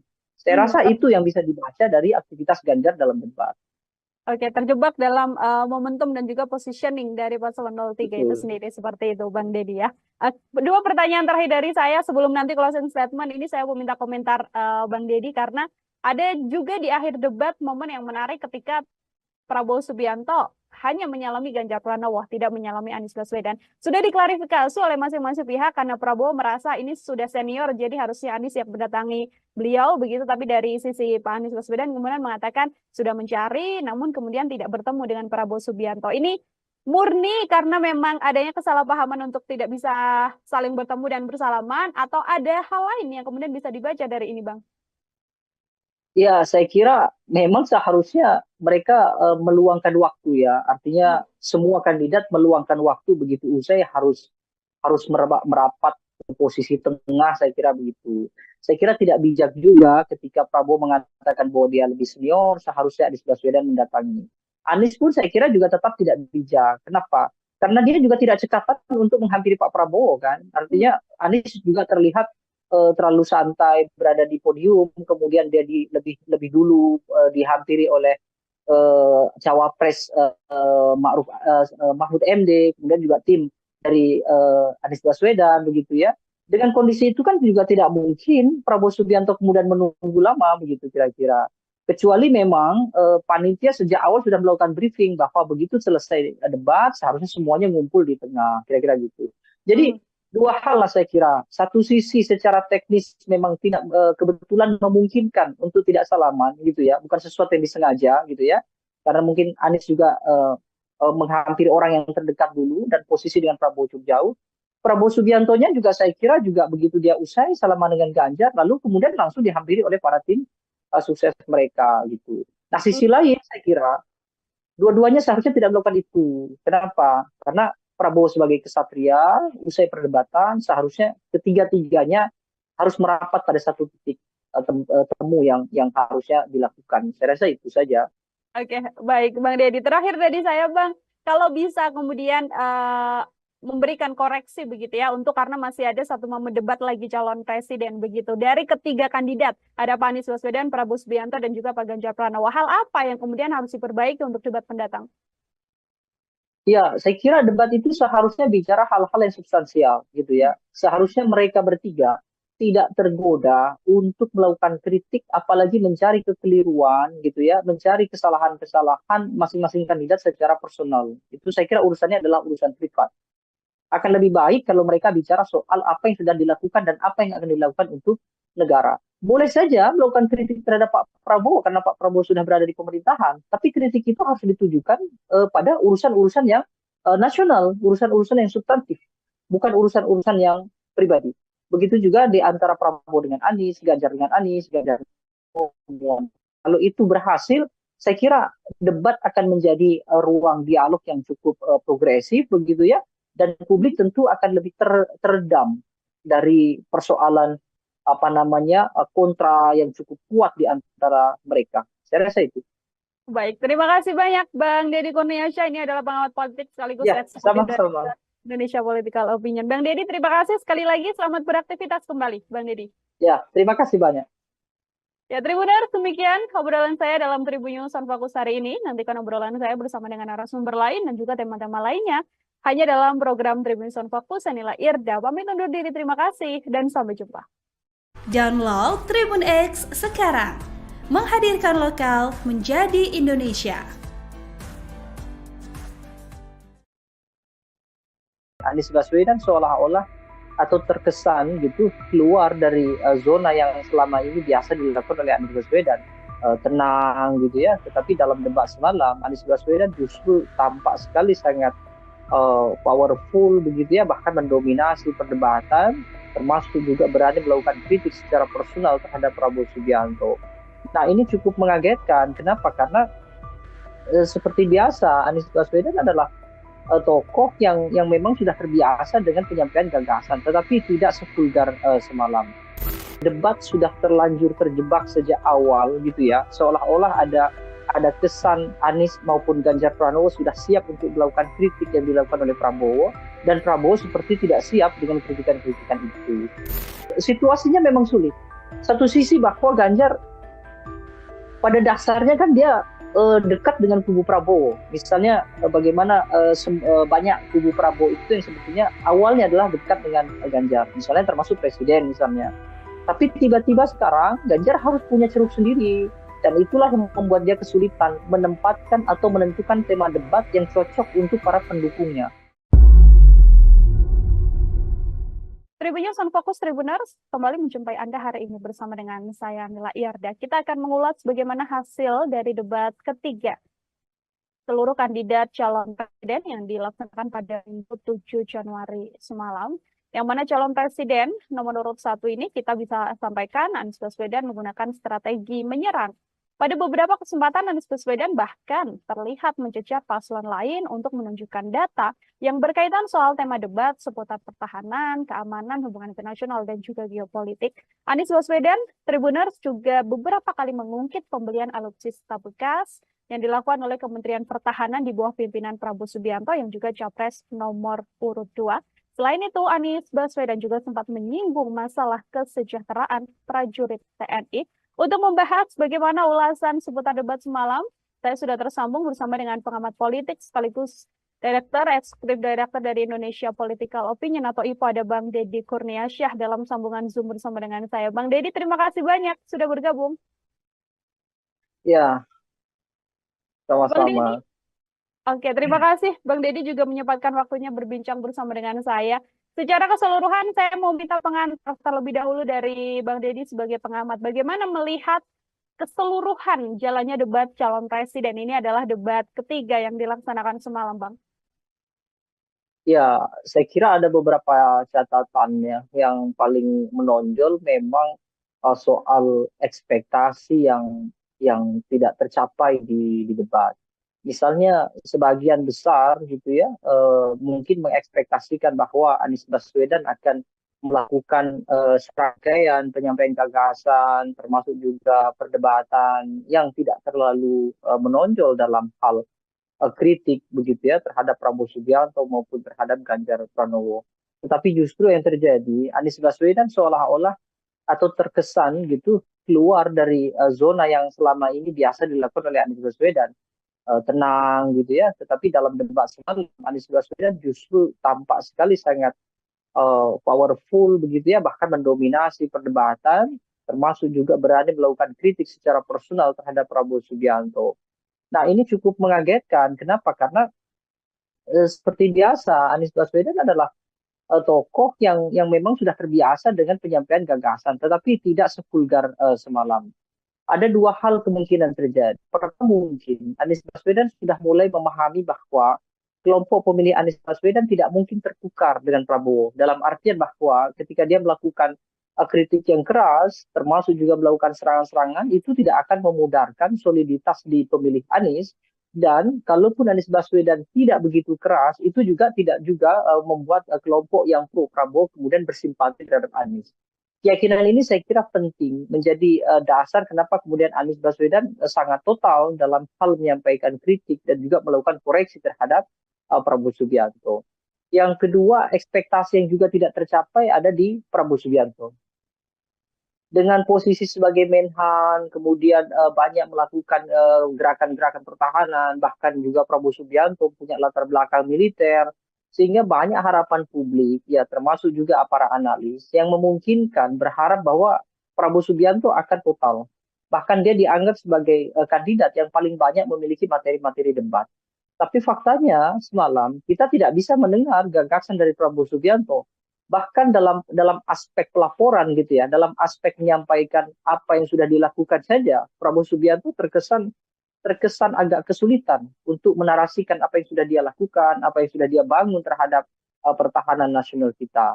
Nah, kalau Ganjar Pranowo saya kira tetap normatif, sama seperti debat yang pertama, dia hanya melontarkan sesekali kritik, lalu kemudian menyampaikan beberapa hal yang sesuai dengan kapasitasnya dia, seperti melakukan mention bahwa dia 10 tahun di parlemen, 10 tahun di gubernur, tapi secara esensi Ganjar tidak menyampaikan apa yang sebetulnya diharapkan oleh publik terkait dengan pertahanan kita. Dan banyak hal menurut saya yang sebenarnya jauh lebih penting, misalnya bagaimana posisi Indonesia dalam kancah internasional, itu juga tidak banyak diulas.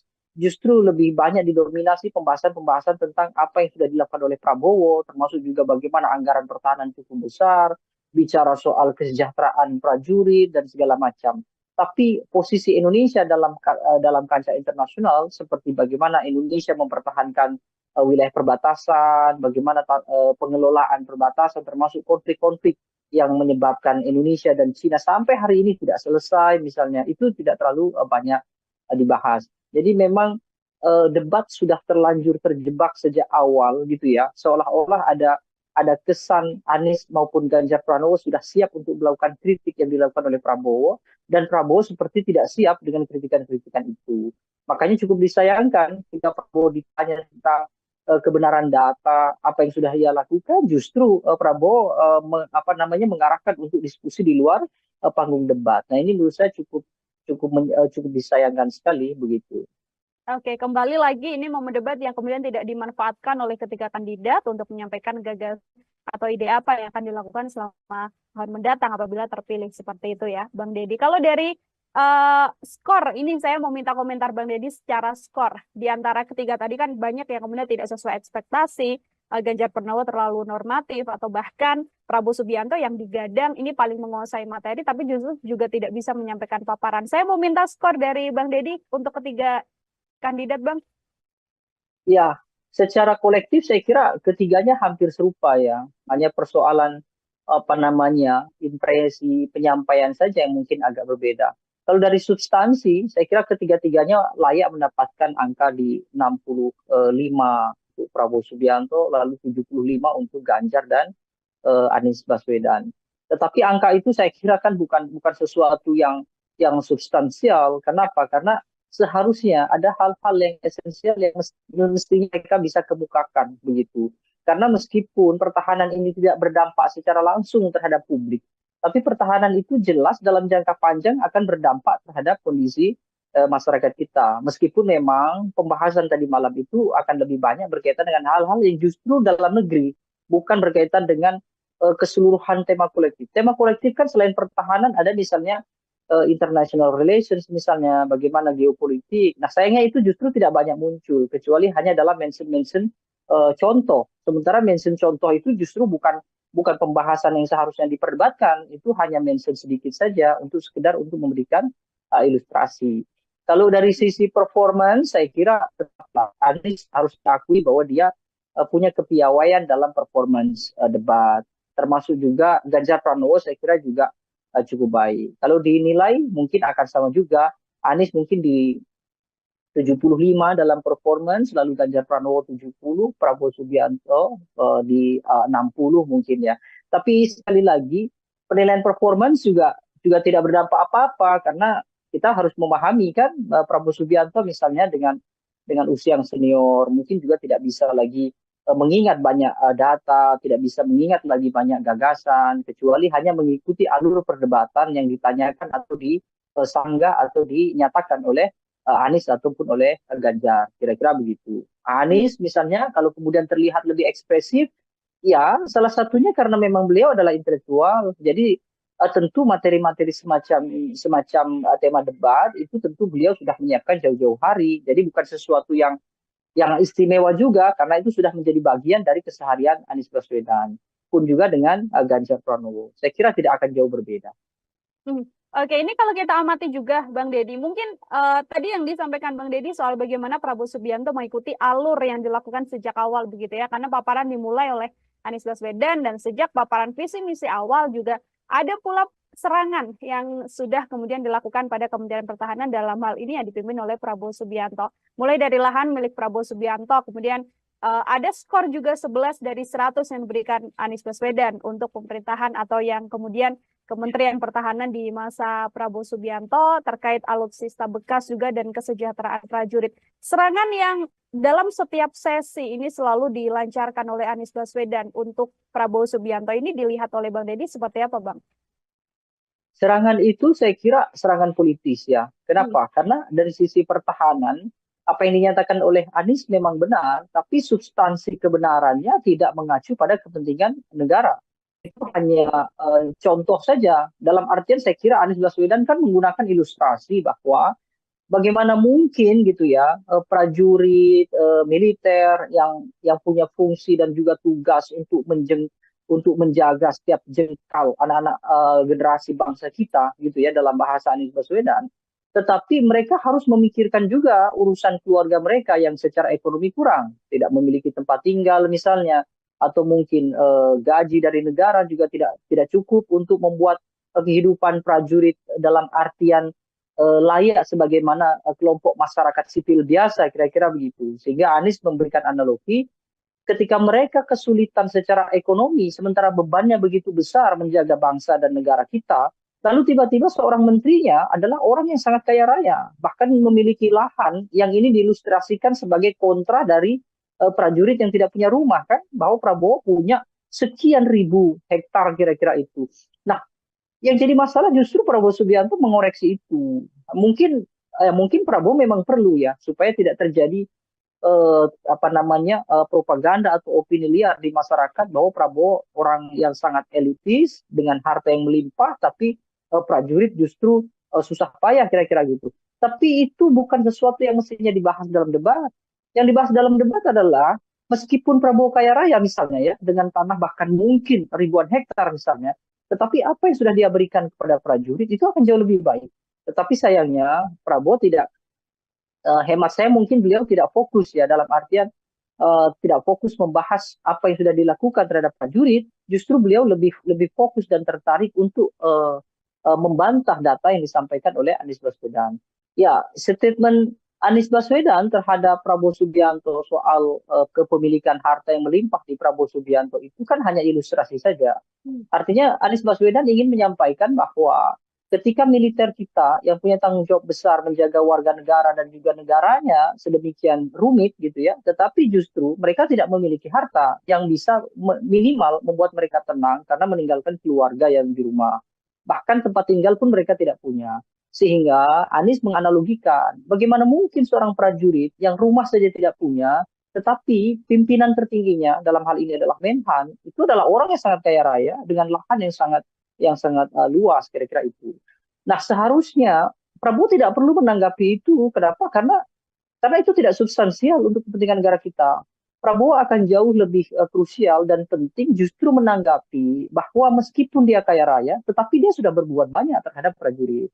Kan akhirnya tidak terjawab juga. Artinya Prabowo juga secara tidak langsung justru membenarkan apa yang disampaikan oleh Anies, bahwa prajurit kita memang tidak memiliki tempat tinggal, prajurit kita kekurangan secara ekonomi, dan itu menjadi poin bagi Anies Baswedan, sehingga dia menawarkan bahwa ketika dia nanti diberikan amanat secara nasional memimpin negara ini, dia akan sejahterakan para prajurit itu dengan kondisi sekarang yang prajurit-prajurit itu tidak sejahtera. Jadi statement Anies Baswedan jelas politis, bukan untuk mengungkap apa gagasan dia dalam hal membangun kekuatan militer yang besar, tetapi ini hanya murni untuk hal-hal yang sifatnya populis, untuk menarik publik supaya elektabilitas meningkat. Dan dari sisi politik saya kira itu tepat. Artinya Anies tidak keliru, karena memang debat kandidat kan sekurang-kurangnya harus bisa berdampak pada dua hal. Satu, berdampak pada pengetahuan publik tentang gagasan. Yang kedua, berdampak secara elektoral. Saya kira itu. Oke, ini juga kemudian menyoal dampak, bisa berdampak juga pada elektoral dengan serangan Anies Baswedan soal kinerja dari Prabowo Subianto yang juga saat ini menjabat sebagai Menteri Pertahanan. Lalu bagaimana kemudian kita melihat publik tertarik simpatinya untuk kemudian merasa bahwa Prabowo Subianto ini terlalu diserang selama debat? Karena ini juga menjadi salah satu bahasan yang juga cukup ramai di media sosial, Bang Deddy. Ya, saya kira serang-menyerang itu kan hanya agitasi biasa. Dan kalau ketika orang melakukan klaim misalnya Prabowo di roasting begitu ya, Prabowo diserang oleh Ganjar maupun Anies, itu bukan serangan yang benar gitu. Dalam artian bahwa ya debat memang harusnya begitu. Ketika Prabowo Subianto siap memberikan jawaban-jawaban yang taktis gitu ya, kemudian Prabowo juga siap dengan argumentasi yang memang sudah disiapkan oleh timnya, maka kan tidak bisa Prabowo dianggap diserang. Prabowo dianggap diserang karena memang dia tidak bisa mengembalikan argumentasi dari Ganjar, tidak bisa memberikan argumentasi sanggahan untuk Anies Baswedan. Maka kemudian para propagandator semuanya, para pembangun opini, termasuk tim sukses, maka mereka menggunakanlah istilah-istilah bahwa Prabowo itu diserang. Saya kira itu biasa saja dalam tataran strategi komunikasi politik, itu biasa. Membangun agitasi seolah-olah kita ditindas, seolah-olah kita direndahkan dan segala macam gitu ya. Tapi faktanya debat kandidat itu memang untuk mempertahankan argumentasi. Kalau kemudian Anies Baswedan tidak melakukan tekanan terhadap Prabowo Subianto, lalu apa namanya? Itu hanya dialog kan gitu. Sementara mereka bertiga ini dipertaruhkan oleh lebih dari 170 juta mengacu pada pemilih di 2019. Kalaupun ada peningkatan mungkin akan sedikit peningkatan. Sehingga mereka memang perlu harus saling mengedepankan argumentasi dan sebisa mungkin memang menjatuhkan argumentasi lawan. Supaya apa? Supaya publik bisa menerka bahwa mana argumentasi yang paling rasional dan paling mungkin untuk dijadikan sandaran untuk dipilih atau tidak, kan begitu. Ini kalau menyoal statement dari Anies Baswedan, saya juga mau minta komentar dari Bang Deddy soal bagaimana Pak Prabowo Subianto sempat beberapa kali mengatakan bahwa Anies Baswedan adalah profesor, namun kemudian tidak pantas membicarakan soal etika. Itu juga disampaikan dalam beberapa sesi debat, Bang. Ya, itu saya kira mestinya disampaikan di luar debat. Artinya di debat itu tidak digunakan untuk hal-hal yang sifatnya serangan personal, sekaligus tidak juga ditempatkan pada pembelaan personal. Urusan bahwa Anies Baswedan itu profesor lalu punya kelayakan atau tidak bicara etika adalah urusan personal. Sama seperti yang saya sampaikan tadi, bahwa urusan Prabowo itu punya tanah ribuan hektar, itu juga urusan personal. Tetapi saya kira dalam debat itu kan setidaknya mereka harus pandai mensiasati. Apakah kemudian serangan personal atau argumentasi personal itu bisa menguntungkan atau tidak dalam hal elektoral? Tetapi lebih banyak justru memang Prabowo terpancing. Dalam artian terpancing itu, Prabowo menanggapi hal-hal yang sifatnya personal justru tidak mengarah pada kepentingan nasional kita. Ya termasuk tadi bagaimana kemudian Prabowo mengatakan ya Anies Baswedan tidak layak bicara etik, bahkan dia seorang profesor. Itu memang dalam ranah yang non politis gitu ya. Itu tidak sama-sama tidak pantas ya gitu. Tapi dalam uraian politis, saya kira dua-duanya juga punya basis rujukan.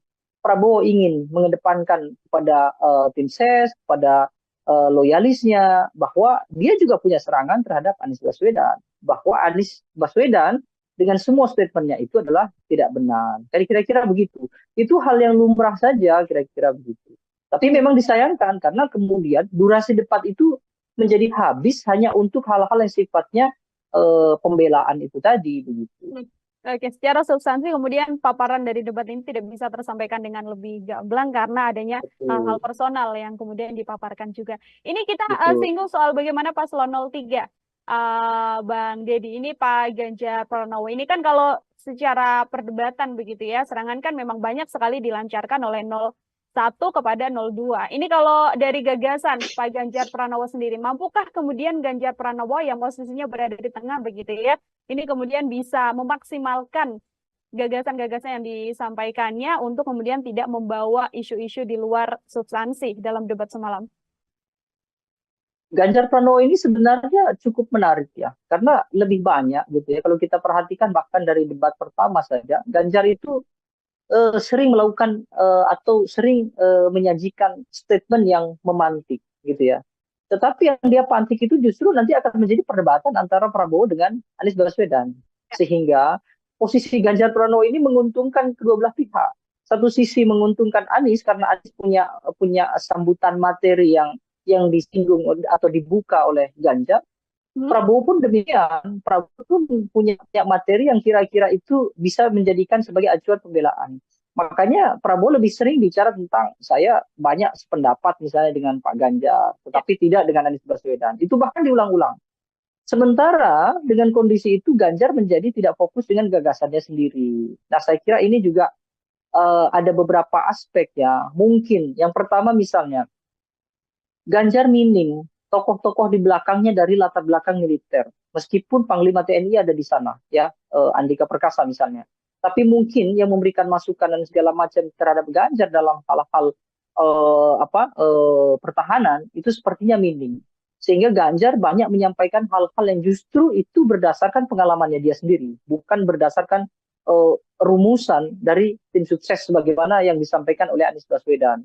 Anies Baswedan kan terkesan menyampaikan yang sebenarnya tidak dia sampaikan dalam hal pengalaman, tapi dia menyampaikan dalam hal wacana dan juga gagasan, dan itu besar kemungkinan dari tim sukses. Sementara Ganjar tidak demikian. bahkan kita kesulitan mencari fokus apa yang sebetulnya mau dilakukan oleh Ganjar Pranowo. Karena Ganjar Pranowo lebih banyak melakukan elaborasi. Apa yang sudah disampaikan Prabowo, kemudian dia ulas. Apa yang disampaikan oleh Anies, dia ulas. Meskipun beberapa kali Ganjar juga melakukan kontra ya, artinya dia mengoreksi apa yang ada di Pak Prabowo, dan dia juga mengoreksi yang ada di Anies Baswedan. Nah, situasi ini saya kira membuat Ganjar terjebak dalam artian dia seolah-olah tidak memiliki kawan. Dia seolah-olah tidak memiliki supplier informasi yang cukup andal dan bisa dijadikan sebagai rujukan dalam debat. Atau yang kedua, Ganjar terjebak karena situasinya memang sulit. Satu sisi bahwa Ganjar pada dasarnya kan dia dekat dengan kubu Prabowo. Misalnya bagaimana banyak kubu Prabowo itu yang sebetulnya awalnya adalah dekat dengan Ganjar. Misalnya termasuk presiden misalnya. Tapi tiba-tiba sekarang Ganjar harus punya ceruk sendiri. Dan itulah yang membuat dia kesulitan menempatkan atau menentukan tema debat yang cocok untuk para pendukungnya. Kalau Anies kan jelas, Anies akan menempatkan statementnya dia itu untuk yang kira-kira menjadikan materi semakin loyal dan semakin solidnya kelompok yang kontra terhadap pemerintah, termasuk kontra terhadap Prabowo. Prabowo akan bicara hal-hal yang sifatnya itu membangun soliditas di antara mereka atau yang pro terhadap pemerintah. Nah, Ganjar di mana? Ganjar mau bicara soal dukungan terhadap pertahanan yang sekarang, faktanya dia berbeda.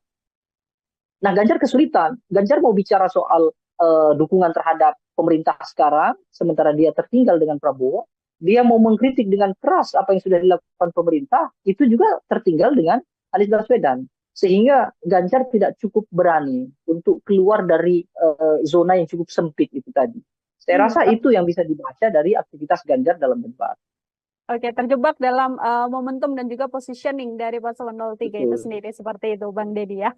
Dua pertanyaan terakhir dari saya sebelum nanti closing statement, ini saya mau minta komentar Bang Deddy, karena ada juga di akhir debat momen yang menarik ketika Prabowo Subianto hanya menyalami Ganjar Pranowo, tidak menyalami Anies Baswedan. Sudah diklarifikasi oleh masing-masing pihak karena Prabowo merasa ini sudah senior, jadi harusnya Anies yang mendatangi beliau begitu. Tapi dari sisi Pak Anies Baswedan kemudian mengatakan sudah mencari, namun kemudian tidak bertemu dengan Prabowo Subianto. Ini murni karena memang adanya kesalahpahaman untuk tidak bisa saling bertemu dan bersalaman, atau ada hal lain yang kemudian bisa dibaca dari ini, Bang?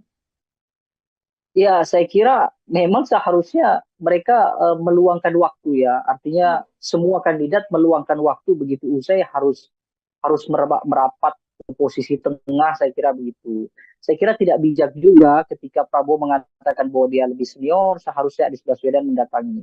Anies pun saya kira juga tetap tidak bijak. Kenapa? Karena dia juga tidak cekatan untuk menghampiri Pak Prabowo kan. Artinya Anies juga terlihat terlalu santai berada di podium, kemudian dia lebih dulu dihampiri oleh cawapres Mahfud MD, kemudian juga tim dari Anies Baswedan begitu ya.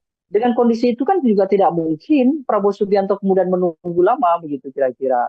Kecuali memang panitia sejak awal sudah melakukan briefing bahwa begitu selesai debat seharusnya semuanya ngumpul di tengah, kira-kira gitu. Jadi dua hal lah saya kira. Satu sisi secara teknis memang tidak kebetulan memungkinkan untuk tidak salaman gitu ya, bukan sesuatu yang disengaja gitu ya. Karena mungkin Anies juga menghampiri orang yang terdekat dulu dan posisi dengan Prabowo cukup jauh.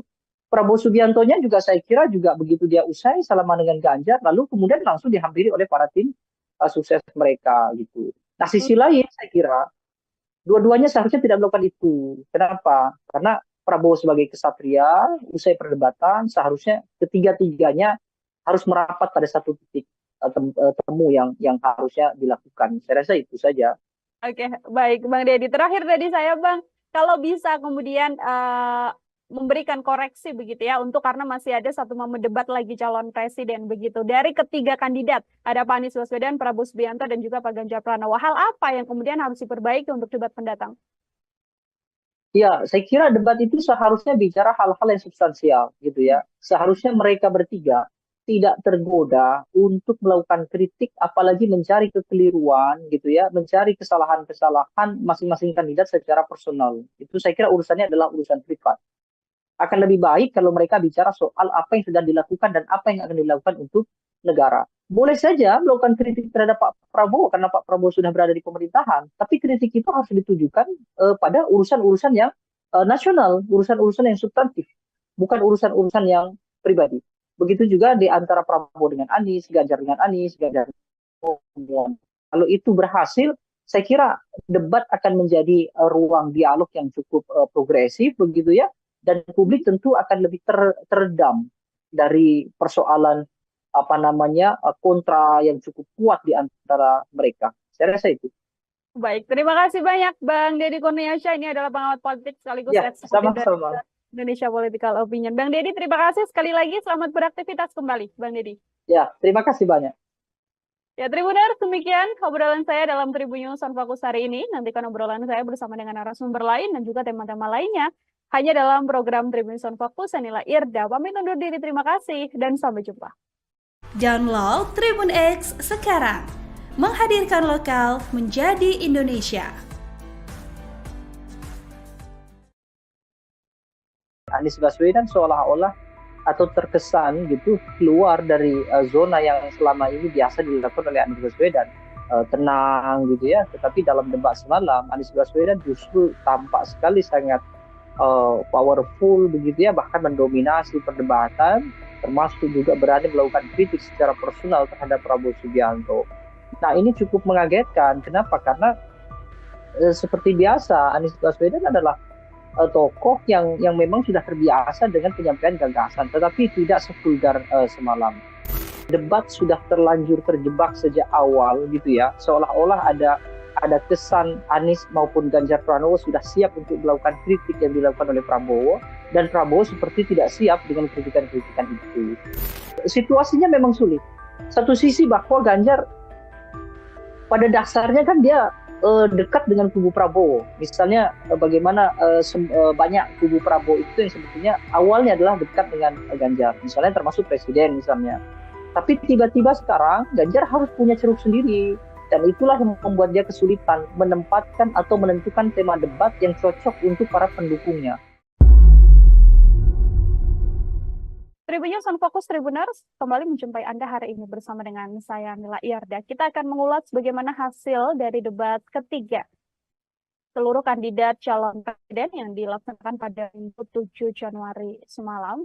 Yang mana calon presiden nomor urut 1 ini kita bisa sampaikan Anies Baswedan menggunakan strategi menyerang. Pada beberapa kesempatan Anies Baswedan bahkan terlihat mencecar paslon lain untuk menunjukkan data yang berkaitan soal tema debat seputar pertahanan, keamanan, hubungan internasional, dan juga geopolitik. Anies Baswedan, Tribuners juga beberapa kali mengungkit pembelian alutsista bekas yang dilakukan oleh Kementerian Pertahanan di bawah pimpinan Prabowo Subianto yang juga capres nomor urut 2.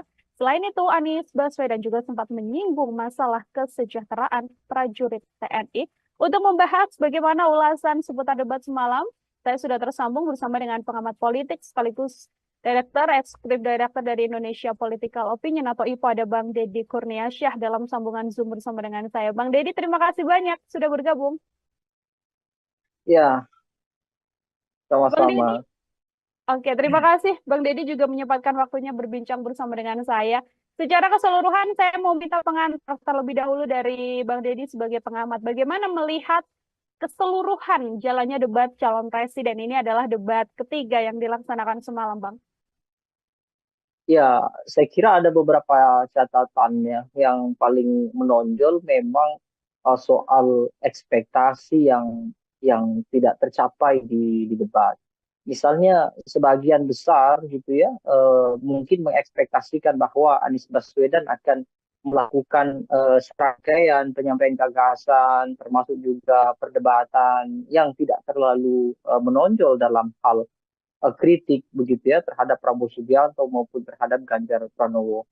Tetapi justru yang terjadi Anies Baswedan seolah-olah atau terkesan gitu keluar dari zona yang selama ini biasa dilakukan oleh Anies Baswedan, tenang gitu ya. Tetapi dalam debat semalam Anies Baswedan justru tampak sekali sangat powerful begitu ya, bahkan mendominasi perdebatan, termasuk juga berani melakukan kritik secara personal terhadap Prabowo Subianto. Nah, ini cukup mengagetkan. Kenapa? Karena seperti biasa Anies Baswedan adalah tokoh yang memang sudah terbiasa dengan penyampaian gagasan, tetapi tidak sevulgar semalam. Ada dua hal kemungkinan terjadi. Pertama, mungkin Anies Baswedan sudah mulai memahami bahwa kelompok pemilih Anies Baswedan tidak mungkin tertukar dengan Prabowo. Dalam artian bahwa ketika dia melakukan kritik yang keras, termasuk juga melakukan serangan-serangan, itu tidak akan memudarkan soliditas di pemilih Anies.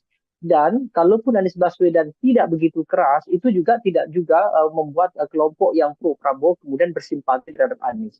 Keyakinan ini saya kira penting menjadi dasar kenapa kemudian Anies Baswedan sangat total dalam hal menyampaikan kritik dan juga melakukan koreksi terhadap Prabowo Subianto. Yang kedua, ekspektasi yang juga tidak tercapai ada di Prabowo Subianto. Dengan posisi sebagai Menhan, kemudian banyak melakukan gerakan-gerakan pertahanan, bahkan juga Prabowo Subianto punya latar belakang militer, sehingga banyak harapan publik, ya termasuk juga para analis, yang memungkinkan berharap bahwa Prabowo Subianto akan total. Bahkan dia dianggap sebagai kandidat yang paling banyak memiliki materi-materi debat. Tapi faktanya semalam kita tidak bisa mendengar gagasan dari Prabowo Subianto. Bahkan dalam aspek pelaporan gitu ya, dalam aspek menyampaikan apa yang sudah dilakukan saja, Prabowo Subianto terkesan agak kesulitan untuk menarasikan apa yang sudah dia lakukan, apa yang sudah dia bangun terhadap pertahanan nasional kita. Nah, kalau Ganjar Pranowo saya kira tetap normatif, sama seperti debat yang pertama, dia hanya melontarkan sesekali kritik, lalu kemudian menyampaikan beberapa hal yang sesuai dengan kapasitasnya dia, seperti melakukan mention bahwa dia 10 tahun di parlemen, 10 tahun di gubernur, tapi secara esensi Ganjar tidak menyampaikan apa yang sebetulnya diharapkan oleh publik terkait dengan pertahanan kita.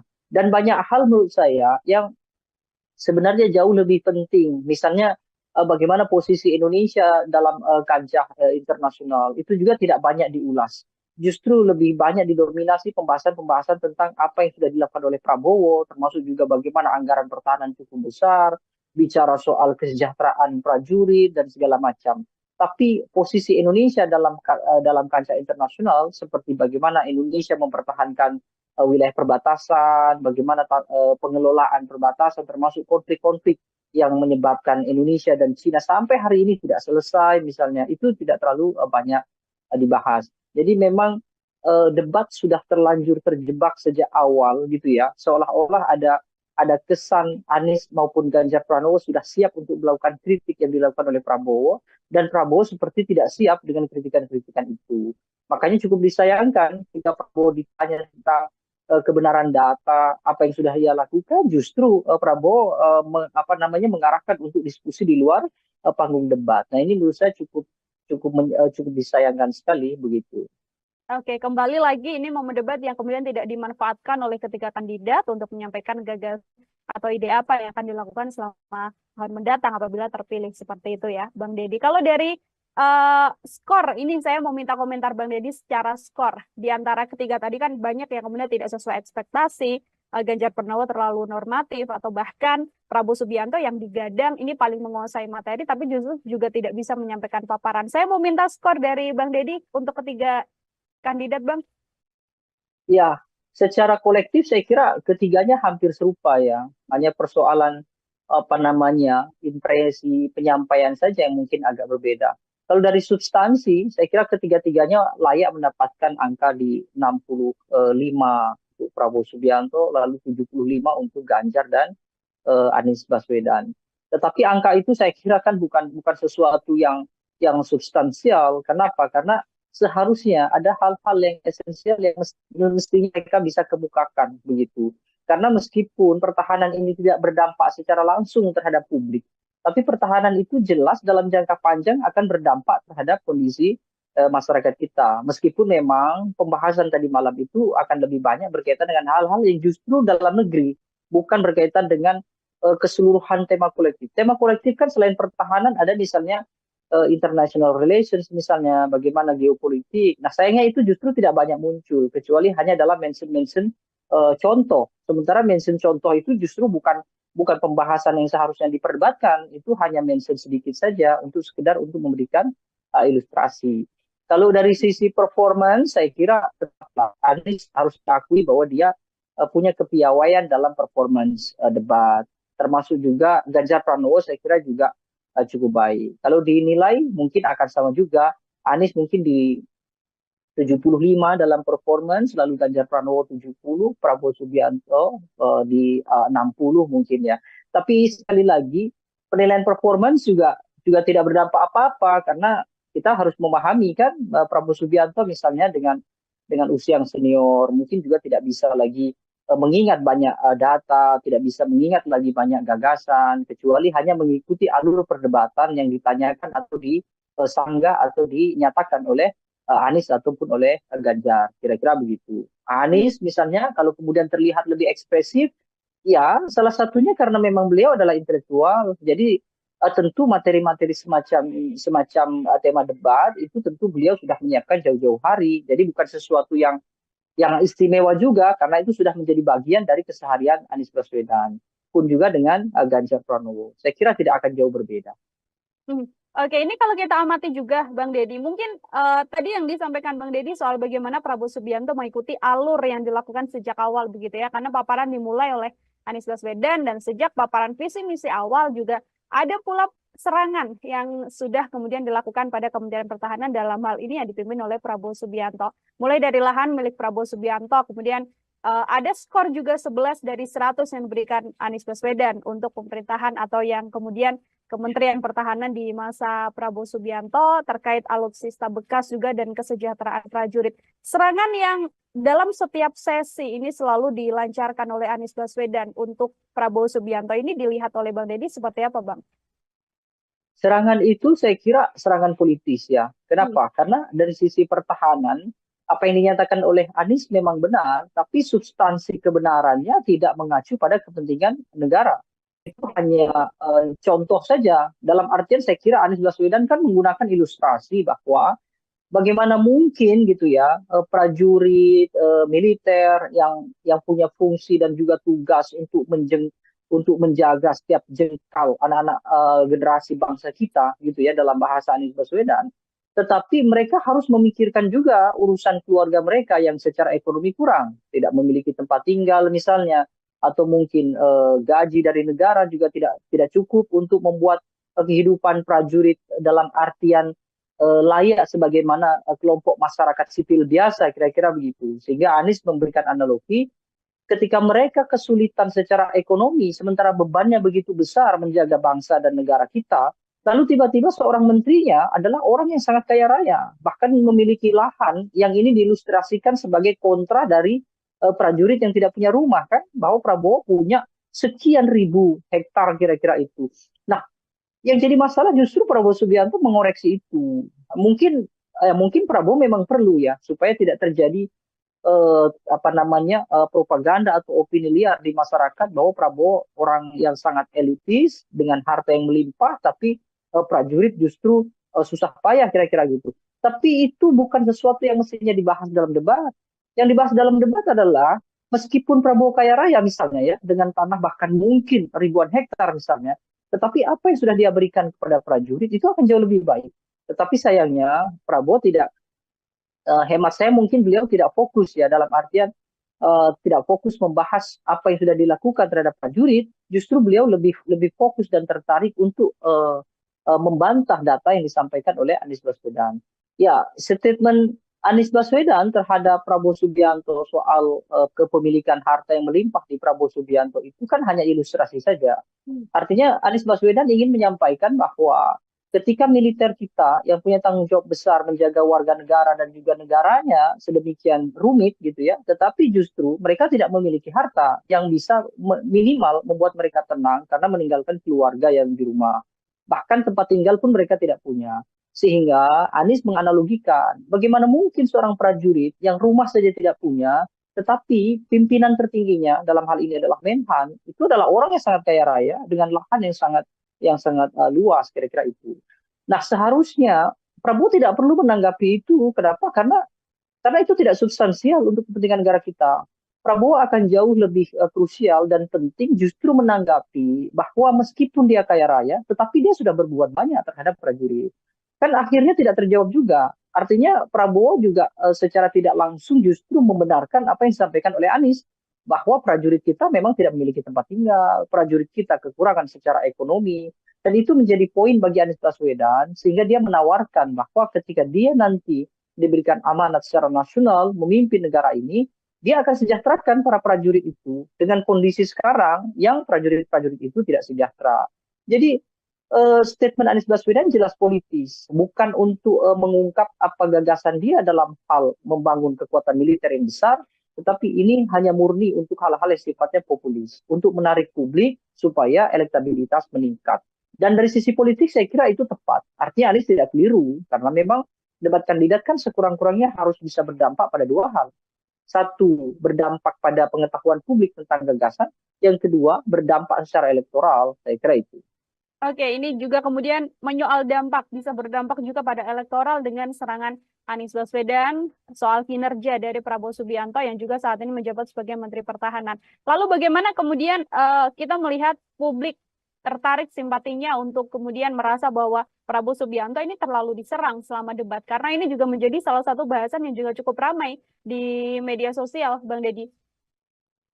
Ya, saya kira serang-menyerang itu kan hanya agitasi biasa. Dan kalau ketika orang melakukan klaim, misalnya Prabowo di roasting begitu ya, Prabowo diserang oleh Ganjar maupun Anies, itu bukan serangan yang benar gitu. Dalam artian bahwa ya debat memang harusnya begitu. Ketika Prabowo Subianto siap memberikan jawaban-jawaban yang taktis gitu ya, kemudian Prabowo juga siap dengan argumentasi yang memang sudah disiapkan oleh timnya, maka kan tidak bisa Prabowo dianggap diserang.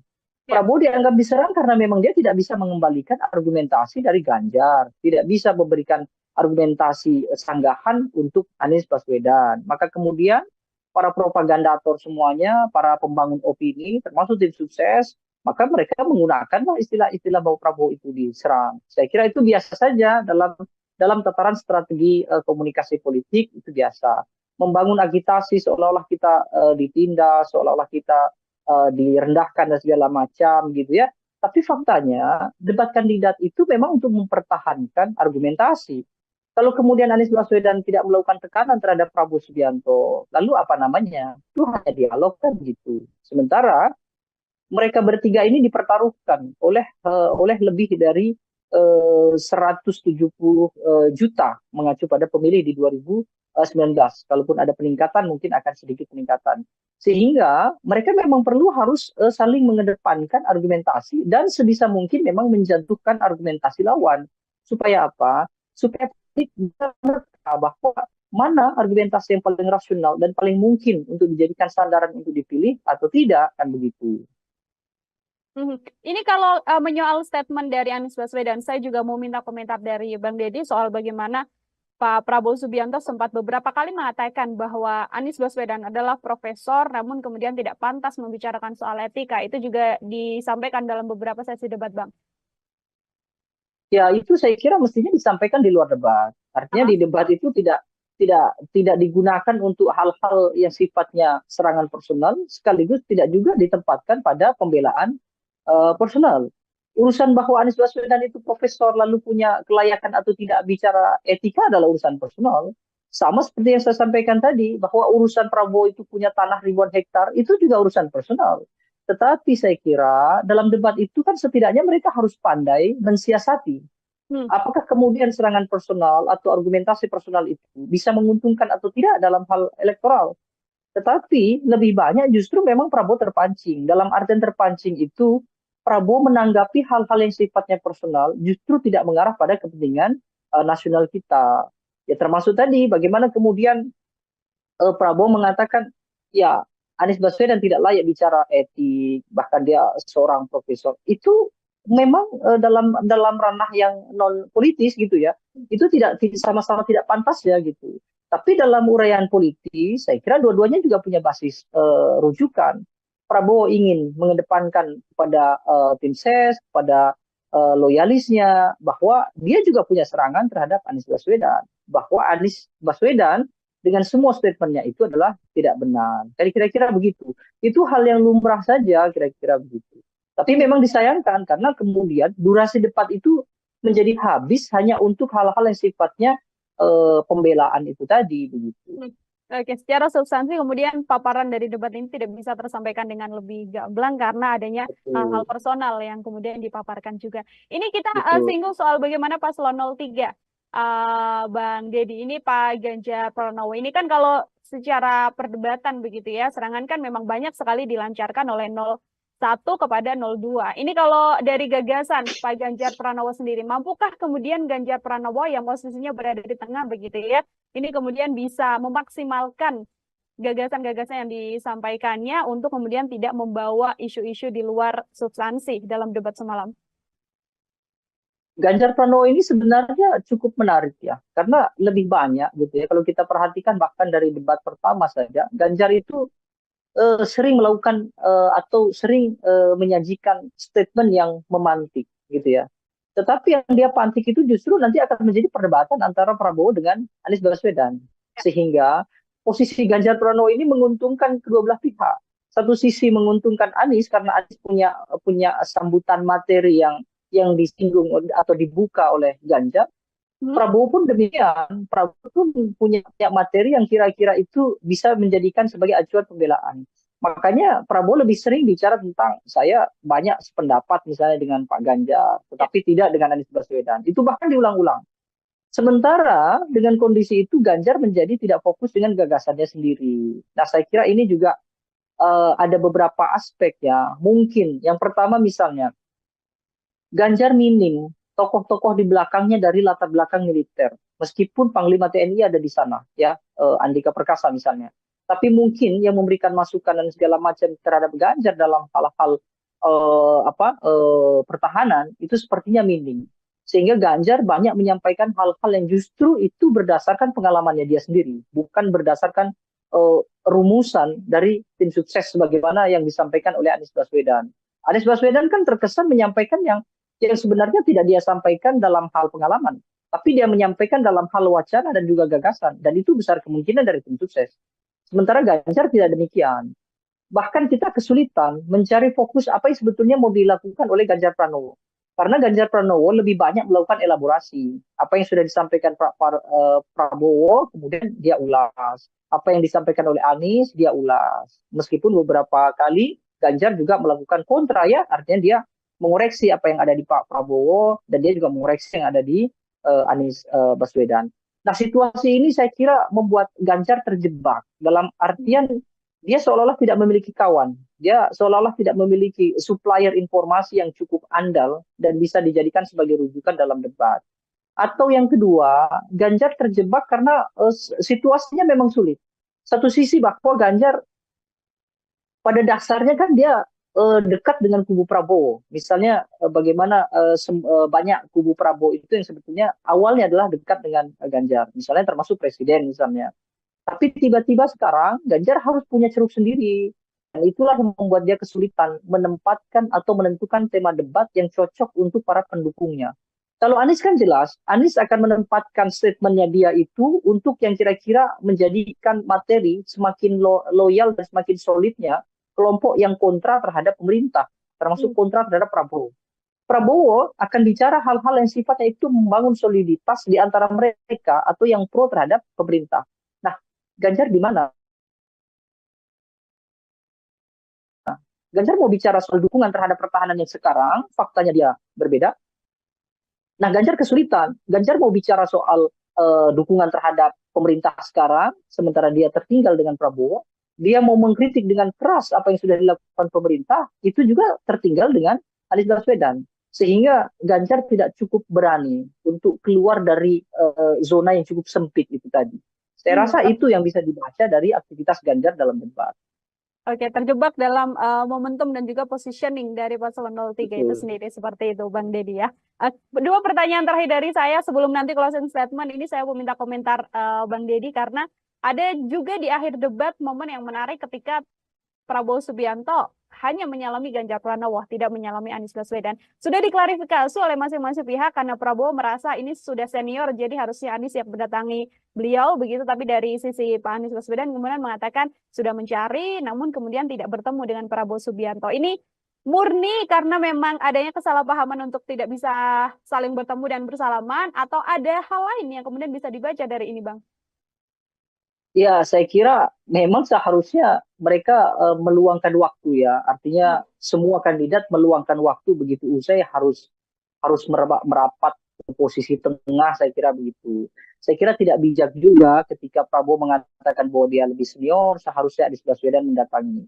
Anies pun saya kira juga tetap tidak bijak. Kenapa? Karena dia juga tidak cekatan untuk menghampiri Pak Prabowo kan. Artinya Anies juga terlihat terlalu santai berada di podium, kemudian dia lebih lebih dulu dihampiri oleh cawapres Mahfud MD, kemudian juga tim dari Anies Baswedan begitu ya. Dengan kondisi itu kan juga tidak mungkin Prabowo Subianto kemudian menunggu lama begitu kira-kira.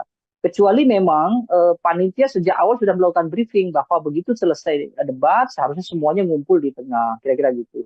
Jadi dua hal lah saya kira. Satu sisi secara teknis memang tidak kebetulan memungkinkan untuk tidak salaman gitu ya, bukan sesuatu yang disengaja gitu ya. Karena mungkin Anies juga menghampiri orang yang terdekat dulu dan posisi dengan Prabowo cukup jauh. Prabowo Subiantonya juga saya kira juga begitu dia usai salaman dengan Ganjar, lalu kemudian langsung dihampiri oleh para tim sukses mereka gitu. Nah sisi lain saya kira dua-duanya seharusnya tidak melakukan itu. Kenapa? Karena Prabowo sebagai kesatria, usai perdebatan, seharusnya ketiga-tiganya harus merapat pada satu titik temu yang harusnya dilakukan. Saya rasa itu saja. Oke, baik Bang Deddy. Terakhir dari saya Bang, kalau bisa kemudian memberikan koreksi begitu ya, untuk karena masih ada satu momen debat lagi calon presiden begitu. Dari ketiga kandidat, ada Pak Anies Baswedan, Prabowo Subianto, dan juga Pak Ganjar Pranowo. Hal apa yang kemudian harus diperbaiki untuk debat pendatang?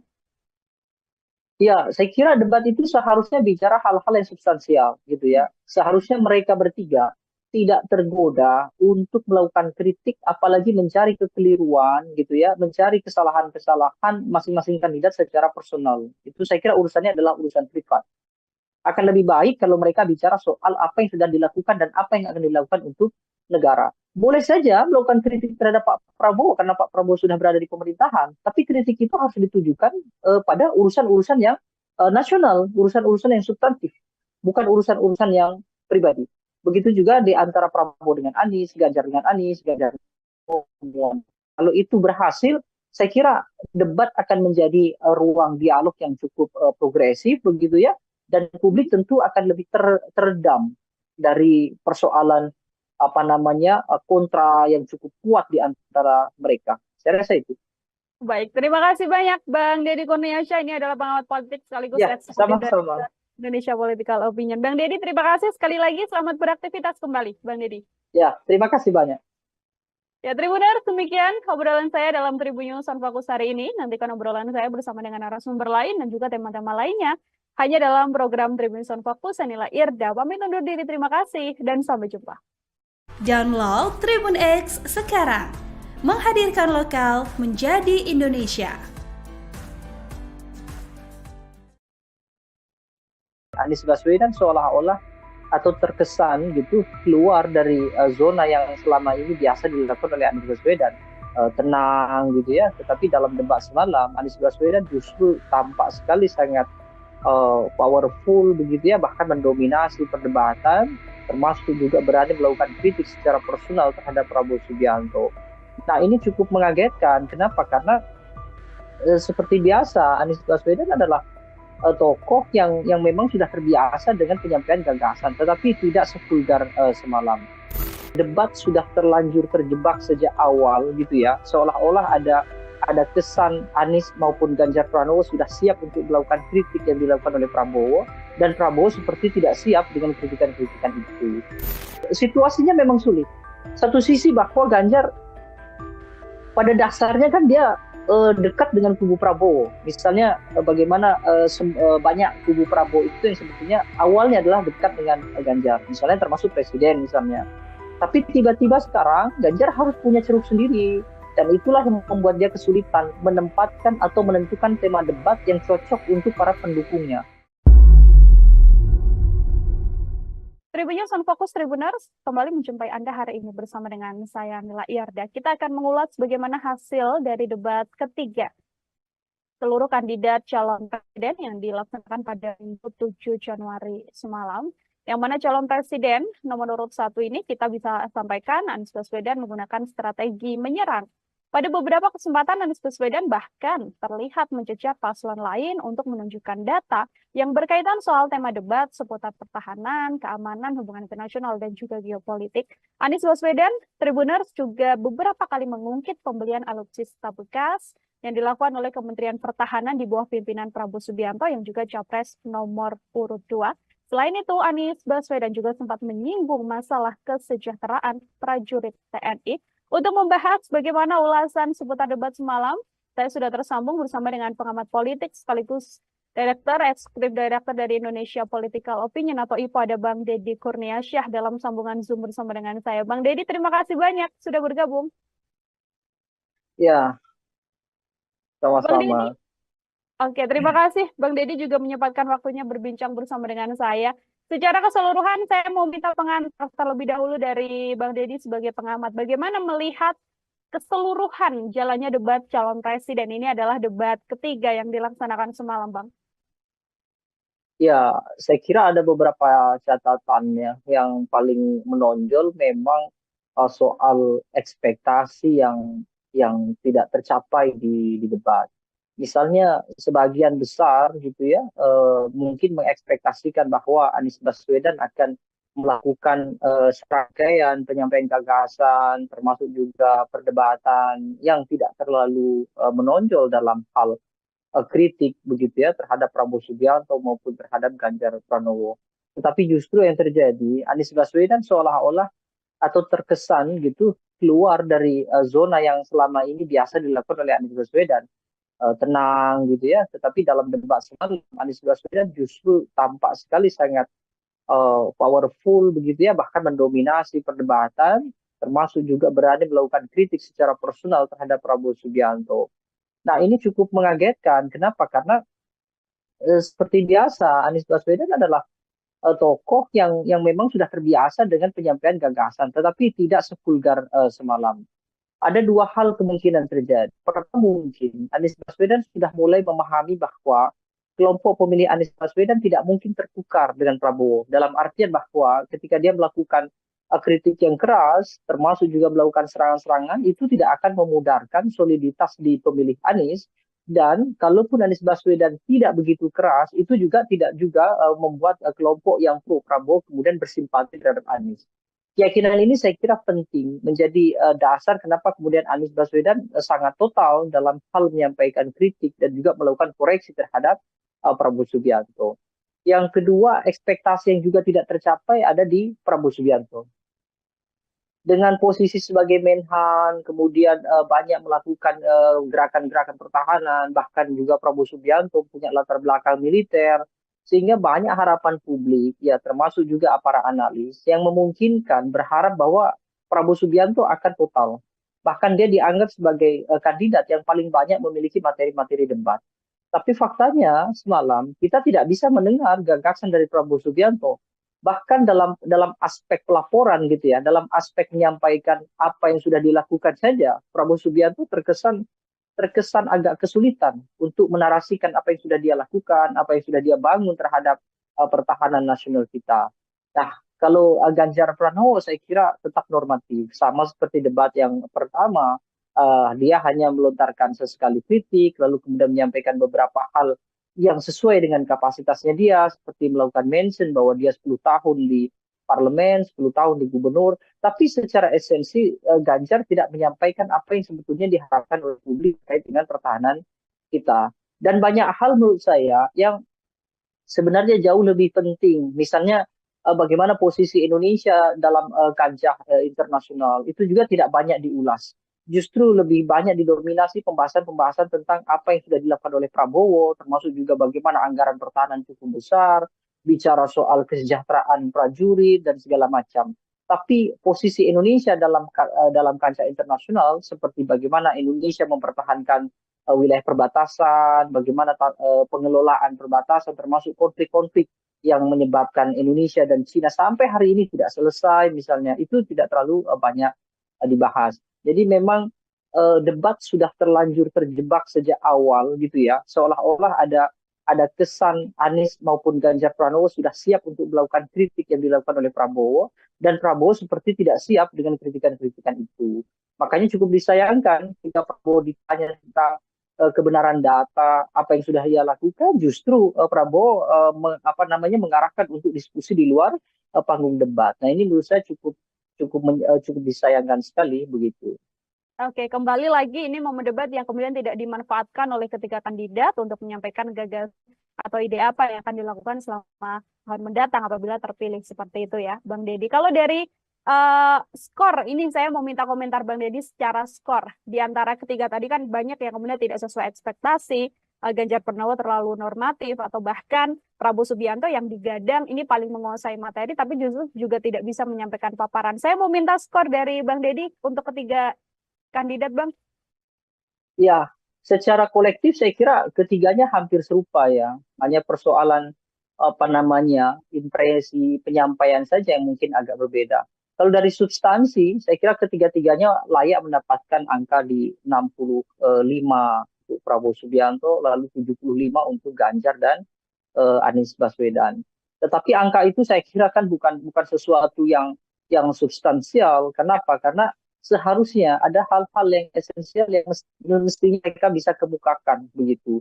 Karena meskipun pertahanan ini tidak berdampak secara langsung terhadap publik, tapi pertahanan itu jelas dalam jangka panjang akan berdampak terhadap kondisi masyarakat kita. Meskipun memang pembahasan tadi malam itu akan lebih banyak berkaitan dengan hal-hal yang justru dalam negeri, bukan berkaitan dengan keseluruhan tema kolektif. Tema kolektif kan selain pertahanan ada misalnya international relations, misalnya bagaimana geopolitik. Nah, sayangnya itu justru tidak banyak muncul, kecuali hanya dalam mention-mention contoh. Sementara mention contoh itu justru bukan pembahasan yang seharusnya diperdebatkan, itu hanya mention sedikit saja untuk sekedar untuk memberikan ilustrasi. Kalau dari sisi performance, saya kira Anies harus diakui bahwa dia punya kepiawaian dalam performance debat. Termasuk juga Ganjar Pranowo, saya kira juga cukup baik. Kalau dinilai mungkin akan sama juga. Anies mungkin di 75 dalam performance, lalu Ganjar Pranowo 70, Prabowo Subianto di 60 mungkin ya.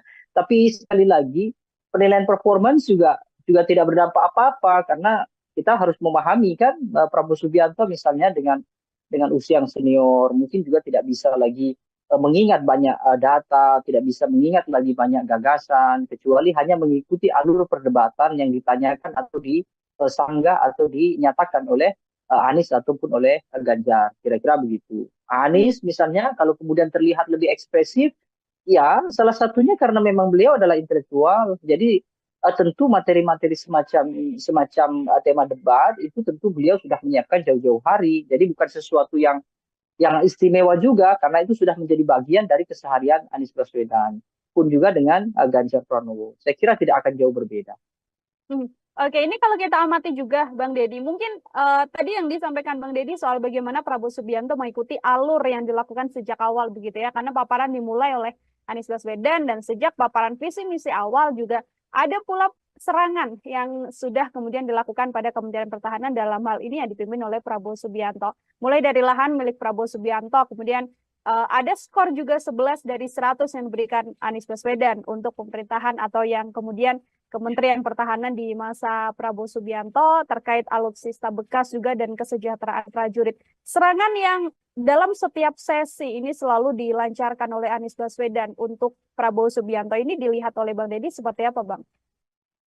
Serangan itu saya kira serangan politis ya. Kenapa? Karena dari sisi pertahanan, apa yang dinyatakan oleh Anies memang benar, tapi substansi kebenarannya tidak mengacu pada kepentingan negara. Itu hanya contoh saja. Dalam artian saya kira Anies Baswedan kan menggunakan ilustrasi bahwa bagaimana mungkin gitu ya prajurit militer yang punya fungsi dan juga tugas untuk menjaga setiap jengkal anak-anak generasi bangsa kita gitu ya, dalam bahasa Anies Baswedan. Tetapi mereka harus memikirkan juga urusan keluarga mereka yang secara ekonomi kurang, tidak memiliki tempat tinggal misalnya, atau mungkin gaji dari negara juga tidak cukup untuk membuat kehidupan prajurit dalam artian layak sebagaimana kelompok masyarakat sipil biasa, kira-kira begitu. Sehingga Anies memberikan analogi ketika mereka kesulitan secara ekonomi, sementara bebannya begitu besar menjaga bangsa dan negara kita, lalu tiba-tiba seorang menterinya adalah orang yang sangat kaya raya, bahkan memiliki lahan yang ini diilustrasikan sebagai kontra dari prajurit yang tidak punya rumah, kan? Bahwa Prabowo punya sekian ribu hektar kira-kira itu. Nah, yang jadi masalah justru Prabowo Subianto mengoreksi itu. Mungkin Prabowo memang perlu ya supaya tidak terjadi propaganda atau opini liar di masyarakat bahwa Prabowo orang yang sangat elitis dengan harta yang melimpah, tapi prajurit justru susah payah kira-kira gitu. Tapi itu bukan sesuatu yang mestinya dibahas dalam debat. Yang dibahas dalam debat adalah meskipun Prabowo kaya raya misalnya ya dengan tanah bahkan mungkin ribuan hektar misalnya, tetapi apa yang sudah dia berikan kepada prajurit itu akan jauh lebih baik. Tetapi sayangnya Prabowo tidak, hemat saya mungkin beliau tidak fokus ya dalam artian tidak fokus membahas apa yang sudah dilakukan terhadap prajurit, justru beliau lebih fokus dan tertarik untuk membantah data yang disampaikan oleh Anies Baswedan.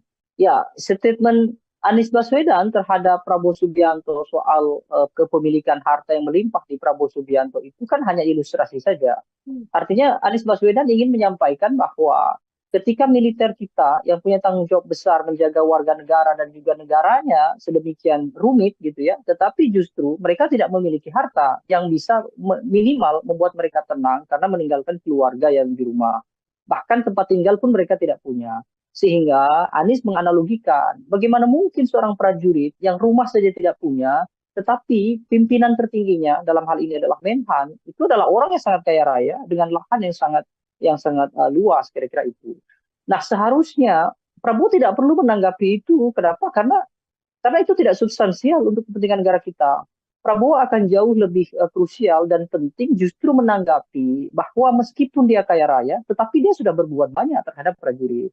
Kan akhirnya tidak terjawab juga. Artinya Prabowo juga secara tidak langsung justru membenarkan apa yang disampaikan oleh Anies, bahwa prajurit kita memang tidak memiliki tempat tinggal, prajurit kita kekurangan secara ekonomi, dan itu menjadi poin bagi Anies Baswedan, sehingga dia menawarkan bahwa ketika dia nanti diberikan amanat secara nasional memimpin negara ini, dia akan sejahterakan para prajurit itu dengan kondisi sekarang yang prajurit-prajurit itu tidak sejahtera.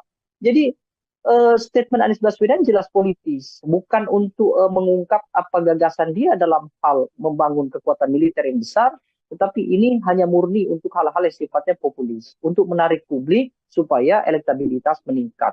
Dan dari sisi politik saya kira itu tepat. Artinya Anies tidak keliru, karena memang debat kandidat kan sekurang-kurangnya harus bisa berdampak pada dua hal.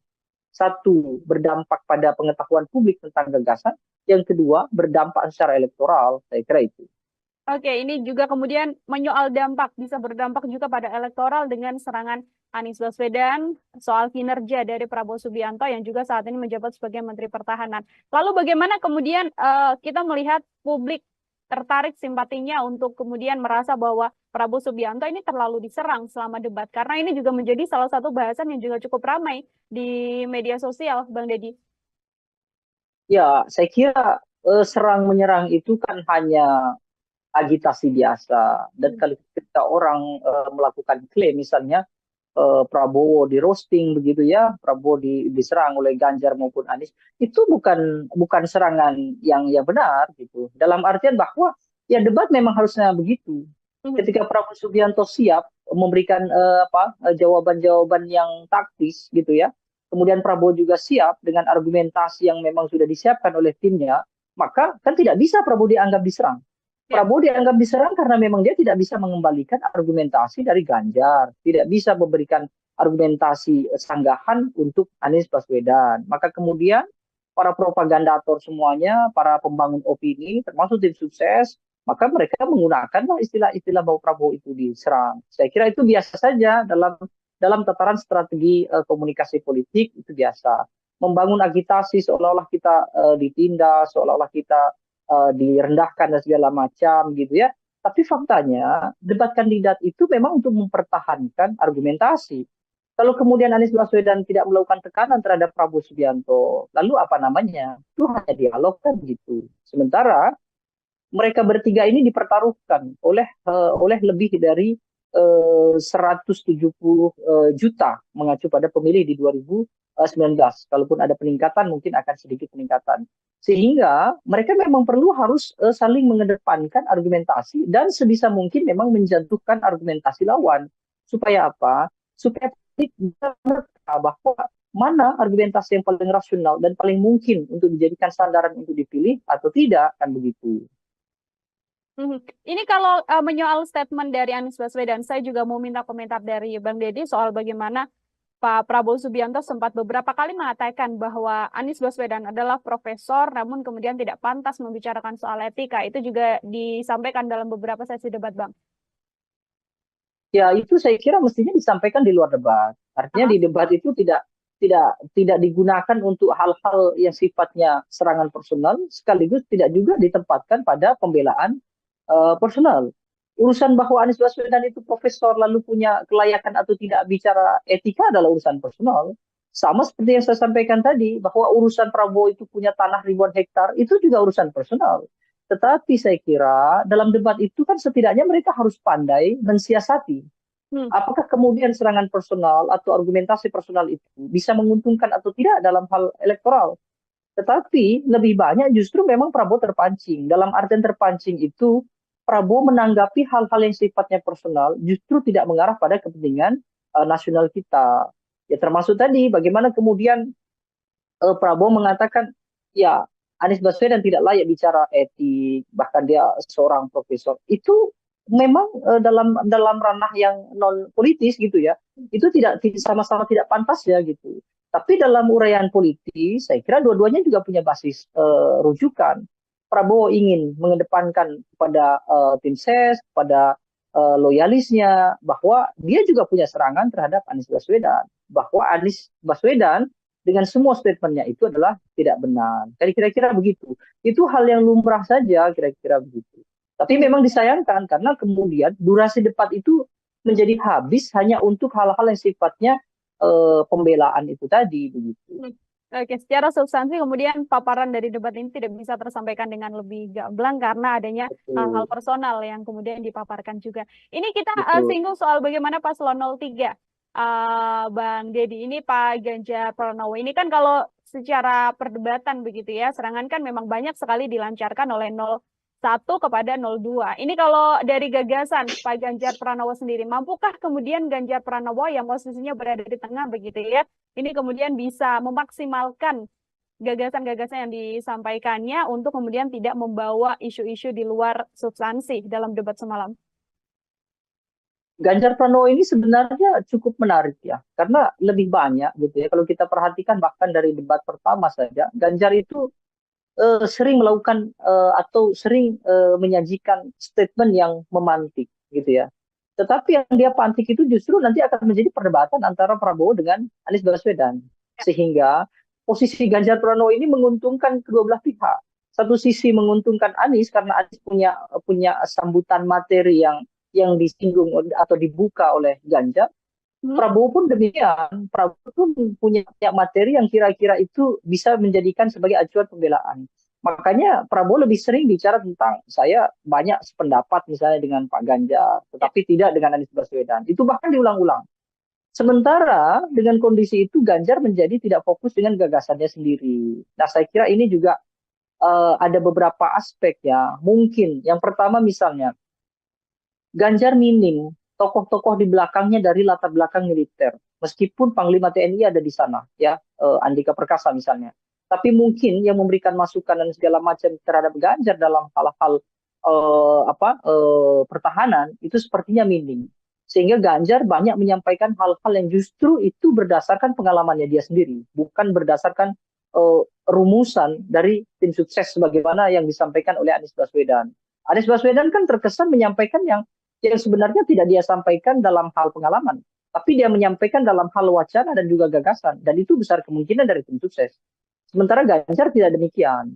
Bahkan kita kesulitan mencari fokus apa yang sebetulnya mau dilakukan oleh Ganjar Pranowo. Karena Ganjar Pranowo lebih banyak melakukan elaborasi. Apa yang sudah disampaikan Prabowo, kemudian dia ulas. Apa yang disampaikan oleh Anies, dia ulas. Meskipun beberapa kali Ganjar juga melakukan kontra ya, artinya dia mengoreksi apa yang ada di Pak Prabowo, dan dia juga mengoreksi yang ada di Anies Baswedan. Nah, situasi ini saya kira membuat Ganjar terjebak dalam artian dia seolah-olah tidak memiliki kawan. Dia seolah-olah tidak memiliki supplier informasi yang cukup andal dan bisa dijadikan sebagai rujukan dalam debat. Atau yang kedua, Ganjar terjebak karena situasinya memang sulit. Satu sisi bahwa Ganjar pada dasarnya kan dia dekat dengan kubu Prabowo. Misalnya bagaimana banyak kubu Prabowo itu yang sebetulnya awalnya adalah dekat dengan Ganjar. Misalnya termasuk presiden misalnya. Tapi tiba-tiba sekarang Ganjar harus punya ceruk sendiri. Dan itulah yang membuat dia kesulitan menempatkan atau menentukan tema debat yang cocok untuk para pendukungnya. Kalau Anies kan jelas, Anies akan menempatkan statementnya dia itu untuk yang kira-kira menjadikan materi semakin loyal dan semakin solidnya kelompok yang kontra terhadap pemerintah, termasuk kontra terhadap Prabowo. Prabowo akan bicara hal-hal yang sifatnya itu membangun soliditas di antara mereka atau yang pro terhadap pemerintah. Nah, Ganjar di mana? Ganjar mau bicara soal dukungan terhadap pertahanan yang sekarang, faktanya dia berbeda.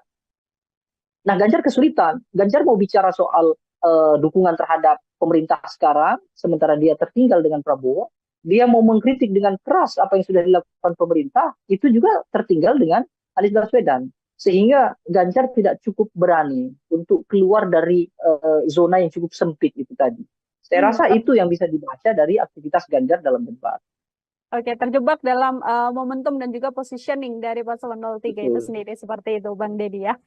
Dua pertanyaan terakhir dari saya sebelum nanti closing statement ini saya mau minta komentar Bang Deddy, karena ada juga di akhir debat momen yang menarik ketika Prabowo Subianto hanya menyalami Ganjar Pranowo, tidak menyalami Anies Baswedan. Sudah diklarifikasi oleh masing-masing pihak karena Prabowo merasa ini sudah senior, jadi harusnya Anies yang mendatangi beliau begitu. Tapi dari sisi Pak Anies Baswedan kemudian mengatakan sudah mencari, namun kemudian tidak bertemu dengan Prabowo Subianto. Ini murni karena memang adanya kesalahpahaman untuk tidak bisa saling bertemu dan bersalaman, atau ada hal lain yang kemudian bisa dibaca dari ini, Bang?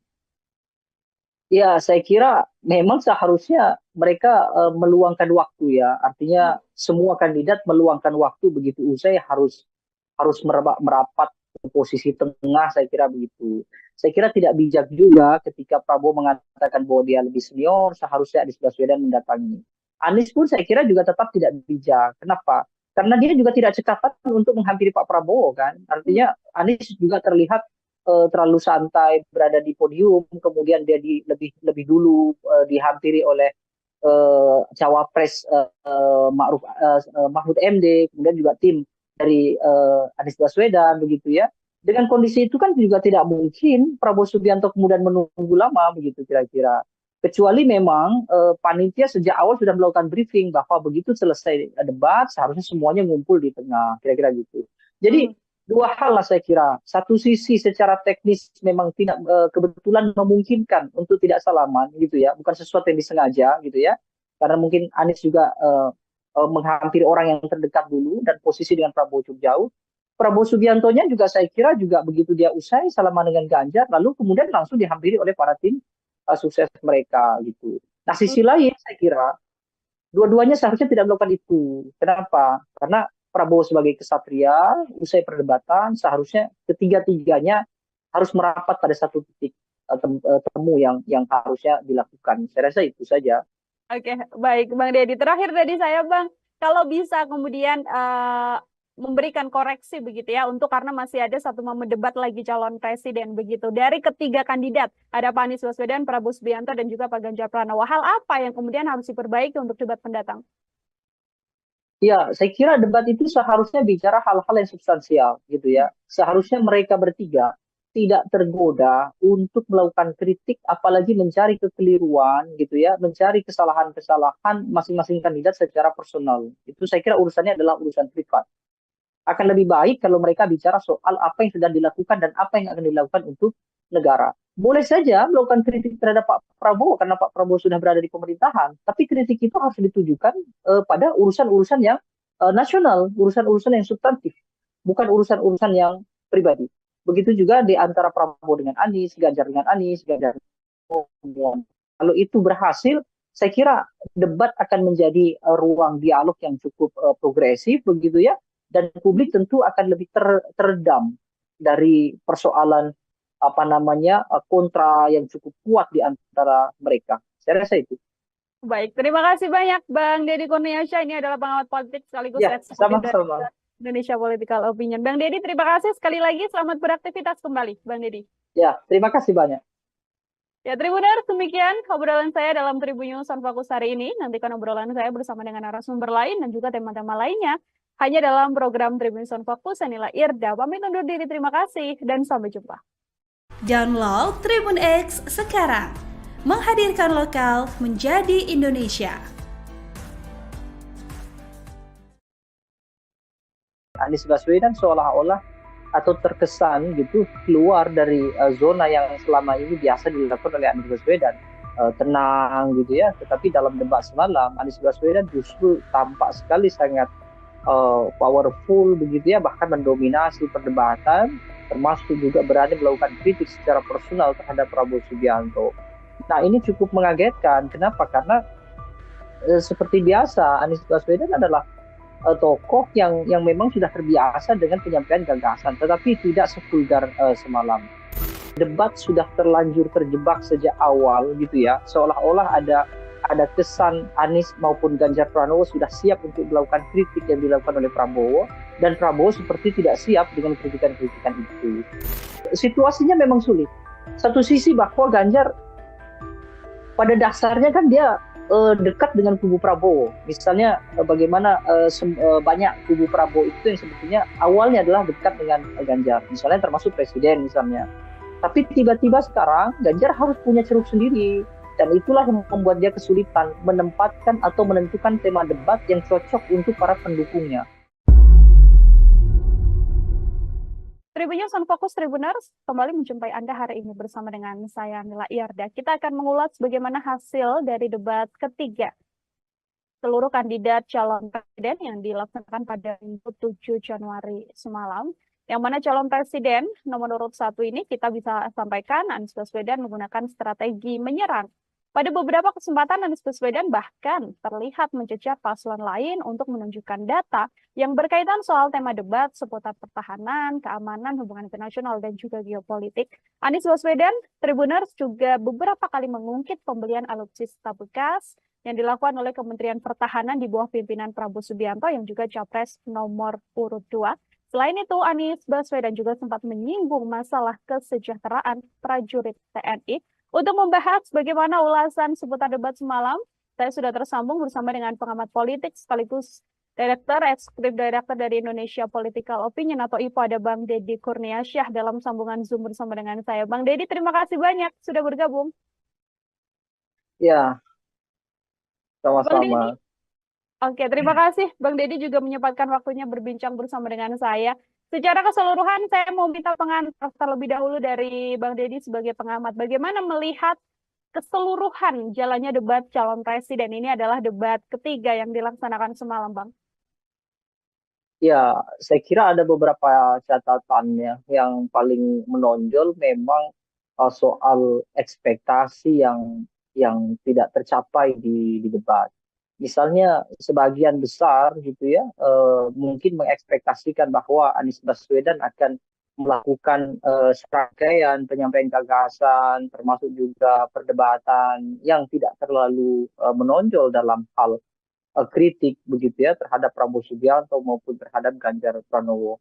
Tetapi justru yang terjadi, Anies Baswedan seolah-olah atau terkesan gitu keluar dari zona yang selama ini biasa dilakukan oleh Anies Baswedan, tenang gitu ya. Tetapi dalam debat semalam Anies Baswedan justru tampak sekali sangat powerful begitu ya, bahkan mendominasi perdebatan, termasuk juga berani melakukan kritik secara personal terhadap Prabowo Subianto.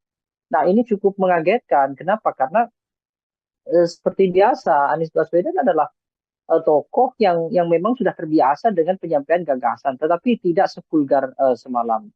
Ada dua hal kemungkinan terjadi. Pertama, mungkin Anies Baswedan sudah mulai memahami bahwa kelompok pemilih Anies Baswedan tidak mungkin tertukar dengan Prabowo. Dalam artian bahwa ketika dia melakukan kritik yang keras, termasuk juga melakukan serangan-serangan, itu tidak akan memudarkan soliditas di pemilih Anies, Dan kalaupun Anies Baswedan tidak begitu keras, itu juga tidak juga membuat kelompok yang pro Prabowo kemudian bersimpati terhadap Anies. Keyakinan ini saya kira penting menjadi dasar kenapa kemudian Anies Baswedan sangat total dalam hal menyampaikan kritik dan juga melakukan koreksi terhadap Prabowo Subianto. Yang kedua, ekspektasi yang juga tidak tercapai ada di Prabowo Subianto.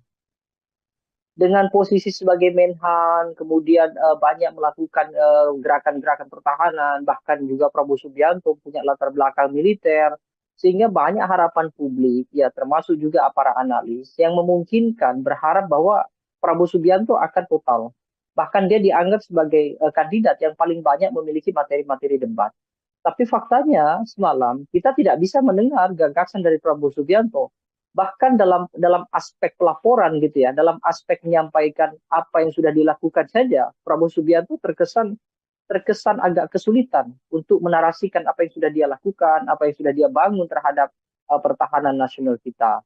Nah, kalau Ganjar Pranowo saya kira tetap normatif, sama seperti debat yang pertama, dia hanya melontarkan sesekali kritik, lalu kemudian menyampaikan beberapa hal yang sesuai dengan kapasitasnya dia, seperti melakukan mention bahwa dia 10 tahun di parlemen, 10 tahun di gubernur, tapi secara esensi Ganjar tidak menyampaikan apa yang sebetulnya diharapkan oleh publik terkait dengan pertahanan kita. Dan banyak hal menurut saya yang sebenarnya jauh lebih penting. Misalnya bagaimana posisi Indonesia dalam kancah internasional itu juga tidak banyak diulas. Justru lebih banyak didominasi pembahasan-pembahasan tentang apa yang sudah dilakukan oleh Prabowo, termasuk juga bagaimana anggaran pertahanan cukup besar, bicara soal kesejahteraan prajurit dan segala macam. Tapi posisi Indonesia dalam kancah internasional seperti bagaimana Indonesia mempertahankan wilayah perbatasan, bagaimana pengelolaan perbatasan termasuk konflik-konflik yang menyebabkan Indonesia dan China sampai hari ini tidak selesai misalnya, itu tidak terlalu banyak dibahas. Jadi memang debat sudah terlanjur terjebak sejak awal gitu ya, seolah-olah ada kesan Anies maupun Ganjar Pranowo sudah siap untuk melakukan kritik yang dilakukan oleh Prabowo, dan Prabowo seperti tidak siap dengan kritikan-kritikan itu. Makanya cukup disayangkan jika Prabowo ditanya tentang kebenaran data apa yang sudah ia lakukan, justru Prabowo mengarahkan untuk diskusi di luar panggung debat. Nah ini menurut saya cukup disayangkan sekali begitu. Oke, kembali lagi ini momen debat yang kemudian tidak dimanfaatkan oleh ketiga kandidat untuk menyampaikan gagasan atau ide apa yang akan dilakukan selama tahun mendatang apabila terpilih seperti itu ya, Bang Deddy. Kalau dari skor, ini saya mau minta komentar Bang Deddy secara skor. Di antara ketiga tadi kan banyak yang kemudian tidak sesuai ekspektasi, Ganjar Pranowo terlalu normatif, atau bahkan Prabowo Subianto yang digadang ini paling menguasai materi, tapi justru juga tidak bisa menyampaikan paparan. Saya mau minta skor dari Bang Deddy untuk ketiga kandidat, Bang. Ya, secara kolektif saya kira ketiganya hampir serupa ya. Hanya persoalan impresi penyampaian saja yang mungkin agak berbeda. Kalau dari substansi, saya kira ketiga-tiganya layak mendapatkan angka di 65 untuk Prabowo Subianto, lalu 75 untuk Ganjar dan Anies Baswedan. Tetapi angka itu saya kira kan bukan sesuatu yang substansial. Kenapa? Karena seharusnya ada hal-hal yang esensial yang mestinya mereka bisa kemukakan begitu.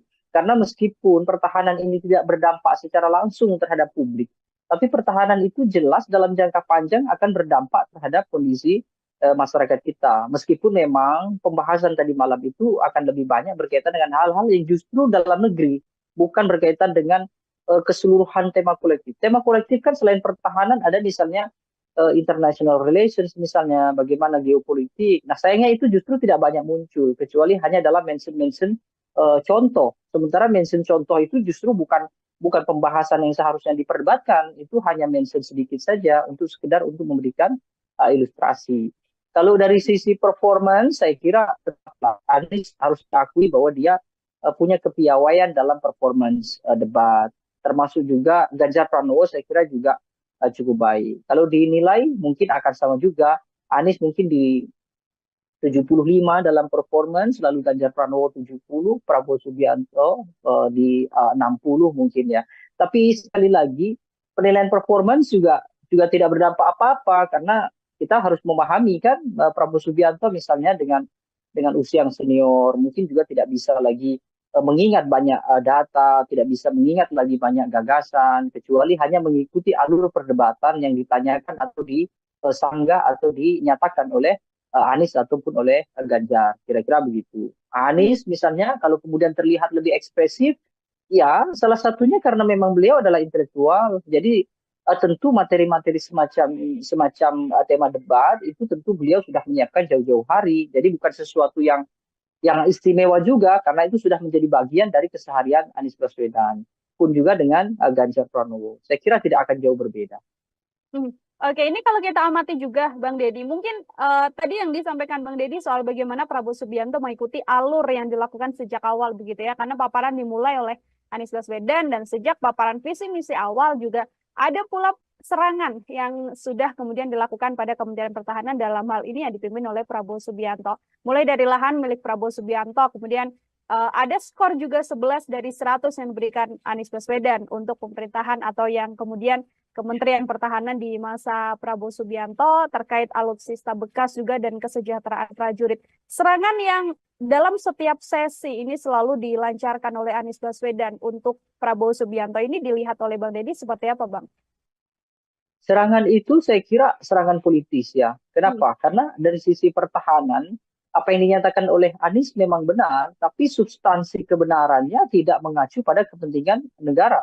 Itu hanya contoh saja. Dalam artian saya kira Anies Baswedan kan menggunakan ilustrasi bahwa bagaimana mungkin gitu ya prajurit militer yang punya fungsi dan juga tugas untuk menjaga setiap jengkal anak-anak generasi bangsa kita gitu ya dalam bahasa Anies Baswedan.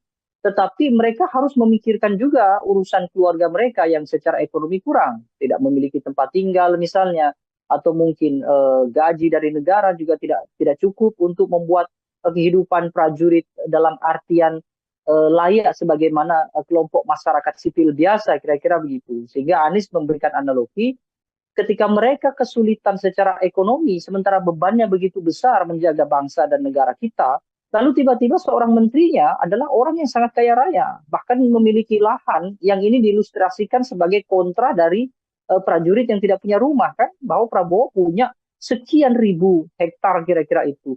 Nah, yang jadi masalah justru Prabowo Subianto mengoreksi itu. Mungkin Prabowo memang perlu ya supaya tidak terjadi propaganda atau opini liar di masyarakat bahwa Prabowo orang yang sangat elitis dengan harta yang melimpah, tapi prajurit justru susah payah kira-kira gitu. Tapi itu bukan sesuatu yang mestinya dibahas dalam debat. Yang dibahas dalam debat adalah meskipun Prabowo kaya raya misalnya ya, dengan tanah bahkan mungkin ribuan hektar misalnya, tetapi apa yang sudah dia berikan kepada prajurit itu akan jauh lebih baik. Tetapi sayangnya Prabowo tidak, hemat saya mungkin beliau tidak fokus ya, dalam artian tidak fokus membahas apa yang sudah dilakukan terhadap prajurit, justru beliau lebih fokus dan tertarik untuk membantah data yang disampaikan oleh Anies Baswedan. Ya, statement Anies Baswedan terhadap Prabowo Subianto soal kepemilikan harta yang melimpah di Prabowo Subianto itu kan hanya ilustrasi saja. Artinya Anies Baswedan ingin menyampaikan bahwa ketika militer kita yang punya tanggung jawab besar menjaga warga negara dan juga negaranya sedemikian rumit gitu ya, tetapi justru mereka tidak memiliki harta yang bisa minimal membuat mereka tenang karena meninggalkan keluarga yang di rumah. Bahkan tempat tinggal pun mereka tidak punya. Sehingga Anies menganalogikan bagaimana mungkin seorang prajurit yang rumah saja tidak punya, tetapi pimpinan tertingginya dalam hal ini adalah Menhan, itu adalah orang yang sangat kaya raya dengan lahan yang sangat luas kira-kira itu. Nah, seharusnya Prabowo tidak perlu menanggapi itu. Kenapa? Karena itu tidak substansial untuk kepentingan negara kita. Prabowo akan jauh lebih krusial dan penting justru menanggapi bahwa meskipun dia kaya raya, tetapi dia sudah berbuat banyak terhadap prajurit.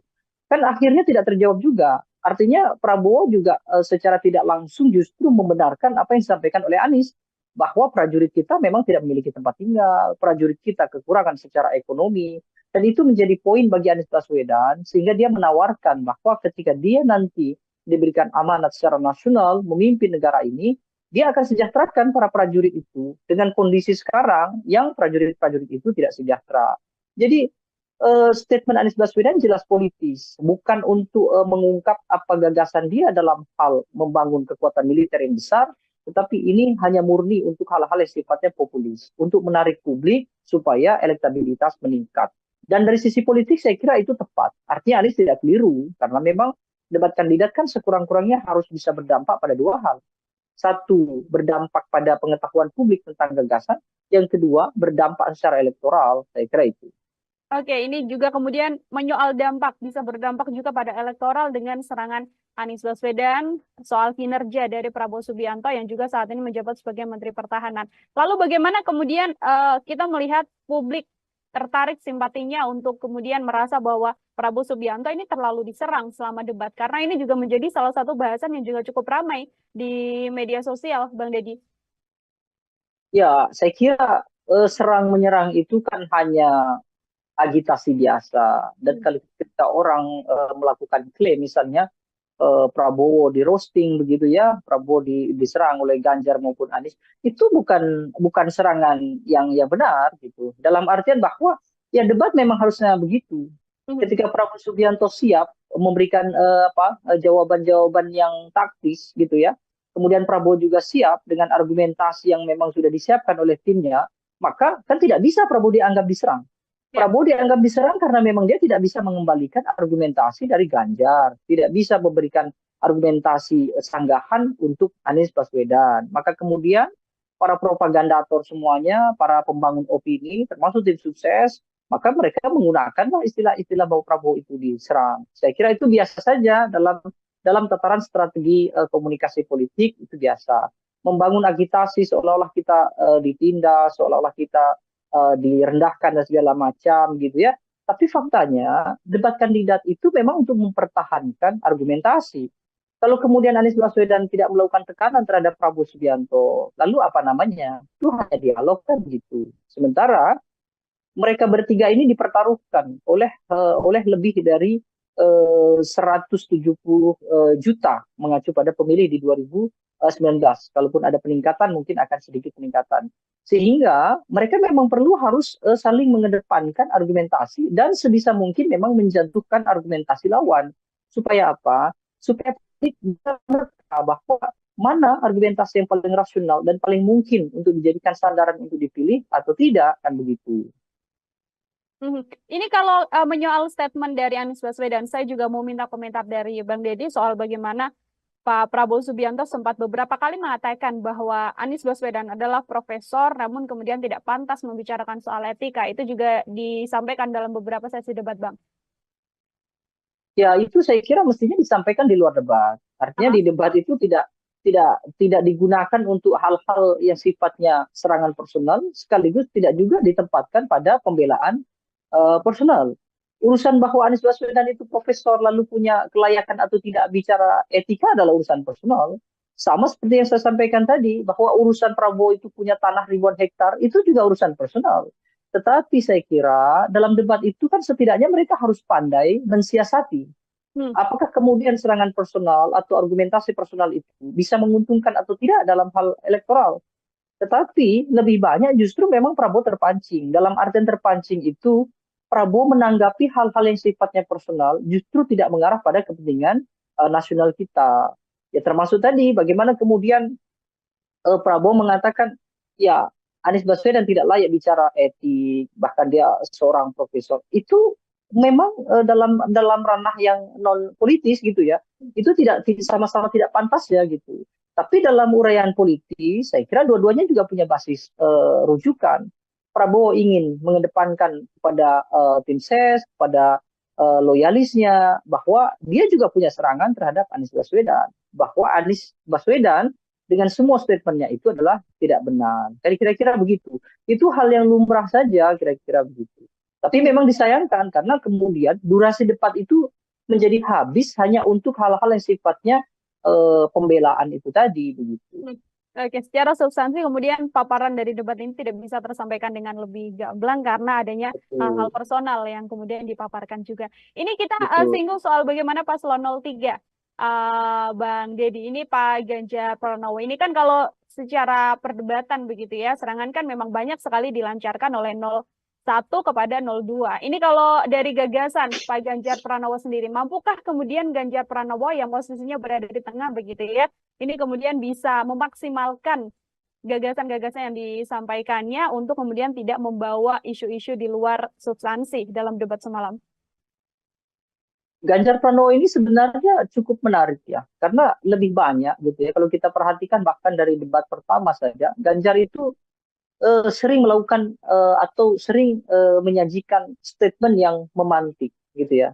Tetapi yang dia pantik itu justru nanti akan menjadi perdebatan antara Prabowo dengan Anies Baswedan. Sehingga posisi Ganjar Pranowo ini menguntungkan kedua belah pihak. Satu sisi menguntungkan Anies karena Anies punya punya sambutan materi yang disinggung atau dibuka oleh Ganjar. Prabowo pun demikian. Prabowo pun punya materi yang kira-kira itu bisa menjadikan sebagai acuan pembelaan. Makanya Prabowo lebih sering bicara tentang saya banyak sependapat misalnya dengan Pak Ganjar, tetapi tidak dengan Anies Baswedan. Itu bahkan diulang-ulang. Sementara dengan kondisi itu Ganjar menjadi tidak fokus dengan gagasannya sendiri. Nah, saya kira ini juga ada beberapa aspek ya. Mungkin yang pertama misalnya Ganjar minim tokoh-tokoh di belakangnya dari latar belakang militer. Meskipun Panglima TNI ada di sana, ya, Andika Perkasa misalnya. Tapi mungkin yang memberikan masukan dan segala macam terhadap Ganjar dalam hal-hal pertahanan itu sepertinya minim. Sehingga Ganjar banyak menyampaikan hal-hal yang justru itu berdasarkan pengalamannya dia sendiri, bukan berdasarkan rumusan dari tim sukses sebagaimana yang disampaikan oleh Anies Baswedan.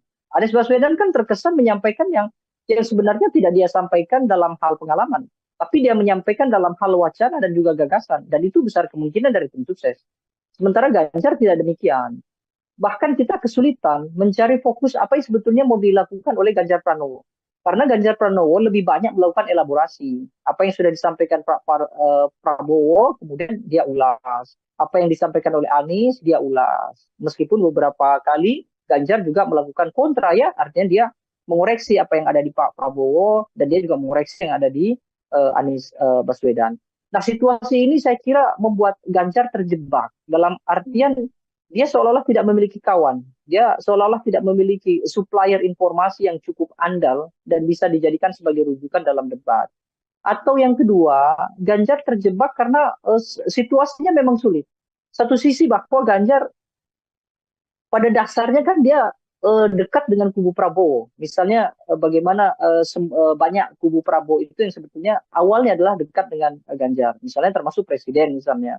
Tapi tiba-tiba sekarang Ganjar harus punya ceruk sendiri. Dan itulah yang membuat dia kesulitan menempatkan atau menentukan tema debat yang cocok untuk para pendukungnya. Kalau Anies kan jelas, Anies akan menempatkan statementnya dia itu untuk yang kira-kira menjadikan materi semakin loyal dan semakin solidnya kelompok yang kontra terhadap pemerintah, termasuk kontra terhadap Prabowo. Prabowo akan bicara hal-hal yang sifatnya itu membangun soliditas di antara mereka atau yang pro terhadap pemerintah. Nah, Ganjar di mana? Ganjar mau bicara soal dukungan terhadap pertahanan yang sekarang, faktanya dia berbeda. Nah, Ganjar kesulitan. Ganjar mau bicara soal dukungan terhadap pemerintah sekarang, sementara dia tertinggal dengan Prabowo. Dia mau mengkritik dengan keras apa yang sudah dilakukan pemerintah, itu juga tertinggal dengan Anies Baswedan. Sehingga Ganjar tidak cukup berani untuk keluar dari zona yang cukup sempit itu tadi. Saya rasa itu yang bisa dibaca dari aktivitas Ganjar dalam debat.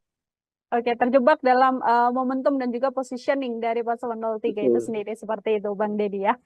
Dua pertanyaan terakhir dari saya sebelum nanti closing statement, ini saya mau minta komentar Bang Deddy karena ada juga di akhir debat momen yang menarik ketika Prabowo Subianto hanya menyalami Ganjar Pranowo, tidak menyalami Anies Baswedan. Sudah diklarifikasi oleh masing-masing pihak karena Prabowo merasa ini sudah senior, jadi harusnya Anies yang mendatangi beliau begitu. Tapi dari sisi Pak Anies Baswedan kemudian mengatakan sudah mencari, namun kemudian tidak bertemu dengan Prabowo Subianto. Ini murni karena memang adanya kesalahpahaman untuk tidak bisa saling bertemu dan bersalaman, atau ada hal lain yang kemudian bisa dibaca dari ini, Bang?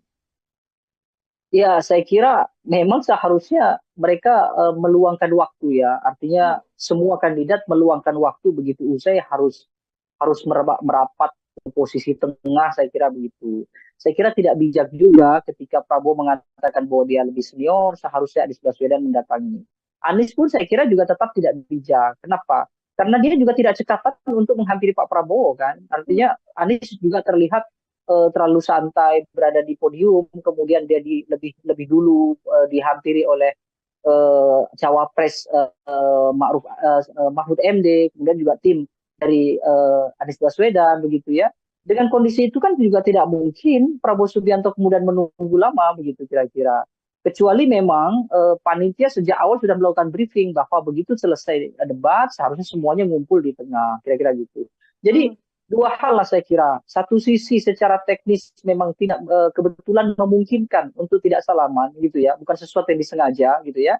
Karena mungkin Anies juga menghampiri orang yang terdekat dulu dan posisi dengan Prabowo cukup jauh. Prabowo Subiantonya juga saya kira juga begitu dia usai salaman dengan Ganjar, lalu kemudian langsung dihampiri oleh para tim sukses mereka gitu. Nah sisi lain saya kira dua-duanya seharusnya tidak melakukan itu. Kenapa? Karena Prabowo sebagai kesatria, usai perdebatan, seharusnya ketiga-tiganya harus merapat pada satu titik temu yang harusnya dilakukan. Saya rasa itu saja. Oke, baik Bang Deddy. Terakhir tadi saya Bang, kalau bisa kemudian memberikan koreksi begitu ya, untuk karena masih ada satu momen debat lagi calon presiden begitu. Dari ketiga kandidat, ada Pak Anies Baswedan, Prabowo Subianto, dan juga Pak Ganjar Pranowo. Hal apa yang kemudian harus diperbaiki untuk debat mendatang? Ya, saya kira debat itu seharusnya bicara hal-hal yang substansial gitu ya. Seharusnya mereka bertiga tidak tergoda untuk melakukan kritik, apalagi mencari kekeliruan gitu ya, mencari kesalahan-kesalahan masing-masing kandidat secara personal. Itu saya kira urusannya adalah urusan privat. Akan lebih baik kalau mereka bicara soal apa yang sudah dilakukan dan apa yang akan dilakukan untuk negara. Boleh saja melakukan kritik terhadap Pak Prabowo karena Pak Prabowo sudah berada di pemerintahan, tapi kritik itu harus ditujukan pada urusan-urusan yang nasional, urusan-urusan yang substantif, bukan urusan-urusan yang pribadi. Begitu juga di antara Prabowo dengan Anies, Ganjar dengan Anies, Ganjar dengan. Kalau itu berhasil, saya kira debat akan menjadi ruang dialog yang cukup progresif begitu ya, dan publik tentu akan lebih teredam dari persoalan apa namanya kontra yang cukup kuat di antara mereka. Saya rasa itu. Baik, terima kasih banyak Bang Deddy Kurniasyah. Ini adalah pengamat politik sekaligus Ya, eksekutif dari sama-sama. Indonesia Political Opinion. Bang Deddy, terima kasih sekali lagi. Selamat beraktivitas kembali, Bang Deddy. Ya, terima kasih banyak. Ya, Tribuners, demikian obrolan saya dalam Tribun News on Fokus hari ini. Nantikan obrolan saya bersama dengan narasumber lain dan juga tema-tema lainnya hanya dalam program Tribun News on Fokus. Saya Nila Irda, pamit undur diri. Terima kasih dan sampai jumpa. Download Tribun X sekarang. Menghadirkan lokal menjadi Indonesia. Anies Baswedan seolah-olah atau terkesan gitu keluar dari zona yang selama ini biasa dilakukan oleh Anies Baswedan, tenang gitu ya. Tetapi dalam debat semalam Anies Baswedan justru tampak sekali sangat powerful begitu ya, bahkan mendominasi perdebatan, termasuk juga berani melakukan kritik secara personal terhadap Prabowo Subianto. Nah ini cukup mengagetkan. Kenapa? Karena seperti biasa Anies Baswedan adalah tokoh yang memang sudah terbiasa dengan penyampaian gagasan, tetapi tidak sevulgar semalam. Debat sudah terlanjur terjebak sejak awal gitu ya, seolah-olah ada kesan Anies maupun Ganjar Pranowo sudah siap untuk melakukan kritik yang dilakukan oleh Prabowo, dan Prabowo seperti tidak siap dengan kritikan-kritikan itu. Situasinya memang sulit. Satu sisi bahwa Ganjar pada dasarnya kan dia dekat dengan kubu Prabowo. Misalnya bagaimana banyak kubu Prabowo itu yang sebetulnya awalnya adalah dekat dengan Ganjar. Misalnya termasuk presiden misalnya. Tapi tiba-tiba sekarang Ganjar harus punya ceruk sendiri. Dan itulah yang membuat dia kesulitan menempatkan atau menentukan tema debat yang cocok untuk para pendukungnya.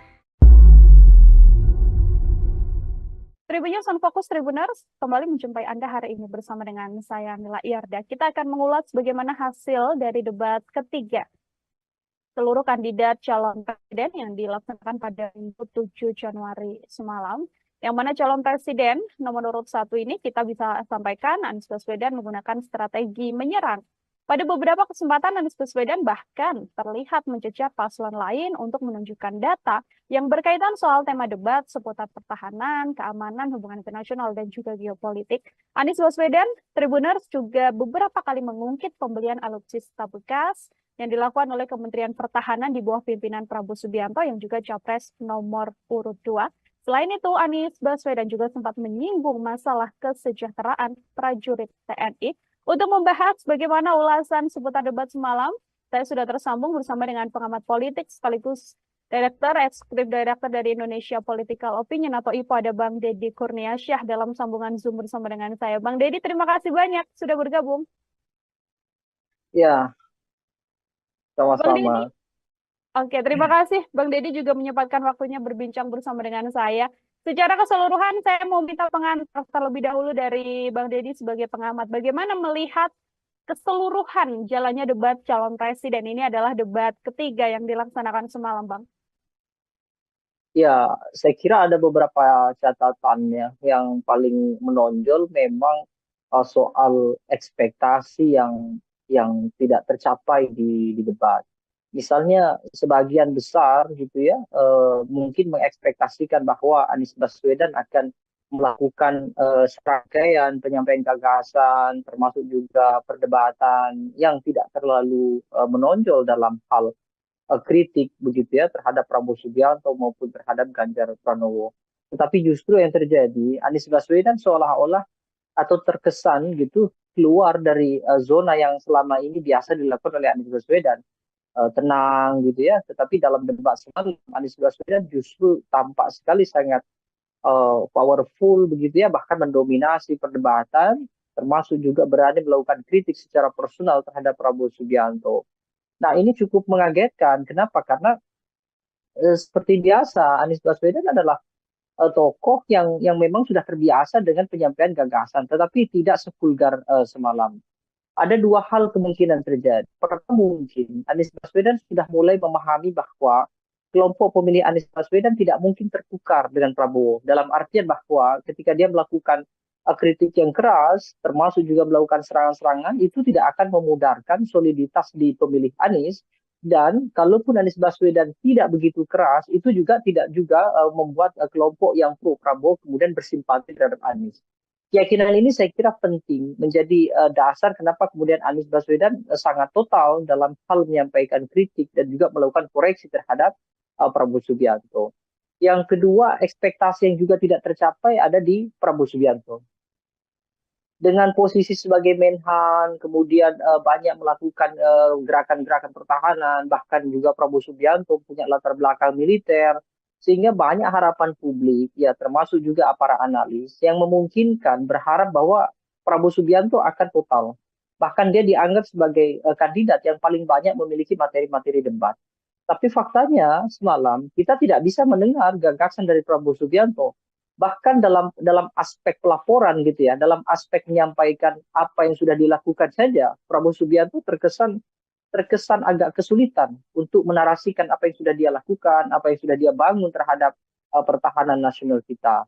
Nah, kalau Ganjar Pranowo saya kira tetap normatif, sama seperti debat yang pertama, dia hanya melontarkan sesekali kritik, lalu kemudian menyampaikan beberapa hal yang sesuai dengan kapasitasnya dia, seperti melakukan mention bahwa dia 10 tahun di parlemen, 10 tahun di gubernur, tapi secara esensi Ganjar tidak menyampaikan apa yang sebetulnya diharapkan oleh publik terkait dengan pertahanan kita. Dan banyak hal menurut saya yang sebenarnya jauh lebih penting, misalnya bagaimana posisi Indonesia dalam kancah internasional, itu juga tidak banyak diulas. Justru lebih banyak didominasi pembahasan-pembahasan tentang apa yang sudah dilakukan oleh Prabowo, termasuk juga bagaimana anggaran pertahanan cukup besar, bicara soal kesejahteraan prajurit dan segala macam. Tapi posisi Indonesia dalam kancah internasional, seperti bagaimana Indonesia mempertahankan wilayah perbatasan, bagaimana pengelolaan perbatasan, termasuk konflik-konflik yang menyebabkan Indonesia dan China sampai hari ini tidak selesai, misalnya, itu tidak terlalu banyak dibahas. Jadi memang debat sudah terlanjur terjebak sejak awal gitu ya, seolah-olah ada kesan Anies maupun Ganjar Pranowo sudah siap untuk melakukan kritik yang dilakukan oleh Prabowo, dan Prabowo seperti tidak siap dengan kritikan-kritikan itu. Makanya cukup disayangkan jika Prabowo ditanya tentang kebenaran data apa yang sudah ia lakukan, justru Prabowo mengarahkan untuk diskusi di luar panggung debat. Nah, ini menurut saya cukup disayangkan sekali begitu. Oke, kembali lagi ini momen debat yang kemudian tidak dimanfaatkan oleh ketiga kandidat untuk menyampaikan gagasan atau ide apa yang akan dilakukan selama tahun mendatang apabila terpilih seperti itu ya, Bang Deddy. Kalau dari skor, ini saya mau minta komentar Bang Deddy secara skor. Di antara ketiga tadi kan banyak yang kemudian tidak sesuai ekspektasi, Ganjar Pranowo terlalu normatif, atau bahkan Prabowo Subianto yang digadang ini paling menguasai materi, tapi justru juga tidak bisa menyampaikan paparan. Saya mau minta skor dari Bang Deddy untuk ketiga kandidat, Bang.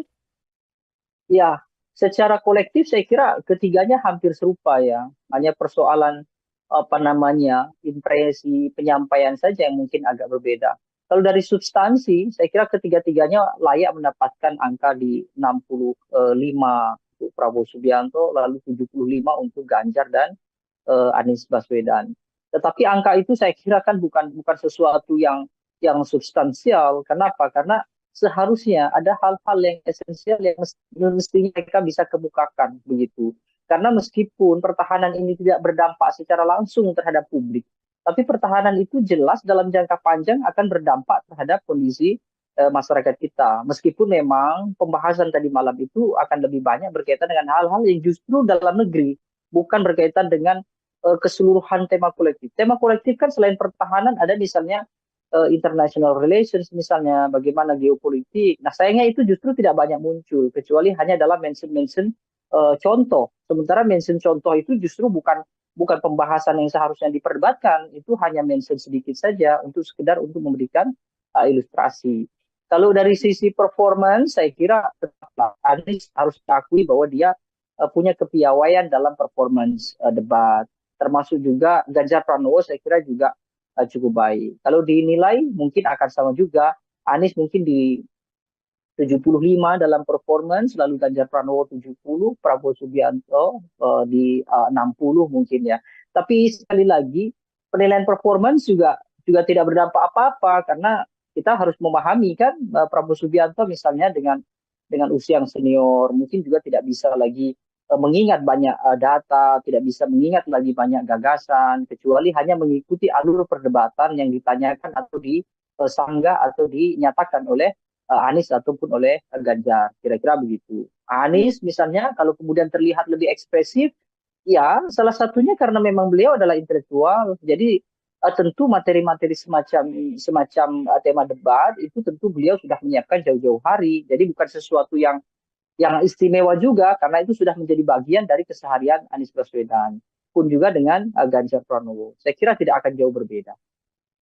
Oke, ini kalau kita amati juga Bang Deddy, mungkin tadi yang disampaikan Bang Deddy soal bagaimana Prabowo Subianto mengikuti alur yang dilakukan sejak awal begitu ya, karena paparan dimulai oleh Anies Baswedan dan sejak paparan visi misi awal juga ada pula serangan yang sudah kemudian dilakukan pada Kementerian Pertahanan dalam hal ini yang dipimpin oleh Prabowo Subianto. Mulai dari lahan milik Prabowo Subianto, kemudian ada skor juga 11 dari 100 yang diberikan Anies Baswedan untuk pemerintahan atau yang kemudian Kementerian Pertahanan di masa Prabowo Subianto terkait alutsista bekas juga dan kesejahteraan prajurit. Serangan yang dalam setiap sesi ini selalu dilancarkan oleh Anies Baswedan untuk Prabowo Subianto ini dilihat oleh Bang Deddy seperti apa, Bang? Serangan itu saya kira serangan politis ya. Kenapa? Karena dari sisi pertahanan, apa yang dinyatakan oleh Anies memang benar, tapi substansi kebenarannya tidak mengacu pada kepentingan negara. Itu hanya contoh saja. Dalam artian saya kira Anies Baswedan kan menggunakan ilustrasi bahwa bagaimana mungkin gitu ya prajurit militer yang punya fungsi dan juga tugas untuk menjaga setiap jengkal anak-anak generasi bangsa kita gitu ya dalam bahasa Anies Baswedan, tetapi mereka harus memikirkan juga urusan keluarga mereka yang secara ekonomi kurang, tidak memiliki tempat tinggal misalnya, atau mungkin gaji dari negara juga tidak cukup untuk membuat kehidupan prajurit dalam artian layak sebagaimana kelompok masyarakat sipil biasa, kira-kira begitu. Sehingga Anies memberikan analogi ketika mereka kesulitan secara ekonomi, sementara bebannya begitu besar menjaga bangsa dan negara kita, lalu tiba-tiba seorang menterinya adalah orang yang sangat kaya raya, bahkan memiliki lahan yang ini diilustrasikan sebagai kontra dari prajurit yang tidak punya rumah kan, bahwa Prabowo punya sekian ribu hektar kira-kira itu. Nah, yang jadi masalah justru Prabowo Subianto mengoreksi itu. Mungkin mungkin Prabowo memang perlu ya supaya tidak terjadi propaganda atau opini liar di masyarakat bahwa Prabowo orang yang sangat elitis dengan harta yang melimpah, tapi prajurit justru susah payah kira-kira gitu. Tapi itu bukan sesuatu yang mestinya dibahas dalam debat. Yang dibahas dalam debat adalah meskipun Prabowo kaya raya misalnya ya dengan tanah bahkan mungkin ribuan hektar misalnya, tetapi apa yang sudah dia berikan kepada prajurit itu akan jauh lebih baik. Tetapi sayangnya Prabowo tidak, hemat saya mungkin beliau tidak fokus ya dalam artian tidak fokus membahas apa yang sudah dilakukan terhadap prajurit, justru beliau lebih fokus dan tertarik untuk membantah data yang disampaikan oleh Anies Baswedan. Ya, statement Anies Baswedan terhadap Prabowo Subianto soal kepemilikan harta yang melimpah di Prabowo Subianto itu kan hanya ilustrasi saja. Artinya Anies Baswedan ingin menyampaikan bahwa ketika militer kita yang punya tanggung jawab besar menjaga warga negara dan juga negaranya sedemikian rumit gitu ya, tetapi justru mereka tidak memiliki harta yang bisa minimal membuat mereka tenang karena meninggalkan keluarga yang di rumah. Bahkan tempat tinggal pun mereka tidak punya. Sehingga Anies menganalogikan bagaimana mungkin seorang prajurit yang rumah saja tidak punya, tetapi pimpinan tertingginya dalam hal ini adalah Menhan, itu adalah orang yang sangat kaya raya dengan lahan yang sangat luas kira-kira itu. Nah, seharusnya Prabowo tidak perlu menanggapi itu. Kenapa? Karena itu tidak substansial untuk kepentingan negara kita. Prabowo akan jauh lebih krusial dan penting justru menanggapi bahwa meskipun dia kaya raya, tetapi dia sudah berbuat banyak terhadap prajurit. Kan akhirnya tidak terjawab juga. Artinya Prabowo juga secara tidak langsung justru membenarkan apa yang disampaikan oleh Anies bahwa prajurit kita memang tidak memiliki tempat tinggal, prajurit kita kekurangan secara ekonomi, dan itu menjadi poin bagi Anies Baswedan, sehingga dia menawarkan bahwa ketika dia nanti diberikan amanat secara nasional memimpin negara ini, dia akan sejahterakan para prajurit itu dengan kondisi sekarang yang prajurit-prajurit itu tidak sejahtera. Jadi statement Anies Baswedan jelas politis, bukan untuk mengungkap apa gagasan dia dalam hal membangun kekuatan militer yang besar, tetapi ini hanya murni untuk hal-hal yang sifatnya populis, untuk menarik publik supaya elektabilitas meningkat. Dan dari sisi politik saya kira itu tepat. Artinya Anies tidak keliru, karena memang debat kandidat kan sekurang-kurangnya harus bisa berdampak pada dua hal. Satu, berdampak pada pengetahuan publik tentang gagasan. Yang kedua, berdampak secara elektoral. Saya kira itu. Oke, ini juga kemudian menyoal dampak, bisa berdampak juga pada elektoral dengan serangan Anies Baswedan soal kinerja dari Prabowo Subianto yang juga saat ini menjabat sebagai Menteri Pertahanan. Lalu bagaimana kemudian kita melihat publik tertarik simpatinya untuk kemudian merasa bahwa Prabowo Subianto ini terlalu diserang selama debat, karena ini juga menjadi salah satu bahasan yang juga cukup ramai di media sosial, Bang Deddy. Ya, saya kira serang-menyerang itu kan hanya agitasi biasa. Dan kalau kita orang melakukan klaim misalnya Prabowo di roasting begitu ya, Prabowo diserang oleh Ganjar maupun Anies, itu bukan serangan yang benar gitu. Dalam artian bahwa ya debat memang harusnya begitu. Ketika Prabowo Subianto siap memberikan jawaban-jawaban yang taktis gitu ya, kemudian Prabowo juga siap dengan argumentasi yang memang sudah disiapkan oleh timnya, maka kan tidak bisa Prabowo dianggap diserang. Prabowo dianggap diserang karena memang dia tidak bisa mengembalikan argumentasi dari Ganjar, tidak bisa memberikan argumentasi sanggahan untuk Anies Baswedan. Maka kemudian para propagandator semuanya, para pembangun opini, termasuk tim sukses, maka mereka menggunakanlah istilah-istilah bahwa Prabowo itu diserang. Saya kira itu biasa saja dalam tataran strategi komunikasi politik, itu biasa. Membangun agitasi seolah-olah kita ditindas, seolah-olah kita direndahkan dan segala macam gitu ya. Tapi faktanya debat kandidat itu memang untuk mempertahankan argumentasi. Kalau kemudian Anies Baswedan tidak melakukan tekanan terhadap Prabowo Subianto, lalu apa namanya? Itu hanya dialog kan gitu. Sementara mereka bertiga ini dipertaruhkan oleh lebih dari 170 juta mengacu pada pemilih di 2019. Kalaupun ada peningkatan mungkin akan sedikit peningkatan. Sehingga mereka memang perlu harus saling mengedepankan argumentasi dan sebisa mungkin memang menjatuhkan argumentasi lawan. Supaya apa?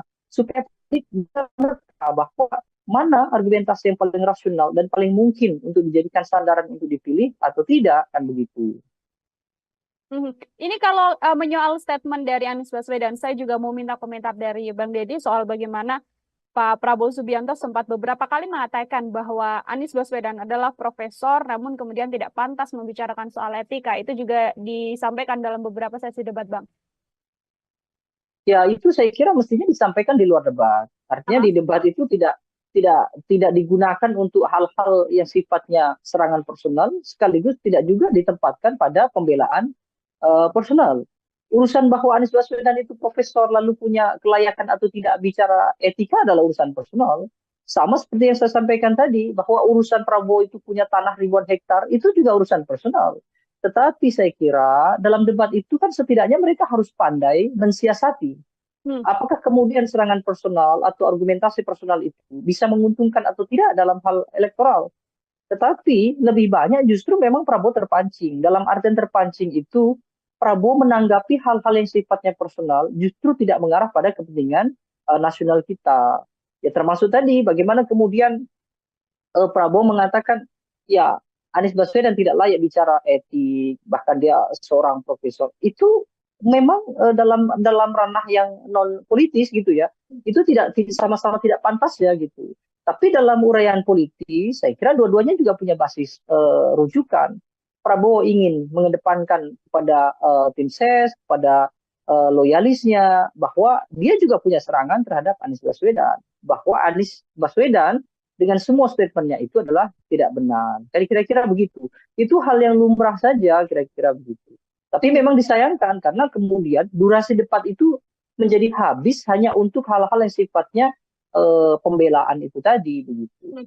Oke, secara substansi kemudian paparan dari debat ini tidak bisa tersampaikan dengan lebih gamblang karena adanya hal-hal Betul, personal yang kemudian dipaparkan juga. Ini kita betul. singgung soal bagaimana Paslon 03, Bang Deddy, ini Pak Ganjar Pranowo. Ini kan kalau secara perdebatan begitu ya, serangan kan memang banyak sekali dilancarkan oleh 01 kepada 02. Ini kalau dari gagasan Pak Ganjar Pranowo sendiri, mampukah kemudian Ganjar Pranowo yang posisinya berada di tengah begitu ya, ini kemudian bisa memaksimalkan gagasan-gagasan yang disampaikannya untuk kemudian tidak membawa isu-isu di luar substansi dalam debat semalam?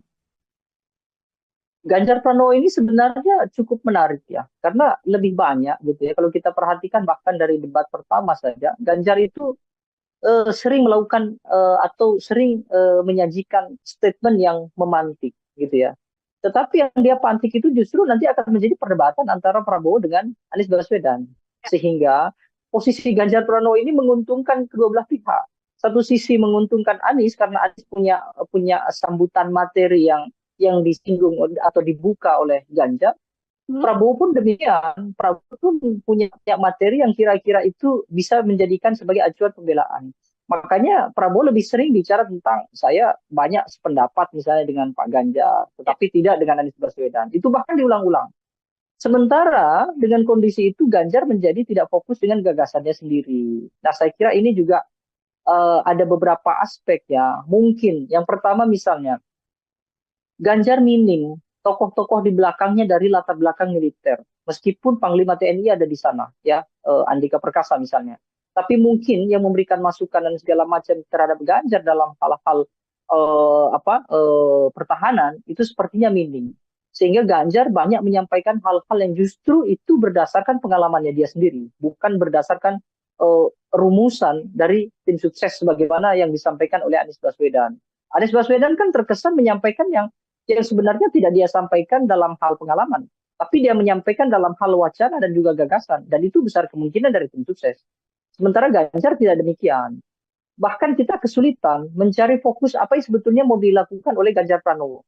Karena Ganjar Pranowo lebih banyak melakukan elaborasi. Apa yang sudah disampaikan Prabowo, kemudian dia ulas. Apa yang disampaikan oleh Anies, dia ulas. Meskipun beberapa kali Ganjar juga melakukan kontra ya, artinya dia mengoreksi apa yang ada di Pak Prabowo, dan dia juga mengoreksi yang ada di Anies Baswedan. Nah, situasi ini saya kira membuat Ganjar terjebak dalam artian dia seolah-olah tidak memiliki kawan. Dia seolah-olah tidak memiliki supplier informasi yang cukup andal dan bisa dijadikan sebagai rujukan dalam debat. Atau yang kedua, Ganjar terjebak karena situasinya memang sulit.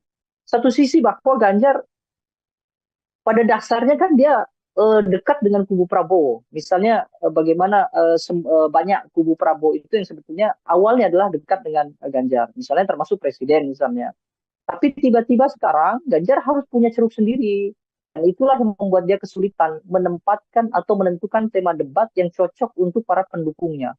Kalau Anies kan jelas, Anies akan menempatkan statementnya dia itu untuk yang kira-kira menjadikan materi semakin loyal dan semakin solidnya kelompok yang kontra terhadap pemerintah, termasuk kontra terhadap Prabowo.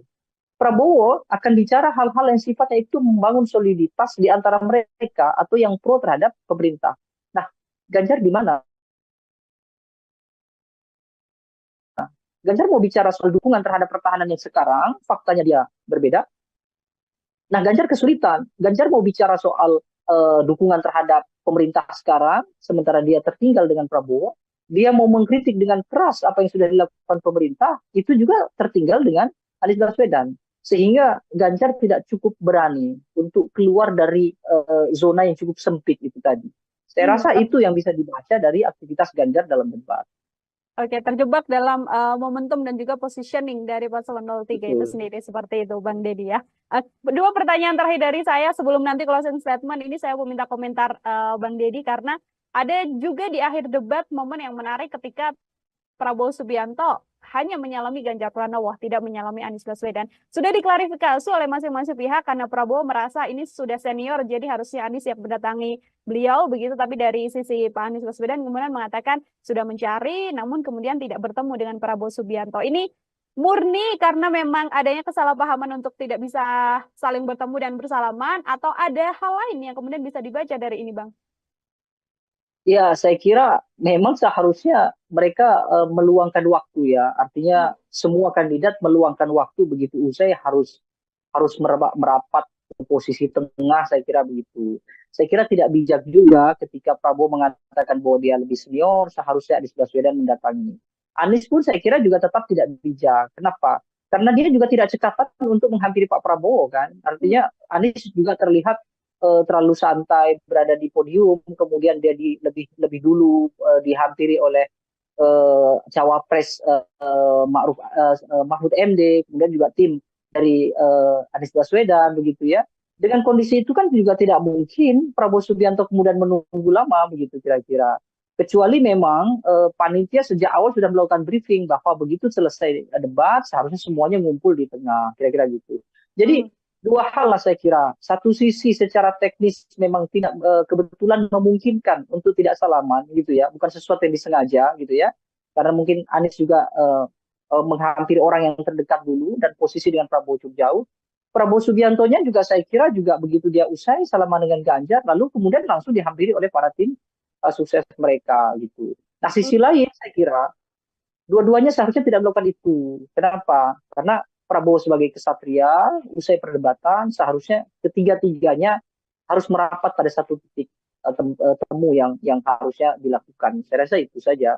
Oke, baik Bang Deddy. Terakhir tadi saya Bang, kalau bisa kemudian memberikan koreksi begitu ya, untuk karena masih ada satu momen debat lagi calon presiden begitu. Dari ketiga kandidat, ada Pak Anies Baswedan, Prabowo Subianto, dan juga Pak Ganjar Pranowo. Hal apa yang kemudian harus diperbaiki untuk debat mendatang?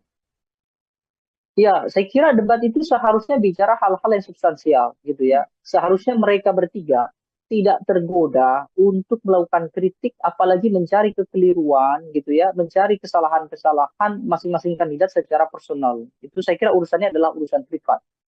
Akan lebih baik kalau mereka bicara soal apa yang sudah dilakukan dan apa yang akan dilakukan untuk negara. Boleh saja melakukan kritik terhadap Pak Prabowo karena Pak Prabowo sudah berada di pemerintahan, tapi kritik itu harus ditujukan pada urusan-urusan yang nasional, urusan-urusan yang substantif, bukan urusan-urusan yang pribadi. Begitu juga di antara Prabowo dengan Anies, Ganjar dengan Anies, Ganjar dengan.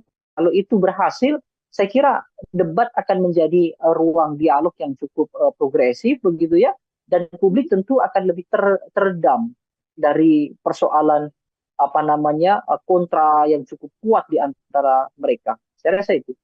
Baik, terima kasih banyak Bang Deddy Kurniasyah. Ini adalah pengamat politik sekaligus sama-sama Indonesia Political Opinion. Bang Deddy, terima kasih sekali lagi. Selamat beraktivitas kembali, Bang Deddy.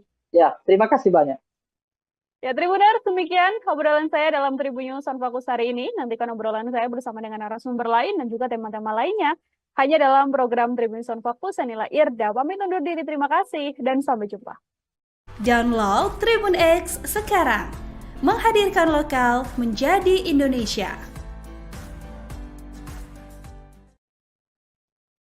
Anies Baswedan seolah-olah atau terkesan gitu keluar dari zona yang selama ini biasa dilakukan oleh Anies Baswedan, tenang gitu ya. Tetapi dalam debat semalam Anies Baswedan justru tampak sekali sangat powerful begitu ya, bahkan mendominasi perdebatan, termasuk juga berani melakukan kritik secara personal terhadap Prabowo Subianto.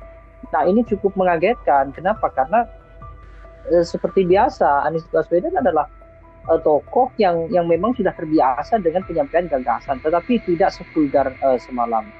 Debat sudah terlanjur terjebak sejak awal gitu ya, seolah-olah ada kesan Anies maupun Ganjar Pranowo sudah siap untuk melakukan kritik yang dilakukan oleh Prabowo, dan Prabowo seperti tidak siap dengan kritikan-kritikan itu.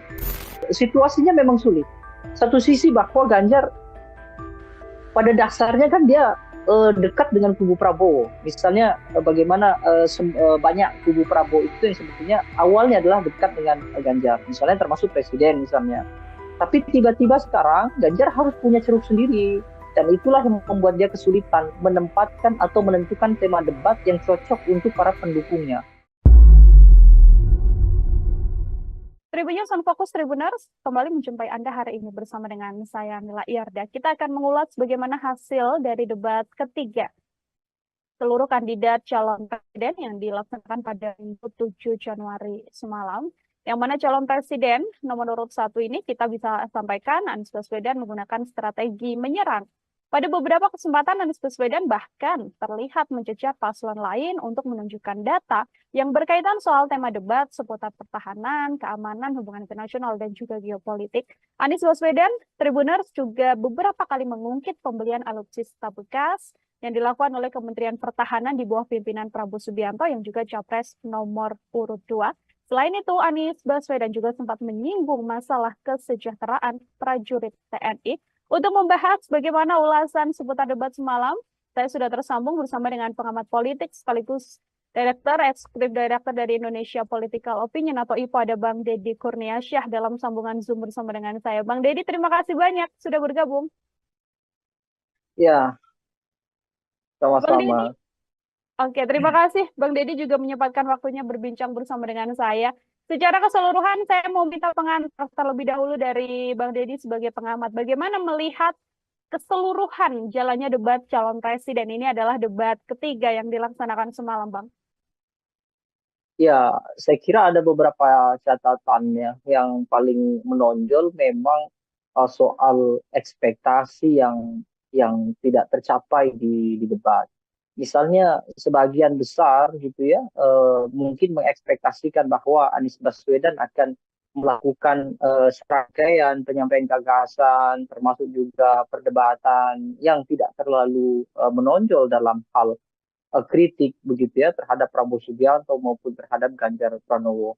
Tetapi justru yang terjadi, Anies Baswedan seolah-olah atau terkesan gitu keluar dari zona yang selama ini biasa dilakukan oleh Anies Baswedan, tenang gitu ya. Tetapi dalam debat semalam Anies Baswedan justru tampak sekali sangat powerful begitu ya, bahkan mendominasi perdebatan, termasuk juga berani melakukan kritik secara personal terhadap Prabowo Subianto. Nah, ini cukup mengagetkan. Kenapa? Karena seperti biasa Anies Baswedan adalah tokoh yang memang sudah terbiasa dengan penyampaian gagasan, tetapi tidak sevulgar semalam. Ada dua hal kemungkinan terjadi. Pertama, mungkin Anies Baswedan sudah mulai memahami bahwa kelompok pemilih Anies Baswedan tidak mungkin tertukar dengan Prabowo. Dalam artian bahwa ketika dia melakukan kritik yang keras, termasuk juga melakukan serangan-serangan, itu tidak akan memudarkan soliditas di pemilih Anies. Dan kalaupun Anies Baswedan tidak begitu keras, itu juga tidak juga membuat kelompok yang pro Prabowo kemudian bersimpati terhadap Anies.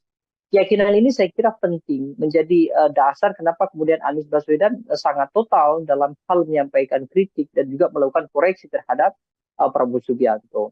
Yang kedua, ekspektasi yang juga tidak tercapai ada di Prabowo Subianto. dengan posisi sebagai Menhan, kemudian banyak melakukan gerakan-gerakan pertahanan, bahkan juga Prabowo Subianto punya latar belakang militer, sehingga banyak harapan publik, ya termasuk juga para analis yang memungkinkan berharap bahwa Prabowo Subianto akan total.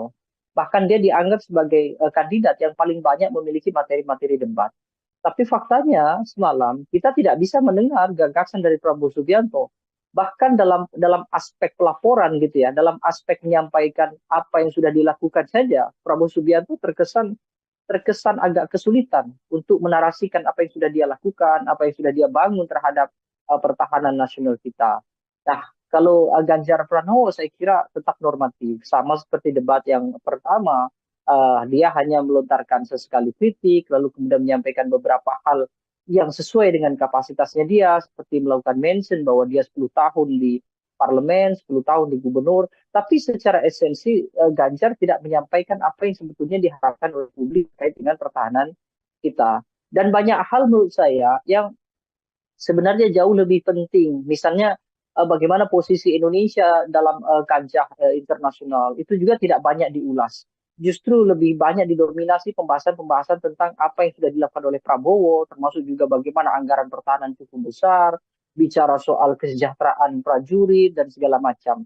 Tapi posisi Indonesia dalam kancah internasional seperti bagaimana Indonesia mempertahankan wilayah perbatasan, bagaimana pengelolaan perbatasan termasuk konflik-konflik yang menyebabkan Indonesia dan China sampai hari ini tidak selesai misalnya, itu tidak terlalu banyak dibahas. Jadi memang debat sudah terlanjur terjebak sejak awal gitu ya, seolah-olah ada kesan Anies maupun Ganjar Pranowo sudah siap untuk melakukan kritik yang dilakukan oleh Prabowo, dan Prabowo seperti tidak siap dengan kritikan-kritikan itu.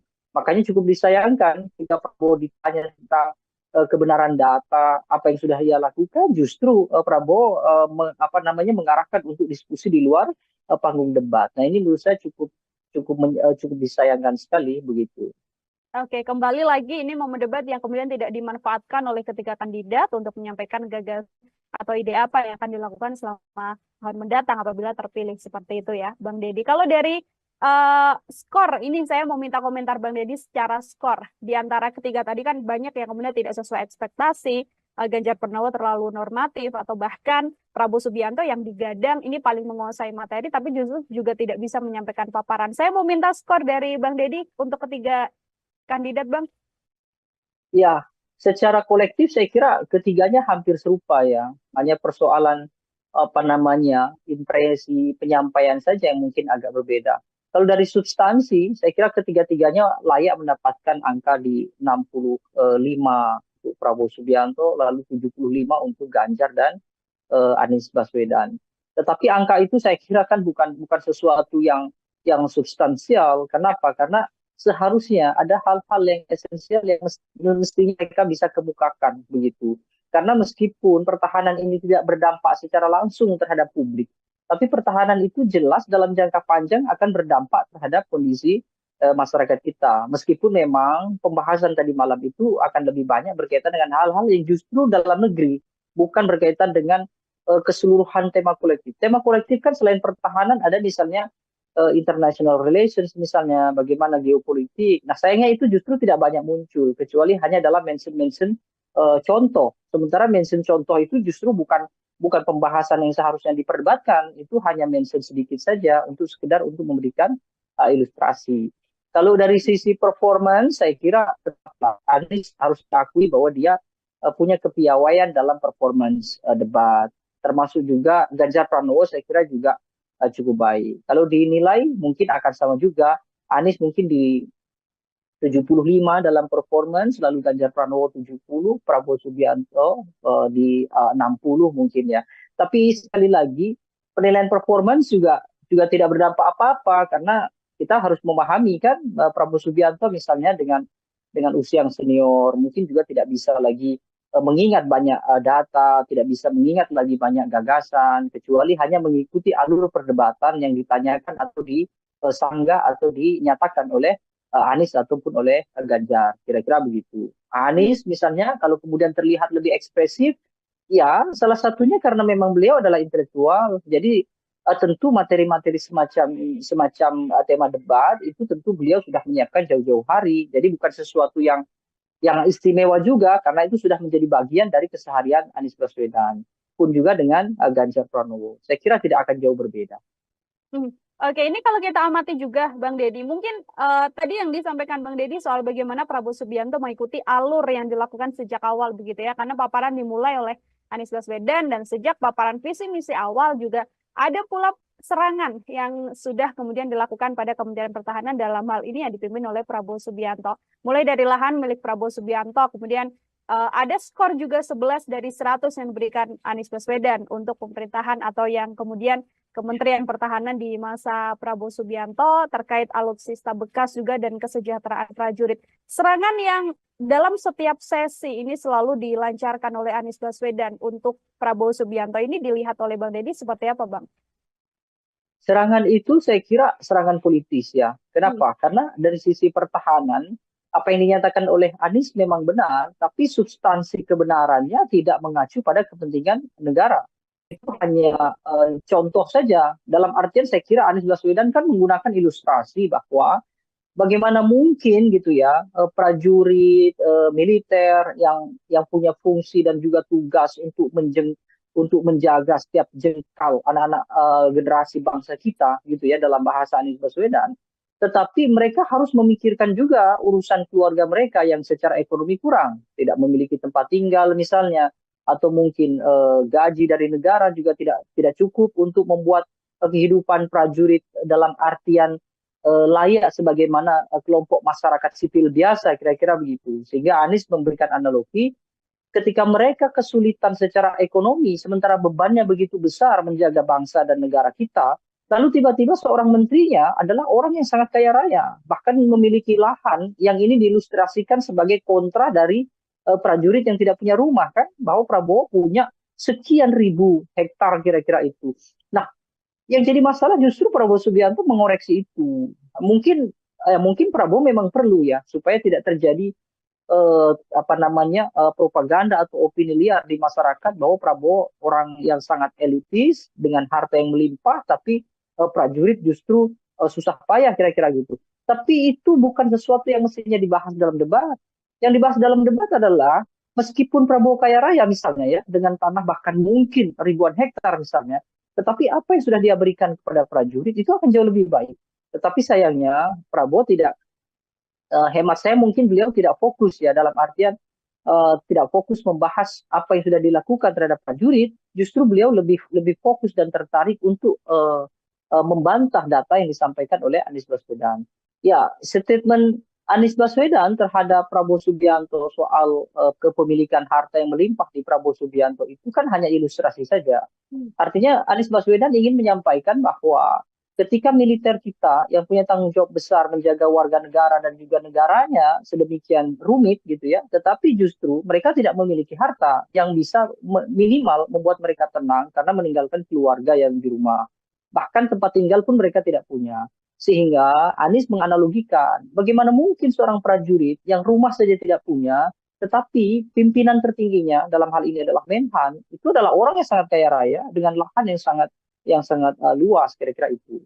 Nah, seharusnya Prabowo tidak perlu menanggapi itu. Kenapa? Karena itu tidak substansial untuk kepentingan negara kita. Prabowo akan jauh lebih krusial dan penting justru menanggapi bahwa meskipun dia kaya raya, tetapi dia sudah berbuat banyak terhadap prajurit. Kan akhirnya tidak terjawab juga. Artinya Prabowo juga secara tidak langsung justru membenarkan apa yang disampaikan oleh Anies, bahwa prajurit kita memang tidak memiliki tempat tinggal, prajurit kita kekurangan secara ekonomi, dan itu menjadi poin bagi Anies Baswedan, sehingga dia menawarkan bahwa ketika dia nanti diberikan amanat secara nasional memimpin negara ini, dia akan sejahterakan para prajurit itu dengan kondisi sekarang yang prajurit-prajurit itu tidak sejahtera. Jadi statement Anies Baswedan jelas politis, bukan untuk mengungkap apa gagasan dia dalam hal membangun kekuatan militer yang besar, tetapi ini hanya murni untuk hal-hal yang sifatnya populis, untuk menarik publik supaya elektabilitas meningkat. Dan dari sisi politik saya kira itu tepat. Artinya Anies tidak keliru, karena memang debat kandidat kan sekurang-kurangnya harus bisa berdampak pada dua hal. Satu, berdampak pada pengetahuan publik tentang gagasan. Yang kedua, berdampak secara elektoral. Saya kira itu.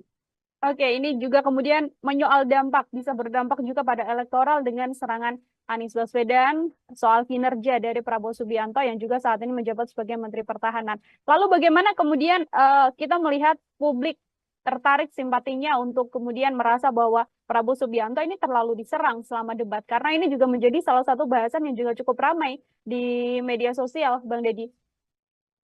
Ya, saya kira serang menyerang itu kan hanya agitasi biasa. Dan kalau ketika orang melakukan klaim, misalnya Prabowo di roasting begitu ya, Prabowo diserang oleh Ganjar maupun Anies, itu bukan serangan yang benar gitu. Dalam artian bahwa ya debat memang harusnya begitu. Ketika Prabowo Subianto siap memberikan jawaban-jawaban yang taktis gitu ya, kemudian Prabowo juga siap dengan argumentasi yang memang sudah disiapkan oleh timnya, maka kan tidak bisa Prabowo dianggap diserang. Prabowo dianggap diserang karena memang dia tidak bisa mengembalikan argumentasi dari Ganjar, tidak bisa memberikan argumentasi sanggahan untuk Anies Baswedan. Maka kemudian para propagandator semuanya, para pembangun opini, termasuk tim sukses, maka mereka menggunakanlah istilah-istilah bahwa Prabowo itu diserang. Saya kira itu biasa saja dalam tataran strategi komunikasi politik, itu biasa. Membangun agitasi seolah-olah kita ditindas, seolah-olah kita direndahkan dan segala macam gitu ya. Tapi faktanya debat kandidat itu memang untuk mempertahankan argumentasi. Kalau kemudian Anies Baswedan tidak melakukan tekanan terhadap Prabowo Subianto, lalu apa namanya? Itu hanya dialog kan gitu. Sementara mereka bertiga ini dipertaruhkan oleh lebih dari 170 juta mengacu pada pemilih di 2019. Kalaupun ada peningkatan mungkin akan sedikit peningkatan. Sehingga mereka memang perlu harus saling mengedepankan argumentasi dan sebisa mungkin memang menjatuhkan argumentasi lawan. Supaya apa? Supaya publik bisa mereka bahwa mana argumentasi yang paling rasional dan paling mungkin untuk dijadikan sandaran untuk dipilih atau tidak, kan begitu. Ini kalau menyoal statement dari Anies Baswedan, saya juga mau minta komentar dari Bang Deddy soal bagaimana Pak Prabowo Subianto sempat beberapa kali mengatakan bahwa Anies Baswedan adalah profesor, namun kemudian tidak pantas membicarakan soal etika. Itu juga disampaikan dalam beberapa sesi debat, Bang. Ya, itu saya kira mestinya disampaikan di luar debat. Artinya di debat itu tidak digunakan untuk hal-hal yang sifatnya serangan personal, sekaligus tidak juga ditempatkan pada pembelaan personal. Urusan bahwa Anies Baswedan itu profesor lalu punya kelayakan atau tidak bicara etika adalah urusan personal. Sama seperti yang saya sampaikan tadi, bahwa urusan Prabowo itu punya tanah ribuan hektar, itu juga urusan personal. Tetapi saya kira dalam debat itu kan setidaknya mereka harus pandai mensiasati. Apakah kemudian serangan personal atau argumentasi personal itu bisa menguntungkan atau tidak dalam hal elektoral? Tetapi lebih banyak justru memang Prabowo terpancing. Dalam artian terpancing itu Prabowo menanggapi hal-hal yang sifatnya personal justru tidak mengarah pada kepentingan nasional kita. Ya termasuk tadi bagaimana kemudian Prabowo mengatakan ya Anies Baswedan tidak layak bicara etik, bahkan dia seorang profesor. Itu memang dalam ranah yang non politis gitu ya.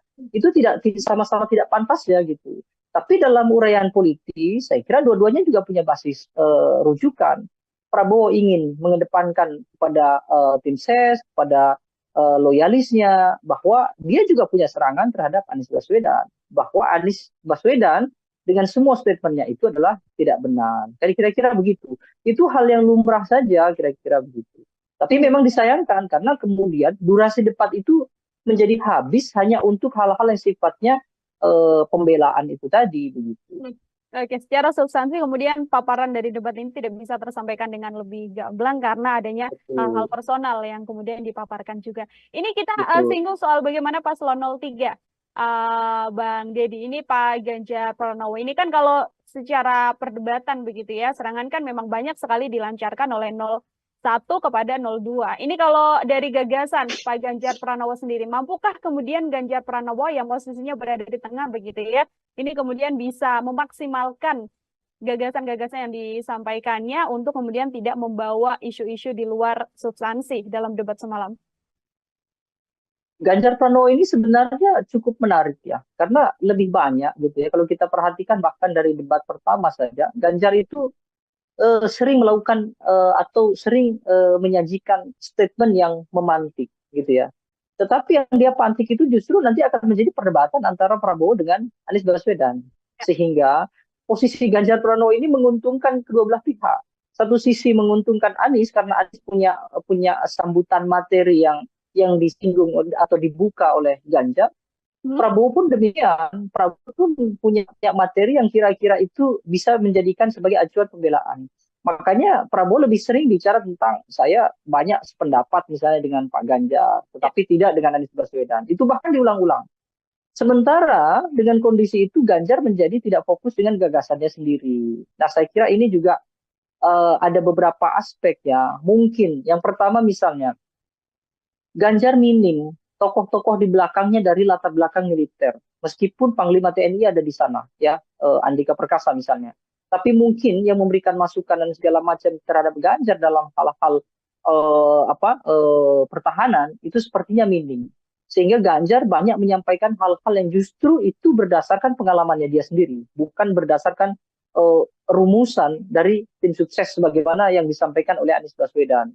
Anies Baswedan kan terkesan menyampaikan yang sebenarnya tidak dia sampaikan dalam hal pengalaman, tapi dia menyampaikan dalam hal wacana dan juga gagasan, dan itu besar kemungkinan dari tim sukses. Sementara Ganjar tidak demikian. Bahkan kita kesulitan mencari fokus apa yang sebetulnya mau dilakukan oleh Ganjar Pranowo. Karena Ganjar Pranowo lebih banyak melakukan elaborasi. Apa yang sudah disampaikan Prabowo, kemudian dia ulas. Apa yang disampaikan oleh Anies, dia ulas. Meskipun beberapa kali Ganjar juga melakukan kontra ya, artinya dia mengoreksi apa yang ada di Pak Prabowo, dan dia juga mengoreksi yang ada di Anies Baswedan.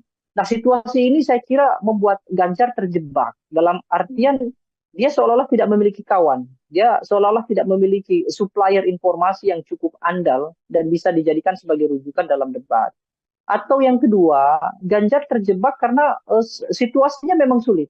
Satu sisi bahwa Ganjar pada dasarnya kan dia dekat dengan kubu Prabowo. Misalnya bagaimana banyak kubu Prabowo itu yang sebetulnya awalnya adalah dekat dengan Ganjar. Misalnya termasuk presiden misalnya.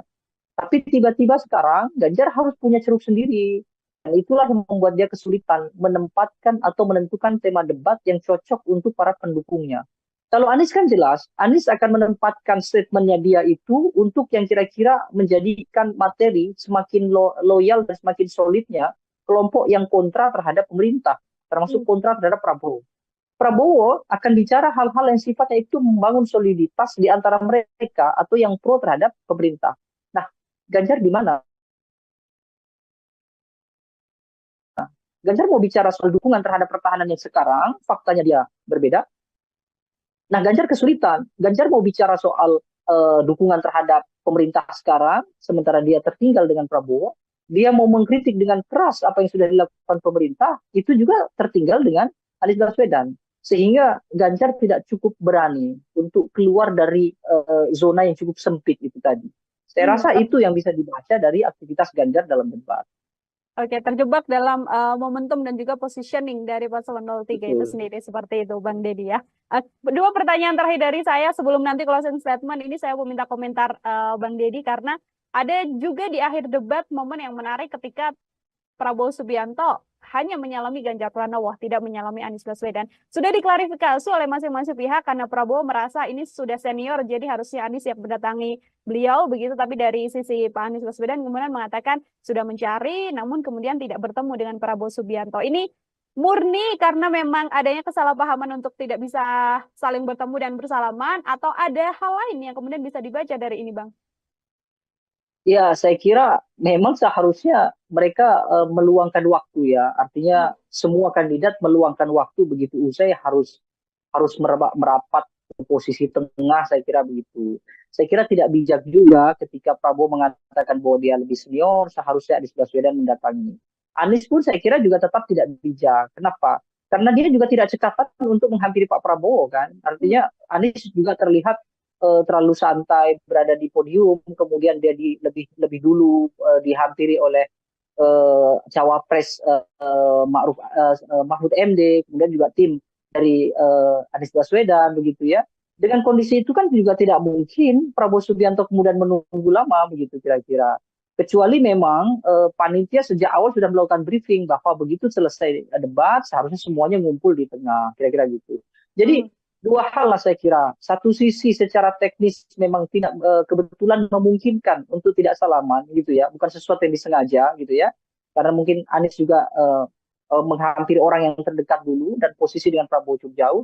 Prabowo Subiantonya juga saya kira juga begitu dia usai salaman dengan Ganjar, lalu kemudian langsung dihampiri oleh para tim sukses mereka gitu. Nah sisi lain saya kira dua-duanya seharusnya tidak melakukan itu. Kenapa? Karena Prabowo sebagai kesatria usai perdebatan seharusnya ketiga-tiganya harus merapat pada satu titik temu yang harusnya dilakukan. Saya rasa itu saja. Oke, baik Bang Deddy. Terakhir tadi saya Bang, kalau bisa kemudian memberikan koreksi begitu ya, untuk karena masih ada satu momen debat lagi calon presiden begitu. Dari ketiga kandidat, ada Pak Anies Baswedan, Prabowo Subianto, dan juga Pak Ganjar Pranowo. Hal apa yang kemudian harus diperbaiki untuk debat pendatang? Ya, saya kira debat itu seharusnya bicara hal-hal yang substansial gitu ya. Seharusnya mereka bertiga tidak tergoda untuk melakukan kritik, apalagi mencari kekeliruan gitu ya, mencari kesalahan-kesalahan masing-masing kandidat secara personal. Itu saya kira urusannya adalah urusan privat. Akan lebih baik kalau mereka bicara soal apa yang sudah dilakukan dan apa yang akan dilakukan untuk negara. Boleh saja melakukan kritik terhadap Pak Prabowo karena Pak Prabowo sudah berada di pemerintahan, tapi kritik itu harus ditujukan pada urusan-urusan yang nasional, urusan-urusan yang substantif, bukan urusan-urusan yang pribadi. Begitu juga di antara Prabowo dengan Anies, Ganjar dengan Anies, Ganjar dengan. Kalau itu berhasil, saya kira debat akan menjadi ruang dialog yang cukup progresif begitu ya, dan publik tentu akan lebih teredam dari persoalan apa namanya kontra yang cukup kuat di antara mereka. Saya rasa itu. Baik, terima kasih banyak Bang Deddy Kurniasyah. Ini adalah pengamat politik sekaligus Ya, eksekutif dari sama-sama. Indonesia Political Opinion. Bang Deddy, terima kasih sekali lagi. Selamat beraktivitas kembali, Bang Deddy. Ya, terima kasih banyak. Ya, Tribuners, demikian obrolan saya dalam Tribun News on Fokus hari ini. Nantikan obrolan saya bersama dengan narasumber lain dan juga tema-tema lainnya hanya dalam program Tribun News on Fokus. Saya Nila Irda, pamit undur diri. Terima kasih dan sampai jumpa. Download Tribun X sekarang. Menghadirkan lokal menjadi Indonesia. Anies Baswedan seolah-olah atau terkesan gitu keluar dari zona yang selama ini biasa dilakukan oleh Anies Baswedan, tenang gitu ya. Tetapi dalam debat semalam Anies Baswedan justru tampak sekali sangat powerful begitu ya, bahkan mendominasi perdebatan, termasuk juga berani melakukan kritik secara personal terhadap Prabowo Subianto. Nah ini cukup mengagetkan. Kenapa? Karena seperti biasa Anies Baswedan adalah tokoh yang memang sudah terbiasa dengan penyampaian gagasan, tetapi tidak sevulgar semalam. Debat sudah terlanjur terjebak sejak awal gitu ya, seolah-olah ada kesan Anies maupun Ganjar Pranowo sudah siap untuk melakukan kritik yang dilakukan oleh Prabowo, dan Prabowo seperti tidak siap dengan kritikan-kritikan itu. Situasinya memang sulit. Satu sisi bahwa Ganjar pada dasarnya kan dia dekat dengan kubu Prabowo. Misalnya bagaimana banyak kubu Prabowo itu yang sebetulnya awalnya adalah dekat dengan Ganjar. Misalnya termasuk presiden misalnya. Tapi tiba-tiba sekarang Ganjar harus punya ceruk sendiri. Dan itulah yang membuat dia kesulitan menempatkan atau menentukan tema debat yang cocok untuk para pendukungnya. Tribun News on Fokus Tribuners kembali menjumpai Anda hari ini bersama dengan saya Nila Irda. Kita akan mengulas bagaimana hasil dari debat ketiga seluruh kandidat calon presiden yang dilaksanakan pada Minggu 7 Januari semalam. Yang mana calon presiden nomor urut 1 ini kita bisa sampaikan Anies Baswedan menggunakan strategi menyerang. Pada beberapa kesempatan Anies Baswedan bahkan terlihat mencecar paslon lain untuk menunjukkan data yang berkaitan soal tema debat seputar pertahanan, keamanan, hubungan internasional, dan juga geopolitik. Anies Baswedan, Tribuners juga beberapa kali mengungkit pembelian alutsista bekas yang dilakukan oleh Kementerian Pertahanan di bawah pimpinan Prabowo Subianto yang juga capres nomor urut 2. Selain itu, Anies Baswedan juga sempat menyinggung masalah kesejahteraan prajurit TNI. Untuk membahas bagaimana ulasan seputar debat semalam, saya sudah tersambung bersama dengan pengamat politik sekaligus Eksekutif Direktur dari Indonesia Political Opinion atau IPO, ada Bang Deddy Kurniasyah dalam sambungan Zoom bersama dengan saya. Bang Deddy, terima kasih banyak sudah bergabung. Ya, Bang Deddy, sama-sama. oke, terima kasih Bang Deddy juga menyempatkan waktunya berbincang bersama dengan saya. Secara keseluruhan, saya mau minta pengantar terlebih dahulu dari Bang Deddy sebagai pengamat. Bagaimana melihat keseluruhan jalannya debat calon presiden? Ini adalah debat ketiga yang dilaksanakan semalam, Bang. Ya, saya kira ada beberapa catatannya yang paling menonjol memang soal ekspektasi yang tidak tercapai di debat. Misalnya sebagian besar gitu ya mungkin mengekspektasikan bahwa Anies Baswedan akan melakukan serangkaian penyampaian gagasan termasuk juga perdebatan yang tidak terlalu menonjol dalam hal kritik begitu ya terhadap Prabowo Subianto maupun terhadap Ganjar Pranowo. Tetapi justru yang terjadi Anies Baswedan seolah-olah atau terkesan gitu keluar dari zona yang selama ini biasa dilakukan oleh Anies Baswedan. Tenang gitu ya, tetapi dalam debat semalam Anies Baswedan justru tampak sekali sangat powerful begitu ya, bahkan mendominasi perdebatan, termasuk juga berani melakukan kritik secara personal terhadap Prabowo Subianto. Nah, ini cukup mengagetkan. Kenapa? Karena seperti biasa Anies Baswedan adalah tokoh yang memang sudah terbiasa dengan penyampaian gagasan, tetapi tidak sevulgar semalam. Ada dua hal kemungkinan terjadi. Pertama mungkin Anies Baswedan sudah mulai memahami bahwa kelompok pemilih Anies Baswedan tidak mungkin tertukar dengan Prabowo. Dalam artian bahwa ketika dia melakukan kritik yang keras, termasuk juga melakukan serangan-serangan, itu tidak akan memudarkan soliditas di pemilih Anies.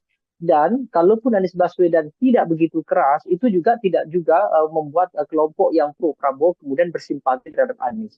Keyakinan ini saya kira penting menjadi dasar kenapa kemudian Anies Baswedan sangat total dalam hal menyampaikan kritik dan juga melakukan koreksi terhadap Prabowo Subianto. Yang kedua, ekspektasi yang juga tidak tercapai ada di Prabowo Subianto. Dengan posisi sebagai Menhan, kemudian banyak melakukan gerakan-gerakan pertahanan, bahkan juga Prabowo Subianto punya latar belakang militer, sehingga banyak harapan publik, ya termasuk juga para analis, yang memungkinkan berharap bahwa Prabowo Subianto akan total. Bahkan dia dianggap sebagai kandidat yang paling banyak memiliki materi-materi debat. Tapi faktanya semalam kita tidak bisa mendengar gagasan dari Prabowo Subianto. Bahkan dalam aspek pelaporan gitu ya, dalam aspek menyampaikan apa yang sudah dilakukan saja, Prabowo Subianto terkesan agak kesulitan untuk menarasikan apa yang sudah dia lakukan, apa yang sudah dia bangun terhadap pertahanan nasional kita. Nah, kalau Ganjar Pranowo saya kira tetap normatif, sama seperti debat yang pertama, dia hanya melontarkan sesekali kritik, lalu kemudian menyampaikan beberapa hal yang sesuai dengan kapasitasnya dia, seperti melakukan mention bahwa dia 10 tahun di parlemen, 10 tahun di gubernur, tapi secara esensi Ganjar tidak menyampaikan apa yang sebetulnya diharapkan oleh publik terkait dengan pertahanan kita. Dan banyak hal menurut saya yang sebenarnya jauh lebih penting. Misalnya bagaimana posisi Indonesia dalam kancah internasional itu juga tidak banyak diulas. Justru lebih banyak didominasi pembahasan-pembahasan tentang apa yang sudah dilakukan oleh Prabowo, termasuk juga bagaimana anggaran pertahanan cukup besar, bicara soal kesejahteraan prajurit dan segala macam. Tapi posisi Indonesia dalam kancah internasional seperti bagaimana Indonesia mempertahankan wilayah perbatasan, bagaimana pengelolaan perbatasan termasuk konflik-konflik yang menyebabkan Indonesia dan Cina sampai hari ini tidak selesai misalnya itu tidak terlalu banyak dibahas. Jadi memang debat sudah terlanjur terjebak sejak awal gitu ya, seolah-olah ada kesan Anies maupun Ganjar Pranowo sudah siap untuk melakukan kritik yang dilakukan oleh Prabowo dan Prabowo seperti tidak siap dengan kritikan-kritikan itu. Makanya cukup disayangkan jika Prabowo ditanya tentang kebenaran data apa yang sudah ia lakukan justru Prabowo mengarahkan untuk diskusi di luar panggung debat. Nah ini menurut saya cukup disayangkan sekali begitu. Oke, kembali lagi ini momen debat yang kemudian tidak dimanfaatkan oleh ketiga kandidat untuk menyampaikan gagasan atau ide apa yang akan dilakukan selama tahun mendatang apabila terpilih seperti itu ya, Bang Deddy. Kalau dari skor, ini saya mau minta komentar Bang Deddy secara skor. Di antara ketiga tadi kan banyak yang kemudian tidak sesuai ekspektasi, Ganjar Pranowo terlalu normatif, atau bahkan Prabowo Subianto yang digadang ini paling menguasai materi, tapi justru juga tidak bisa menyampaikan paparan. Saya mau minta skor dari Bang Deddy untuk ketiga kandidat, Bang. Ya, secara kolektif saya kira ketiganya hampir serupa ya. Hanya persoalan apa namanya impresi penyampaian saja yang mungkin agak berbeda. Kalau dari substansi, saya kira ketiga-tiganya layak mendapatkan angka di 65 untuk Prabowo Subianto, lalu 75 untuk Ganjar dan Anies Baswedan. Tetapi angka itu saya kira kan bukan sesuatu yang substansial. Kenapa? Karena seharusnya ada hal-hal yang esensial yang mestinya mereka bisa kemukakan begitu. Karena meskipun pertahanan ini tidak berdampak secara langsung terhadap publik, tapi pertahanan itu jelas dalam jangka panjang akan berdampak terhadap kondisi masyarakat kita. Meskipun memang pembahasan tadi malam itu akan lebih banyak berkaitan dengan hal-hal yang justru dalam negeri, bukan berkaitan dengan keseluruhan tema kolektif. Tema kolektif kan selain pertahanan ada misalnya international relations, misalnya bagaimana geopolitik. Nah, sayangnya itu justru tidak banyak muncul, kecuali hanya dalam mention-mention contoh. Sementara mention contoh itu justru bukan pembahasan yang seharusnya diperdebatkan, itu hanya mention sedikit saja untuk sekedar untuk memberikan ilustrasi. Kalau dari sisi performance, saya kira Anies harus diakui bahwa dia punya kepiawaian dalam performance debat. Termasuk juga Ganjar Pranowo saya kira juga cukup baik. Kalau dinilai mungkin akan sama juga. Anies mungkin di 75 dalam performance, lalu Ganjar Pranowo 70, Prabowo Subianto di 60 mungkin ya. Tapi sekali lagi penilaian performance juga tidak berdampak apa-apa karena kita harus memahami kan Prabowo Subianto misalnya dengan usia yang senior mungkin juga tidak bisa lagi mengingat banyak data, tidak bisa mengingat lagi banyak gagasan, kecuali hanya mengikuti alur perdebatan yang ditanyakan atau disanggah atau dinyatakan oleh Anies ataupun oleh Ganjar. Kira-kira begitu. Anies misalnya kalau kemudian terlihat lebih ekspresif, ya salah satunya karena memang beliau adalah intelektual. Jadi tentu materi-materi semacam tema debat itu tentu beliau sudah menyiapkan jauh-jauh hari. Jadi bukan sesuatu yang istimewa juga karena itu sudah menjadi bagian dari keseharian Anies Baswedan pun juga dengan Ganjar Pranowo. Saya kira tidak akan jauh berbeda. Oke, ini kalau kita amati juga Bang Deddy, mungkin tadi yang disampaikan Bang Deddy soal bagaimana Prabowo Subianto mengikuti alur yang dilakukan sejak awal begitu ya, karena paparan dimulai oleh Anies Baswedan dan sejak paparan visi misi awal juga ada pula serangan yang sudah kemudian dilakukan pada Kementerian Pertahanan dalam hal ini yang dipimpin oleh Prabowo Subianto. Mulai dari lahan milik Prabowo Subianto, kemudian ada skor juga 11 dari 100 yang diberikan Anies Baswedan untuk pemerintahan atau yang kemudian Kementerian Pertahanan di masa Prabowo Subianto terkait alutsista bekas juga dan kesejahteraan prajurit. Serangan yang dalam setiap sesi ini selalu dilancarkan oleh Anies Baswedan untuk Prabowo Subianto ini dilihat oleh Bang Deddy seperti apa, Bang? Serangan itu saya kira serangan politis ya. Kenapa? Karena dari sisi pertahanan, apa yang dinyatakan oleh Anies memang benar, tapi substansi kebenarannya tidak mengacu pada kepentingan negara.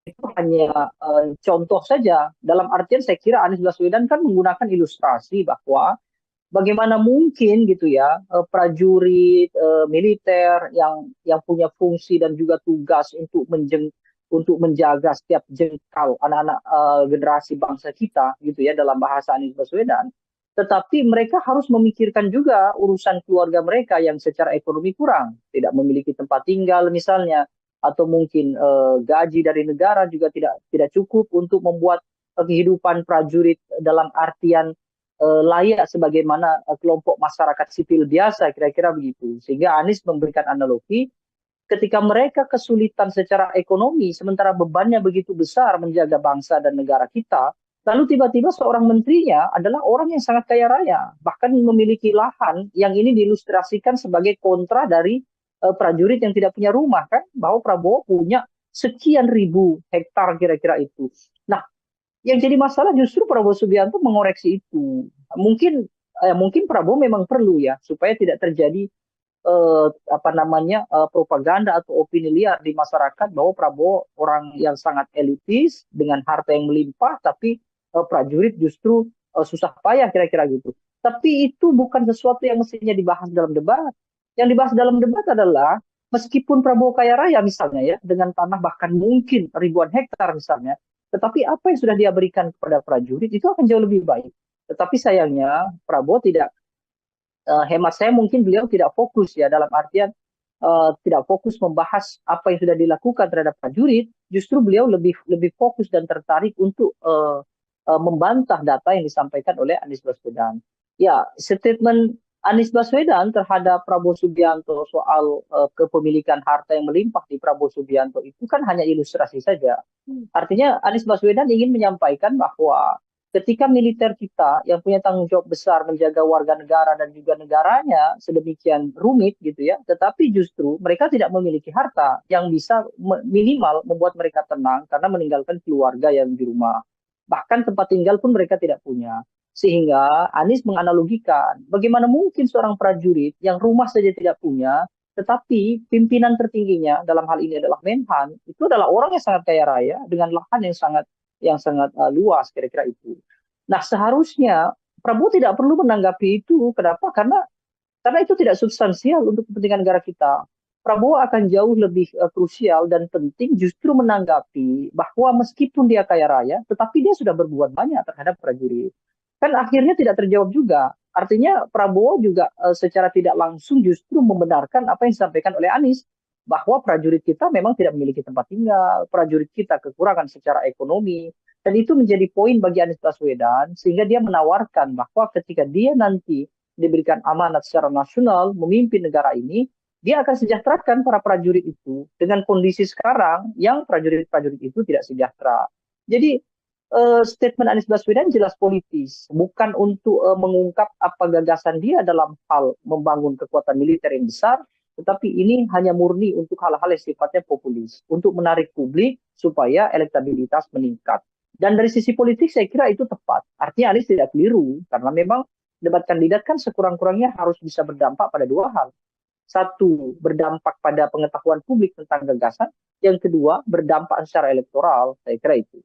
Oke, ini juga kemudian menyoal dampak, bisa berdampak juga pada elektoral dengan serangan Anies Baswedan soal kinerja dari Prabowo Subianto yang juga saat ini menjabat sebagai Menteri Pertahanan. Lalu bagaimana kemudian kita melihat publik tertarik simpatinya untuk kemudian merasa bahwa Prabowo Subianto ini terlalu diserang selama debat, karena ini juga menjadi salah satu bahasan yang juga cukup ramai di media sosial, Bang Deddy.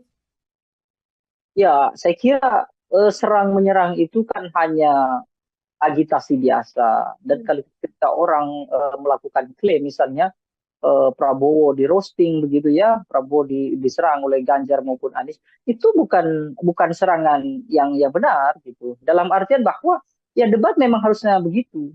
Ketika Prabowo Subianto siap memberikan jawaban-jawaban yang taktis gitu ya, kemudian Prabowo juga siap dengan argumentasi yang memang sudah disiapkan oleh timnya, maka kan tidak bisa Prabowo dianggap diserang.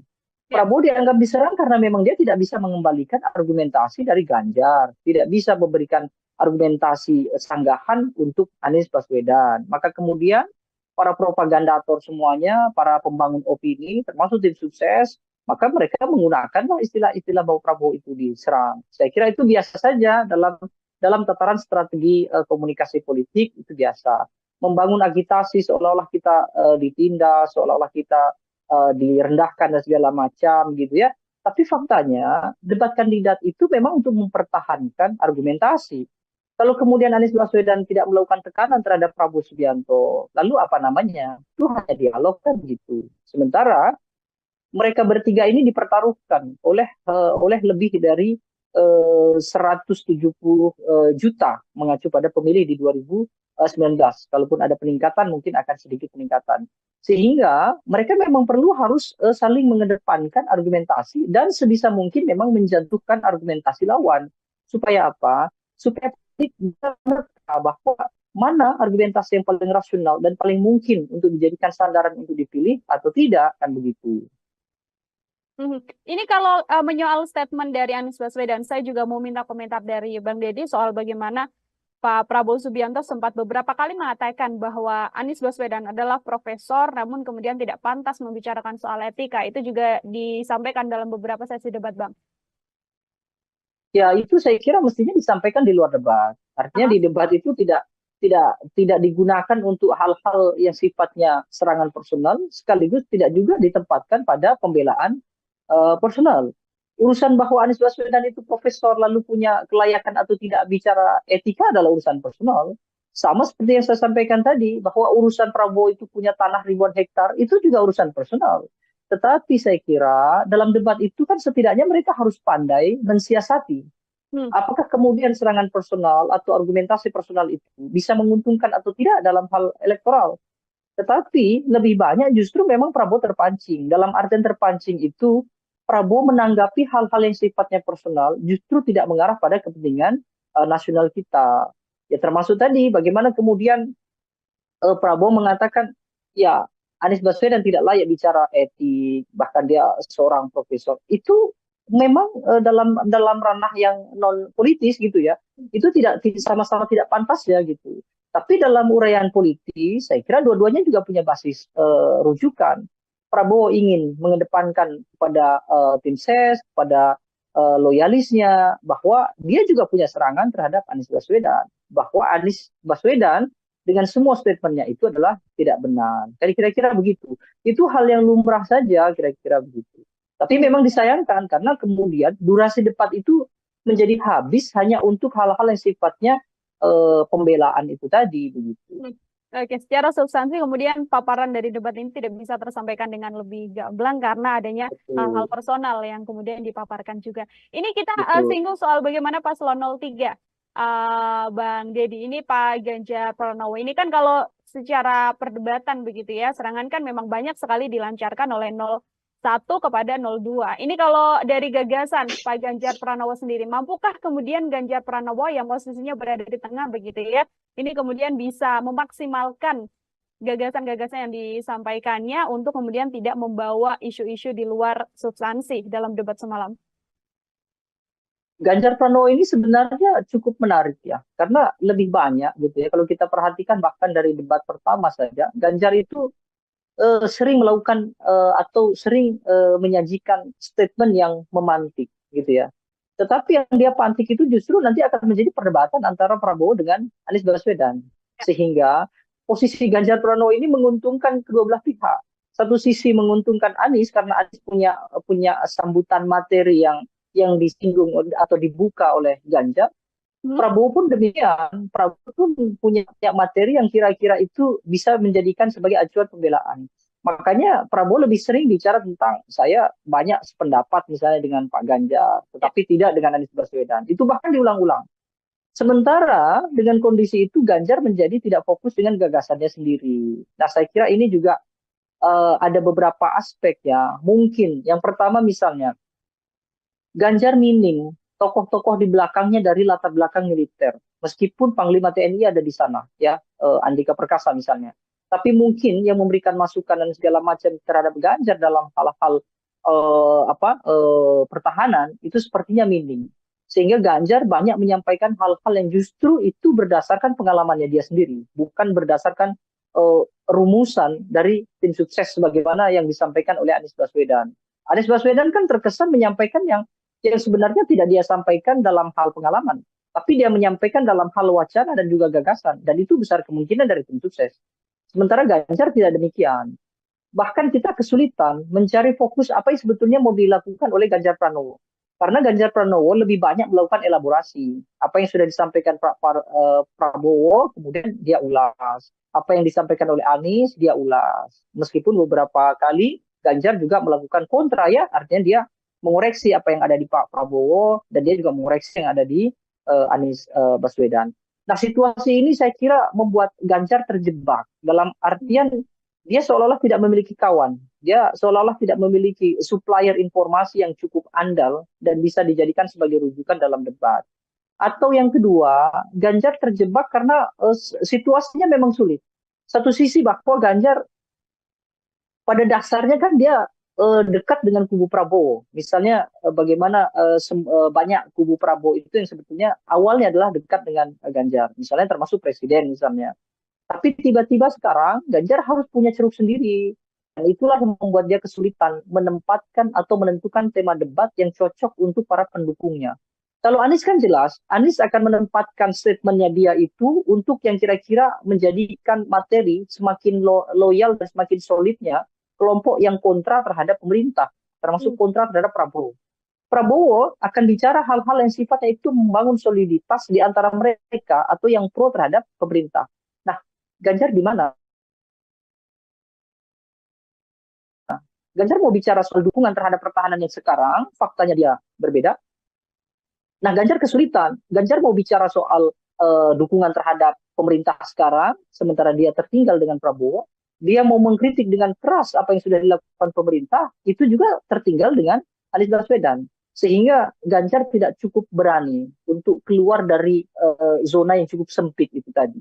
Saya rasa itu yang bisa dibaca dari aktivitas Ganjar dalam debat. Oke, terjebak dalam momentum dan juga positioning dari paslon 03 itu sendiri, seperti itu Bang Deddy ya. Dua pertanyaan terakhir dari saya sebelum nanti closing statement, ini saya mau minta komentar Bang Deddy, karena ada juga di akhir debat momen yang menarik ketika Prabowo Subianto hanya menyalami Ganjar Pranowo, tidak menyalami Anies Baswedan. Sudah diklarifikasi oleh masing-masing pihak karena Prabowo merasa ini sudah senior, jadi harusnya Anies yang mendatangi beliau begitu. Tapi dari sisi Pak Anies Baswedan kemudian mengatakan sudah mencari, namun kemudian tidak bertemu dengan Prabowo Subianto. Ini murni karena memang adanya kesalahpahaman untuk tidak bisa saling bertemu dan bersalaman, atau ada hal lain yang kemudian bisa dibaca dari ini, Bang? Ya, saya kira memang seharusnya mereka meluangkan waktu ya. Artinya semua kandidat meluangkan waktu begitu usai harus merapat ke posisi tengah, saya kira begitu. Saya kira tidak bijak juga ketika Prabowo mengatakan bahwa dia lebih senior, seharusnya Anies Baswedan mendatangi. Anies pun saya kira juga tetap tidak bijak. Kenapa? Karena dia juga tidak cekatan untuk menghampiri Pak Prabowo kan. Artinya Anies juga terlihat terlalu santai berada di podium, kemudian dia lebih dulu dihampiri oleh cawapres Mahfud MD, kemudian juga tim dari Anies Baswedan begitu ya. Dengan kondisi itu kan juga tidak mungkin Prabowo Subianto kemudian menunggu lama begitu kira-kira. Kecuali memang panitia sejak awal sudah melakukan briefing bahwa begitu selesai debat seharusnya semuanya ngumpul di tengah, kira-kira gitu. Jadi dua hal lah saya kira. Satu sisi secara teknis memang tidak kebetulan memungkinkan untuk tidak salaman gitu ya, bukan sesuatu yang disengaja gitu ya. Karena mungkin Anies juga menghampiri orang yang terdekat dulu dan posisi dengan Prabowo cukup jauh. Prabowo Subiantonya juga saya kira juga begitu dia usai salaman dengan Ganjar, lalu kemudian langsung dihampiri oleh para tim sukses mereka gitu. Nah, sisi lain saya kira dua-duanya seharusnya tidak melakukan itu. Kenapa? Karena Prabowo sebagai kesatria, usai perdebatan, seharusnya ketiga-tiganya harus merapat pada satu titik temu yang harusnya dilakukan. Saya rasa itu saja. Oke, baik Bang Deddy. Terakhir dari saya Bang, kalau bisa kemudian memberikan koreksi begitu ya, untuk karena masih ada satu momen debat lagi calon presiden begitu. Dari ketiga kandidat, ada Pak Anies Baswedan, Prabowo Subianto, dan juga Pak Ganjar Pranowo. Hal apa yang kemudian harus diperbaiki untuk debat pendatang? Ya, saya kira debat itu seharusnya bicara hal-hal yang substansial gitu ya. Seharusnya mereka bertiga tidak tergoda untuk melakukan kritik, apalagi mencari kekeliruan gitu ya, mencari kesalahan-kesalahan masing-masing kandidat secara personal. Itu saya kira urusannya adalah urusan privat. Akan lebih baik kalau mereka bicara soal apa yang sudah dilakukan dan apa yang akan dilakukan untuk negara. Boleh saja melakukan kritik terhadap Pak Prabowo karena Pak Prabowo sudah berada di pemerintahan, tapi kritik itu harus ditujukan pada urusan-urusan yang nasional, urusan-urusan yang substantif, bukan urusan-urusan yang pribadi. Begitu juga di antara Prabowo dengan Anies, Ganjar dengan Anies, Ganjar dengan. Kalau itu berhasil, saya kira debat akan menjadi ruang dialog yang cukup progresif, begitu ya, dan publik tentu akan lebih teredam dari persoalan kontra yang cukup kuat di antara mereka. Saya rasa itu. Baik, terima kasih banyak Bang Deddy Kurniasyah. Ini adalah pengamat politik sekaligus sama-sama Indonesia Political Opinion. Bang Deddy, terima kasih sekali lagi. Selamat beraktivitas kembali, Bang Deddy. Ya, terima kasih banyak. Ya, Tribuners, demikian obrolan saya dalam Tribun News on Fokus hari ini. Nantikan obrolan saya bersama dengan narasumber lain dan juga tema-tema lainnya hanya dalam program Tribun News on Fokus. Saya Irda, pamit undur diri. Terima kasih dan sampai jumpa. Download Tribun X sekarang, menghadirkan lokal menjadi Indonesia. Anies Baswedan seolah-olah atau terkesan gitu keluar dari zona yang selama ini biasa dilakukan oleh Anies Baswedan, tenang gitu ya. Tetapi dalam debat semalam Anies Baswedan justru tampak sekali sangat powerful begitu ya, bahkan mendominasi perdebatan, termasuk juga berani melakukan kritik secara personal terhadap Prabowo Subianto. Nah, ini cukup mengagetkan. Kenapa? Karena seperti biasa Anies Baswedan adalah tokoh yang memang sudah terbiasa dengan penyampaian gagasan, tetapi tidak sevulgar semalam. Debat sudah terlanjur terjebak sejak awal gitu ya, seolah-olah ada kesan Anies maupun Ganjar Pranowo sudah siap untuk melakukan kritik yang dilakukan oleh Prabowo, dan Prabowo seperti tidak siap dengan kritikan-kritikan itu. Situasinya memang sulit. Satu sisi bahwa Ganjar pada dasarnya kan dia dekat dengan kubu Prabowo. Misalnya bagaimana banyak kubu Prabowo itu yang sebetulnya awalnya adalah dekat dengan Ganjar. Misalnya termasuk presiden misalnya. Tapi tiba-tiba sekarang Ganjar harus punya ceruk sendiri. Dan itulah yang membuat dia kesulitan menempatkan atau menentukan tema debat yang cocok untuk para pendukungnya.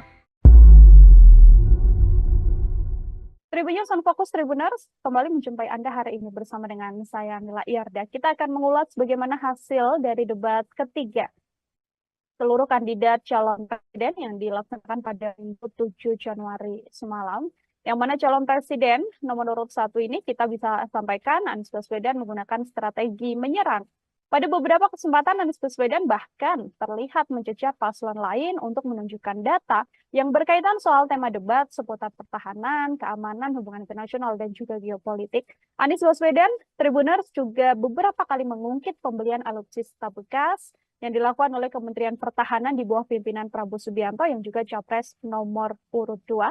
Selain itu, Anies Baswedan juga sempat menyinggung masalah kesejahteraan prajurit TNI. Untuk membahas bagaimana ulasan seputar debat semalam, saya sudah tersambung bersama dengan pengamat politik sekaligus Eksekutif Direktur dari Indonesia Political Opinion atau IPO, ada Bang Deddy Kurniasyah dalam sambungan Zoom bersama dengan saya. Bang Deddy, terima kasih banyak sudah bergabung. Ya, Bang Deddy, sama-sama. oke, terima kasih. Bang Deddy juga menyempatkan waktunya berbincang bersama dengan saya.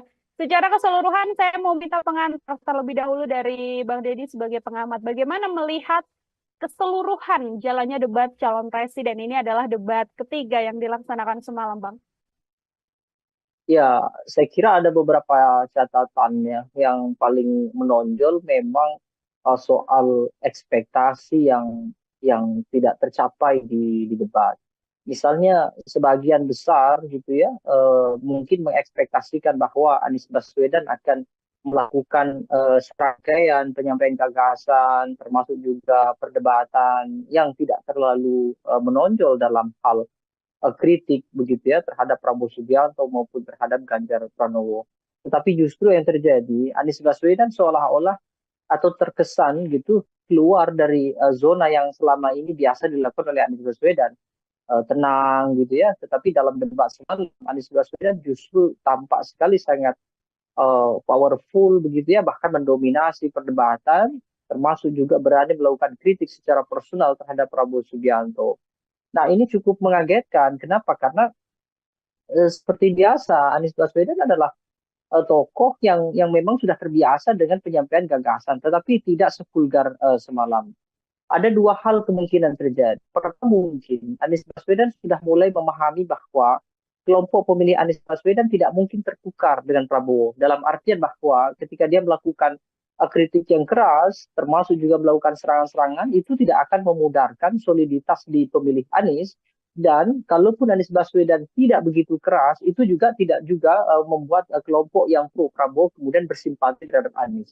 Keyakinan ini saya kira penting menjadi dasar kenapa kemudian Anies Baswedan sangat total dalam hal menyampaikan kritik dan juga melakukan koreksi terhadap Prabowo Subianto. Yang kedua, ekspektasi yang juga tidak tercapai ada di Prabowo Subianto. Dengan posisi sebagai Menhan, kemudian banyak melakukan gerakan-gerakan pertahanan, bahkan juga Prabowo Subianto punya latar belakang militer, sehingga banyak harapan publik, ya termasuk juga para analis, yang memungkinkan berharap bahwa Prabowo Subianto akan total. Bahkan dia dianggap sebagai kandidat yang paling banyak memiliki materi-materi debat. Tapi faktanya semalam kita tidak bisa mendengar gagasan dari Prabowo Subianto. Bahkan dalam aspek pelaporan gitu ya, dalam aspek menyampaikan apa yang sudah dilakukan saja, Prabowo Subianto terkesan terkesan agak kesulitan untuk menarasikan apa yang sudah dia lakukan, apa yang sudah dia bangun terhadap pertahanan nasional kita. Nah, kalau Ganjar Pranowo saya kira tetap normatif, sama seperti debat yang pertama, dia hanya melontarkan sesekali kritik, lalu kemudian menyampaikan beberapa hal yang sesuai dengan kapasitasnya dia, seperti melakukan mention bahwa dia 10 tahun di parlemen, 10 tahun di gubernur, tapi secara esensi Ganjar tidak menyampaikan apa yang sebetulnya diharapkan oleh publik terkait dengan pertahanan kita. Dan banyak hal menurut saya yang sebenarnya jauh lebih penting. Misalnya bagaimana posisi Indonesia dalam kancah internasional itu juga tidak banyak diulas. Justru lebih banyak didominasi pembahasan-pembahasan tentang apa yang sudah dilakukan oleh Prabowo, termasuk juga bagaimana anggaran pertahanan cukup besar, bicara soal kesejahteraan prajurit dan segala macam. Tapi posisi Indonesia dalam kancah internasional seperti bagaimana Indonesia mempertahankan wilayah perbatasan, bagaimana pengelolaan perbatasan termasuk konflik-konflik yang menyebabkan Indonesia dan Cina sampai hari ini tidak selesai misalnya, itu tidak terlalu banyak dibahas. Jadi memang debat sudah terlanjur terjebak sejak awal gitu ya, seolah-olah ada kesan Anies maupun Ganjar Pranowo sudah siap untuk melakukan kritik yang dilakukan oleh Prabowo, dan Prabowo seperti tidak siap dengan kritikan-kritikan itu. Makanya cukup disayangkan jika Prabowo ditanya tentang kebenaran data apa yang sudah ia lakukan, justru Prabowo mengarahkan untuk diskusi di luar panggung debat. Nah, ini menurut saya cukup disayangkan sekali begitu. Oke, kembali lagi ini momen debat yang kemudian tidak dimanfaatkan oleh ketiga kandidat untuk menyampaikan gagasan atau ide apa yang akan dilakukan selama tahun mendatang apabila terpilih, seperti itu ya, Bang Deddy. Kalau dari skor, ini saya mau minta komentar Bang Deddy secara skor. Di antara ketiga tadi kan banyak yang kemudian tidak sesuai ekspektasi, Ganjar Pranowo terlalu normatif, atau bahkan Prabowo Subianto yang digadang ini paling menguasai materi, tapi justru juga tidak bisa menyampaikan paparan. Saya mau minta skor dari Bang Deddy untuk ketiga kandidat, Bang. Ya, secara kolektif saya kira ketiganya hampir serupa ya. Hanya persoalan impresi penyampaian saja yang mungkin agak berbeda. Kalau dari substansi, saya kira ketiga-tiganya layak mendapatkan angka di 65 untuk Prabowo Subianto, lalu 75 untuk Ganjar dan Anies Baswedan. Tetapi angka itu saya kira kan bukan sesuatu yang substansial. Kenapa? Karena seharusnya ada hal-hal yang esensial yang mestinya mereka bisa kemukakan begitu. Karena meskipun pertahanan ini tidak berdampak secara langsung terhadap publik, tapi pertahanan itu jelas dalam jangka panjang akan berdampak terhadap kondisi masyarakat kita. Meskipun memang pembahasan tadi malam itu akan lebih banyak berkaitan dengan hal-hal yang justru dalam negeri, bukan berkaitan dengan keseluruhan tema kolektif. Tema kolektif kan selain pertahanan ada misalnya international relations, misalnya bagaimana geopolitik. Nah, sayangnya itu justru tidak banyak muncul, kecuali hanya dalam mention-mention contoh. Sementara mention contoh itu justru bukan pembahasan yang seharusnya diperdebatkan, itu hanya mention sedikit saja untuk sekedar untuk memberikan ilustrasi.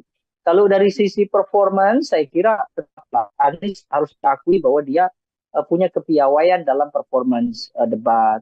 Termasuk juga Ganjar Pranowo saya kira juga cukup baik. Kalau dinilai mungkin akan sama juga. Anies mungkin di 75 dalam performance, lalu Ganjar Pranowo 70, Prabowo Subianto di 60 mungkin ya. Tapi sekali lagi penilaian performance juga tidak berdampak apa-apa, karena kita harus memahami kan Prabowo Subianto misalnya dengan usia yang senior mungkin juga tidak bisa lagi mengingat banyak data, tidak bisa mengingat lagi banyak gagasan, kecuali hanya mengikuti alur perdebatan yang ditanyakan atau disanggah atau dinyatakan oleh Anies ataupun oleh Ganjar. Kira-kira begitu. Anies misalnya kalau kemudian terlihat lebih ekspresif, ya salah satunya karena memang beliau adalah intelektual. Jadi tentu materi-materi semacam tema debat itu tentu beliau sudah menyiapkan jauh-jauh hari. Jadi bukan sesuatu yang istimewa juga, karena itu sudah menjadi bagian dari keseharian Anies Baswedan. Pun juga dengan Ganjar Pranowo. Saya kira tidak akan jauh berbeda. Oke, ini kalau kita amati juga Bang Deddy, mungkin tadi yang disampaikan Bang Deddy soal bagaimana Prabowo Subianto mengikuti alur yang dilakukan sejak awal begitu ya, karena paparan dimulai oleh Anies Baswedan dan sejak paparan visi misi awal juga ada pula serangan yang sudah kemudian dilakukan pada Kementerian Pertahanan dalam hal ini yang dipimpin oleh Prabowo Subianto. Mulai dari lahan milik Prabowo Subianto, kemudian ada skor juga 11 dari 100 yang diberikan Anies Baswedan untuk pemerintahan atau yang kemudian Kementerian Pertahanan di masa Prabowo Subianto terkait alutsista bekas juga dan kesejahteraan prajurit. Serangan yang dalam setiap sesi ini selalu dilancarkan oleh Anies Baswedan untuk Prabowo Subianto ini dilihat oleh Bang Deddy seperti apa, Bang? Serangan itu saya kira serangan politis ya. Kenapa? Karena dari sisi pertahanan, apa yang dinyatakan oleh Anies memang benar, tapi substansi kebenarannya tidak mengacu pada kepentingan negara.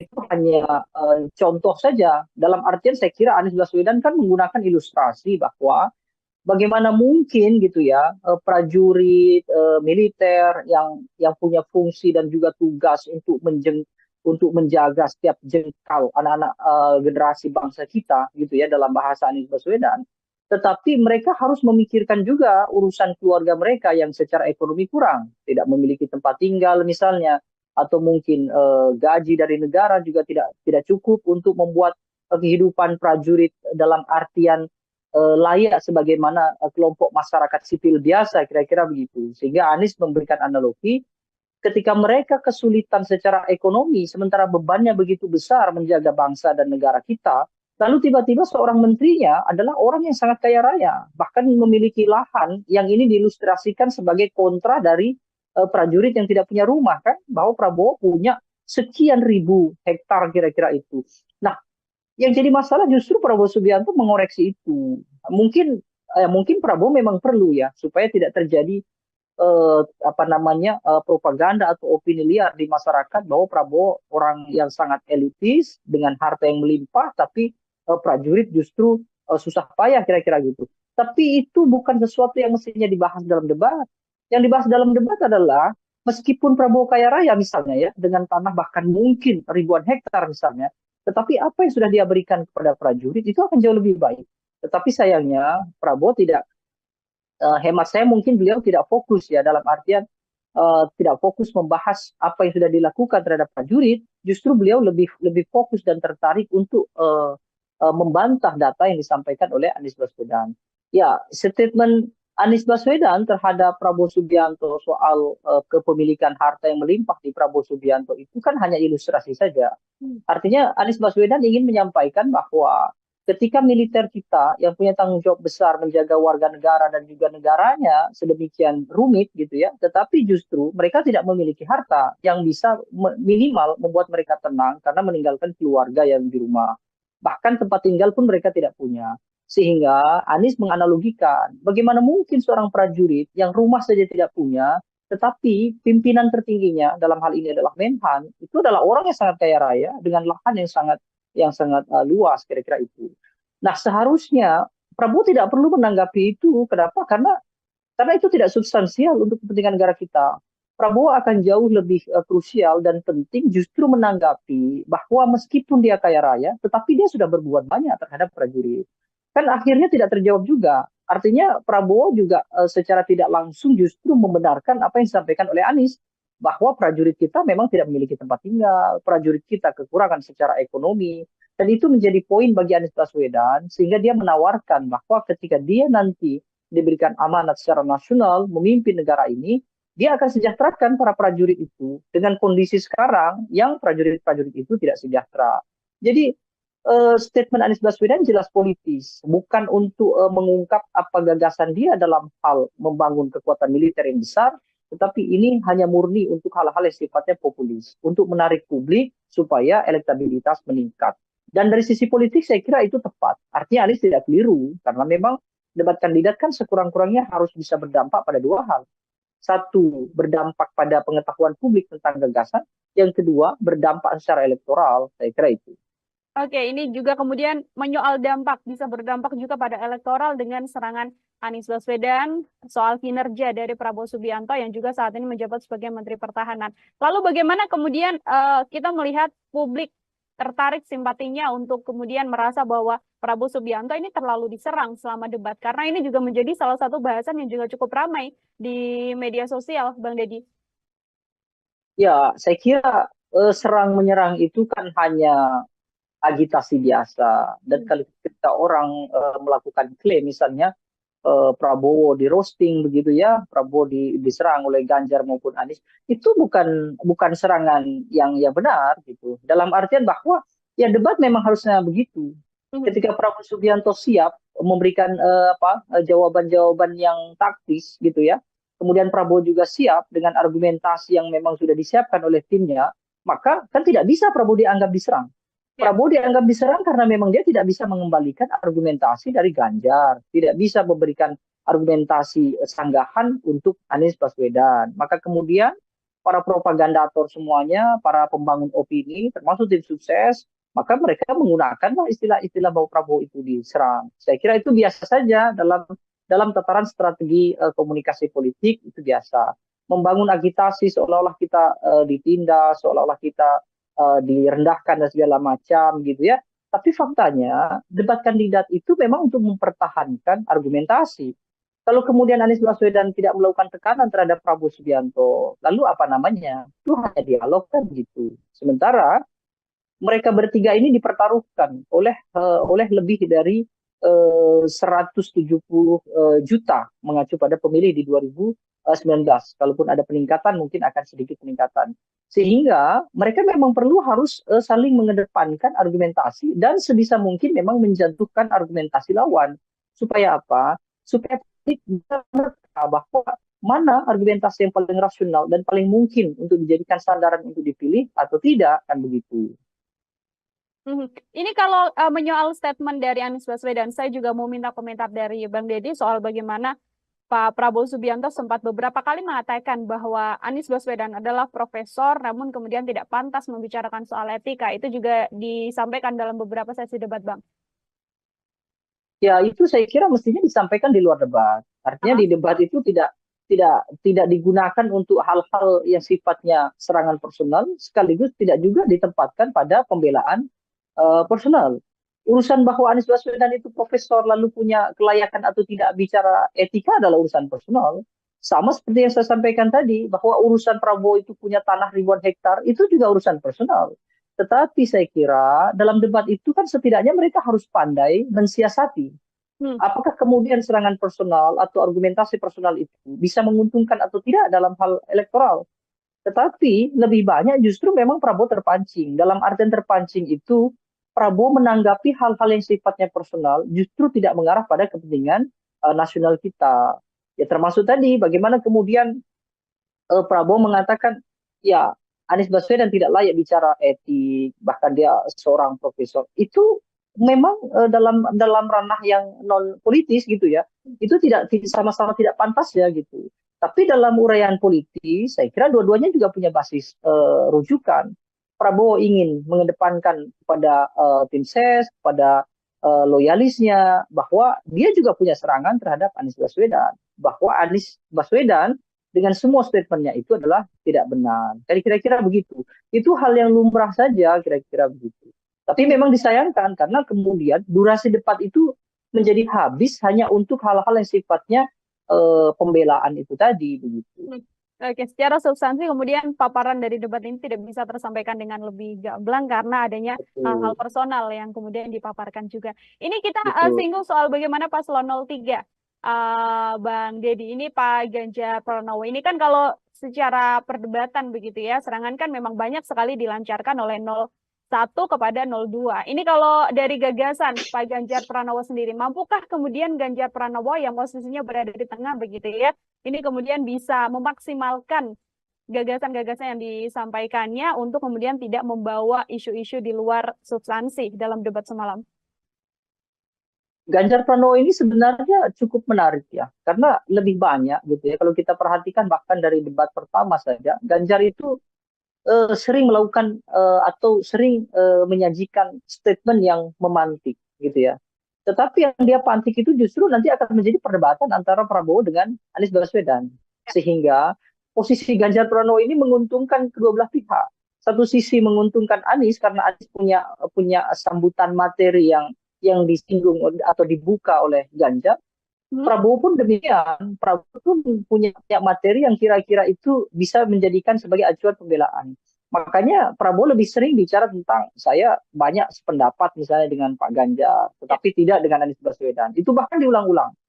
Sementara dengan kondisi itu Ganjar menjadi tidak fokus dengan gagasannya sendiri. Nah, saya kira ini juga ada beberapa aspek ya. Mungkin yang pertama misalnya Ganjar minim tokoh-tokoh di belakangnya dari latar belakang militer. Meskipun Panglima TNI ada di sana, ya, Andika Perkasa misalnya.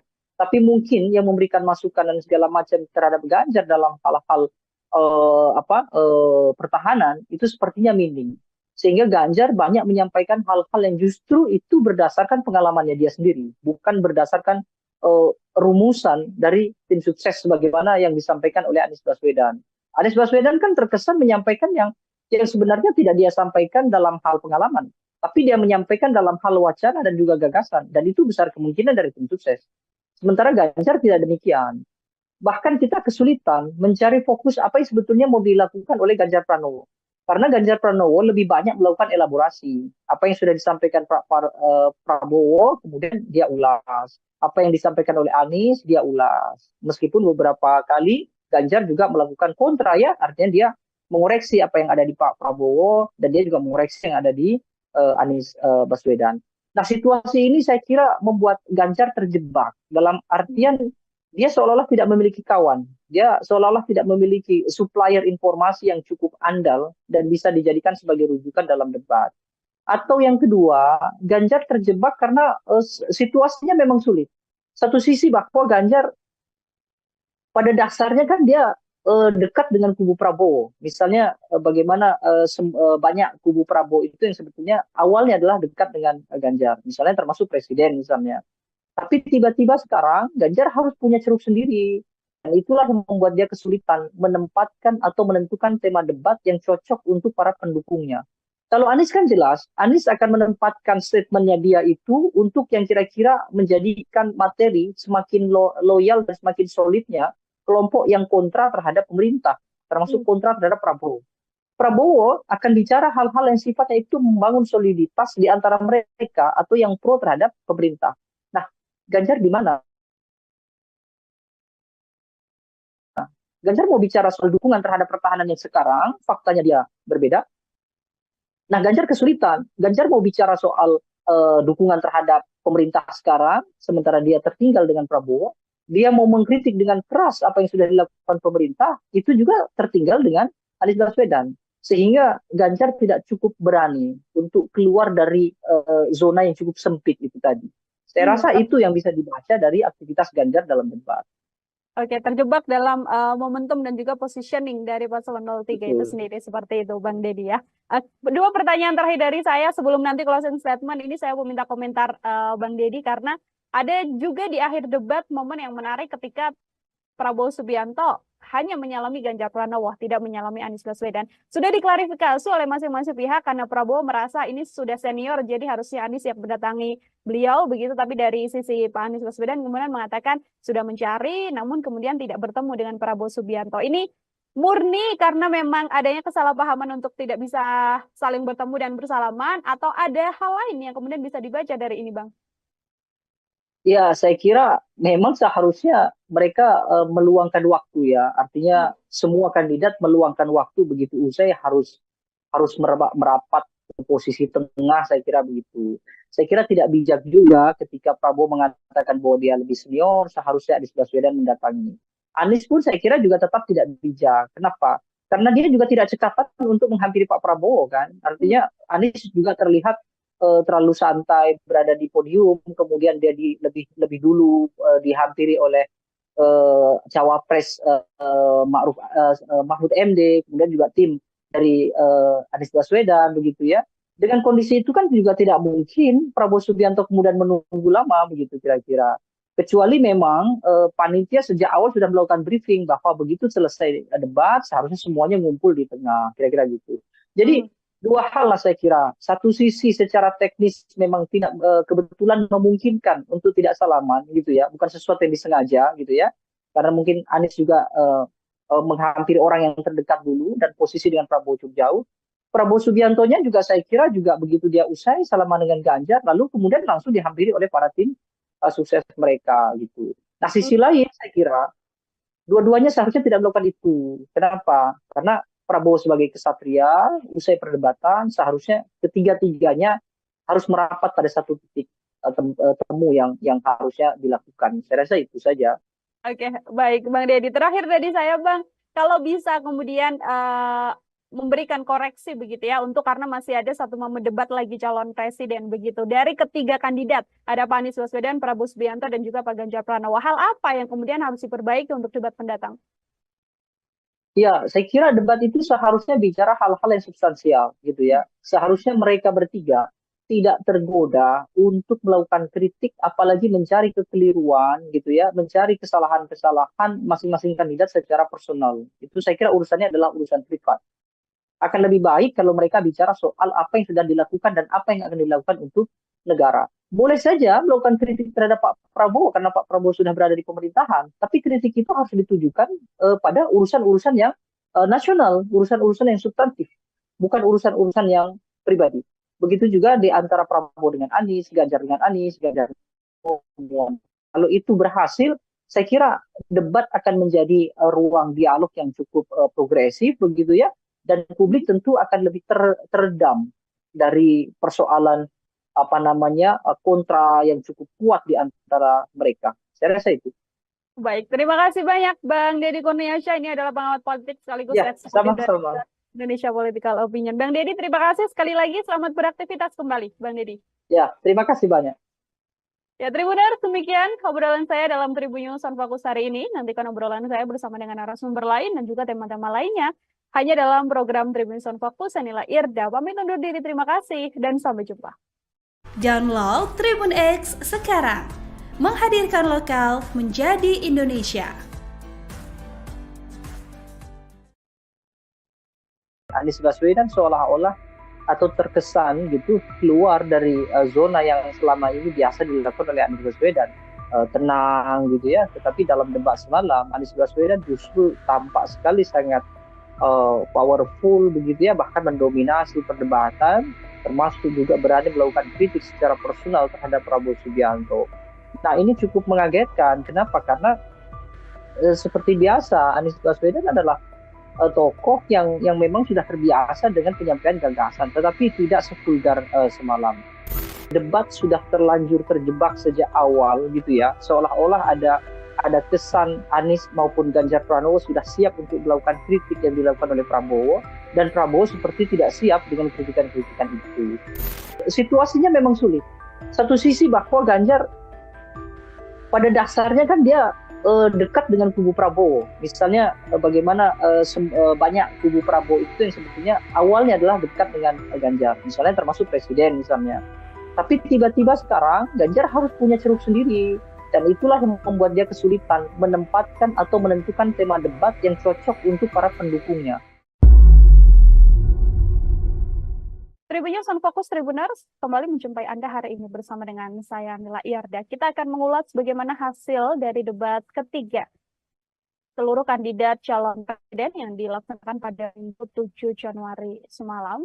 Yang mana calon presiden nomor urut 1 ini kita bisa sampaikan Anies Baswedan menggunakan strategi menyerang. Pada beberapa kesempatan Anies Baswedan bahkan terlihat mencecar paslon lain untuk menunjukkan data yang berkaitan soal tema debat seputar pertahanan, keamanan, hubungan internasional, dan juga geopolitik. Anies Baswedan, Tribuners juga beberapa kali mengungkit pembelian alutsista bekas yang dilakukan oleh Kementerian Pertahanan di bawah pimpinan Prabowo Subianto yang juga capres nomor urut 2. Selain itu, Anies Baswedan juga sempat menyinggung masalah kesejahteraan prajurit TNI. Untuk membahas bagaimana ulasan seputar debat semalam, saya sudah tersambung bersama dengan pengamat politik sekaligus Eksekutif Direktur dari Indonesia Political Opinion atau IPO, ada Bang Deddy Kurniasyah dalam sambungan Zoom bersama dengan saya. Bang Deddy, terima kasih banyak sudah bergabung. Ya, sama-sama. Oke, terima kasih. Bang Deddy juga menyempatkan waktunya berbincang bersama dengan saya. Secara keseluruhan, saya mau minta pengantar terlebih dahulu dari Bang Deddy sebagai pengamat. Bagaimana melihat keseluruhan jalannya debat calon presiden? Ini adalah debat ketiga yang dilaksanakan semalam, Bang. Ya, saya kira ada beberapa catatannya. Yang paling menonjol memang soal ekspektasi yang tidak tercapai di debat. Misalnya sebagian besar gitu ya, mungkin mengekspektasikan bahwa Anies Baswedan akan melakukan serangkaian penyampaian gagasan, termasuk juga perdebatan yang tidak terlalu menonjol dalam hal kritik begitu ya terhadap Prabowo Subianto maupun terhadap Ganjar Pranowo. Tetapi justru yang terjadi, Anies Baswedan seolah-olah atau terkesan gitu keluar dari zona yang selama ini biasa dilakukan oleh Anies Baswedan, tenang gitu ya. Tetapi dalam debat semalam Anies Baswedan justru tampak sekali sangat powerful begitu ya, bahkan mendominasi perdebatan, termasuk juga berani melakukan kritik secara personal terhadap Prabowo Subianto. Nah ini cukup mengagetkan. Kenapa? Karena seperti biasa Anies Baswedan adalah tokoh yang memang sudah terbiasa dengan penyampaian gagasan, tetapi tidak sevulgar semalam.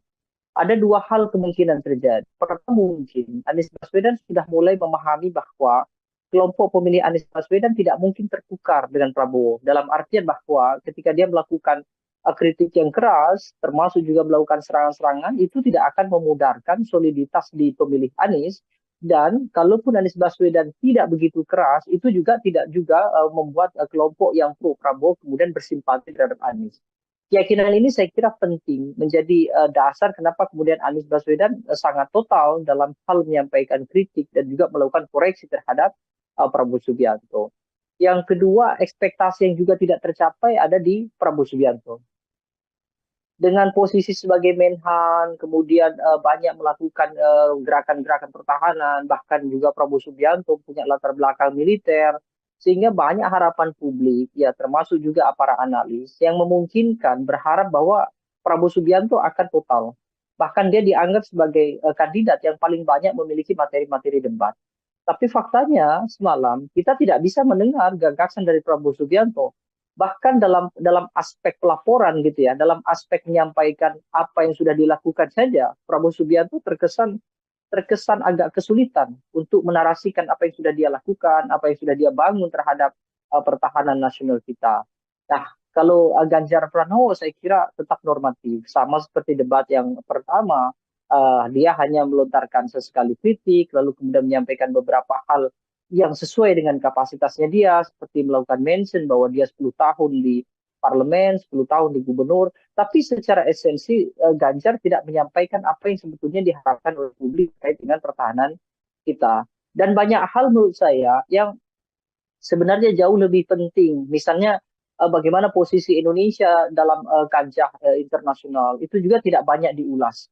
Justru lebih banyak didominasi pembahasan-pembahasan tentang apa yang sudah dilakukan oleh Prabowo, termasuk juga bagaimana anggaran pertahanan cukup besar, bicara soal kesejahteraan prajurit dan segala macam.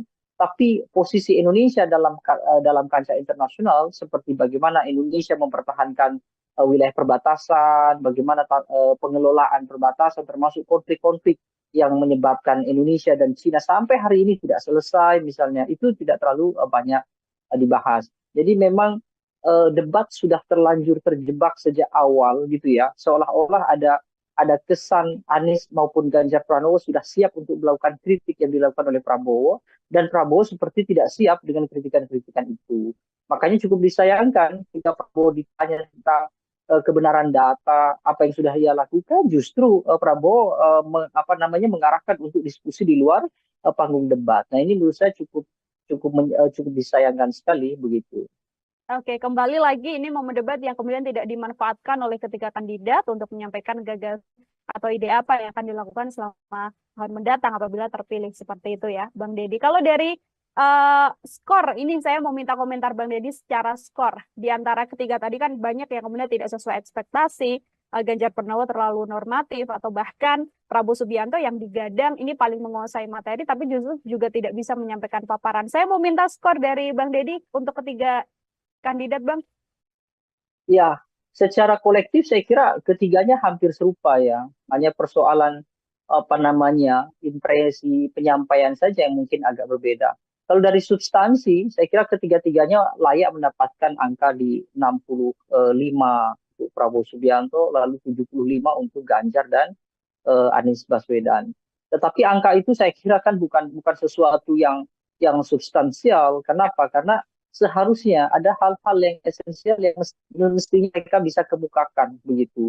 Karena meskipun pertahanan ini tidak berdampak secara langsung terhadap publik, tapi pertahanan itu jelas dalam jangka panjang akan berdampak terhadap kondisi masyarakat kita. Meskipun memang pembahasan tadi malam itu akan lebih banyak berkaitan dengan hal-hal yang justru dalam negeri, bukan berkaitan dengan keseluruhan tema kolektif. Tema kolektif kan selain pertahanan ada misalnya international relations, misalnya bagaimana geopolitik. Nah, sayangnya itu justru tidak banyak muncul, kecuali hanya dalam mention-mention contoh. Sementara mention contoh itu justru bukan pembahasan yang seharusnya diperdebatkan, itu hanya mention sedikit saja untuk sekedar untuk memberikan ilustrasi.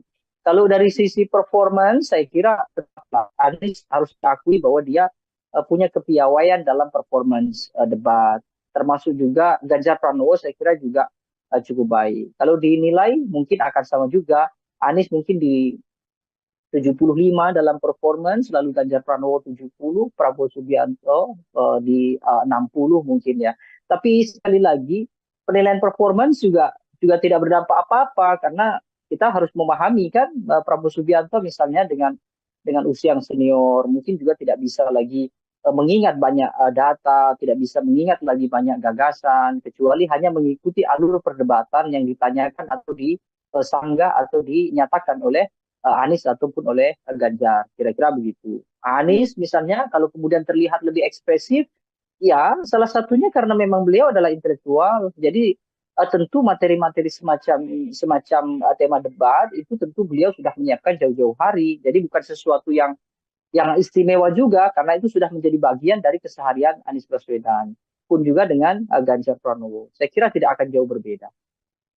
Oke, ini kalau kita amati juga Bang Deddy, mungkin tadi yang disampaikan Bang Deddy soal bagaimana Prabowo Subianto mengikuti alur yang dilakukan sejak awal begitu ya, karena paparan dimulai oleh Anies Baswedan dan sejak paparan visi misi awal juga ada pula serangan yang sudah kemudian dilakukan pada Kementerian Pertahanan dalam hal ini yang dipimpin oleh Prabowo Subianto. Mulai dari lahan milik Prabowo Subianto, kemudian ada skor juga 11 dari 100 yang diberikan Anies Baswedan untuk pemerintahan atau yang kemudian Kementerian Pertahanan di masa Prabowo Subianto terkait alutsista bekas juga dan kesejahteraan prajurit.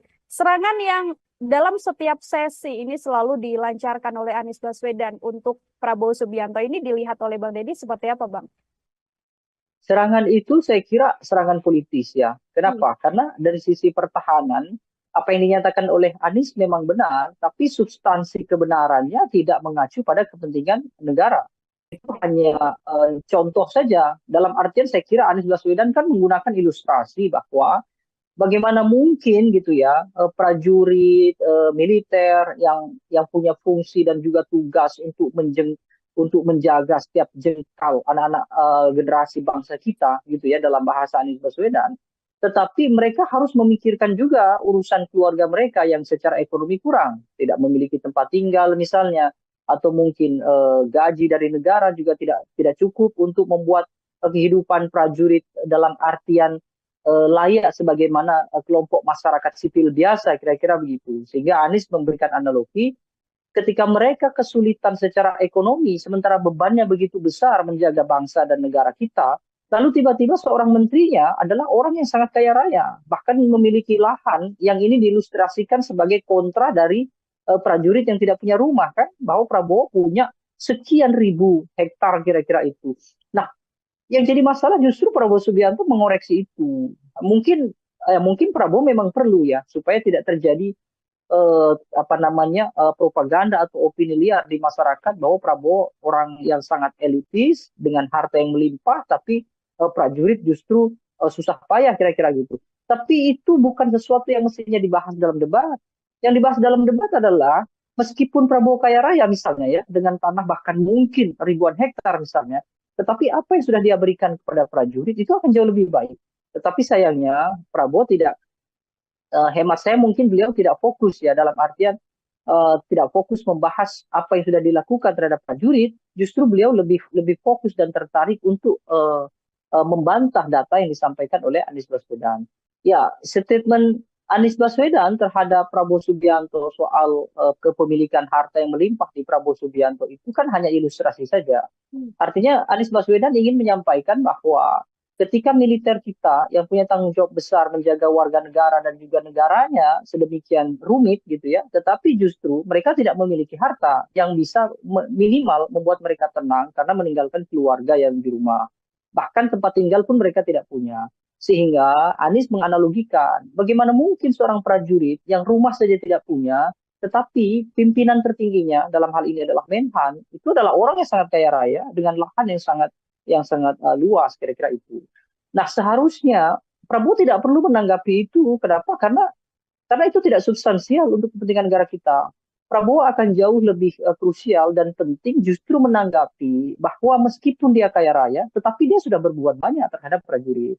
Kan akhirnya tidak terjawab juga. Artinya Prabowo juga secara tidak langsung justru membenarkan apa yang disampaikan oleh Anies bahwa prajurit kita memang tidak memiliki tempat tinggal, prajurit kita kekurangan secara ekonomi, dan itu menjadi poin bagi Anies Baswedan, sehingga dia menawarkan bahwa ketika dia nanti diberikan amanat secara nasional memimpin negara ini, dia akan sejahterakan para prajurit itu dengan kondisi sekarang yang prajurit-prajurit itu tidak sejahtera. Jadi statement Anies Baswedan jelas politis, bukan untuk mengungkap apa gagasan dia dalam hal membangun kekuatan militer yang besar, tetapi ini hanya murni untuk hal-hal yang sifatnya populis, untuk menarik publik supaya elektabilitas meningkat. Dan dari sisi politik saya kira itu tepat. Artinya Anies tidak keliru, karena memang debat kandidat kan sekurang-kurangnya harus bisa berdampak pada dua hal. Satu, berdampak pada pengetahuan publik tentang gagasan. Yang kedua, berdampak secara elektoral. Saya kira itu. Oke, ini juga kemudian menyoal dampak, bisa berdampak juga pada elektoral dengan serangan Anies Baswedan soal kinerja dari Prabowo Subianto yang juga saat ini menjabat sebagai Menteri Pertahanan. Lalu bagaimana kemudian kita melihat publik tertarik simpatinya untuk kemudian merasa bahwa Prabowo Subianto ini terlalu diserang selama debat, karena ini juga menjadi salah satu bahasan yang juga cukup ramai di media sosial, Bang Deddy. Ya, saya kira serang menyerang itu kan hanya agitasi biasa. Dan kalau ketika orang melakukan klaim, misalnya Prabowo di roasting begitu ya, Prabowo diserang oleh Ganjar maupun Anies, itu bukan serangan yang ya benar gitu. Dalam artian bahwa ya debat memang harusnya begitu. Ketika Prabowo Subianto siap memberikan jawaban-jawaban yang taktis gitu ya, kemudian Prabowo juga siap dengan argumentasi yang memang sudah disiapkan oleh timnya, maka kan tidak bisa Prabowo dianggap diserang. Prabowo dianggap diserang karena memang dia tidak bisa mengembalikan argumentasi dari Ganjar, tidak bisa memberikan argumentasi sanggahan untuk Anies Baswedan. Maka kemudian para propagandator semuanya, para pembangun opini, termasuk tim sukses, maka mereka menggunakanlah istilah-istilah bahwa Prabowo itu diserang. Saya kira itu biasa saja dalam tataran strategi komunikasi politik, itu biasa. Membangun agitasi seolah-olah kita ditindas, seolah-olah kita direndahkan dan segala macam gitu ya. Tapi faktanya debat kandidat itu memang untuk mempertahankan argumentasi. Kalau kemudian Anies Baswedan tidak melakukan tekanan terhadap Prabowo Subianto, lalu apa namanya? Itu hanya dialog kan gitu. Sementara mereka bertiga ini dipertaruhkan oleh lebih dari 170 juta mengacu pada pemilih di 2019. Kalaupun ada peningkatan, mungkin akan sedikit peningkatan. Sehingga mereka memang perlu harus saling mengedepankan argumentasi dan sebisa mungkin memang menjatuhkan argumentasi lawan. Supaya apa? Supaya bisa menerka bahwa mana argumentasi yang paling rasional dan paling mungkin untuk dijadikan sandaran untuk dipilih atau tidak, kan begitu. Ini kalau menyoal statement dari Anies Baswedan, saya juga mau minta komentar dari Bang Deddy soal bagaimana Pak Prabowo Subianto sempat beberapa kali mengatakan bahwa Anies Baswedan adalah profesor, namun kemudian tidak pantas membicarakan soal etika. Itu juga disampaikan dalam beberapa sesi debat, Bang. Ya, itu saya kira mestinya disampaikan di luar debat. Artinya di debat itu tidak digunakan untuk hal-hal yang sifatnya serangan personal, sekaligus tidak juga ditempatkan pada pembelaan personal. Urusan bahwa Anies Baswedan itu profesor lalu punya kelayakan atau tidak bicara etika adalah urusan personal. Sama seperti yang saya sampaikan tadi, bahwa urusan Prabowo itu punya tanah ribuan hektar, itu juga urusan personal. Tetapi saya kira dalam debat itu kan setidaknya mereka harus pandai mensiasati. Apakah kemudian serangan personal atau argumentasi personal itu bisa menguntungkan atau tidak dalam hal elektoral? Tetapi lebih banyak justru memang Prabowo terpancing. Dalam artian terpancing itu Prabowo menanggapi hal-hal yang sifatnya personal justru tidak mengarah pada kepentingan nasional kita. Ya termasuk tadi bagaimana kemudian Prabowo mengatakan ya Anies Baswedan tidak layak bicara etik, bahkan dia seorang profesor. Itu memang dalam dalam ranah yang non politis gitu ya. Itu sama-sama tidak pantas ya gitu. Tapi dalam uraian politis, saya kira dua-duanya juga punya basis rujukan. Prabowo ingin mengedepankan kepada tim ses, kepada loyalisnya, bahwa dia juga punya serangan terhadap Anies Baswedan. Bahwa Anies Baswedan dengan semua statementnya itu adalah tidak benar. Kira-kira begitu. Itu hal yang lumrah saja, kira-kira begitu. Tapi memang disayangkan karena kemudian durasi debat itu menjadi habis hanya untuk hal-hal yang sifatnya pembelaan itu tadi, begitu. Oke, secara substansi kemudian paparan dari debat ini tidak bisa tersampaikan dengan lebih gamblang karena adanya hal-hal personal yang kemudian dipaparkan juga. Ini kita singgung soal bagaimana paslon 03. Bang Deddy, ini Pak Ganjar Pranowo ini kan kalau secara perdebatan begitu ya, serangan kan memang banyak sekali dilancarkan oleh 01 kepada 02. Ini kalau dari gagasan Pak Ganjar Pranowo sendiri, mampukah kemudian Ganjar Pranowo yang posisinya berada di tengah begitu ya, ini kemudian bisa memaksimalkan gagasan-gagasan yang disampaikannya untuk kemudian tidak membawa isu-isu di luar substansi dalam debat semalam? Ganjar Pranowo ini sebenarnya cukup menarik ya, karena lebih banyak gitu ya. Kalau kita perhatikan bahkan dari debat pertama saja, Ganjar itu sering melakukan atau sering menyajikan statement yang memantik gitu ya. Tetapi yang dia pantik itu justru nanti akan menjadi perdebatan antara Prabowo dengan Anies Baswedan. Sehingga posisi Ganjar Pranowo ini menguntungkan kedua belah pihak. Satu sisi menguntungkan Anies karena Anies punya sambutan materi yang disinggung atau dibuka oleh Ganjar. Prabowo pun demikian. Prabowo pun punya materi yang kira-kira itu bisa menjadikan sebagai acuan pembelaan. Makanya Prabowo lebih sering bicara tentang saya banyak sependapat misalnya dengan Pak Ganjar, tetapi tidak dengan Anies Baswedan. Itu bahkan diulang-ulang. Sementara dengan kondisi itu Ganjar menjadi tidak fokus dengan gagasannya sendiri. Nah saya kira ini juga ada beberapa aspek ya. Mungkin yang pertama misalnya Ganjar minim tokoh-tokoh di belakangnya dari latar belakang militer. Meskipun Panglima TNI ada di sana, ya Andika Perkasa misalnya. Tapi mungkin yang memberikan masukan dan segala macam terhadap Ganjar dalam hal-hal pertahanan itu sepertinya minim. Sehingga Ganjar banyak menyampaikan hal-hal yang justru itu berdasarkan pengalamannya dia sendiri, bukan berdasarkan rumusan dari tim sukses sebagaimana yang disampaikan oleh Anies Baswedan. Anies Baswedan kan terkesan menyampaikan yang sebenarnya tidak dia sampaikan dalam hal pengalaman, tapi dia menyampaikan dalam hal wacana dan juga gagasan, dan itu besar kemungkinan dari tim sukses. Sementara Ganjar tidak demikian. Bahkan kita kesulitan mencari fokus apa yang sebetulnya mau dilakukan oleh Ganjar Pranowo. Karena Ganjar Pranowo lebih banyak melakukan elaborasi, apa yang sudah disampaikan Prabowo, Anies Baswedan. Nah situasi ini saya kira membuat Ganjar terjebak, dalam artian dia seolah-olah tidak memiliki kawan. Dia seolah-olah tidak memiliki supplier informasi yang cukup andal dan bisa dijadikan sebagai rujukan dalam debat.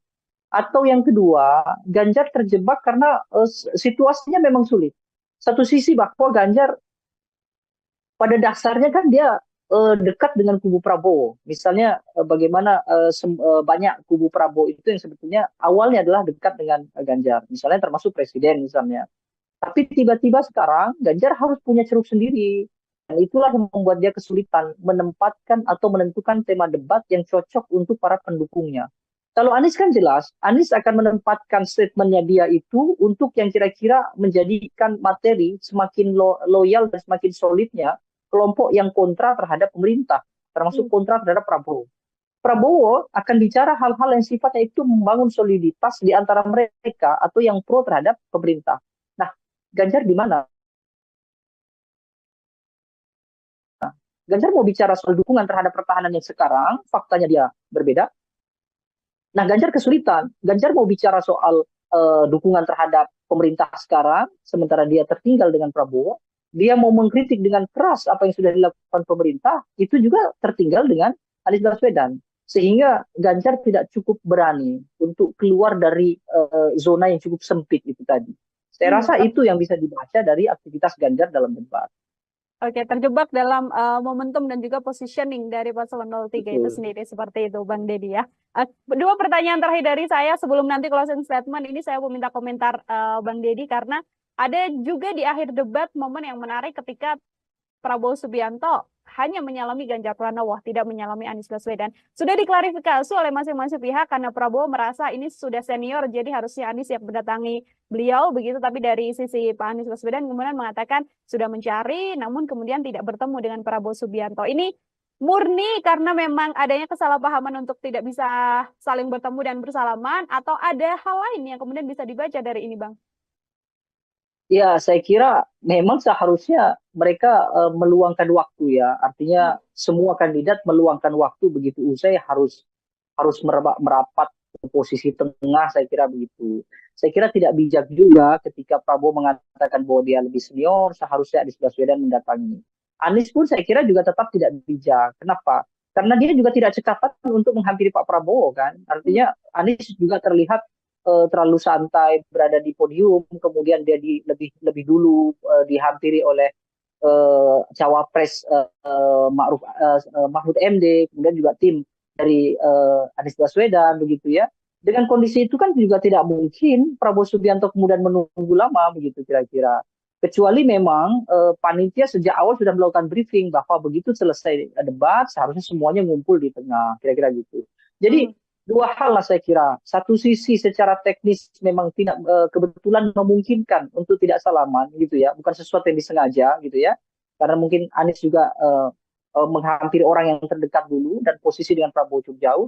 Prabowo Subiantonya juga saya kira juga begitu dia usai salaman dengan Ganjar, lalu kemudian langsung dihampiri oleh para tim sukses mereka gitu. Nah sisi lain saya kira dua-duanya seharusnya tidak melakukan itu. Kenapa? Karena Prabowo sebagai kesatria, usai perdebatan, seharusnya ketiga-tiganya harus merapat pada satu titik temu yang harusnya dilakukan. Saya rasa itu saja. Oke, baik Bang Dedi. Terakhir tadi saya Bang, kalau bisa kemudian memberikan koreksi begitu ya, untuk karena masih ada satu momen debat lagi calon presiden begitu. Dari ketiga kandidat, ada Pak Anies Baswedan, Prabowo Subianto, dan juga Pak Ganjar Pranowo. Hal apa yang kemudian harus diperbaiki untuk debat pendatang? Ya, saya kira debat itu seharusnya bicara hal-hal yang substansial gitu ya. Seharusnya mereka bertiga tidak tergoda untuk melakukan kritik, apalagi mencari kekeliruan gitu ya, mencari kesalahan-kesalahan masing-masing kandidat secara personal. Itu saya kira urusannya adalah urusan privat. Akan lebih baik kalau mereka bicara soal apa yang sudah dilakukan dan apa yang akan dilakukan untuk negara. Boleh saja melakukan kritik terhadap Pak Prabowo karena Pak Prabowo sudah berada di pemerintahan, tapi kritik itu harus ditujukan pada urusan-urusan yang nasional, urusan-urusan yang substantif, bukan urusan-urusan yang pribadi. Begitu juga di antara Prabowo dengan Anies, Ganjar dengan Anies, Ganjar dengan.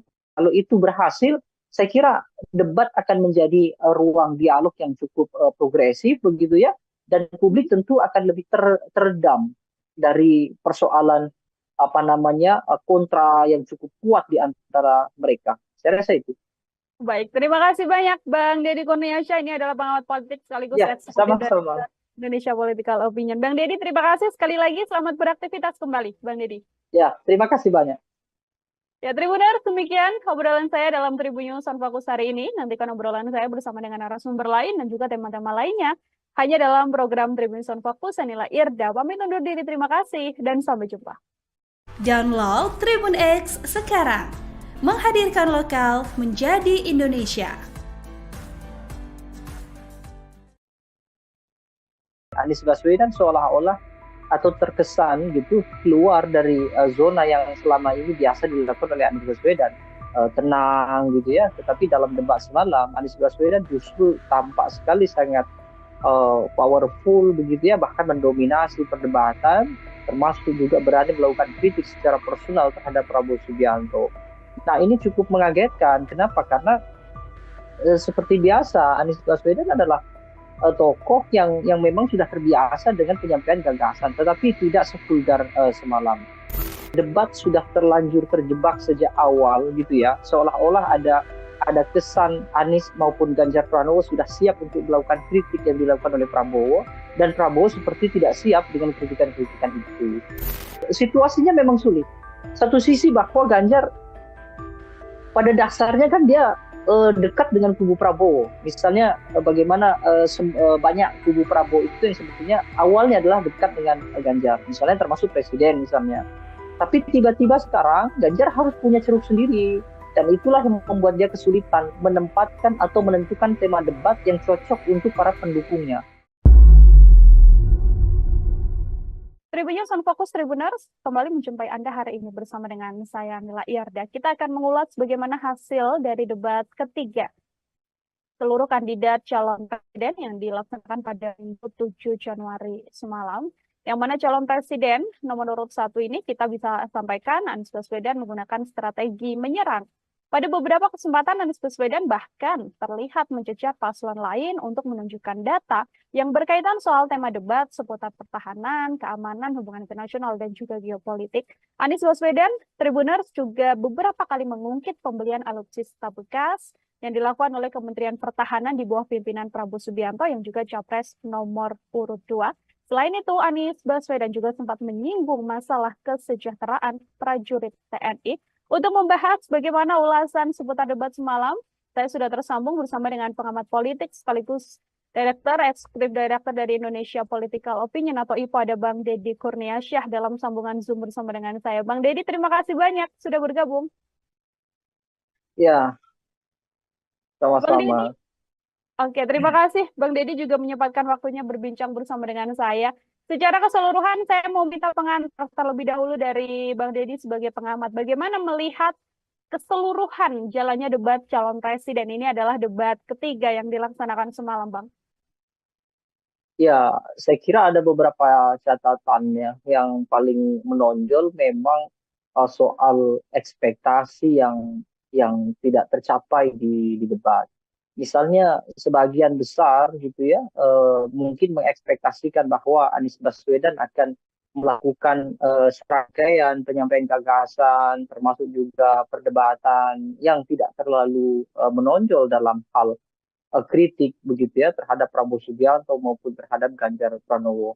Tetapi justru yang terjadi Anies Baswedan seolah-olah atau terkesan gitu keluar dari zona yang selama ini biasa dilakukan oleh Anies Baswedan, tenang gitu ya. Tetapi dalam debat semalam Anies Baswedan justru tampak sekali sangat powerful begitu ya, bahkan mendominasi perdebatan, termasuk juga berani melakukan kritik secara personal terhadap Prabowo Subianto.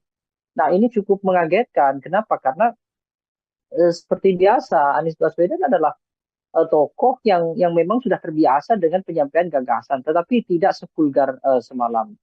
Ada dua hal kemungkinan terjadi. Pertama, mungkin Anies Baswedan sudah mulai memahami bahwa kelompok pemilih Anies Baswedan tidak mungkin tertukar dengan Prabowo. Dalam artian bahwa ketika dia melakukan kritik yang keras, termasuk juga melakukan serangan-serangan, itu tidak akan memudarkan soliditas di pemilih Anies.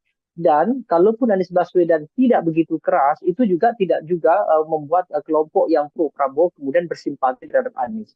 Keyakinan ini saya kira penting menjadi dasar kenapa kemudian Anies Baswedan sangat total dalam hal menyampaikan kritik dan juga melakukan koreksi terhadap Prabowo Subianto. Yang kedua, ekspektasi yang juga tidak tercapai ada di Prabowo Subianto. Dengan posisi sebagai Menhan, kemudian banyak melakukan gerakan-gerakan pertahanan, bahkan juga Prabowo Subianto punya latar belakang militer, sehingga banyak harapan publik, ya termasuk juga para analis, yang memungkinkan berharap bahwa Prabowo Subianto akan total. Bahkan dia dianggap sebagai kandidat yang paling banyak memiliki materi-materi debat. Tapi faktanya semalam kita tidak bisa mendengar gagasan dari Prabowo Subianto. Bahkan dalam aspek pelaporan gitu ya, dalam aspek menyampaikan apa yang sudah dilakukan saja, Prabowo Subianto terkesan agak kesulitan untuk menarasikan apa yang sudah dia lakukan, apa yang sudah dia bangun terhadap pertahanan nasional kita. Nah, kalau Ganjar Pranowo saya kira tetap normatif, sama seperti debat yang pertama, dia hanya melontarkan sesekali kritik, lalu kemudian menyampaikan beberapa hal yang sesuai dengan kapasitasnya dia, seperti melakukan mention bahwa dia 10 tahun di parlemen, 10 tahun di gubernur, tapi secara esensi Ganjar tidak menyampaikan apa yang sebetulnya diharapkan oleh publik terkait dengan pertahanan kita. Dan banyak hal menurut saya yang sebenarnya jauh lebih penting, misalnya bagaimana posisi Indonesia dalam kancah internasional, itu juga tidak banyak diulas. justru lebih banyak didominasi pembahasan-pembahasan tentang apa yang sudah dilakukan oleh Prabowo, termasuk juga bagaimana anggaran pertahanan cukup besar, bicara soal kesejahteraan prajurit dan segala macam. Tapi posisi Indonesia dalam kancah internasional seperti bagaimana Indonesia mempertahankan wilayah perbatasan, bagaimana pengelolaan perbatasan termasuk konflik-konflik yang menyebabkan Indonesia dan Cina sampai hari ini tidak selesai misalnya, itu tidak terlalu banyak dibahas. Jadi memang debat sudah terlanjur terjebak sejak awal gitu ya, seolah-olah ada kesan Anies maupun Ganjar Pranowo sudah siap untuk melakukan kritik yang dilakukan oleh Prabowo, dan Prabowo seperti tidak siap dengan kritikan-kritikan itu. Makanya cukup disayangkan jika Prabowo ditanya tentang kebenaran data, apa yang sudah ia lakukan, justru Prabowo mengarahkan untuk diskusi di luar panggung debat. Nah ini menurut saya cukup disayangkan sekali begitu. Oke, kembali lagi ini momen debat yang kemudian tidak dimanfaatkan oleh ketiga kandidat untuk menyampaikan gagasan atau ide apa yang akan dilakukan selama tahun mendatang apabila terpilih seperti itu ya, Bang Deddy. Kalau dari skor, ini saya mau minta komentar Bang Deddy secara skor. Di antara ketiga tadi kan banyak yang kemudian tidak sesuai ekspektasi, Ganjar Pranowo terlalu normatif, atau bahkan Prabowo Subianto yang digadang ini paling menguasai materi, tapi justru juga tidak bisa menyampaikan paparan. Saya mau minta skor dari Bang Deddy untuk ketiga kandidat, Bang. Ya, secara kolektif saya kira ketiganya hampir serupa ya. Hanya persoalan impresi penyampaian saja yang mungkin agak berbeda. Kalau dari substansi, saya kira ketiga-tiganya layak mendapatkan angka di 65 untuk Prabowo Subianto, lalu 75 untuk Ganjar dan Anies Baswedan. Tetapi angka itu saya kira kan bukan sesuatu yang substansial. Kenapa? Karena seharusnya ada hal-hal yang esensial yang mestinya mereka bisa kemukakan begitu. Karena meskipun pertahanan ini tidak berdampak secara langsung terhadap publik, tapi pertahanan itu jelas dalam jangka panjang akan berdampak terhadap kondisi masyarakat kita. Meskipun memang pembahasan tadi malam itu akan lebih banyak berkaitan dengan hal-hal yang justru dalam negeri, bukan berkaitan dengan keseluruhan tema kolektif. Tema kolektif kan selain pertahanan ada misalnya international relations, misalnya bagaimana geopolitik. Nah sayangnya itu justru tidak banyak muncul, kecuali hanya dalam mention-mention contoh. Sementara mention contoh itu justru bukan pembahasan yang seharusnya diperdebatkan, itu hanya mention sedikit saja untuk sekedar untuk memberikan ilustrasi. Kalau dari sisi performance, saya kira Anies harus diakui bahwa dia punya kepiawaian dalam performance debat. Termasuk juga Ganjar Pranowo, saya kira juga cukup baik. Kalau dinilai mungkin akan sama juga. Anies mungkin di 75 dalam performance, lalu Ganjar Pranowo 70, Prabowo Subianto di 60 mungkin ya.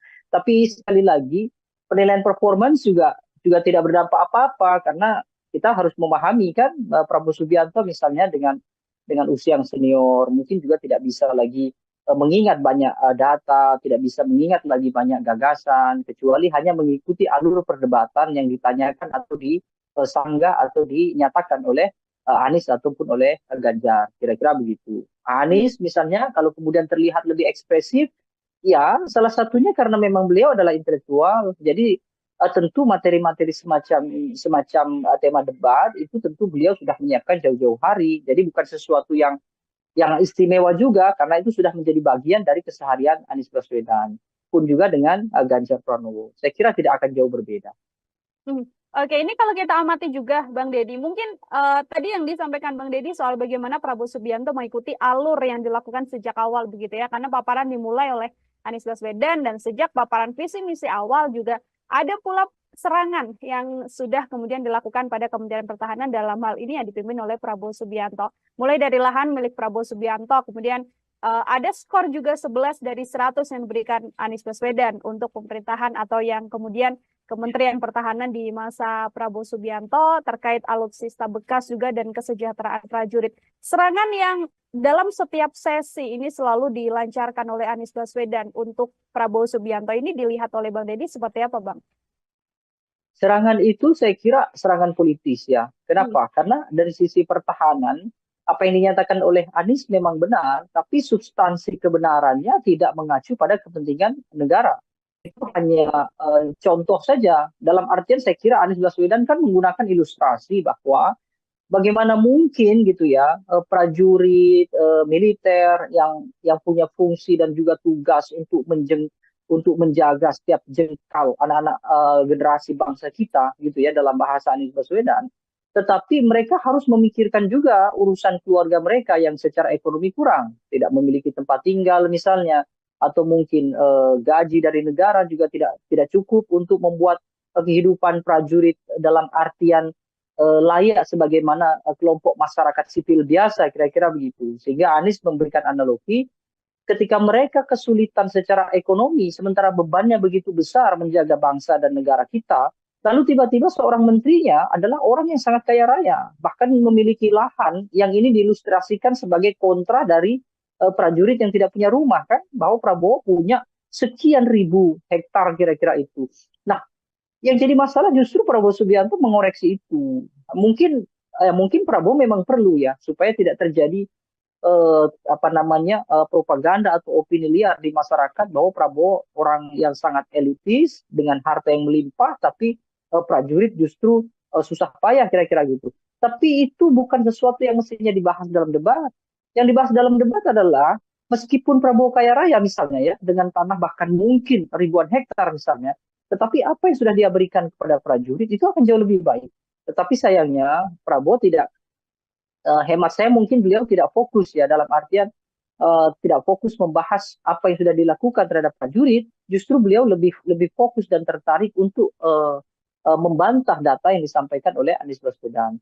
Ya, statement Anies Baswedan terhadap Prabowo Subianto soal kepemilikan harta yang melimpah di Prabowo Subianto itu kan hanya ilustrasi saja. Artinya Anies Baswedan ingin menyampaikan bahwa ketika militer kita yang punya tanggung jawab besar menjaga warga negara dan juga negaranya sedemikian rumit gitu ya, tetapi justru mereka tidak memiliki harta yang bisa minimal membuat mereka tenang karena meninggalkan keluarga yang di rumah. Bahkan tempat tinggal pun mereka tidak punya. Sehingga Anies menganalogikan bagaimana mungkin seorang prajurit yang rumah saja tidak punya, tetapi pimpinan tertingginya dalam hal ini adalah Menhan, itu adalah orang yang sangat kaya raya dengan lahan yang sangat luas kira-kira itu.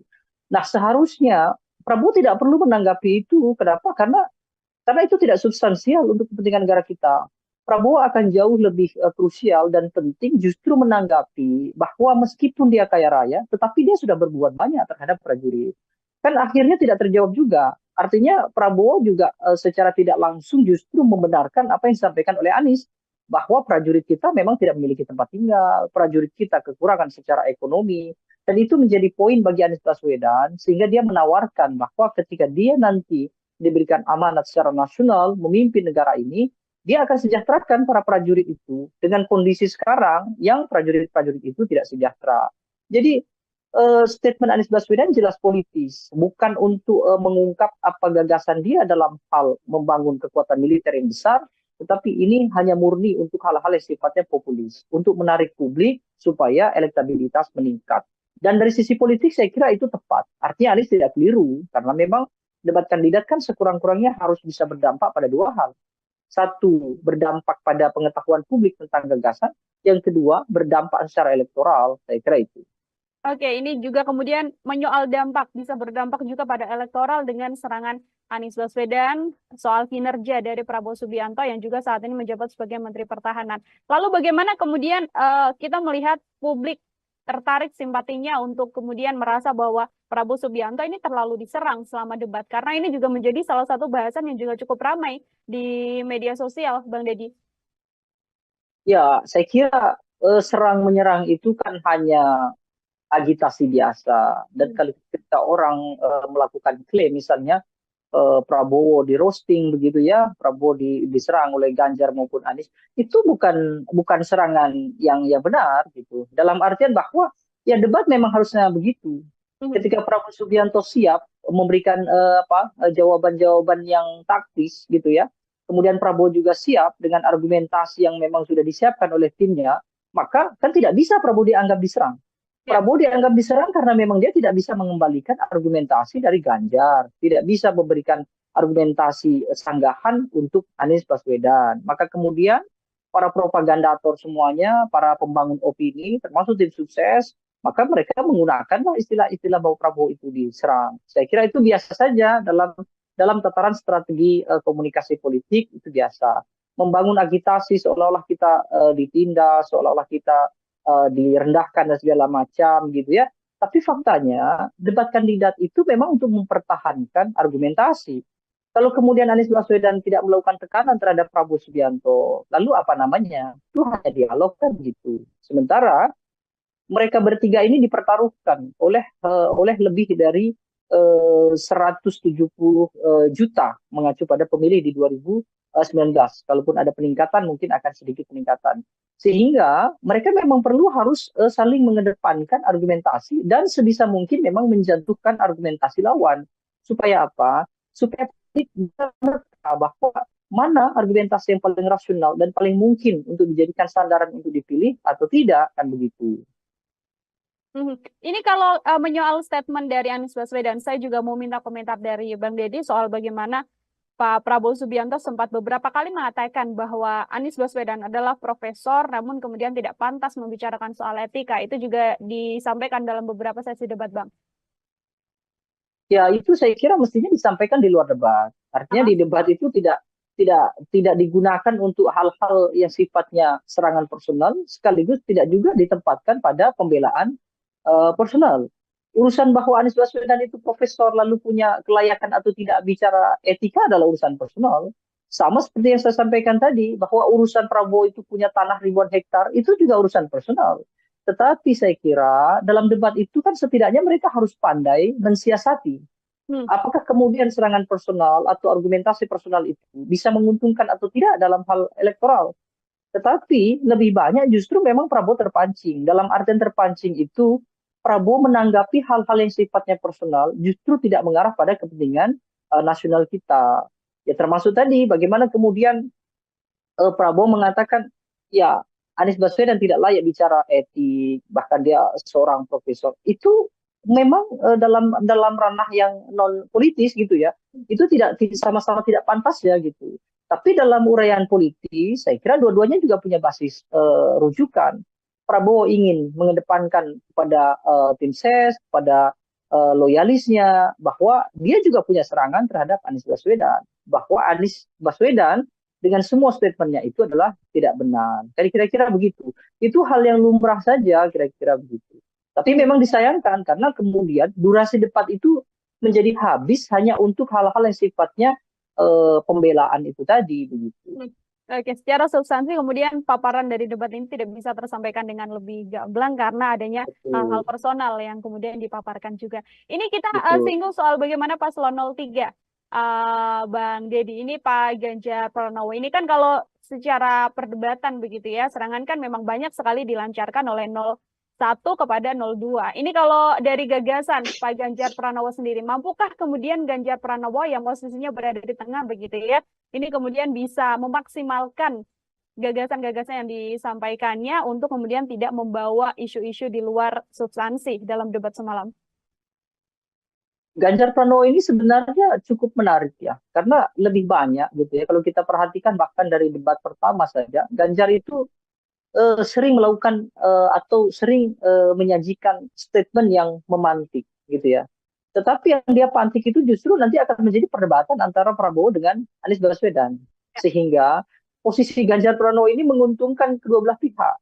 Satu sisi menguntungkan Anies karena Anies punya sambutan materi yang disinggung atau dibuka oleh Ganjar. Prabowo pun demikian. Prabowo pun punya materi yang kira-kira itu bisa menjadikan sebagai acuan pembelaan. Makanya Prabowo lebih sering bicara tentang saya banyak sependapat misalnya dengan Pak Ganjar, tetapi tidak dengan Anies Baswedan. Itu bahkan diulang-ulang. Sementara dengan kondisi itu Ganjar menjadi tidak fokus dengan gagasannya sendiri. Nah saya kira ini juga ada beberapa aspek ya. Mungkin yang pertama misalnya Ganjar minim tokoh-tokoh di belakangnya dari latar belakang militer. Meskipun Panglima TNI ada di sana, ya Andika Perkasa misalnya. Tapi mungkin yang memberikan masukan dan segala macam terhadap Ganjar dalam hal-hal pertahanan itu sepertinya minim.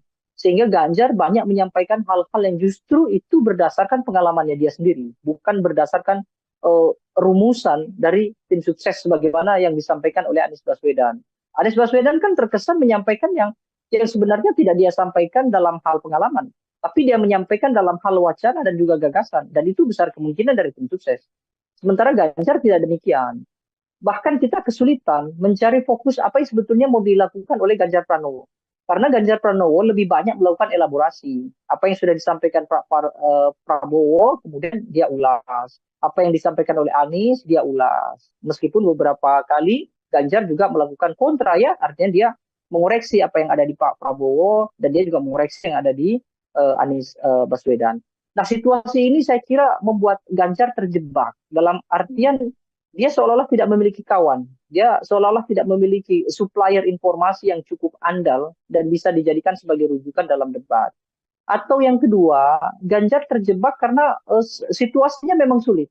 Satu sisi bahwa Ganjar pada dasarnya kan dia dekat dengan kubu Prabowo. Misalnya bagaimana banyak kubu Prabowo itu yang sebetulnya awalnya adalah dekat dengan Ganjar. Misalnya termasuk presiden misalnya. Tapi tiba-tiba sekarang Ganjar harus punya ceruk sendiri.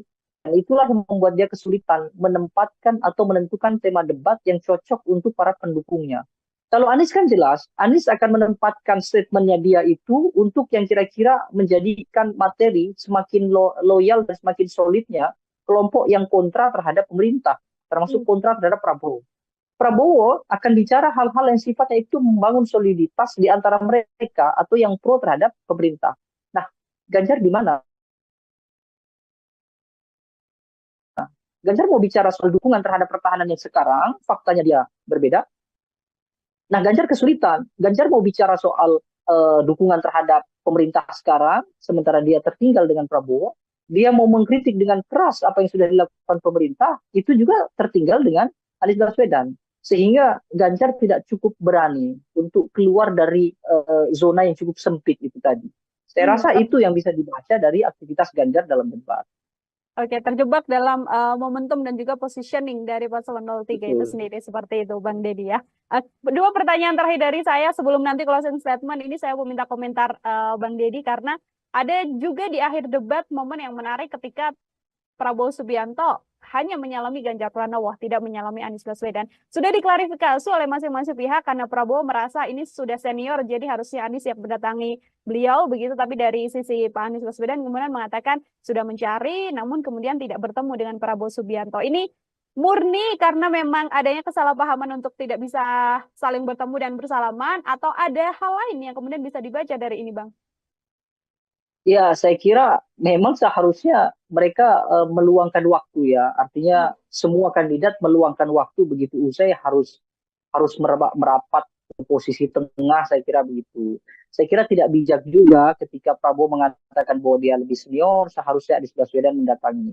Anies pun saya kira juga tetap tidak bijak. Kenapa? Karena dia juga tidak cekatan untuk menghampiri Pak Prabowo kan. Artinya Anies juga terlihat terlalu santai berada di podium, kemudian dia lebih dulu dihampiri oleh cawapres Mahfud MD, kemudian juga tim dari Anies Baswedan begitu ya.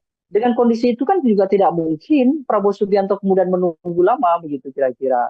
Kecuali memang panitia sejak awal sudah melakukan briefing bahwa begitu selesai debat seharusnya semuanya ngumpul di tengah, kira-kira gitu. Jadi dua hal lah saya kira. Satu sisi secara teknis memang tidak kebetulan memungkinkan untuk tidak salaman gitu ya, bukan sesuatu yang disengaja gitu ya. Karena mungkin Anies juga menghampiri orang yang terdekat dulu dan posisi dengan Prabowo cukup jauh. Prabowo Subiantonya juga saya kira juga begitu dia usai salaman dengan Ganjar, lalu kemudian langsung dihampiri oleh para tim sukses mereka gitu. Nah, sisi lain saya kira dua-duanya seharusnya tidak melakukan itu. Kenapa? Karena Prabowo sebagai kesatria, usai perdebatan, seharusnya ketiga-tiganya harus merapat pada satu titik temu yang harusnya dilakukan. Saya rasa itu saja.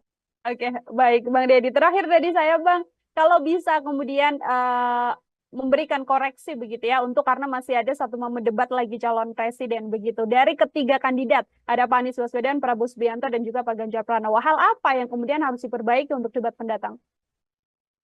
Ya, saya kira debat itu seharusnya bicara hal-hal yang substansial gitu ya. Seharusnya mereka bertiga tidak tergoda untuk melakukan kritik, apalagi mencari kekeliruan gitu ya, mencari kesalahan-kesalahan masing-masing kandidat secara personal. Itu saya kira urusannya adalah urusan privat. Akan lebih baik kalau mereka bicara soal apa yang sudah dilakukan dan apa yang akan dilakukan untuk negara. Boleh saja melakukan kritik terhadap Pak Prabowo karena Pak Prabowo sudah berada di pemerintahan, tapi kritik itu harus ditujukan pada urusan-urusan yang nasional, urusan-urusan yang substantif, bukan urusan-urusan yang pribadi. Begitu juga di antara Prabowo dengan Anies, Ganjar dengan Anies, Ganjar dengan. Kalau itu berhasil, saya kira debat akan menjadi ruang dialog yang cukup progresif begitu ya, dan publik tentu akan lebih teredam dari persoalan apa namanya kontra yang cukup kuat di antara mereka. Saya rasa itu. Baik, terima kasih banyak Bang Deddy Kurniasyah. Ini adalah pengamat politik sekaligus Ya, eksekutif dari sama-sama. Indonesia Political Opinion. Bang Deddy, terima kasih sekali lagi. Selamat beraktivitas kembali, Bang Deddy. Ya, terima kasih banyak. Ya, Tribuners, demikian obrolan saya dalam Tribun News on Fokus hari ini. Nantikan obrolan saya bersama dengan narasumber lain dan juga tema-tema lainnya hanya dalam program Tribun News on Fokus. Saya Nila Irda, pamit undur diri. Terima kasih dan sampai jumpa. Download Tribun X sekarang. Menghadirkan lokal menjadi Indonesia. Anies Baswedan seolah-olah atau terkesan gitu keluar dari zona yang selama ini biasa dilakukan oleh Anies Baswedan, tenang gitu ya. Tetapi dalam debat semalam Anies Baswedan justru tampak sekali sangat powerful begitu ya, bahkan mendominasi perdebatan, termasuk juga berani melakukan kritik secara personal terhadap Prabowo Subianto. Nah, ini cukup mengagetkan. Kenapa? Karena seperti biasa Anies Baswedan adalah tokoh yang memang sudah terbiasa dengan penyampaian gagasan, tetapi tidak sevulgar semalam. Debat sudah terlanjur terjebak sejak awal gitu ya, seolah-olah ada kesan Anies maupun Ganjar Pranowo sudah siap untuk melakukan kritik yang dilakukan oleh Prabowo, dan Prabowo seperti tidak siap dengan kritikan-kritikan itu. Situasinya memang sulit. Satu sisi bahwa Ganjar pada dasarnya kan dia dekat dengan kubu Prabowo. Misalnya bagaimana banyak kubu Prabowo itu yang sebetulnya awalnya adalah dekat dengan Ganjar. Misalnya termasuk presiden misalnya. Tapi tiba-tiba sekarang Ganjar harus punya ceruk sendiri. Dan itulah yang membuat dia kesulitan menempatkan atau menentukan tema debat yang cocok untuk para pendukungnya. Tribun News on Fokus Tribuners kembali menjumpai Anda hari ini bersama dengan saya Nila Irda. Kita akan mengulas bagaimana hasil dari debat ketiga seluruh kandidat calon presiden yang dilaksanakan pada Minggu 7 Januari semalam. Yang mana calon presiden nomor urut 1 ini kita bisa sampaikan Anies Baswedan menggunakan strategi menyerang. Pada beberapa kesempatan Anies Baswedan bahkan terlihat mencecar paslon lain untuk menunjukkan data yang berkaitan soal tema debat seputar pertahanan, keamanan, hubungan internasional, dan juga geopolitik. Anies Baswedan, Tribuners juga beberapa kali mengungkit pembelian alutsista bekas yang dilakukan oleh Kementerian Pertahanan di bawah pimpinan Prabowo Subianto yang juga capres nomor urut 2. Selain itu, Anies Baswedan juga sempat menyinggung masalah kesejahteraan prajurit TNI. Untuk membahas bagaimana ulasan seputar debat semalam, saya sudah tersambung bersama dengan pengamat politik sekaligus Eksekutif Direktur dari Indonesia Political Opinion atau IPO, ada Bang Deddy Kurniasyah dalam sambungan Zoom bersama dengan saya. Bang Deddy, terima kasih banyak sudah bergabung. Ya, sama-sama. Oke, terima kasih. Bang Deddy juga menyempatkan waktunya berbincang bersama dengan saya. Secara keseluruhan, saya mau minta pengantar terlebih dahulu dari Bang Deddy sebagai pengamat. Bagaimana melihat keseluruhan jalannya debat calon presiden? Ini adalah debat ketiga yang dilaksanakan semalam, Bang. Ya, saya kira ada beberapa catatannya. Yang paling menonjol memang soal ekspektasi yang tidak tercapai di debat. Misalnya sebagian besar gitu ya mungkin mengekspektasikan bahwa Anies Baswedan akan melakukan serangkaian penyampaian gagasan termasuk juga perdebatan yang tidak terlalu menonjol dalam hal kritik begitu ya terhadap Prabowo Subianto maupun terhadap Ganjar Pranowo. Tetapi justru yang terjadi Anies Baswedan seolah-olah atau terkesan gitu keluar dari zona yang selama ini biasa dilakukan oleh Anies Baswedan, tenang gitu ya. Tetapi dalam debat semalam Anies Baswedan justru tampak sekali sangat powerful begitu ya, bahkan mendominasi perdebatan, termasuk juga berani melakukan kritik secara personal terhadap Prabowo Subianto. Nah, ini cukup mengagetkan. Kenapa? Karena seperti biasa Anies Baswedan adalah tokoh yang memang sudah terbiasa dengan penyampaian gagasan, tetapi tidak sevulgar semalam. Ada dua hal kemungkinan terjadi. Pertama, mungkin Anies Baswedan sudah mulai memahami bahwa kelompok pemilih Anies Baswedan tidak mungkin tertukar dengan Prabowo. Dalam artian bahwa ketika dia melakukan kritik yang keras, termasuk juga melakukan serangan-serangan, itu tidak akan memudarkan soliditas di pemilih Anies. Dan kalaupun Anies Baswedan tidak begitu keras, itu juga tidak juga membuat kelompok yang pro Prabowo kemudian bersimpati terhadap Anies. Keyakinan ini saya kira penting menjadi dasar kenapa kemudian Anies Baswedan sangat total dalam hal menyampaikan kritik dan juga melakukan koreksi terhadap Prabowo Subianto. Yang kedua, ekspektasi yang juga tidak tercapai ada di Prabowo Subianto.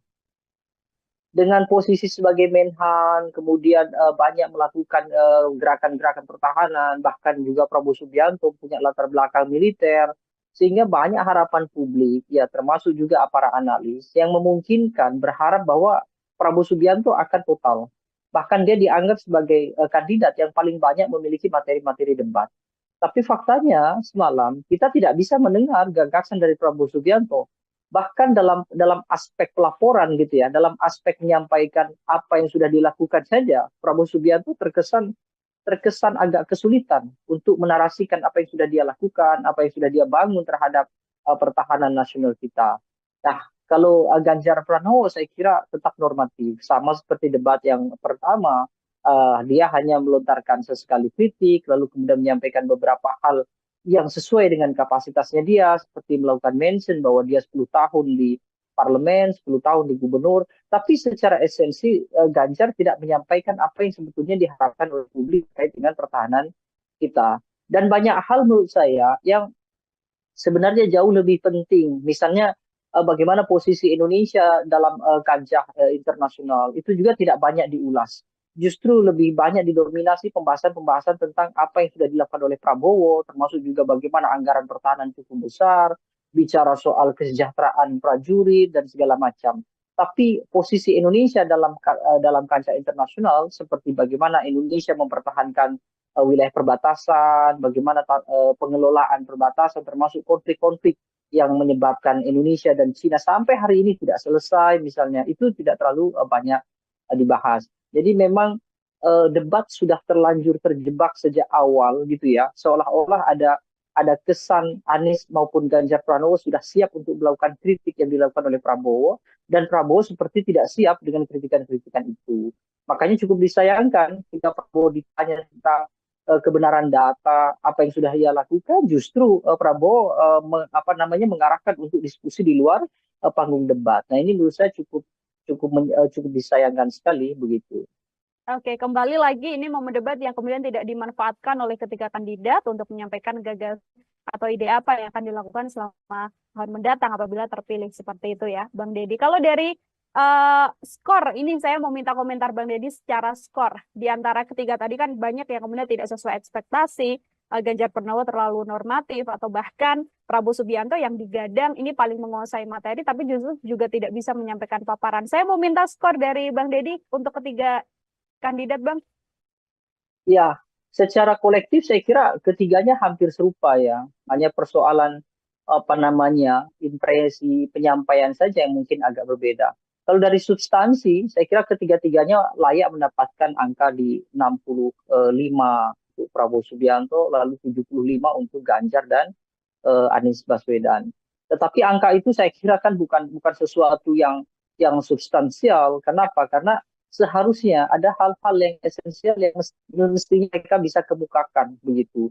Karena meskipun pertahanan ini tidak berdampak secara langsung terhadap publik, tapi pertahanan itu jelas dalam jangka panjang akan berdampak terhadap kondisi masyarakat kita. Meskipun memang pembahasan tadi malam itu akan lebih banyak berkaitan dengan hal-hal yang justru dalam negeri, bukan berkaitan dengan keseluruhan tema kolektif. Tema kolektif kan selain pertahanan ada misalnya international relations, misalnya bagaimana geopolitik. Nah sayangnya itu justru tidak banyak muncul, kecuali hanya dalam mention-mention contoh. Sementara mention contoh itu justru bukan pembahasan yang seharusnya diperdebatkan, itu hanya mention sedikit saja untuk sekedar untuk memberikan ilustrasi.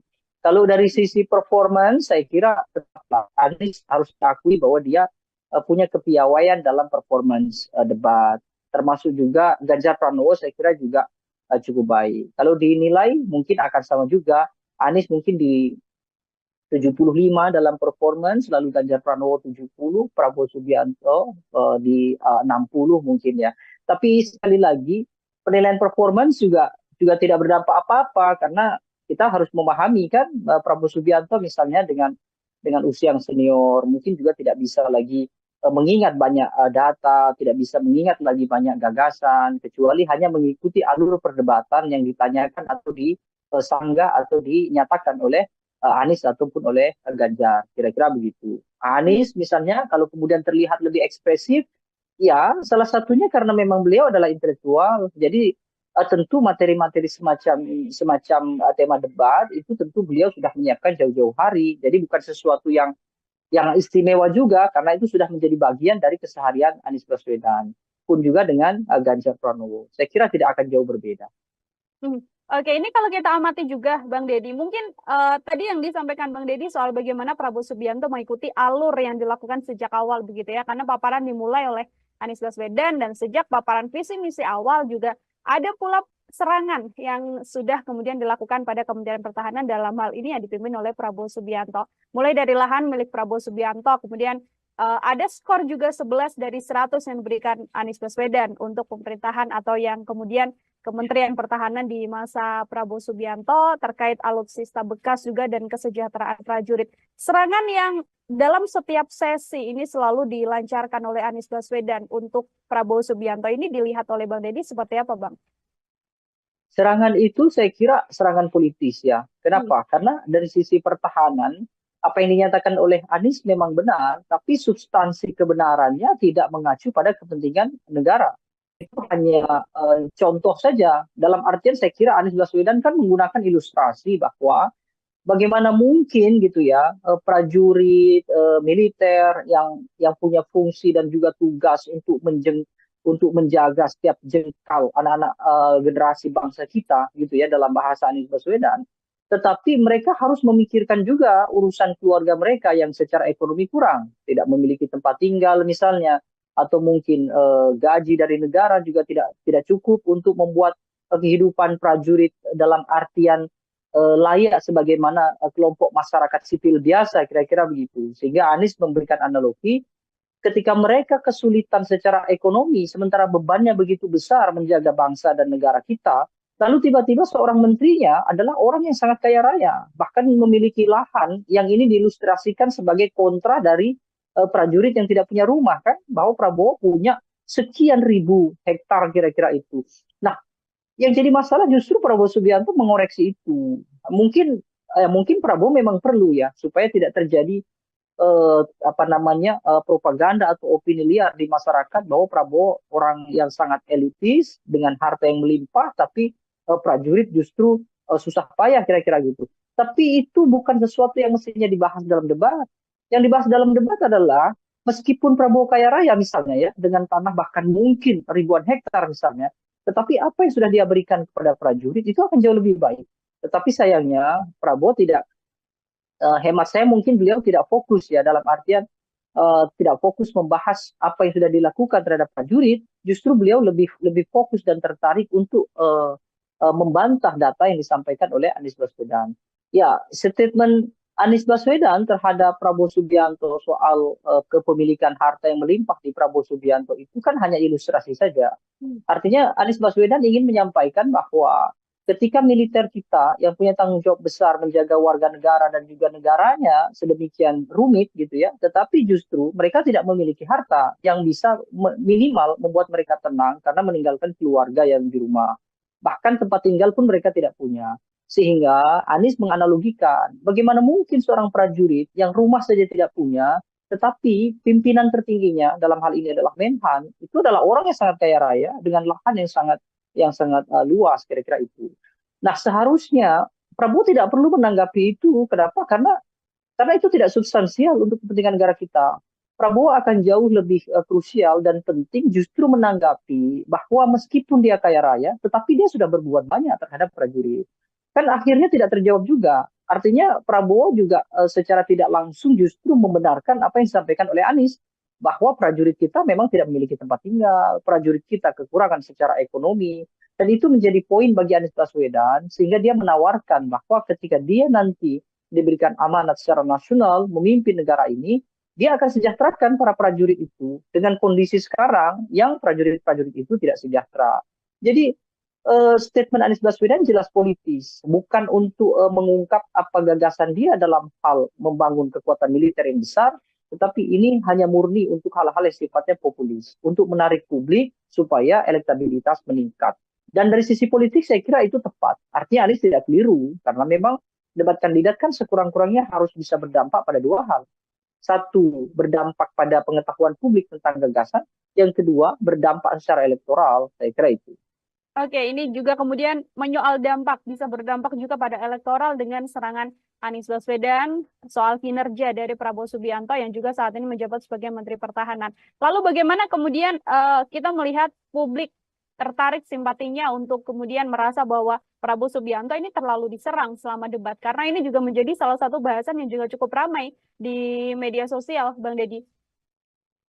Ya, saya kira serang-menyerang itu kan hanya agitasi biasa. Dan kalau ketika orang melakukan klaim, misalnya Prabowo di roasting begitu ya, Prabowo diserang oleh Ganjar maupun Anies, itu bukan serangan yang benar gitu. Dalam artian bahwa ya debat memang harusnya begitu.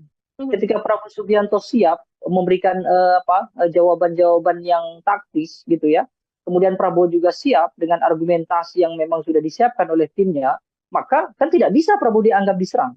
Prabowo dianggap diserang karena memang dia tidak bisa mengembalikan argumentasi dari Ganjar, tidak bisa memberikan argumentasi sanggahan untuk Anies Baswedan. Maka kemudian para propagandator semuanya, para pembangun opini, termasuk tim sukses, maka mereka menggunakan istilah-istilah bahwa Prabowo itu diserang. Saya kira itu biasa saja dalam tataran strategi komunikasi politik, itu biasa.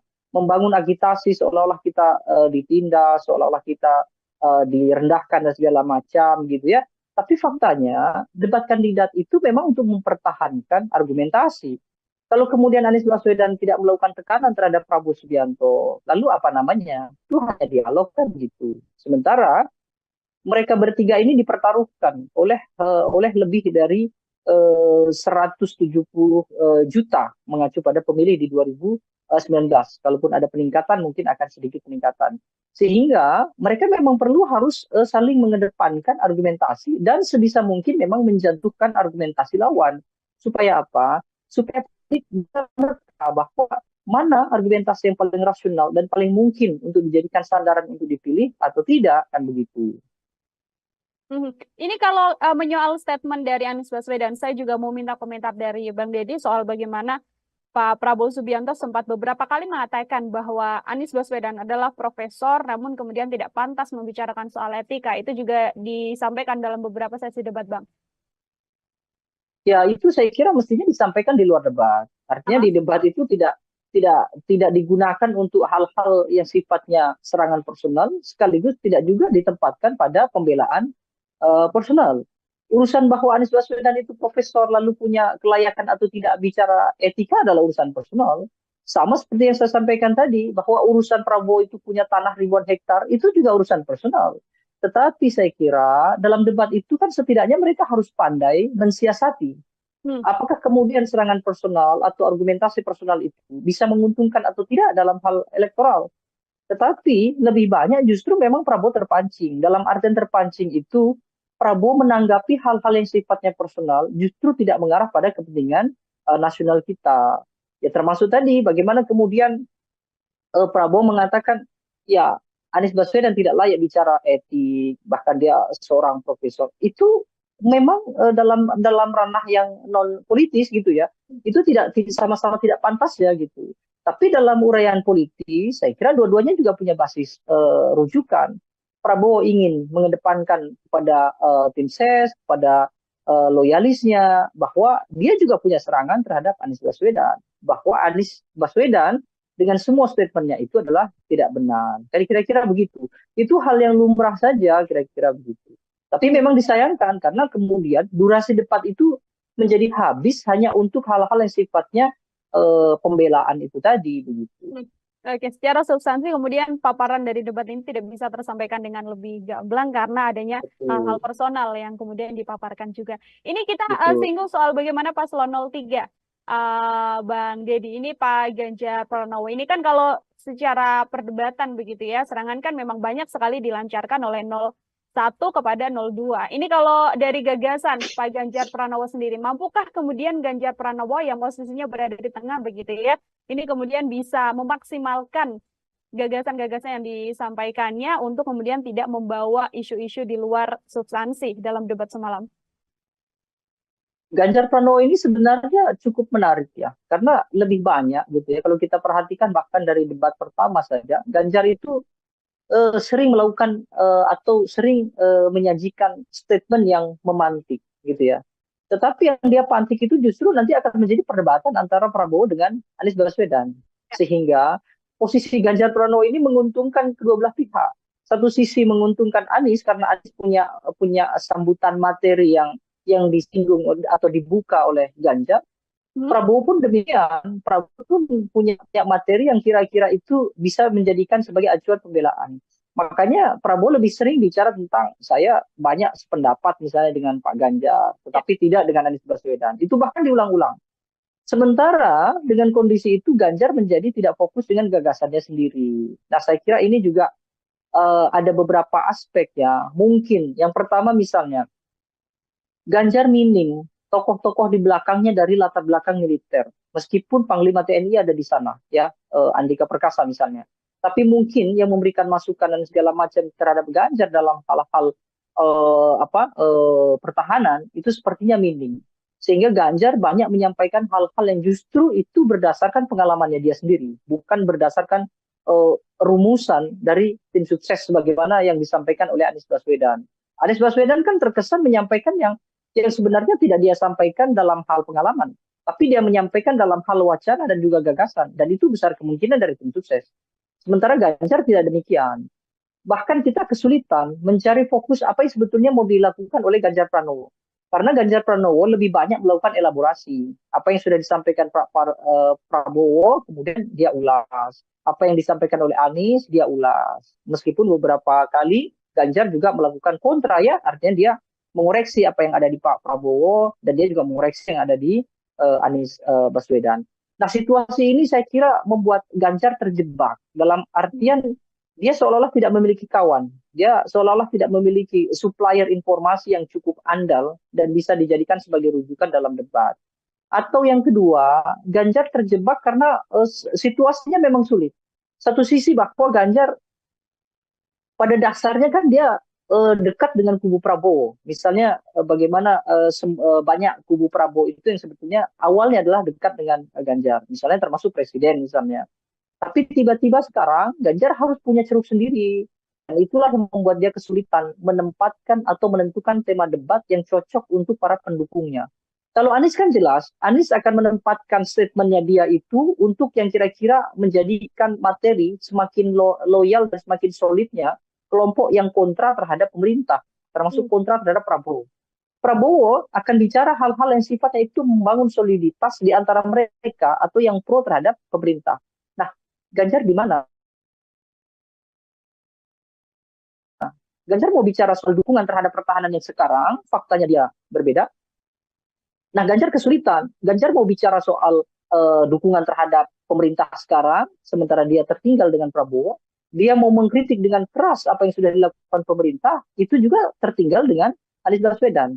Sehingga Ganjar tidak cukup berani untuk keluar dari zona yang cukup sempit itu tadi. Saya rasa itu yang bisa dibaca dari aktivitas Ganjar dalam debat. Oke, terjebak dalam momentum dan juga positioning dari paslon 03 itu Betul. sendiri seperti itu, Bang Deddy ya. Dua pertanyaan terakhir dari saya sebelum nanti closing statement ini saya mau minta komentar Bang Deddy karena ada juga di akhir debat momen yang menarik ketika Prabowo Subianto hanya menyalami Ganjar Pranowo, tidak menyalami Anies Baswedan. Sudah diklarifikasi oleh masing-masing pihak karena Prabowo merasa ini sudah senior, jadi harusnya Anies yang mendatangi beliau begitu. Tapi dari sisi Pak Anies Baswedan kemudian mengatakan sudah mencari, namun kemudian tidak bertemu dengan Prabowo Subianto. Ini murni karena memang adanya kesalahpahaman untuk tidak bisa saling bertemu dan bersalaman, atau ada hal lain yang kemudian bisa dibaca dari ini, Bang? Ya, saya kira memang seharusnya mereka meluangkan waktu ya. Artinya semua kandidat meluangkan waktu begitu usai harus harus merapat ke posisi tengah, saya kira begitu. Saya kira tidak bijak juga ketika Prabowo mengatakan bahwa dia lebih senior, seharusnya Anies Baswedan mendatangi. Anies pun saya kira juga tetap tidak bijak. Kenapa? Karena dia juga tidak cekatan untuk menghampiri Pak Prabowo kan. Artinya Anies juga terlihat terlalu santai berada di podium, kemudian dia lebih lebih dulu dihampiri oleh cawapres Mahfud MD, kemudian juga tim dari Anies Baswedan begitu ya. Dengan kondisi itu kan juga tidak mungkin Prabowo Subianto kemudian menunggu lama begitu kira-kira. Kecuali memang panitia sejak awal sudah melakukan briefing bahwa begitu selesai debat seharusnya semuanya ngumpul di tengah, kira-kira gitu. Jadi dua hal lah saya kira. Satu sisi secara teknis memang tidak kebetulan memungkinkan untuk tidak salaman gitu ya, bukan sesuatu yang disengaja gitu ya. Karena mungkin Anies juga menghampiri orang yang terdekat dulu dan posisi dengan Prabowo cukup jauh. Prabowo Subiantonya juga saya kira juga begitu dia usai salaman dengan Ganjar, lalu kemudian langsung dihampiri oleh para tim sukses mereka gitu. Nah sisi lain saya kira dua-duanya seharusnya tidak melakukan itu. Kenapa? Karena Prabowo sebagai kesatria, usai perdebatan, seharusnya ketiga-tiganya harus merapat pada satu titik temu yang harusnya dilakukan. Saya rasa itu saja. Oke, baik Bang Deddy. Terakhir tadi saya Bang, kalau bisa kemudian memberikan koreksi begitu ya, untuk karena masih ada satu momen debat lagi calon presiden begitu. Dari ketiga kandidat, ada Pak Anies Baswedan, Prabowo Subianto, dan juga Pak Ganjar Pranowo. Hal apa yang kemudian harus diperbaiki untuk debat pendatang?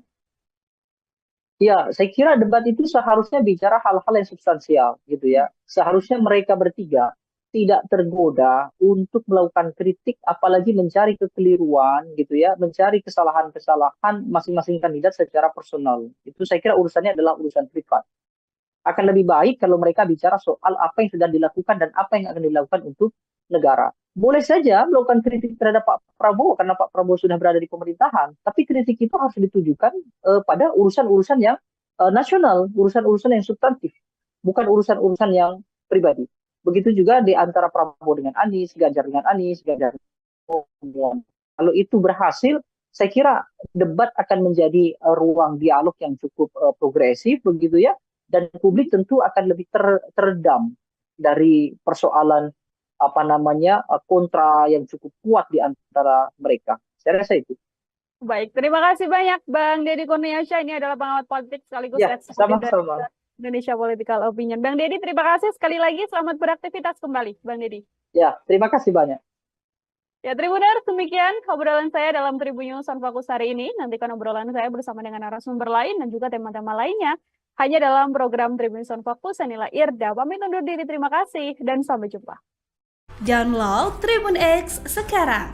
Menghadirkan lokal menjadi Indonesia. Anies Baswedan seolah-olah atau terkesan gitu keluar dari zona yang selama ini biasa dilakukan oleh Anies Baswedan, tenang gitu ya. Tetapi dalam debat semalam Anies Baswedan justru tampak sekali sangat powerful begitu ya, bahkan mendominasi perdebatan, termasuk juga berani melakukan kritik secara personal terhadap Prabowo Subianto. Nah ini cukup mengagetkan. Kenapa? Karena seperti biasa Anies Baswedan adalah tokoh yang memang sudah terbiasa dengan penyampaian gagasan, tetapi tidak sevulgar semalam. Debat sudah terlanjur terjebak sejak awal gitu ya, seolah-olah ada kesan Anies maupun Ganjar Pranowo sudah siap untuk melakukan kritik yang dilakukan oleh Prabowo, dan Prabowo seperti tidak siap dengan kritikan-kritikan itu. Situasinya memang sulit. Satu sisi bahwa Ganjar pada dasarnya kan dia dekat dengan kubu Prabowo. Misalnya bagaimana banyak kubu Prabowo itu yang sebetulnya awalnya adalah dekat dengan Ganjar. Misalnya termasuk presiden misalnya.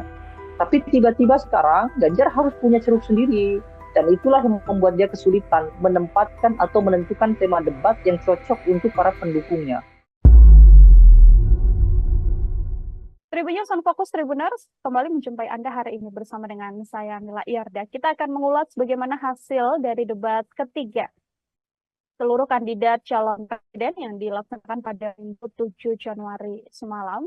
Yang mana calon presiden nomor urut 1 ini kita bisa sampaikan Anies Baswedan menggunakan strategi menyerang. Pada beberapa kesempatan Anies Baswedan bahkan terlihat mencecar paslon lain untuk menunjukkan data yang berkaitan soal tema debat seputar pertahanan, keamanan, hubungan internasional, dan juga geopolitik. Anies Baswedan, Tribuners juga beberapa kali mengungkit pembelian alutsista bekas yang dilakukan oleh Kementerian Pertahanan di bawah pimpinan Prabowo Subianto yang juga capres nomor urut 2. Selain itu, Anies Baswedan juga sempat menyinggung masalah kesejahteraan prajurit TNI. Untuk membahas bagaimana ulasan seputar debat semalam, saya sudah tersambung bersama dengan pengamat politik sekaligus Eksekutif Direktur dari Indonesia Political Opinion atau IPO, ada Bang Deddy Kurniasyah dalam sambungan Zoom bersama dengan saya. Bang Deddy, terima kasih banyak sudah bergabung. Ya, Bang Deddy, sama-sama. oke, terima kasih. Bang Deddy juga menyempatkan waktunya berbincang bersama dengan saya. Secara keseluruhan, saya mau minta pengantar terlebih dahulu dari Bang Deddy sebagai pengamat. Bagaimana melihat keseluruhan jalannya debat calon presiden? Ini adalah debat ketiga yang dilaksanakan semalam, Bang. Ya, saya kira ada beberapa catatannya yang paling menonjol memang soal ekspektasi yang tidak tercapai di debat. Misalnya sebagian besar gitu ya mungkin mengekspektasikan bahwa Anies Baswedan akan melakukan serangkaian penyampaian gagasan termasuk juga perdebatan yang tidak terlalu menonjol dalam hal kritik begitu ya terhadap Prabowo Subianto maupun terhadap Ganjar Pranowo. Tetapi justru yang terjadi Anies Baswedan seolah-olah atau terkesan gitu keluar dari zona yang selama ini biasa dilakukan oleh Anies Baswedan, tenang gitu ya. Tetapi dalam debat semalam Anies Baswedan justru tampak sekali sangat powerful begitu ya, bahkan mendominasi perdebatan, termasuk juga berani melakukan kritik secara personal terhadap Prabowo Subianto. Nah, ini cukup mengagetkan. Kenapa? Karena seperti biasa Anies Baswedan adalah tokoh yang memang sudah terbiasa dengan penyampaian gagasan, tetapi tidak sevulgar semalam. Ada dua hal kemungkinan terjadi. Pertama, mungkin Anies Baswedan sudah mulai memahami bahwa kelompok pemilih Anies Baswedan tidak mungkin tertukar dengan Prabowo. Dalam artian bahwa ketika dia melakukan kritik yang keras, termasuk juga melakukan serangan-serangan, itu tidak akan memudarkan soliditas di pemilih Anies. Dan kalaupun Anies Baswedan tidak begitu keras, itu juga tidak juga membuat kelompok yang pro Prabowo kemudian bersimpati terhadap Anies. Keyakinan ini saya kira penting menjadi dasar kenapa kemudian Anies Baswedan sangat total dalam hal menyampaikan kritik dan juga melakukan koreksi terhadap Prabowo Subianto. Yang kedua, ekspektasi yang juga tidak tercapai ada di Prabowo Subianto. Dengan posisi sebagai Menhan, kemudian banyak melakukan gerakan-gerakan pertahanan, bahkan juga Prabowo Subianto punya latar belakang militer, sehingga banyak harapan publik, ya termasuk juga para analis, yang memungkinkan berharap bahwa Prabowo Subianto akan total. Bahkan dia dianggap sebagai kandidat yang paling banyak memiliki materi-materi debat. Tapi faktanya semalam kita tidak bisa mendengar gagasan dari Prabowo Subianto.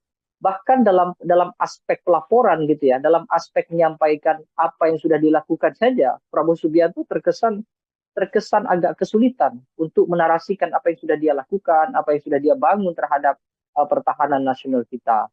Nah, kalau Ganjar Pranowo saya kira tetap normatif, sama seperti debat yang pertama, dia hanya melontarkan sesekali kritik, lalu kemudian menyampaikan beberapa hal yang sesuai dengan kapasitasnya dia, seperti melakukan mention bahwa dia 10 tahun di parlemen, 10 tahun di gubernur, tapi secara esensi Ganjar tidak menyampaikan apa yang sebetulnya diharapkan oleh publik terkait dengan pertahanan kita. Dan banyak hal menurut saya yang sebenarnya jauh lebih penting. Misalnya bagaimana posisi Indonesia dalam kancah internasional, itu juga tidak banyak diulas. Justru lebih banyak didominasi pembahasan-pembahasan tentang apa yang sudah dilakukan oleh Prabowo, termasuk juga bagaimana anggaran pertahanan cukup besar, bicara soal kesejahteraan prajurit dan segala macam.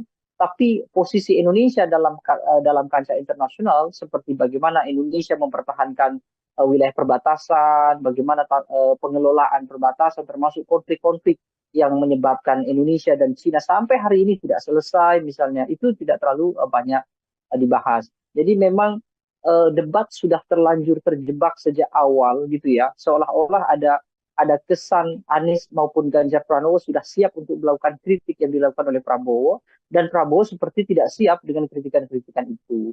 Makanya cukup disayangkan jika Prabowo ditanya tentang kebenaran data, apa yang sudah ia lakukan, justru Prabowo mengarahkan untuk diskusi di luar panggung debat. Nah, ini menurut saya cukup disayangkan sekali begitu. Oke, kembali lagi ini momen debat yang kemudian tidak dimanfaatkan oleh ketiga kandidat untuk menyampaikan gagasan atau ide apa yang akan dilakukan selama tahun mendatang apabila terpilih seperti itu ya, Bang Deddy. Kalau dari skor, ini saya mau minta komentar Bang Deddy secara skor. Di antara ketiga tadi kan banyak yang kemudian tidak sesuai ekspektasi, Ganjar Pranowo terlalu normatif, atau bahkan Prabowo Subianto yang digadang ini paling menguasai materi, tapi justru juga tidak bisa menyampaikan paparan. Saya mau minta skor dari Bang Deddy untuk ketiga kandidat, Bang. Ya, secara kolektif saya kira ketiganya hampir serupa ya. Hanya persoalan impresi penyampaian saja yang mungkin agak berbeda. Kalau dari substansi, saya kira ketiga-tiganya layak mendapatkan angka di 65 untuk Prabowo Subianto, lalu 75 untuk Ganjar dan Anies Baswedan. Tetapi angka itu saya kira kan bukan sesuatu yang substansial. Kenapa? Karena seharusnya ada hal-hal yang esensial yang mestinya mereka bisa kemukakan begitu. Karena meskipun pertahanan ini tidak berdampak secara langsung terhadap publik, tapi pertahanan itu jelas dalam jangka panjang akan berdampak terhadap kondisi masyarakat kita. Meskipun memang pembahasan tadi malam itu akan lebih banyak berkaitan dengan hal-hal yang justru dalam negeri, bukan berkaitan dengan keseluruhan tema kolektif. Tema kolektif kan selain pertahanan ada misalnya international relations, misalnya bagaimana geopolitik. Nah, sayangnya itu justru tidak banyak muncul, kecuali hanya dalam mention-mention contoh. Sementara mention contoh itu justru bukan pembahasan yang seharusnya diperdebatkan, itu hanya mention sedikit saja untuk sekedar untuk memberikan ilustrasi. Kalau dari sisi performance, saya kira Anies harus diakui bahwa dia punya kepiawaian dalam performance debat.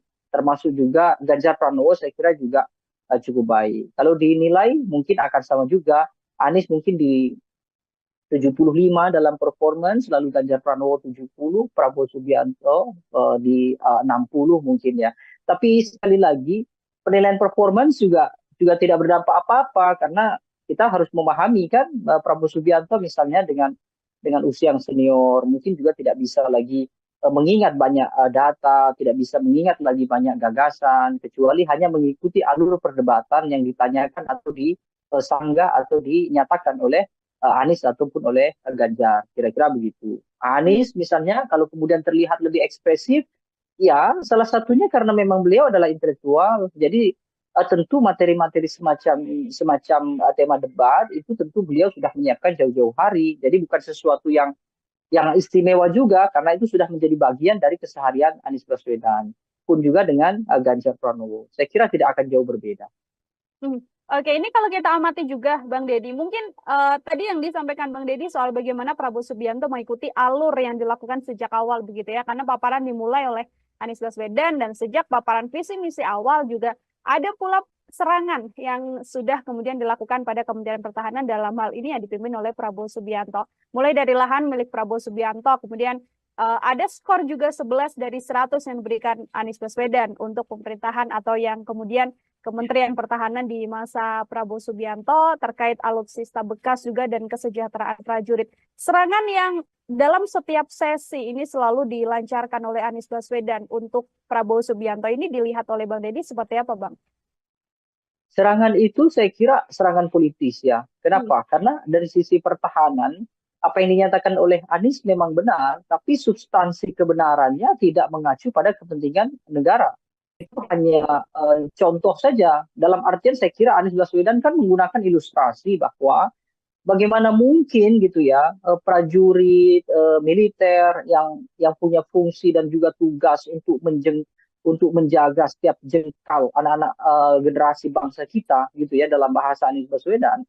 Tetapi mereka harus memikirkan juga urusan keluarga mereka yang secara ekonomi kurang, tidak memiliki tempat tinggal misalnya, atau mungkin gaji dari negara juga tidak cukup untuk membuat kehidupan prajurit dalam artian layak sebagaimana kelompok masyarakat sipil biasa, kira-kira begitu. Sehingga Anies memberikan analogi ketika mereka kesulitan secara ekonomi, sementara bebannya begitu besar menjaga bangsa dan negara kita, lalu tiba-tiba seorang menterinya adalah orang yang sangat kaya raya, bahkan memiliki lahan yang ini diilustrasikan sebagai kontra dari prajurit yang tidak punya rumah, kan? Bahwa Prabowo punya sekian ribu hektar kira-kira itu.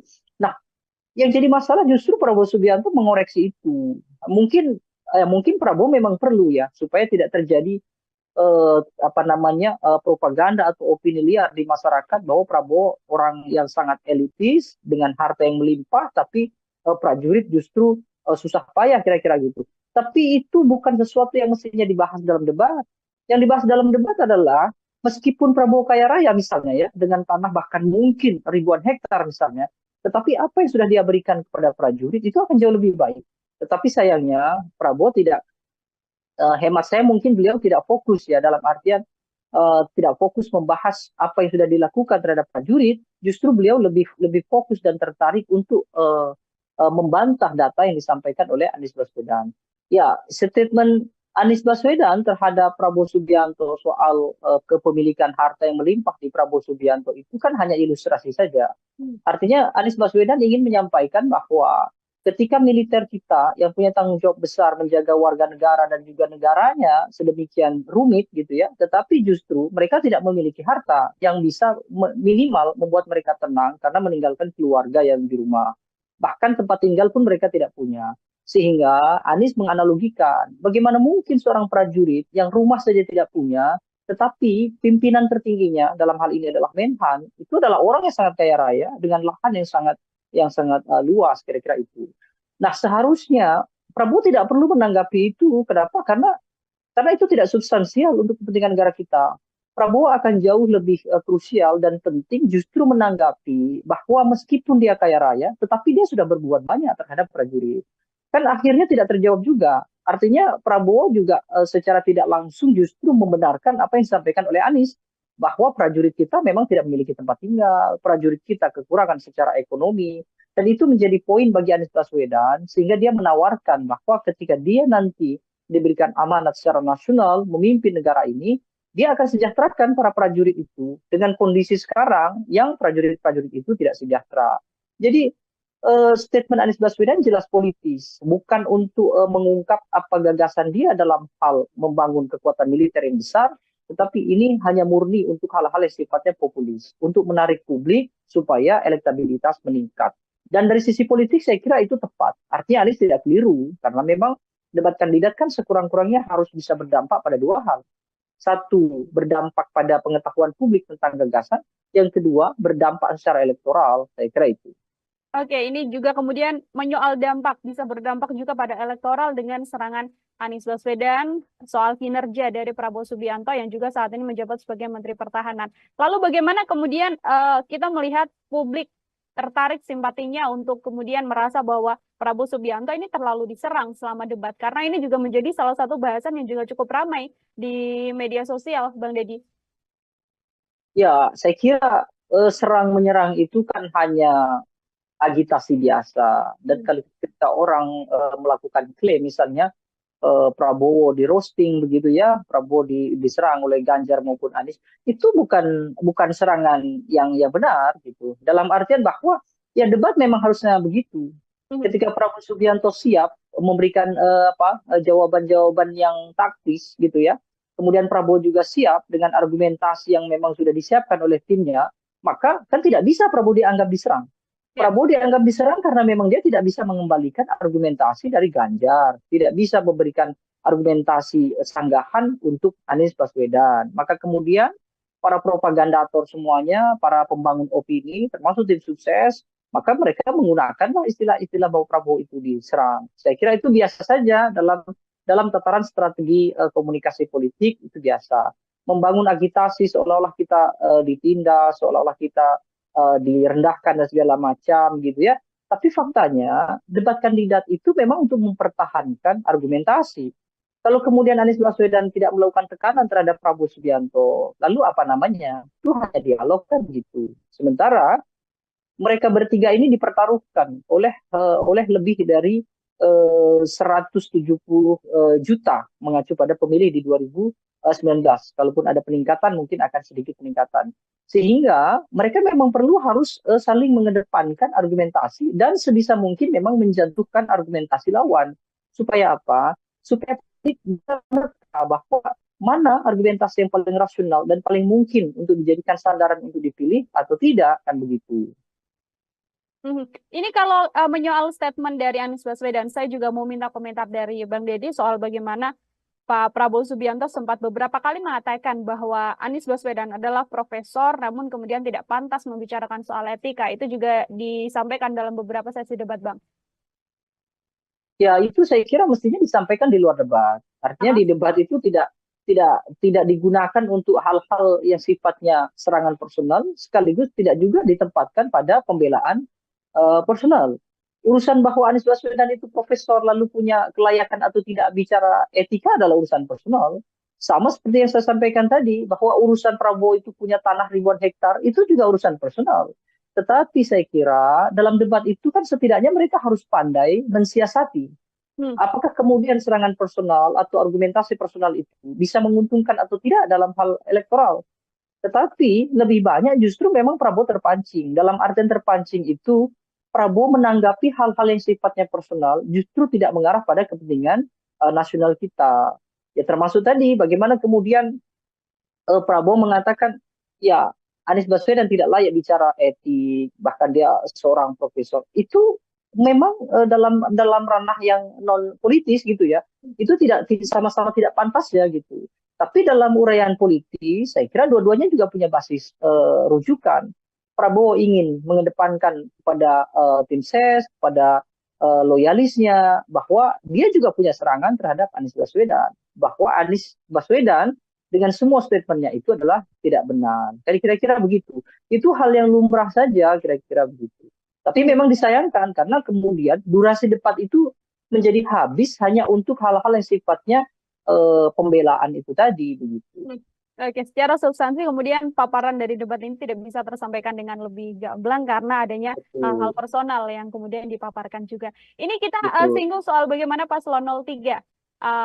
Bang Deddy, ini Pak Ganjar Pranowo. Ini kan kalau secara perdebatan begitu ya, serangan kan memang banyak sekali dilancarkan oleh 01 kepada 02. Ini kalau dari gagasan Pak Ganjar Pranowo sendiri, mampukah kemudian Ganjar Pranowo yang posisinya berada di tengah begitu ya, ini kemudian bisa memaksimalkan gagasan-gagasan yang disampaikannya untuk kemudian tidak membawa isu-isu di luar substansi dalam debat semalam? Ganjar Pranowo ini sebenarnya cukup menarik ya, karena lebih banyak gitu ya. Kalau kita perhatikan bahkan dari debat pertama saja, Ganjar itu sering melakukan atau sering menyajikan statement yang memantik gitu ya. Tetapi yang dia pantik itu justru nanti akan menjadi perdebatan antara Prabowo dengan Anies Baswedan. Sehingga posisi Ganjar Pranowo ini menguntungkan kedua belah pihak. Satu sisi menguntungkan Anies karena Anies punya sambutan materi yang disinggung atau dibuka oleh Ganjar. Prabowo pun demikian. Prabowo pun punya materi yang kira-kira itu bisa menjadikan sebagai acuan pembelaan. Makanya Prabowo lebih sering bicara tentang saya banyak sependapat misalnya dengan Pak Ganjar, tetapi tidak dengan Anies Baswedan. Itu bahkan diulang-ulang. Sementara dengan kondisi itu Ganjar menjadi tidak fokus dengan gagasannya sendiri. Nah saya kira ini juga ada beberapa aspek ya. Mungkin yang pertama misalnya Ganjar minim tokoh-tokoh di belakangnya dari latar belakang militer. Meskipun Panglima TNI ada di sana, ya Andika Perkasa misalnya. Tapi mungkin yang memberikan masukan dan segala macam terhadap Ganjar dalam hal-hal pertahanan itu sepertinya minim. Sehingga Ganjar banyak menyampaikan hal-hal yang justru itu berdasarkan pengalamannya dia sendiri, bukan berdasarkan rumusan dari tim sukses sebagaimana yang disampaikan oleh Anies Baswedan. Anies Baswedan kan terkesan menyampaikan yang sebenarnya tidak dia sampaikan dalam hal pengalaman, tapi dia menyampaikan dalam hal wacana dan juga gagasan, dan itu besar kemungkinan dari tim sukses. Sementara Ganjar tidak demikian. Bahkan kita kesulitan mencari fokus apa yang sebetulnya mau dilakukan oleh Ganjar Pranowo. Karena Ganjar Pranowo lebih banyak melakukan elaborasi. Apa yang sudah disampaikan Prabowo, kemudian dia ulas. Apa yang disampaikan oleh Anies, dia ulas. Meskipun beberapa kali Ganjar juga melakukan kontra ya, artinya dia mengoreksi apa yang ada di Pak Prabowo dan dia juga mengoreksi yang ada di Anies Baswedan. Nah, situasi ini saya kira membuat Ganjar terjebak dalam artian dia seolah-olah tidak memiliki kawan. Dia seolah-olah tidak memiliki supplier informasi yang cukup andal dan bisa dijadikan sebagai rujukan dalam debat. Atau yang kedua, Ganjar terjebak karena situasinya memang sulit. Satu sisi bahwa Ganjar pada dasarnya kan dia dekat dengan kubu Prabowo. Misalnya bagaimana banyak kubu Prabowo itu yang sebetulnya awalnya adalah dekat dengan Ganjar. Misalnya termasuk presiden misalnya. Tapi tiba-tiba sekarang Ganjar harus punya ceruk sendiri. Dan itulah yang membuat dia kesulitan menempatkan atau menentukan tema debat yang cocok untuk para pendukungnya. Kalau Anies kan jelas, Anies akan menempatkan statementnya dia itu untuk yang kira-kira menjadikan materi semakin loyal dan semakin solidnya kelompok yang kontra terhadap pemerintah, termasuk kontra terhadap Prabowo.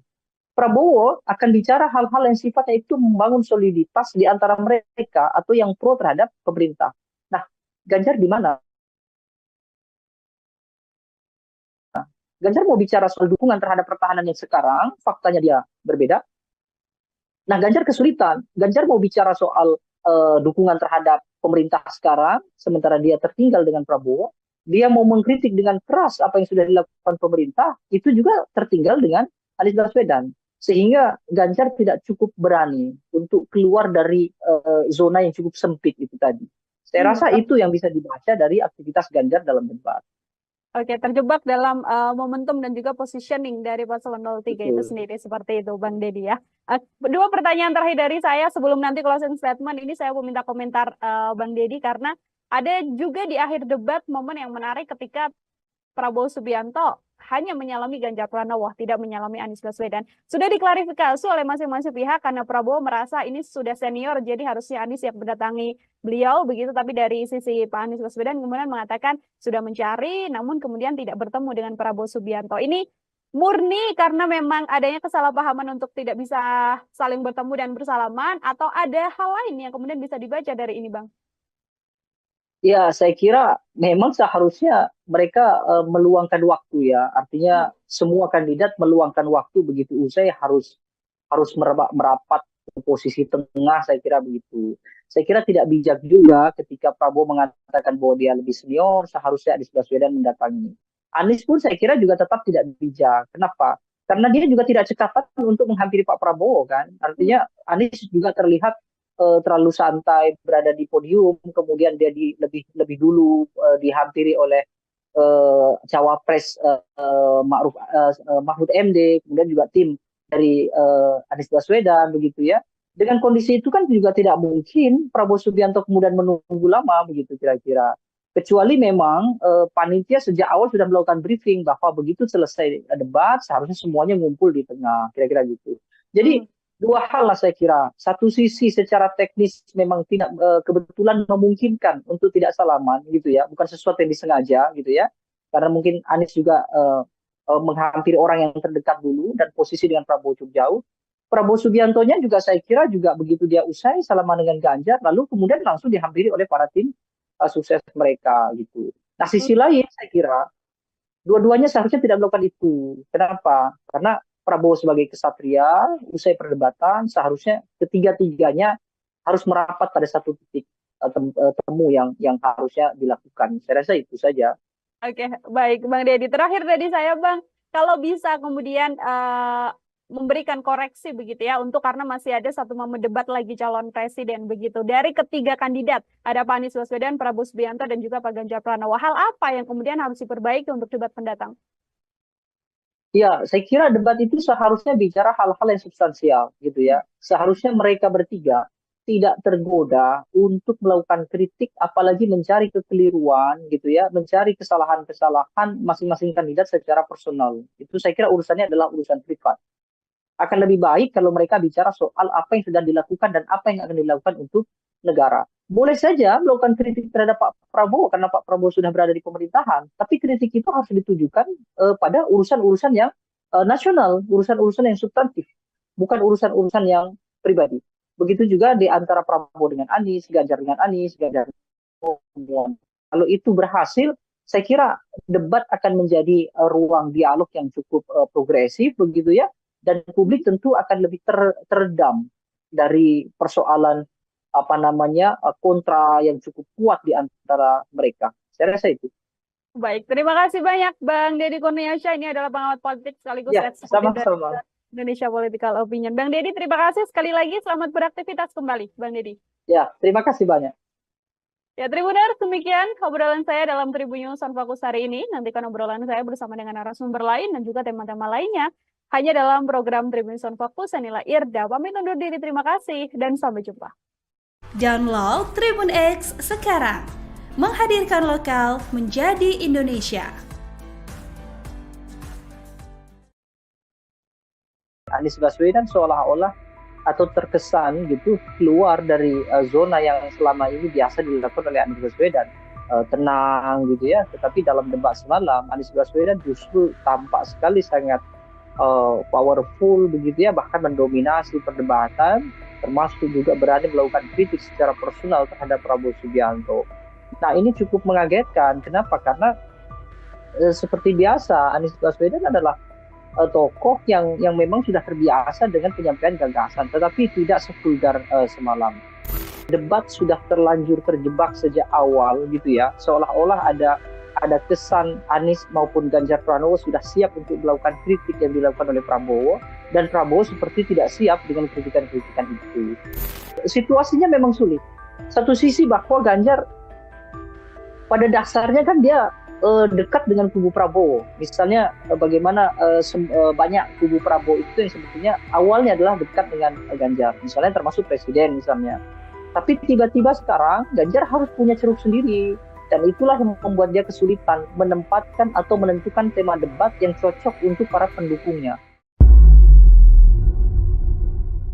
Tribun News on Fokus Tribuners kembali menjumpai Anda hari ini bersama dengan saya Nila Irda. Kita akan mengulas bagaimana hasil dari debat ketiga seluruh kandidat calon presiden yang dilaksanakan pada Minggu 7 Januari semalam.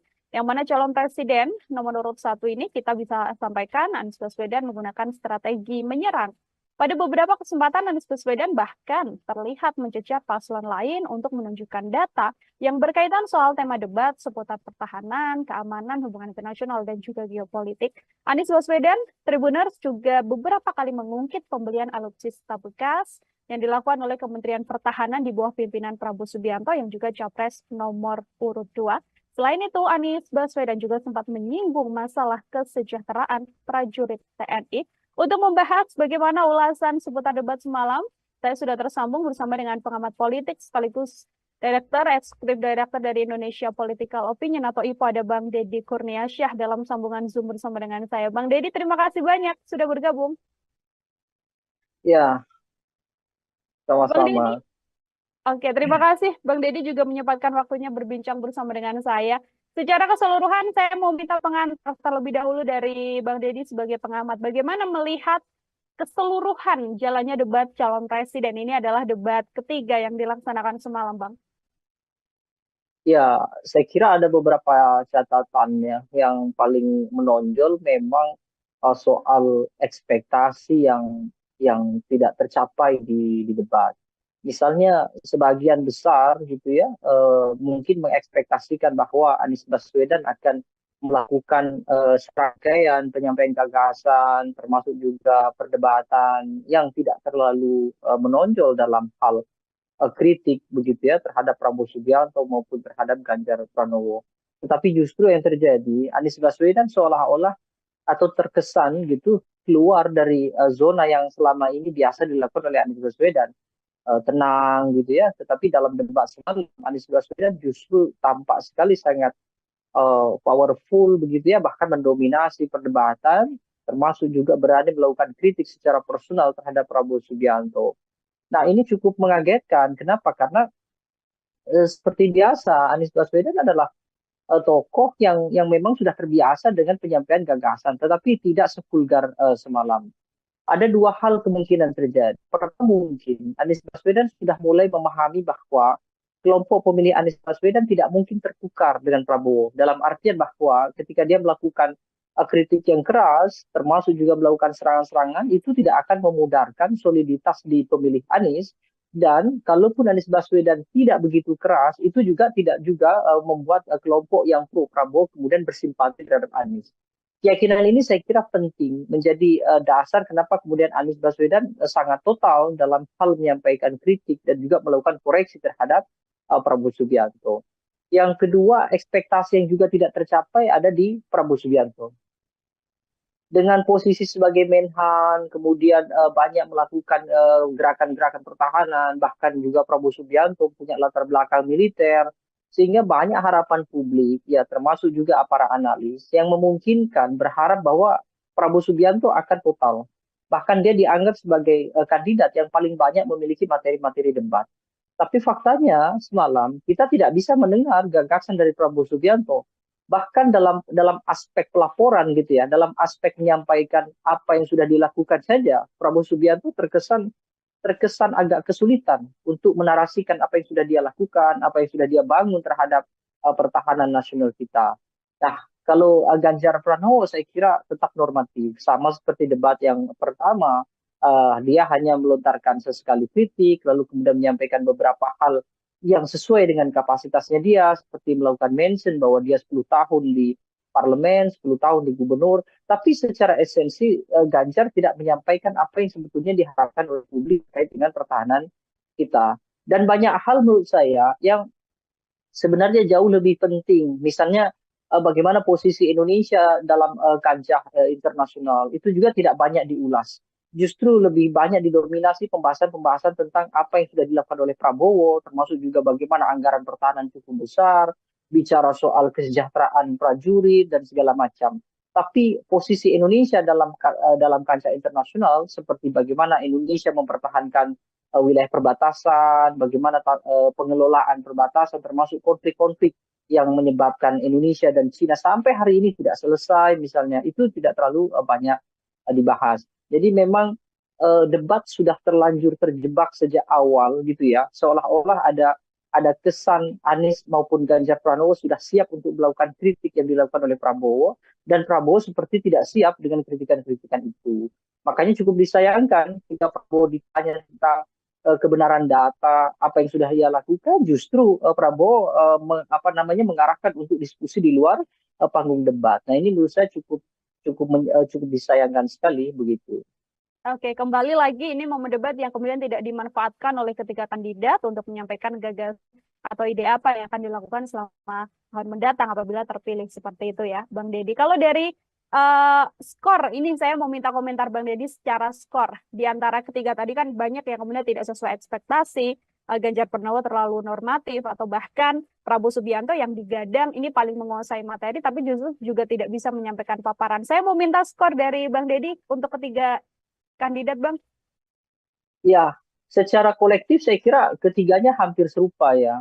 Hanya persoalan impresi penyampaian saja yang mungkin agak berbeda. Kalau dari substansi, saya kira ketiga-tiganya layak mendapatkan angka di 65 untuk Prabowo Subianto, lalu 75 untuk Ganjar dan Anies Baswedan.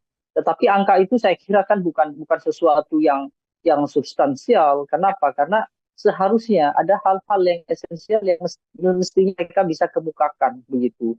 Karena meskipun pertahanan ini tidak berdampak secara langsung terhadap publik, tapi pertahanan itu jelas dalam jangka panjang akan berdampak terhadap kondisi masyarakat kita. Meskipun memang pembahasan tadi malam itu akan lebih banyak berkaitan dengan hal-hal yang justru dalam negeri, bukan berkaitan dengan keseluruhan tema kolektif. Tema kolektif kan selain pertahanan ada misalnya international relations, misalnya bagaimana geopolitik. Nah sayangnya itu justru tidak banyak muncul, kecuali hanya dalam mention-mention contoh. Sementara mention contoh itu justru bukan pembahasan yang seharusnya diperdebatkan, itu hanya mention sedikit saja untuk sekedar untuk memberikan ilustrasi. Kalau dari sisi performance, saya kira Anies harus diakui bahwa dia punya kepiawaian dalam performance debat. Termasuk juga Ganjar Pranowo saya kira juga cukup baik. Kalau dinilai mungkin akan sama juga. Anies mungkin di 75 dalam performance, lalu Ganjar Pranowo 70, Prabowo Subianto di 60 mungkin ya. Tapi sekali lagi penilaian performance juga tidak berdampak apa-apa, karena kita harus memahami kan Prabowo Subianto misalnya dengan usia yang senior mungkin juga tidak bisa lagi mengingat banyak data, tidak bisa mengingat lagi banyak gagasan, kecuali hanya mengikuti alur perdebatan yang ditanyakan atau sanggah atau dinyatakan oleh Anies ataupun oleh Ganjar. Kira-kira begitu. Anies misalnya kalau kemudian terlihat lebih ekspresif, ya salah satunya karena memang beliau adalah intelektual. Jadi tentu materi-materi semacam semacam tema debat itu tentu beliau sudah menyiapkan jauh-jauh hari. Jadi bukan sesuatu yang istimewa juga karena itu sudah menjadi bagian dari keseharian Anies Baswedan. Pun juga dengan Ganjar Pranowo. Saya kira tidak akan jauh berbeda. Oke, ini kalau kita amati juga Bang Deddy, mungkin tadi yang disampaikan Bang Deddy soal bagaimana Prabowo Subianto mengikuti alur yang dilakukan sejak awal begitu ya, karena paparan dimulai oleh Anies Baswedan dan sejak paparan visi misi awal juga ada pula serangan yang sudah kemudian dilakukan pada Kementerian Pertahanan dalam hal ini yang dipimpin oleh Prabowo Subianto. Mulai dari lahan milik Prabowo Subianto, kemudian ada skor juga 11 dari 100 yang diberikan Anies Baswedan untuk pemerintahan atau yang kemudian Kementerian Pertahanan di masa Prabowo Subianto terkait alutsista bekas juga dan kesejahteraan prajurit. Serangan yang dalam setiap sesi ini selalu dilancarkan oleh Anies Baswedan untuk Prabowo Subianto ini dilihat oleh Bang Deddy seperti apa, Bang? Serangan itu saya kira serangan politis ya. Kenapa? Karena dari sisi pertahanan, apa yang dinyatakan oleh Anies memang benar, tapi substansi kebenarannya tidak mengacu pada kepentingan negara. Itu hanya contoh saja. Dalam artian saya kira Anies Baswedan kan menggunakan ilustrasi bahwa bagaimana mungkin gitu ya prajurit militer yang punya fungsi dan juga tugas untuk menjaga setiap jengkal anak-anak generasi bangsa kita gitu ya dalam bahasa Anies Baswedan.